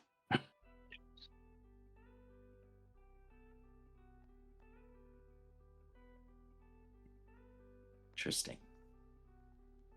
Yeah, I do not know if it is good, but it is fun. And really, that's all you can ask for. And yeah, Thrawn, pretty good.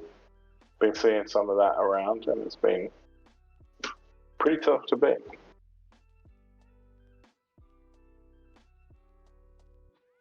I think it's one of those leaders that coming into this set, I expected some way. Yeah, the pull for triggers is just a little bit low, but it's not far from being good. I think with the next set included, starts to really push over the top. Yep.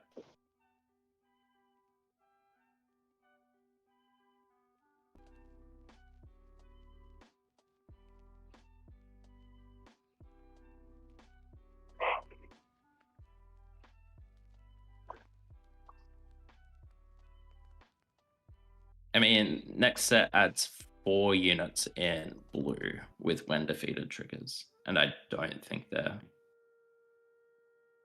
particularly shield tokens. Maybe. All right, so we're on.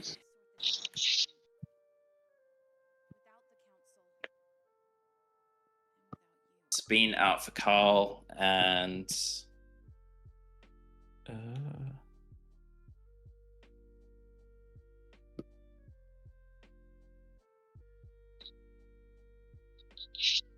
Oh, did Peter have to surprise strike in the?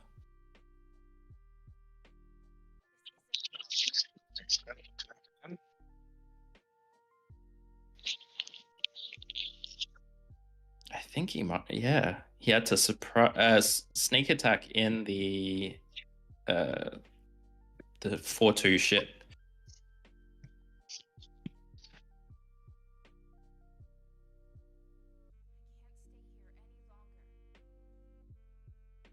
It's an interesting.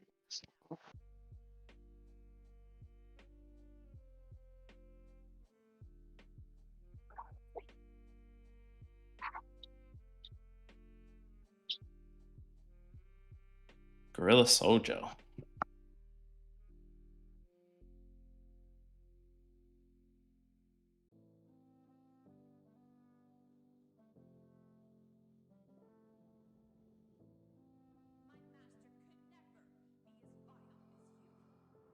I think he just has to put damage on base in this case.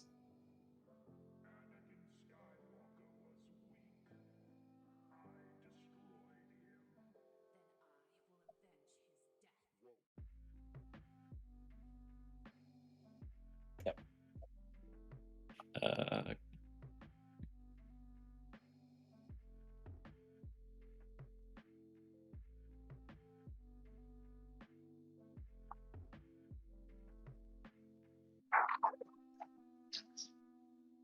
That is a pretty awkward opening, so that must have been the mulligan for Peter. But he still managed to deal 12 to base over the first 2 turns, and I think he just claimed without swinging in the Gorilla Soldier as well. So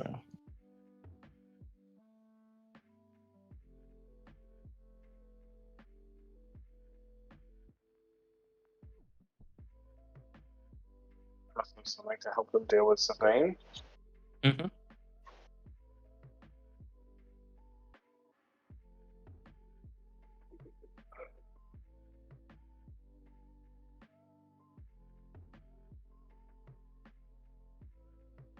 and he waylays back the red 5.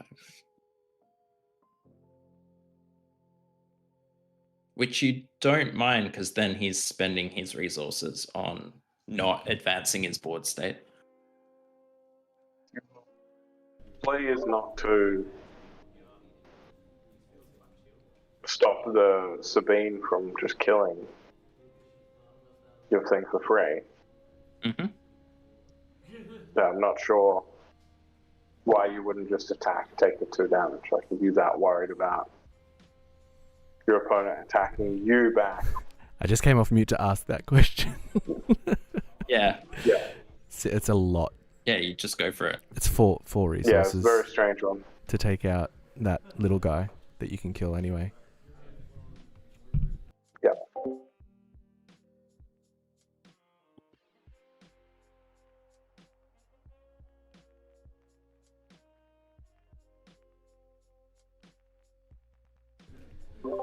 Guys, we're just going to swap over the hotspot.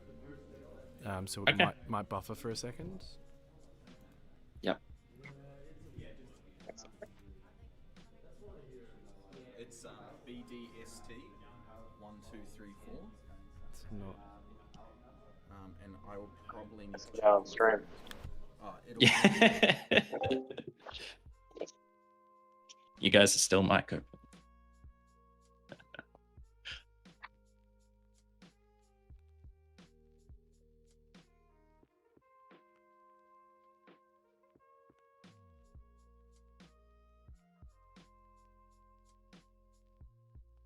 Yeah, Sarah, just let it fall.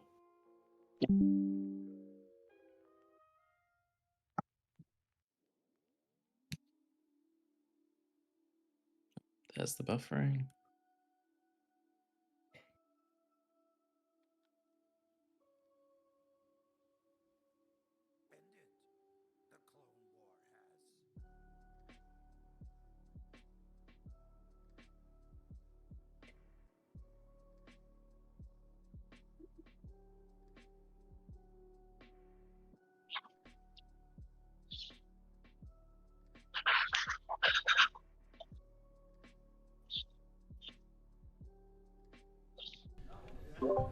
Alright guys, it's switched over. I don't know if you've lost anything. Yep. It went down on the stream for a second, but yeah. Perfect. Alright, I'll leave you to it. Thank you.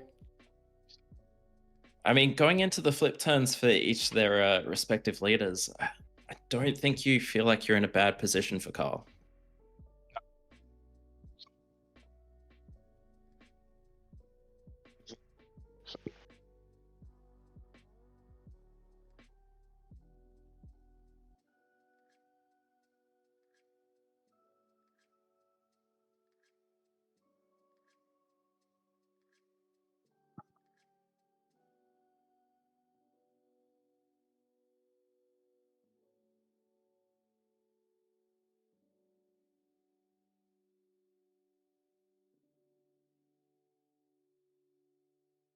Krofner, there was 38 total players today, so. And the Jedi lightsaber comes on to Sabine.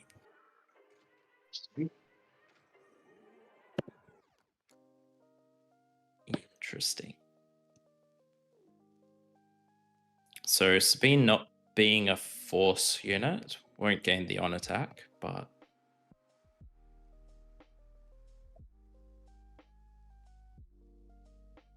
And yeah, immediately killed by Boba being deployed.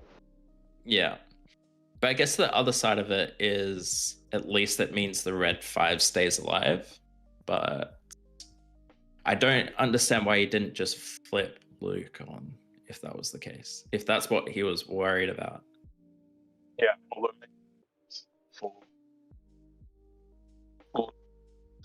Just the other way. Yeah. 15, 10.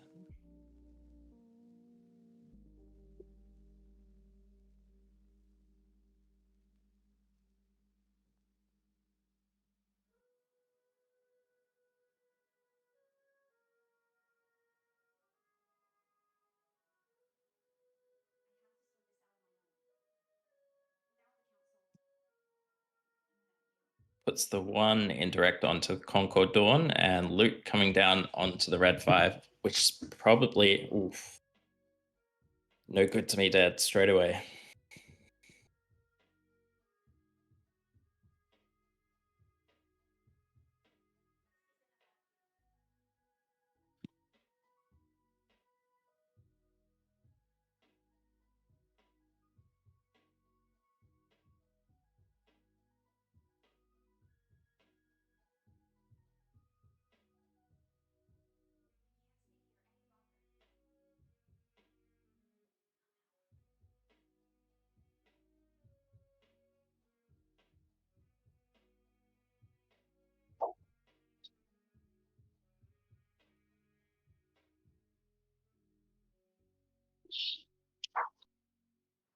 So the triggers for the TIE bomber is the indirect damage gets dealt first. I'm trying to work out. Yeah. Yeah, that's on it. 521.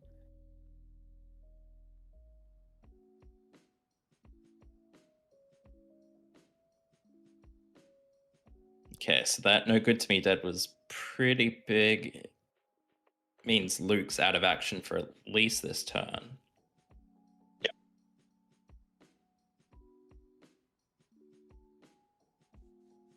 Also with 21 damage on base, that is a really big turn for Boba.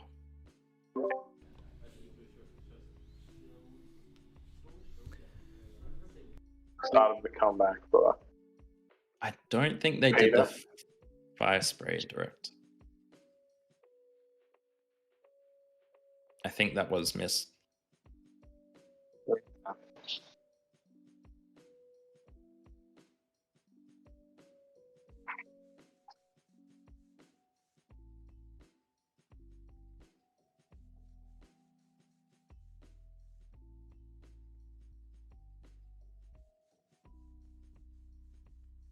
Another Concord Dawn just to stall it out again.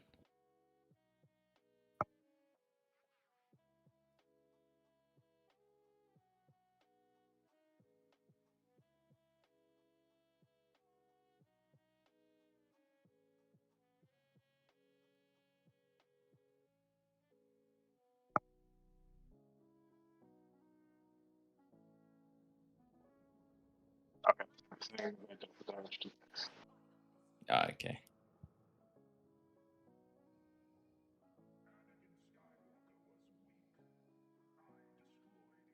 Yeah.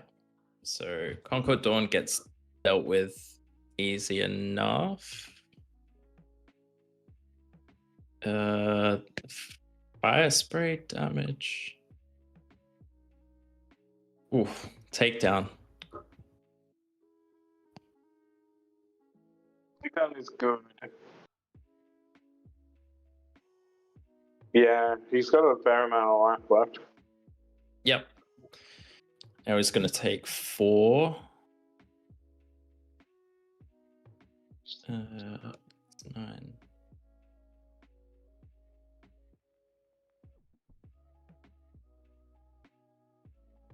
And another hot shot. Oof. So up to 29.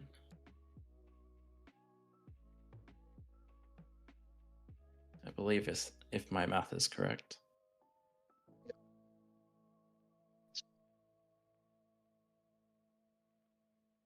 Yep. So the good thing for him is that his attack will kill 2 units straight away. Oh yes. So the Fet's Fire Spray and one of the ground units. Yeah. Yeah. Which does leave him a little bit of wiggle room, Mm-hmm. but it's not looking promising.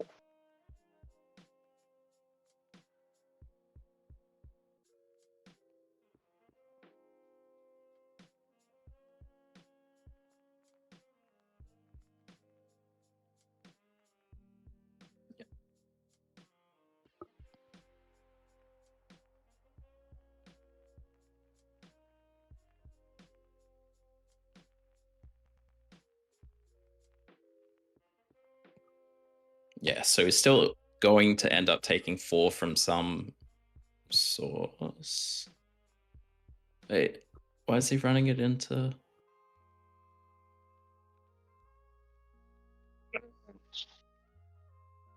So he could have just gone to base and then used the on attack from red 5, and then Luke's on attack to deal with one of the ground units.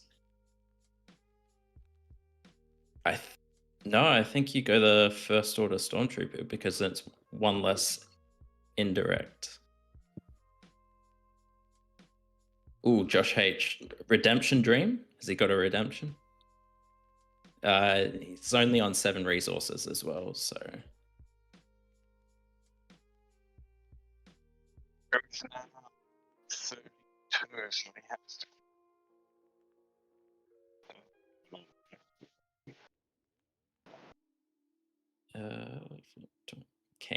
Kanan's not going to do it. 5, 30, 33. No, Carl. Oh, and Devastator. Devastator next turn would have just had it.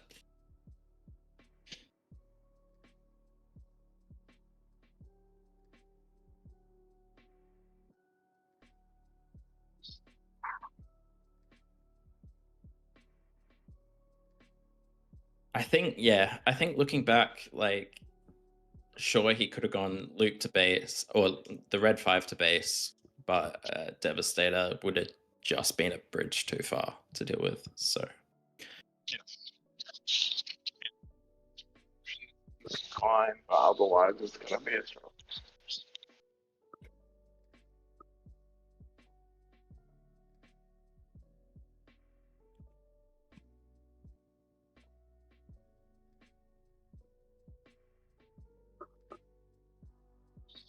I believe it was. I only got a brief look at it, but I think it was a champion Devastator.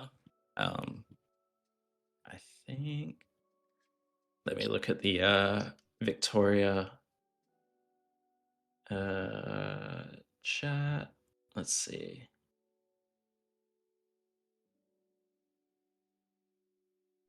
True. Yep. So Peter has taken down one of the showdowns down in Vic. So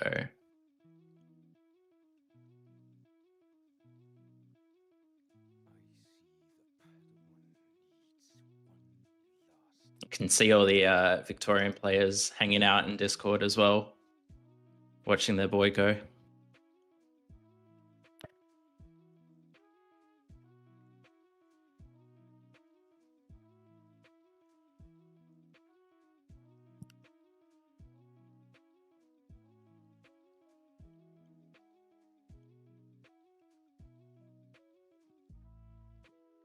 I know they've got a second Melbourne PQ next weekend. I think it might be one of the last Australian PQs for this season. So, yeah, good luck to everyone down there that's going for PQ glory and that day one bye. So, This is the last of people trying to right?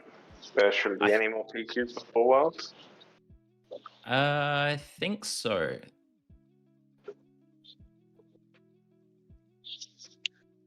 Yeah, this is the second PQ, the Sydney PQ that's set. So they had one in. Have a result. I reckon Oh, So go on.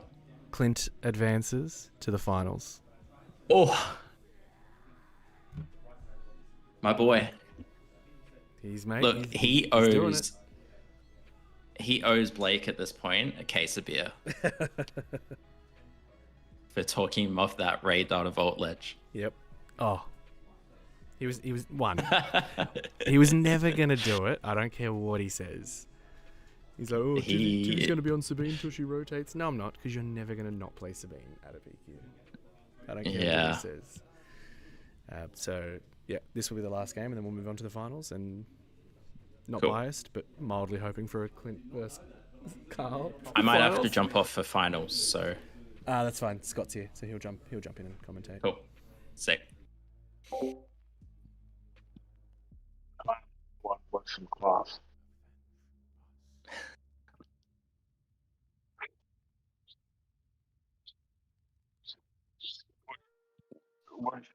This last game. The last, what's this? 3-2. I mean, this seems like a pretty good opening for Carl. I think so.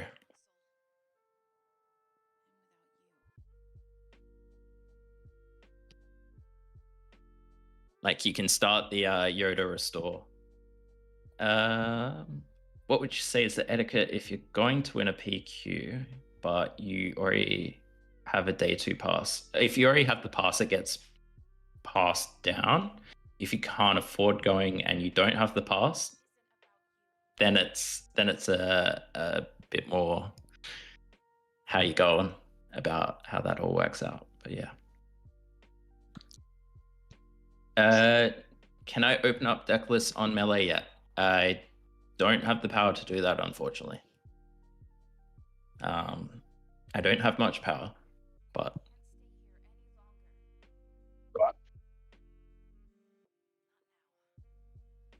I do have the power to make cards appear on screen, so let's use that one. Yoda. I think he missed the restore from Yoda. Yes, he. Yeah, missed the restore from Yoda.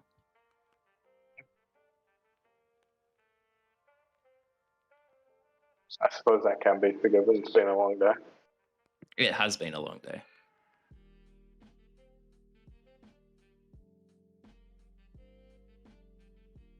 Oh, is he going back to fix it now? No. Adding one on for the indirect from IG. No, you got it. Okay. Maybe it's just me not picking it up.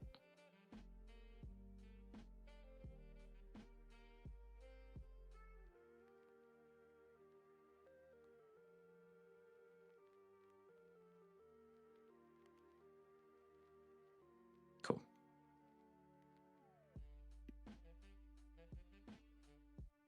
Yeah, that's understandable. Dealwork, yeah, look, the rules are not particularly clear. But those sort of things, I think most tournament organisers would be pretty lenient about people working things out in those scenarios. But yeah, if you feel like you want to play, that's okay. Conceding is totally fine. You know, I think as long as you're upfront about what you're trying to do, what your intention is, you're all good.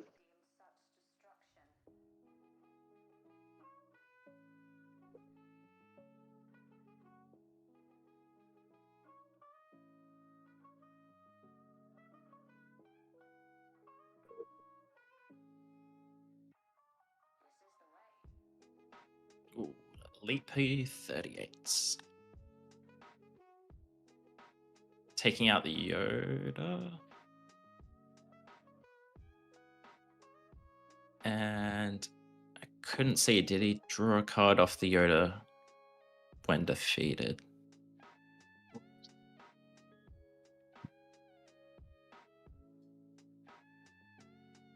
This is the semi-finals. Jerome? Yeah.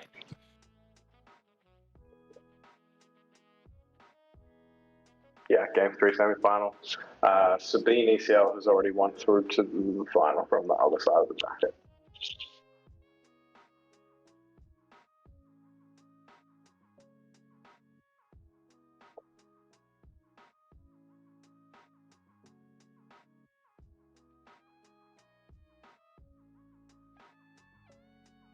I mean, Carl's already started healing a reasonable amount with 2 swings from Yoda, and then Kanan hitting a Darth Vader from Mill. So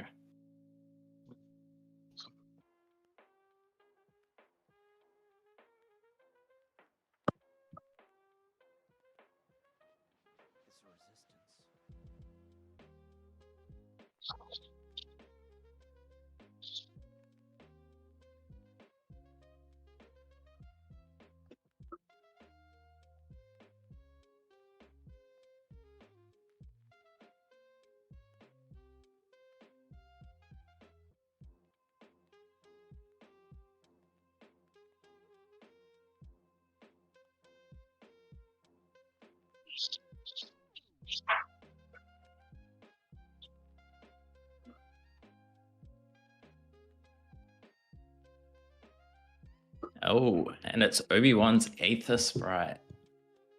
Yeah. That can take out the P-38. Yeah. That card has looked really, really good in all of his games. Mm-hmm.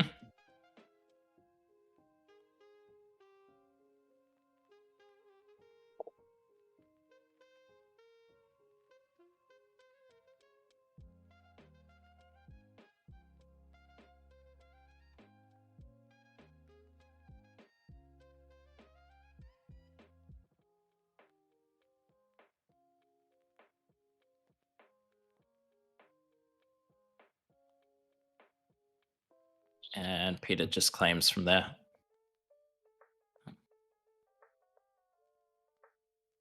Yeah.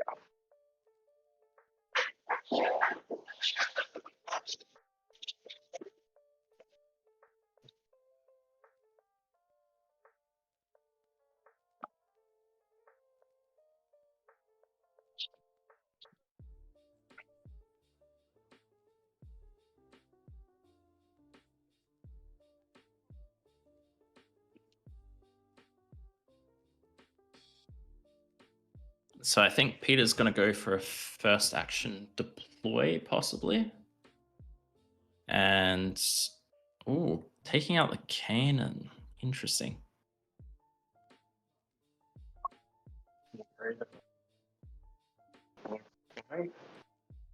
Oh, and Fang Fighter comes in.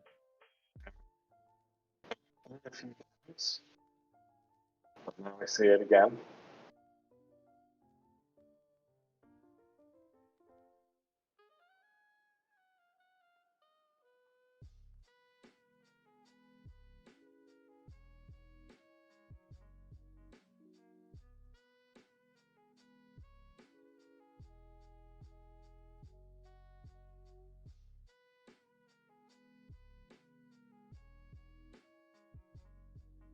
Lost position on the IG.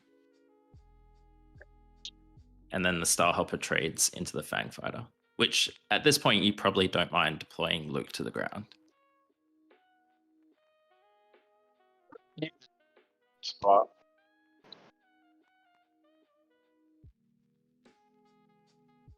Just worried about the late game. The Devastator could, yeah. So, resistance.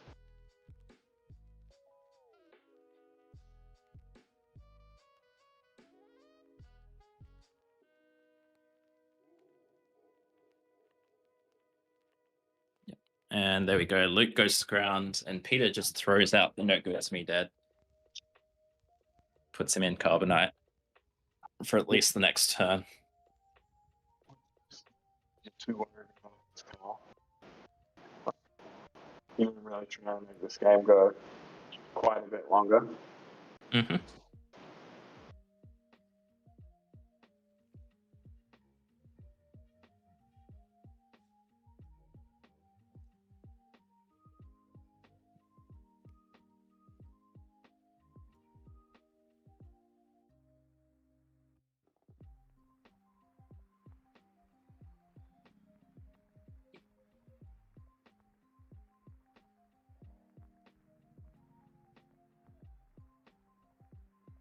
Yeah, so Liam, he's managed to hit Luke with no good to me dead each time. So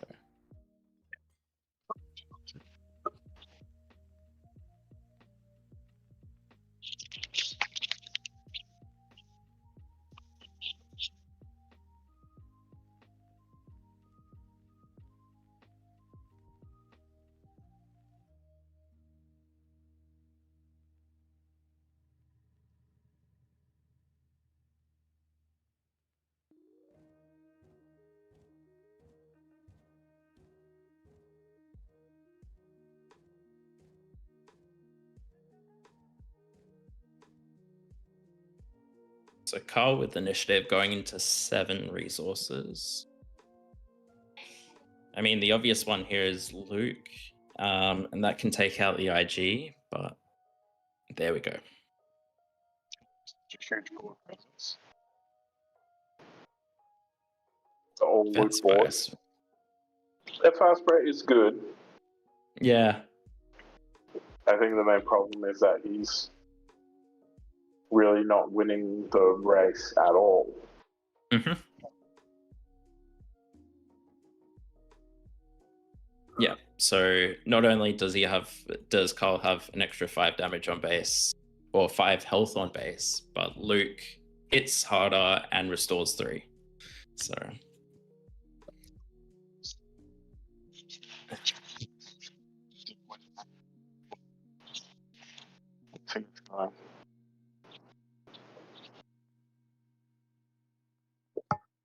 Yeah, 14 to 5, not very close.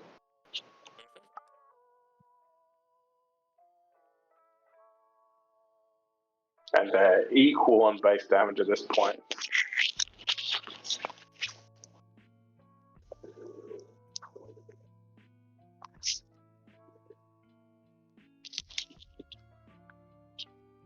Yeah, very bad numbers for Boba.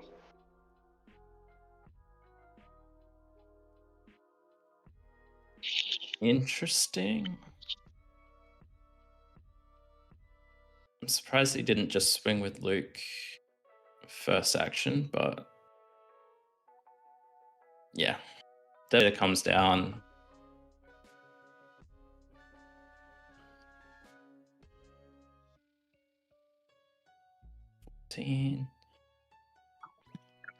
To do a tutorial teaching people how to use these double-sided tokens for damage.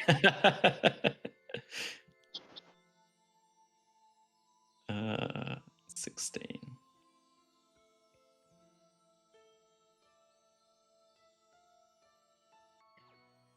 I mean, the Devastator is going to require an answer. I would just be shocked if there isn't something reasonably big. I mean, at this point, it's just a race, right? It's 6, 22.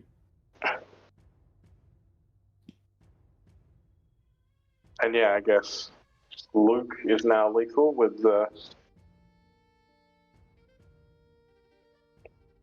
lightsaber. Yeah, planetary bombardment. Yeah. That's the only out, I think. Yep, planetary bombardment. I mean, he'd have to take out one of the units with 12.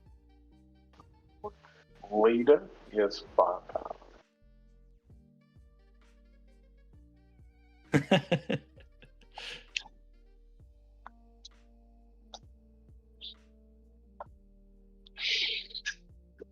No good to me, Dad. think you just swing in with Luke now. And put him to 28. Yeah.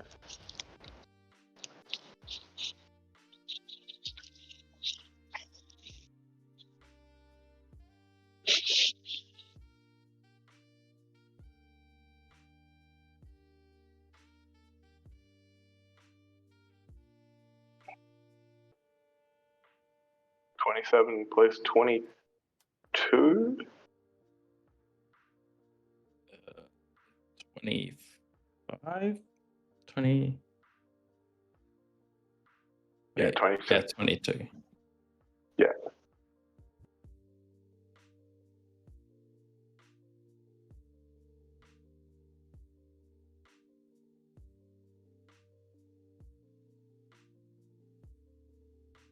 The question is whether Carl just claims it.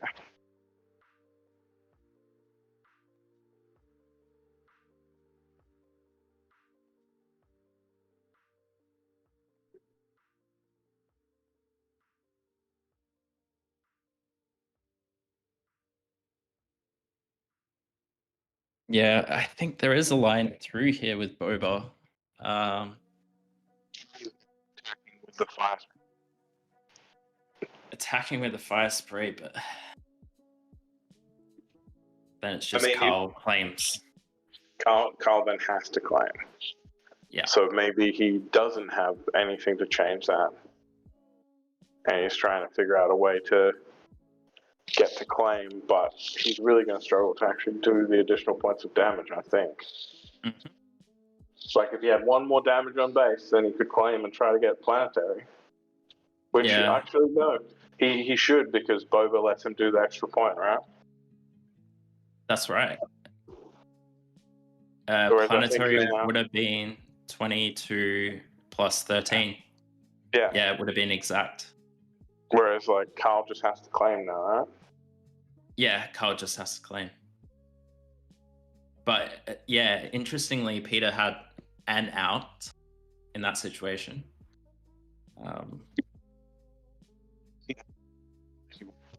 Takedown. Yeah, I think that's just it, because Fire Spray is not a capital ship, so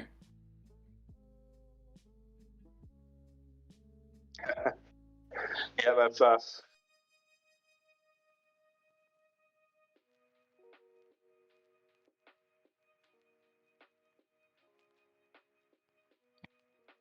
I think Peter's just talking through the lines now. Planetary bombardment, I think, would have been, yeah, if we still had the capital ship up, 13 to base would have done it. Yeah. There we go. Unlucky to the Victorian people, your man Peter has gone down. Finally, his first loss for the day. So a pretty huge run. But all Sydney finally. We have Carl and Clint from the Baddest Batch playing Sabine in Seattle.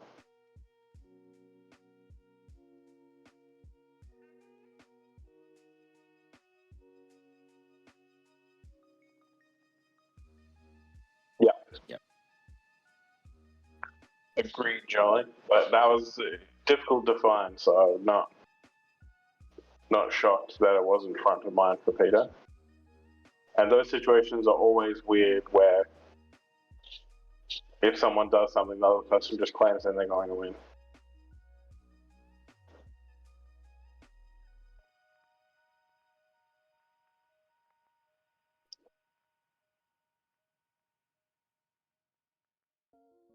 Yeah, Luke 4 Colossus versus Sabine is going to be a tough one, I think.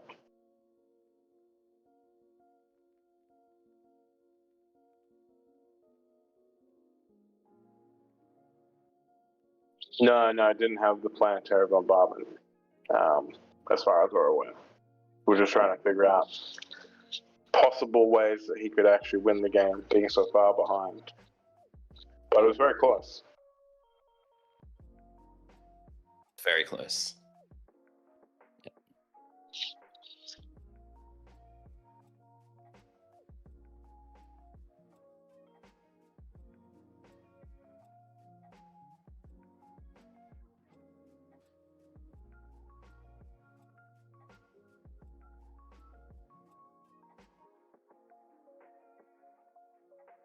So I don't know how long they're going to have before the final starts. Perhaps Tyver will be back in a second. Let us know.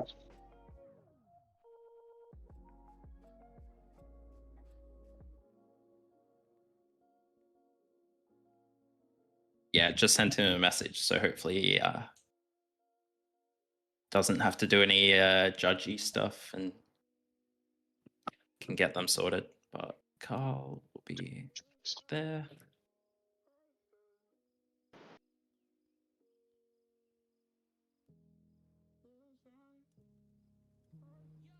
So Clint lost round 1 to Peter, who we just saw. And then submarined his way throughout the day.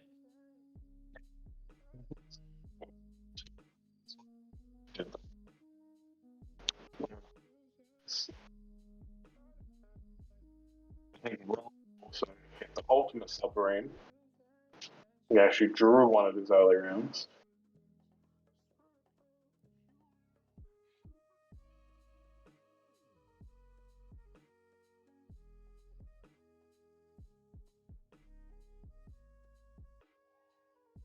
I think it's the Luke minifig that's doing all the work for Carl. Voodoo. Magic. They do say this game is pay to win, so. Yep.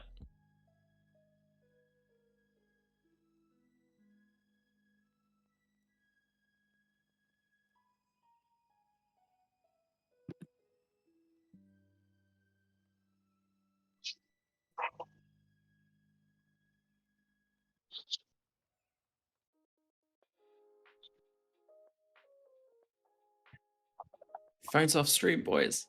Come on. On screen?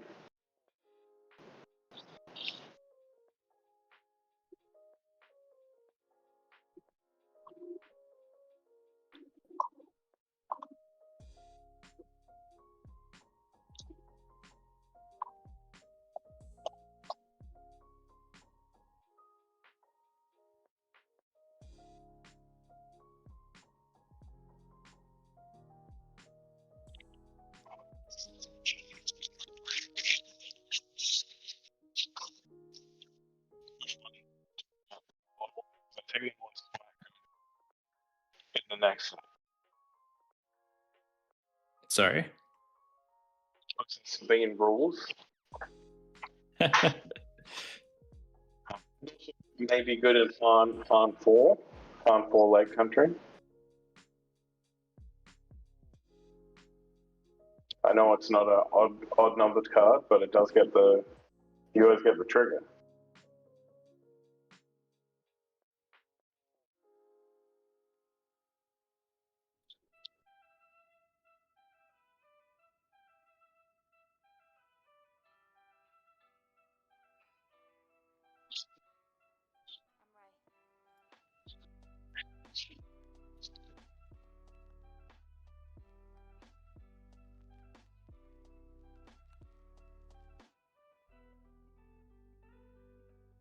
And I suppose we shall see if these guys are going to play. I know they are friendly locals. Don't know if either of them is planning to go to Worlds. I don't think Clint was considering it, but he might change his mind now with a day 1 buy. So Clint goes, all the Perthers are going to go, right? Luke and Blake and Paul. yeah, absolutely. Yeah. Yeah. Claim it back as a business expense.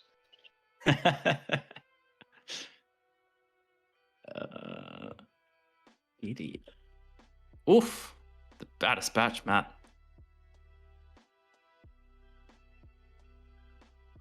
Worlds. I think I saw there was only a few tickets remaining, but I don't know how that works with day 1 buys.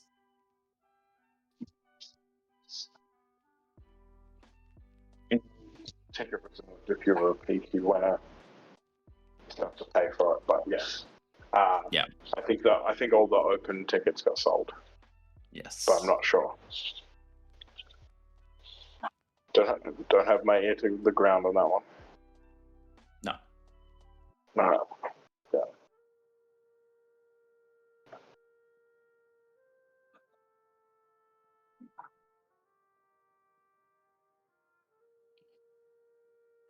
Yeah, I think they have a cap for day one.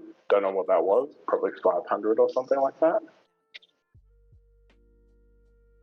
And then yeah, PQ winners usually had a reserve seat. It'd be crazy if they were still going on and they didn't have a chance. And there might be some people who are still playing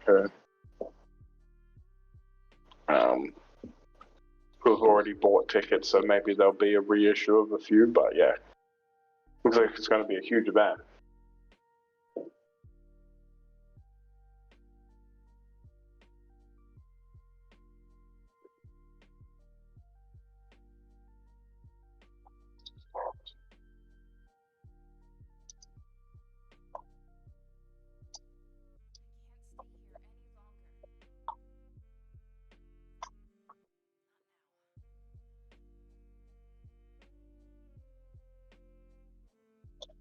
$500 does seem low for Worlds. Is that open spots? The open slots, Yeah. not including the PQ winners. PQ winners will be another couple hundred. It might be bigger. It might be like 1,000. Yeah, depending on what they try. Because I think everyone who goes 4 wins out of 6 rounds makes it to day 2, which is a lot. Yeah. 2,500 to open.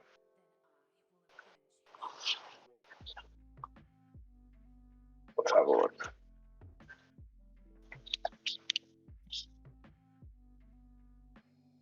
Okay.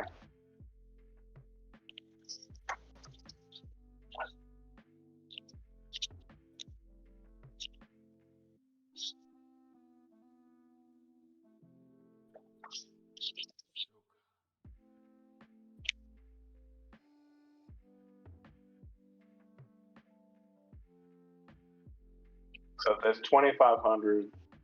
It looks like 850 of them would make it to the second day.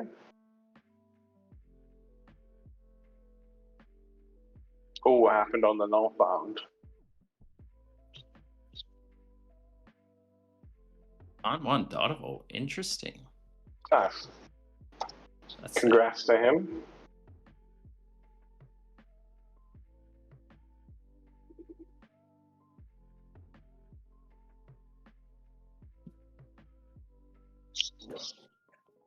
Unless I'm misremembering the structure, 1,200 is way too many.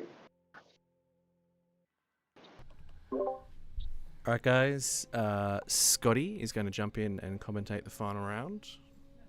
Cool. So if you've got to head off, Tim, thank you. I'll show him how to do the what's he? Have you? Oh, you've already updated it. Legend.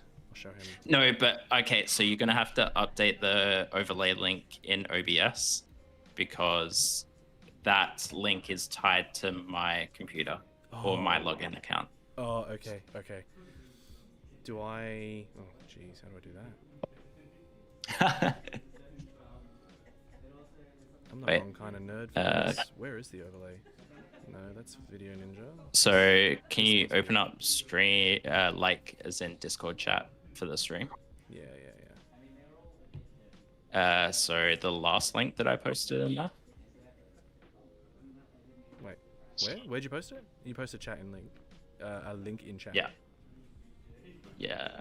I can The VIP send it ticket directly. packages are sold out. I see it. That one there. Yep.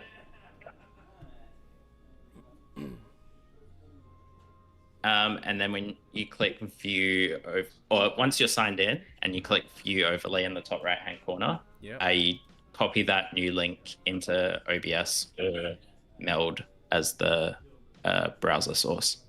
Okay. All right. So I should update it first, right? Yeah, you can do it in any order. Oh, okay. Alright, I'm gonna view the overlay. Do that. And then put it in OBS. And what, you just right click on the overlay? Yep, or it should be double click, I think, to open up the. Oh, yep, I see it. And then you just paste in the new link. Look at me knowing how to do a thing. Exactly. That's refreshing, and then yeah, just can update it from the manage part. Yep. All right.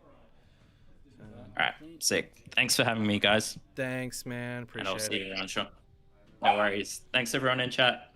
Cheers. Do you want to just get them to hold up for 1 sec? Yeah, just hold up 1 sec, guys. Just gotta fix the overlay.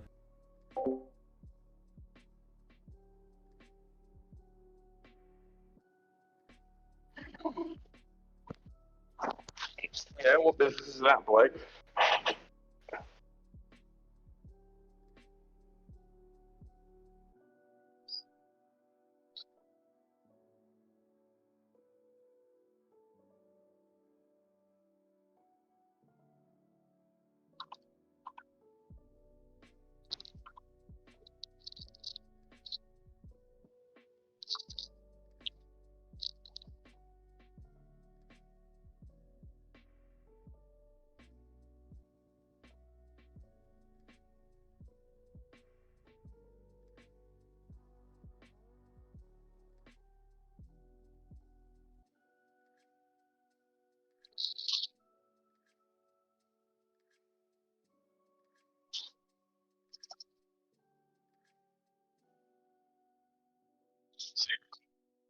When I get it, I'll send this secret club. Okay.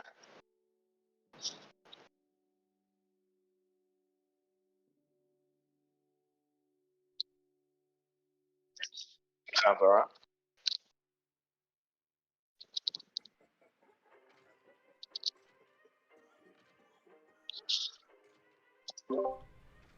All right, we're nearly ready to go. They're just setting up now. We just got them to hold for a minute, and then we're going to start with the final of the second Sydney PQ. We've got Clint on Sabine ECL, 2 local players, versing Carl on Luke from Set 4, Colossus. So Clint's been slaying the data vaults all day, so he's going to be up against the Colossus this time, so extra 2 health. And we'll see if he can take away the win for the Bow Dispatch. How'd you go to that, Scott? How did I go? I went 3-3, but I was on Akbar Data Vault, so I was just memeing today. Yeah, I still don't understand that deck at all. No, it's a very fun deck, and that lot of villainy today. So if you look through the list and that, there was a lot of green villainy especially. So a lot of overwhelming barrage. I got barrage pretty much most games. But Carl's surprised everyone. Been the pick of the day. Yeah, I think Carl had the right pick in red blue. It's been very good into the Boba decks all day. And Sabine, we're on Clint. Clint's very experienced. He's been on it for 4 sets.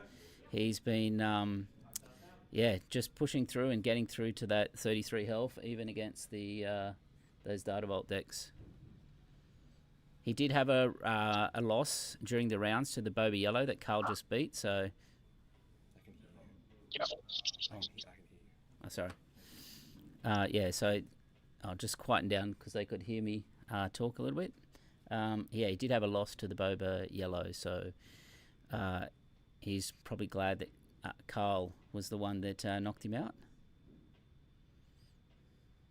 Yeah, unlucky for Pete because he beat both Stephen and Clint pretty easily during the Swiss. Yeah. So it's just on the wrong side of the bracket and ran into this Luke deck that seems really interesting and pretty powerful. Yeah, it's done pretty well all day today. And Carl has been playing red-blue for quite a while. He's playing Han 2 for quite a while as well. So he's jumped on Luke. It's one of his favourite characters, and he's done really well today with it. His first top 8, and he's one round away from taking it all. Yep. they are playing pretty fast. So we've got Sabine with 2 experience, and Carl's going to try and dominate space here. Oh, sorry. Oh, we're going to go louder. Yeah. And just trying to get through it after a long day. Okay. All right.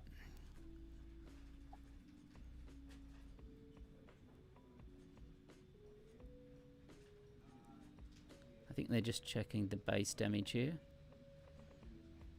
Yeah, I think they've got that right. Yeah, there's a 5. I'm not sure if did Sabine ping at all, but I think it did. But the arc healed 1 when the arc attacked. So Sabine's got 2. No, I think Clint just took initiative instead of pinging. He just took 2 from the arc on the last turn, and that's it. Yeah. Okay. He could have pinged both turns, but chose not to. Yep. I guess because the arc's in play, he's not doing a lot of. Yeah. Yeah. So the big decision turn for Clint here in the Sabine flip turn. We'll see what he comes up with. I'm not going to call out the cards too much here because you can sort of hear us a bit.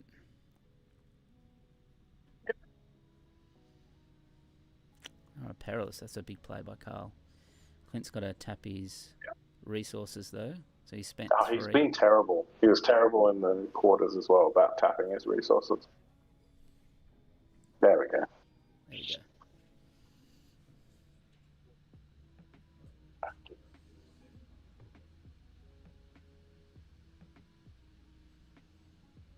Alright, Carl's got 1 resource up. Yeah. I don't know how much direct removal, like takedowns and stuff, that Carl has.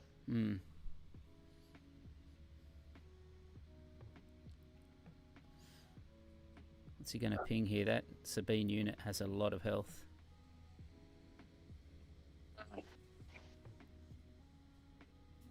What's that? 8, 6. 8, yeah, so 6. this will put it down to 5 left. And put in takedown range. Yeah.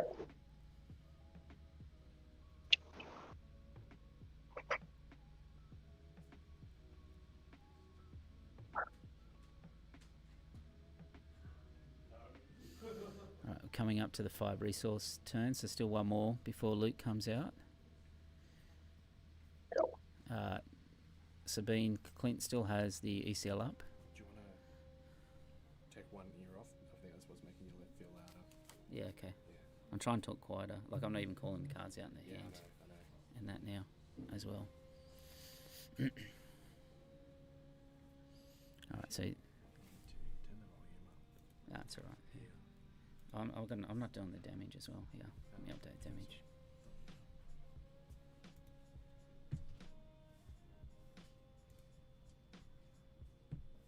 It's gone pretty complex so far.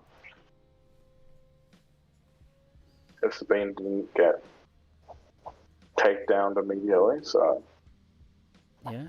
getting a pretty big board.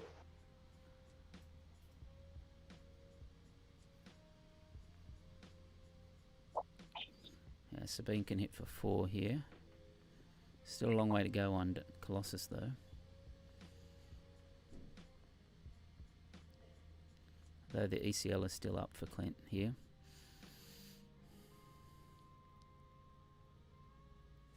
Yeah. And yeah, I don't know if there's lots of targets in this. I suppose there's quite a few of the force units on the ground, so he's probably worth keeping it.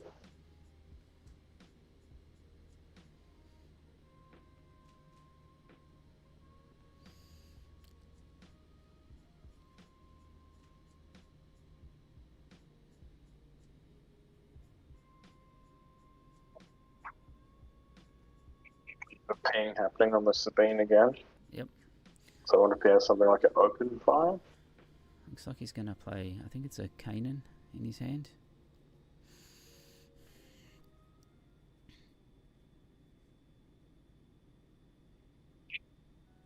And I think Clint's already claimed. Oh, he's got, yeah. I wonder if he has a throw as well. No. Well, okay, Razor Crest. So he's, Okay. he didn't have anything in his discard for an upgrade. thought the perilous position, but it's still on the board there. Okay, people in chat saying that Clint should be on 12 damage on the base, not 10. All right, hold on. I'm going to tell Tarving. Yeah.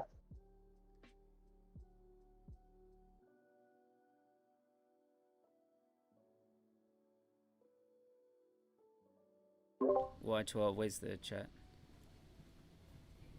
In chat, they're saying he should be. I think he attacked for 2, then 5, then 5 in the air. Attack for 2, then 5, then 5 in the air is what they're saying. Yeah.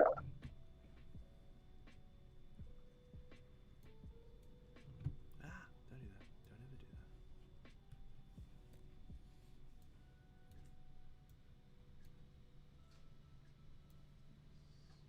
that. That's the Razor Crest, Jolly. Which chat are they saying this? Just Oh, here. Rob didn't put the raid down. With the raid on the A-wing? Just check. I'm going to have to go back and look at it.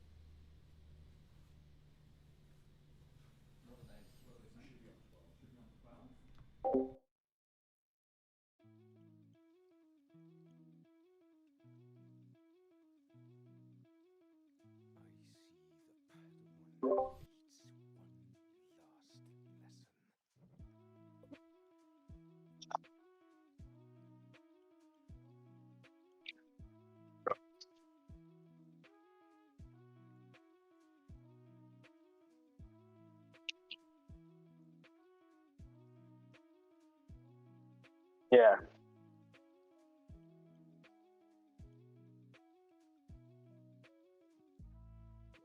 That's a good hand. If he has enough time to play those cards.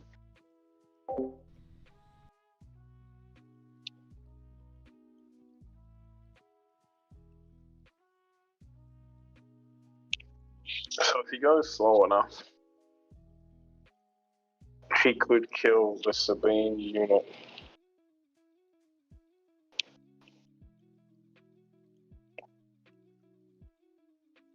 Yeah, that one's on him. Mental loop. The only question is if he will Looks actually like be he's- able to he's stay gonna alive long rivals- enough. Yeah, he's going to rivals the Sabine. That's going to save him 5.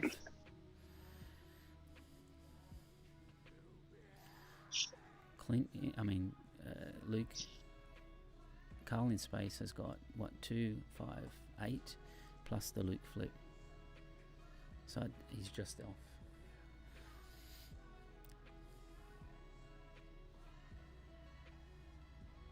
He's got 12 damage in space. So he's 1 off. Yes, I think he's going to be 1 off, yeah. But he will get some restore.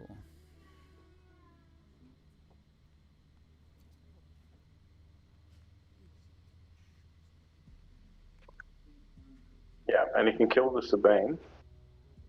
Yep, yeah.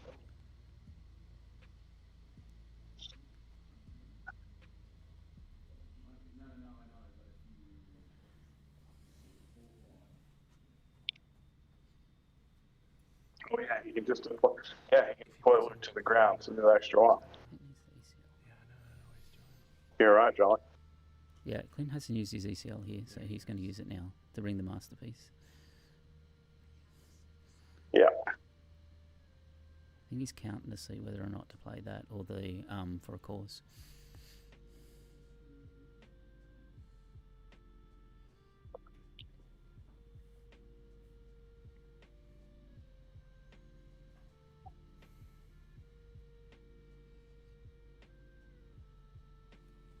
Oh, so close.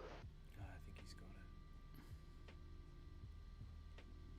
Carl doesn't have But yeah, it looks like So I've got to fix. Clint's going to take game 1. He's going to be too away.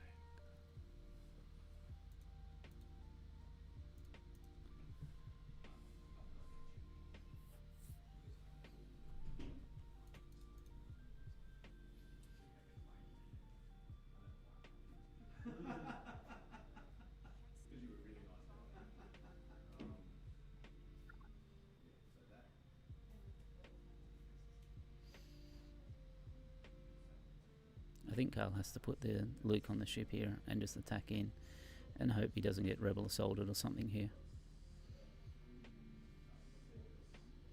He'll be able to take it. Unfortunately, Yeah. the masterpiece and the cakes are both lethal. He's on 35 health base though. Oh yeah. Sorry. Yeah. Keep thinking it's data bomb. Yeah. So he could trade, and he could flip Luke and trade with the Sabine. I think he's going to go base. I think with the, and then you could use Luke's ability on attack to take one out, which would be the masterpiece, and then he just has to see what what he's got. Yep. But does he have enough? I think he has enough with the Sabine, Clint, because the Sabine's hitting for 6 and +1 on attack. So I think the problem is that Sabine unit.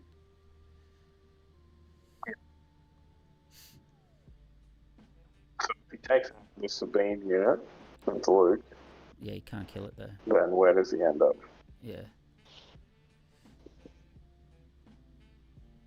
Well, he can ping it now, right? Or is the Razor Crest not a fighter?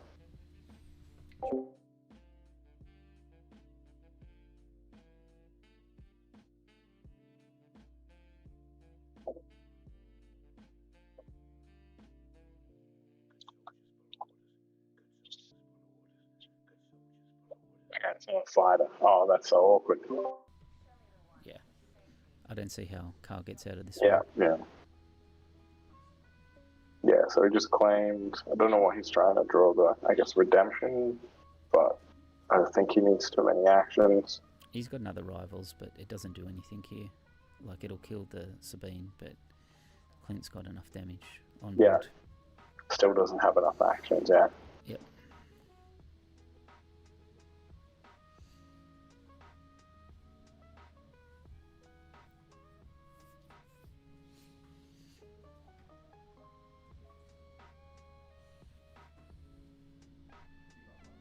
Yeah, Jolly, I think he needed to have attacked with the fighter first so he could shoot Sabine with Luke on the front side and then flip and put on swing.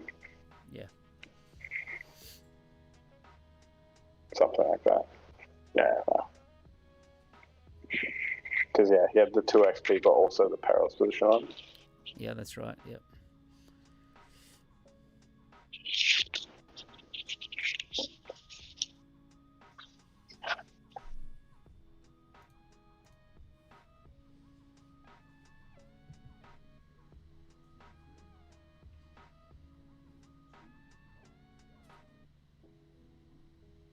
Now on 33. Yeah. K2's lethal here. Yeah. Yep. It's game 1, I think. Alright, game 1 to Clint. So close. In the end.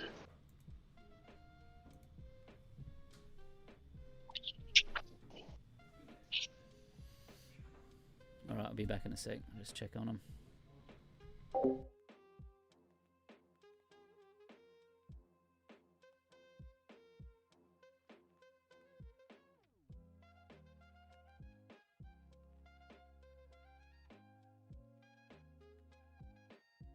lot of those games have seemed closer than we thought.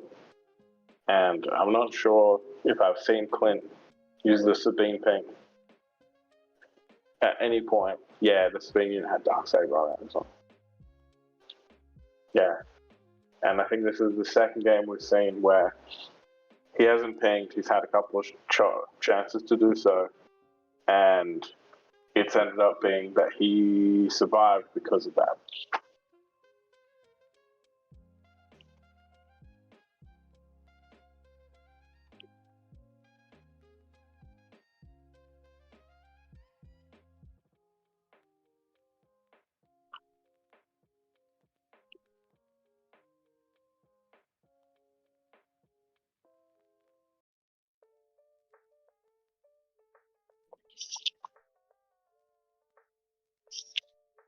close and pretty good game from both players.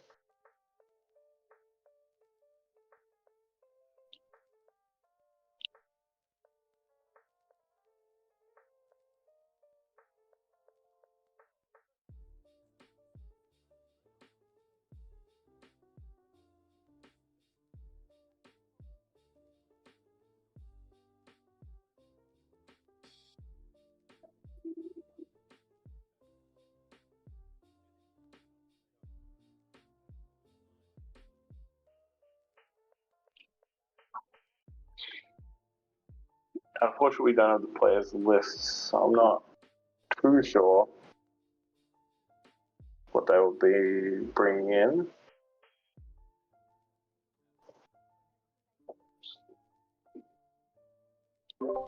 So they're just sideboarding now and checking lists again, and then they'll be underway for game 2.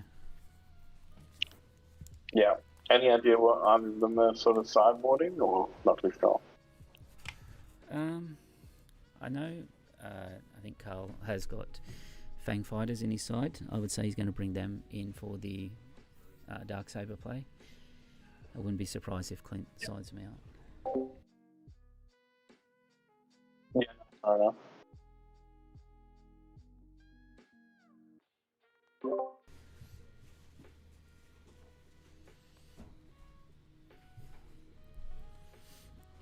Yeah, look, Joe, I hear what you're saying. It has been interesting. I do like that he has been less focused on just doing Luke things, which I think some people build a lot of these leaders and can't really get away from just trying to do the thing that their leader does every turn. So it seems like he's doing all right in that regard.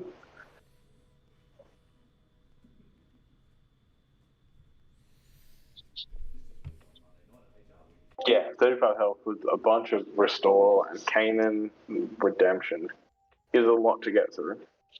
That seemed to have been the thing for him in the matches we watched, like against Boba the round before. It was still close, but he probably gained at least a half a dozen life. And starting on 5 extra. But that Darksaber on the Sabine unit, like that did so much damage that game. Even though Carl was able to perilous it, but he just couldn't remove it right at the end. Carl was like not far off. Yeah. Yeah, so I think it's swung 3 times, so it did about 20 odd damage. Yeah, I think total. It was perilous right at the massive. start. But yeah. And it hands out XP to the Sabine leader. Yeah. Yeah.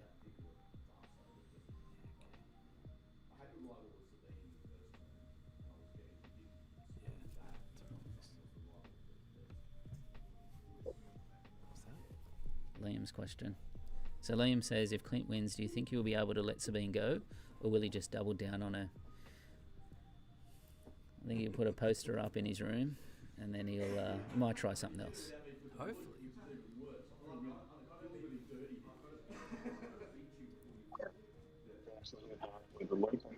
I think it will be, until people are bored of him playing it.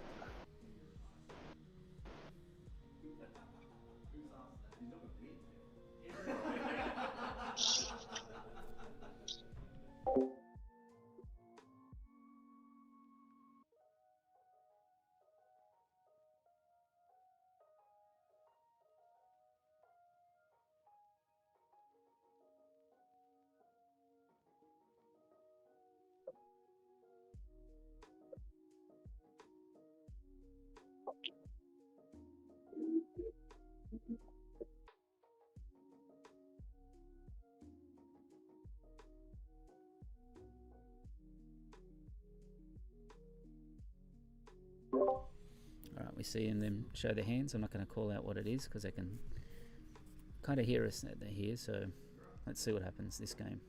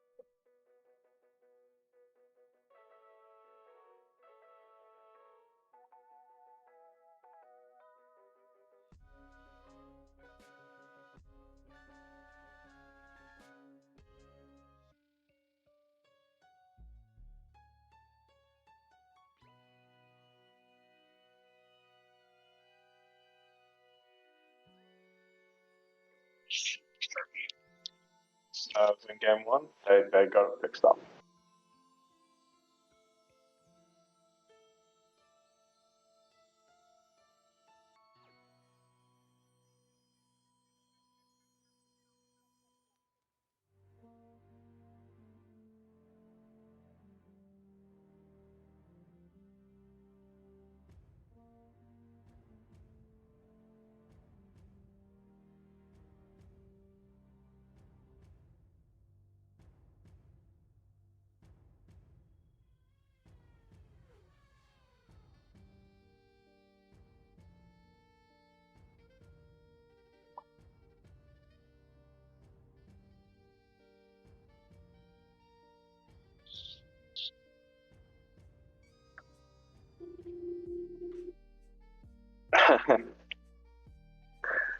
That's right. It's all scripted. All right, I'm jumping in, chat. I don't want to hear any more about the overlay. Look at the tokens. They were graciously sent to us by Laser Gaming, and they're beautiful, and that's what I want to see you using. The overlay's good, but just chill. Oh, it's great, mate.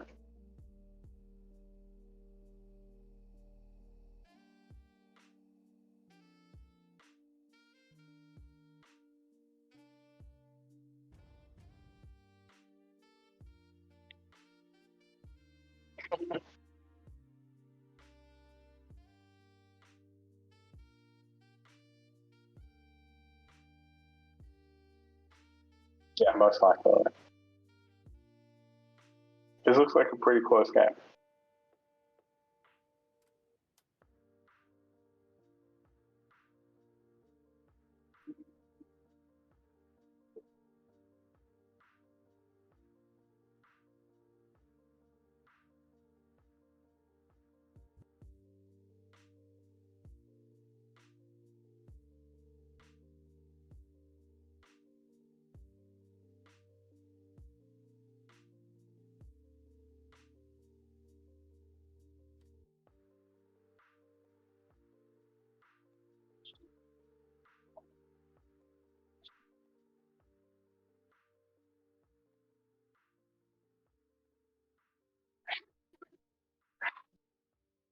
Kanan's pretty good, especially that there's no Dark Saber coming down immediately. Clint. You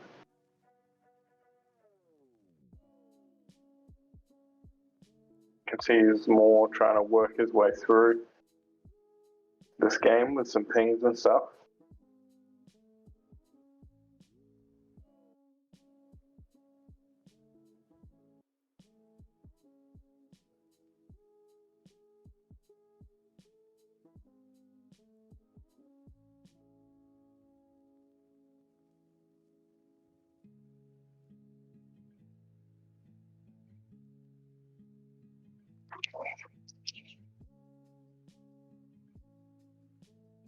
Yeah, great spot for Carl. Take initiative, I think. Yeah. Yeah, Carl's in not a bad spot, but he needs to attack with Kanan here first because Kanan's going to die pretty much straight away, I think. I would think so. No ECL yet, which means we're probably going to see Poe, I would think.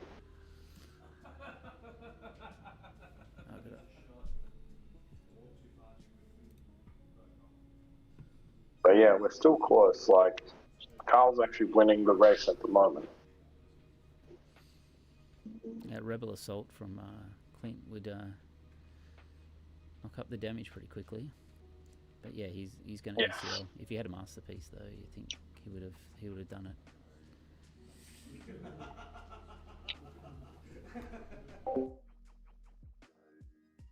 Yeah, if Kane can take the Sabine, potentially, if he thinks he's good in the race, he can just go straight to base, maybe, I think. Yeah, given that I would expect Poe or something to come down with ECL, I would be taking out Sabine Mark They're having a discussion how unpredictable Carl's plays are. So hopefully Clint will Yeah. resource in a second.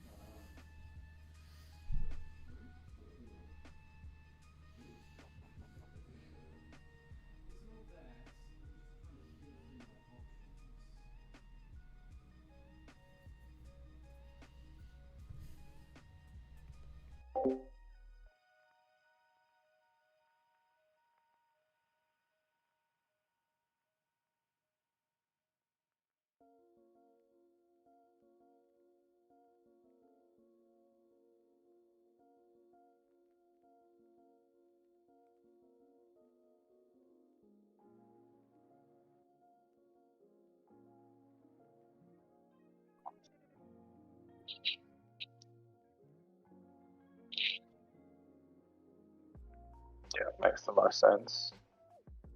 We'll see if they remember to actually use Kanan's ability.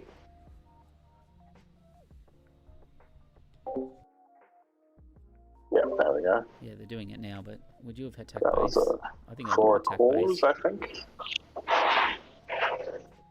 I would have It's attacked really base, close probably. because if it's just going to get killed by Poe either way, then getting the value out of it is probably good. If you think Poe's coming, the 3/2 in space is going to die straight away. So racing is going to be a bit out of the question.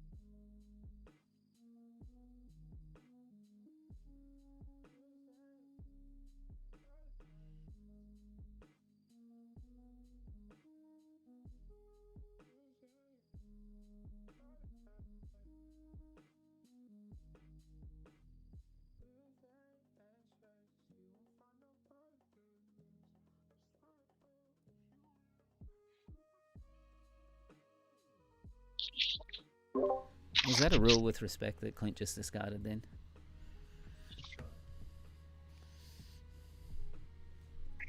Kanan on the A-wing.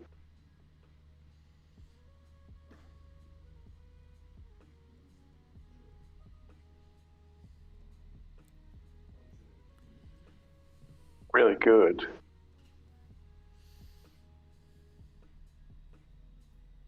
Although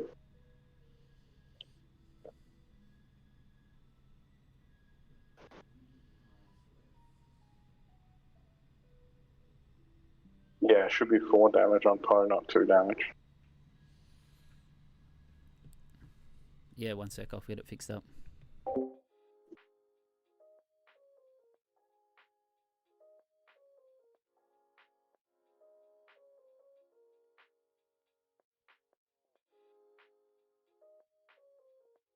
Yeah, it's fixed up now.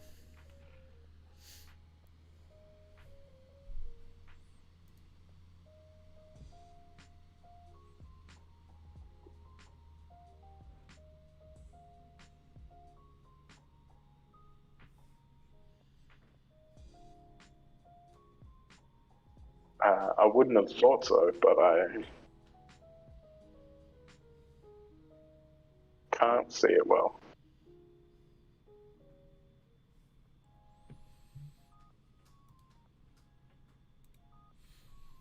Okay, big turn coming up now. We've got Carl on 22 and Clint on 15.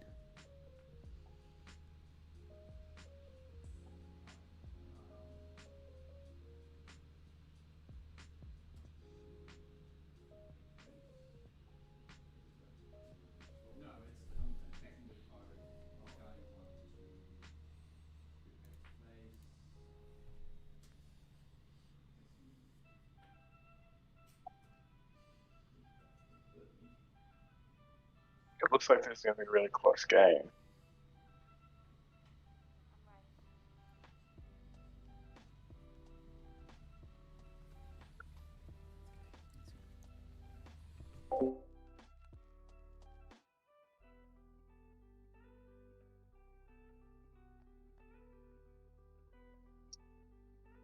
But at the moment,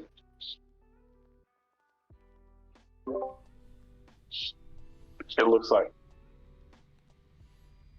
Yeah, I think Carl's in a rough spot here. We'll see if he can pull it out. yeah, But, looks like Carl would end up being one short. Yep, I think I like Clint's position here. We'll see what happens. Oh, swinging in on the next turn.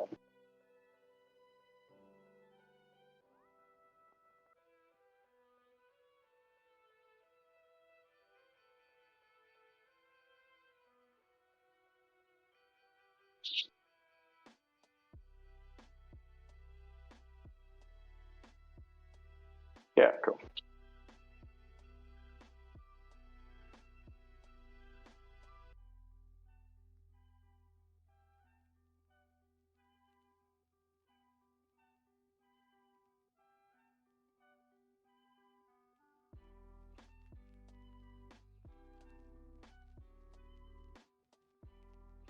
There we have it. Clint had Rebel Assault, so that is the final. Clint takes it 2-0. So Sabine ECL is the champion for the second PQ in Sydney.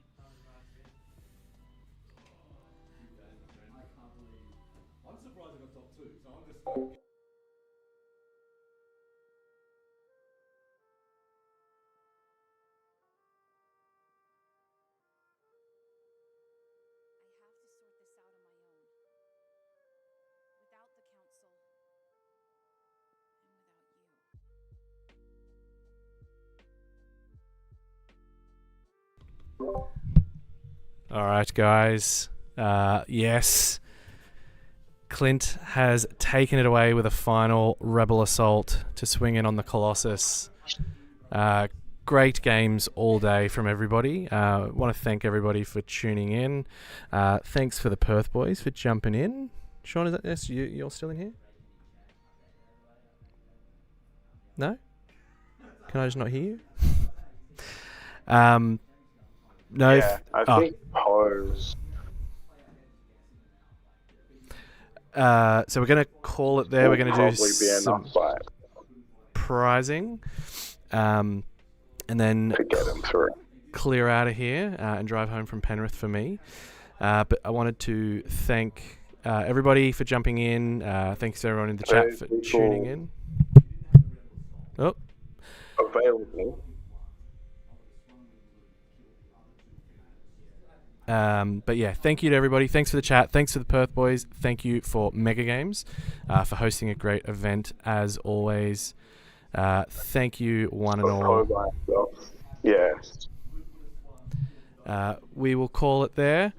And block Cassian. Have a great evening, everybody, and we will see you at the next one. Who's next away?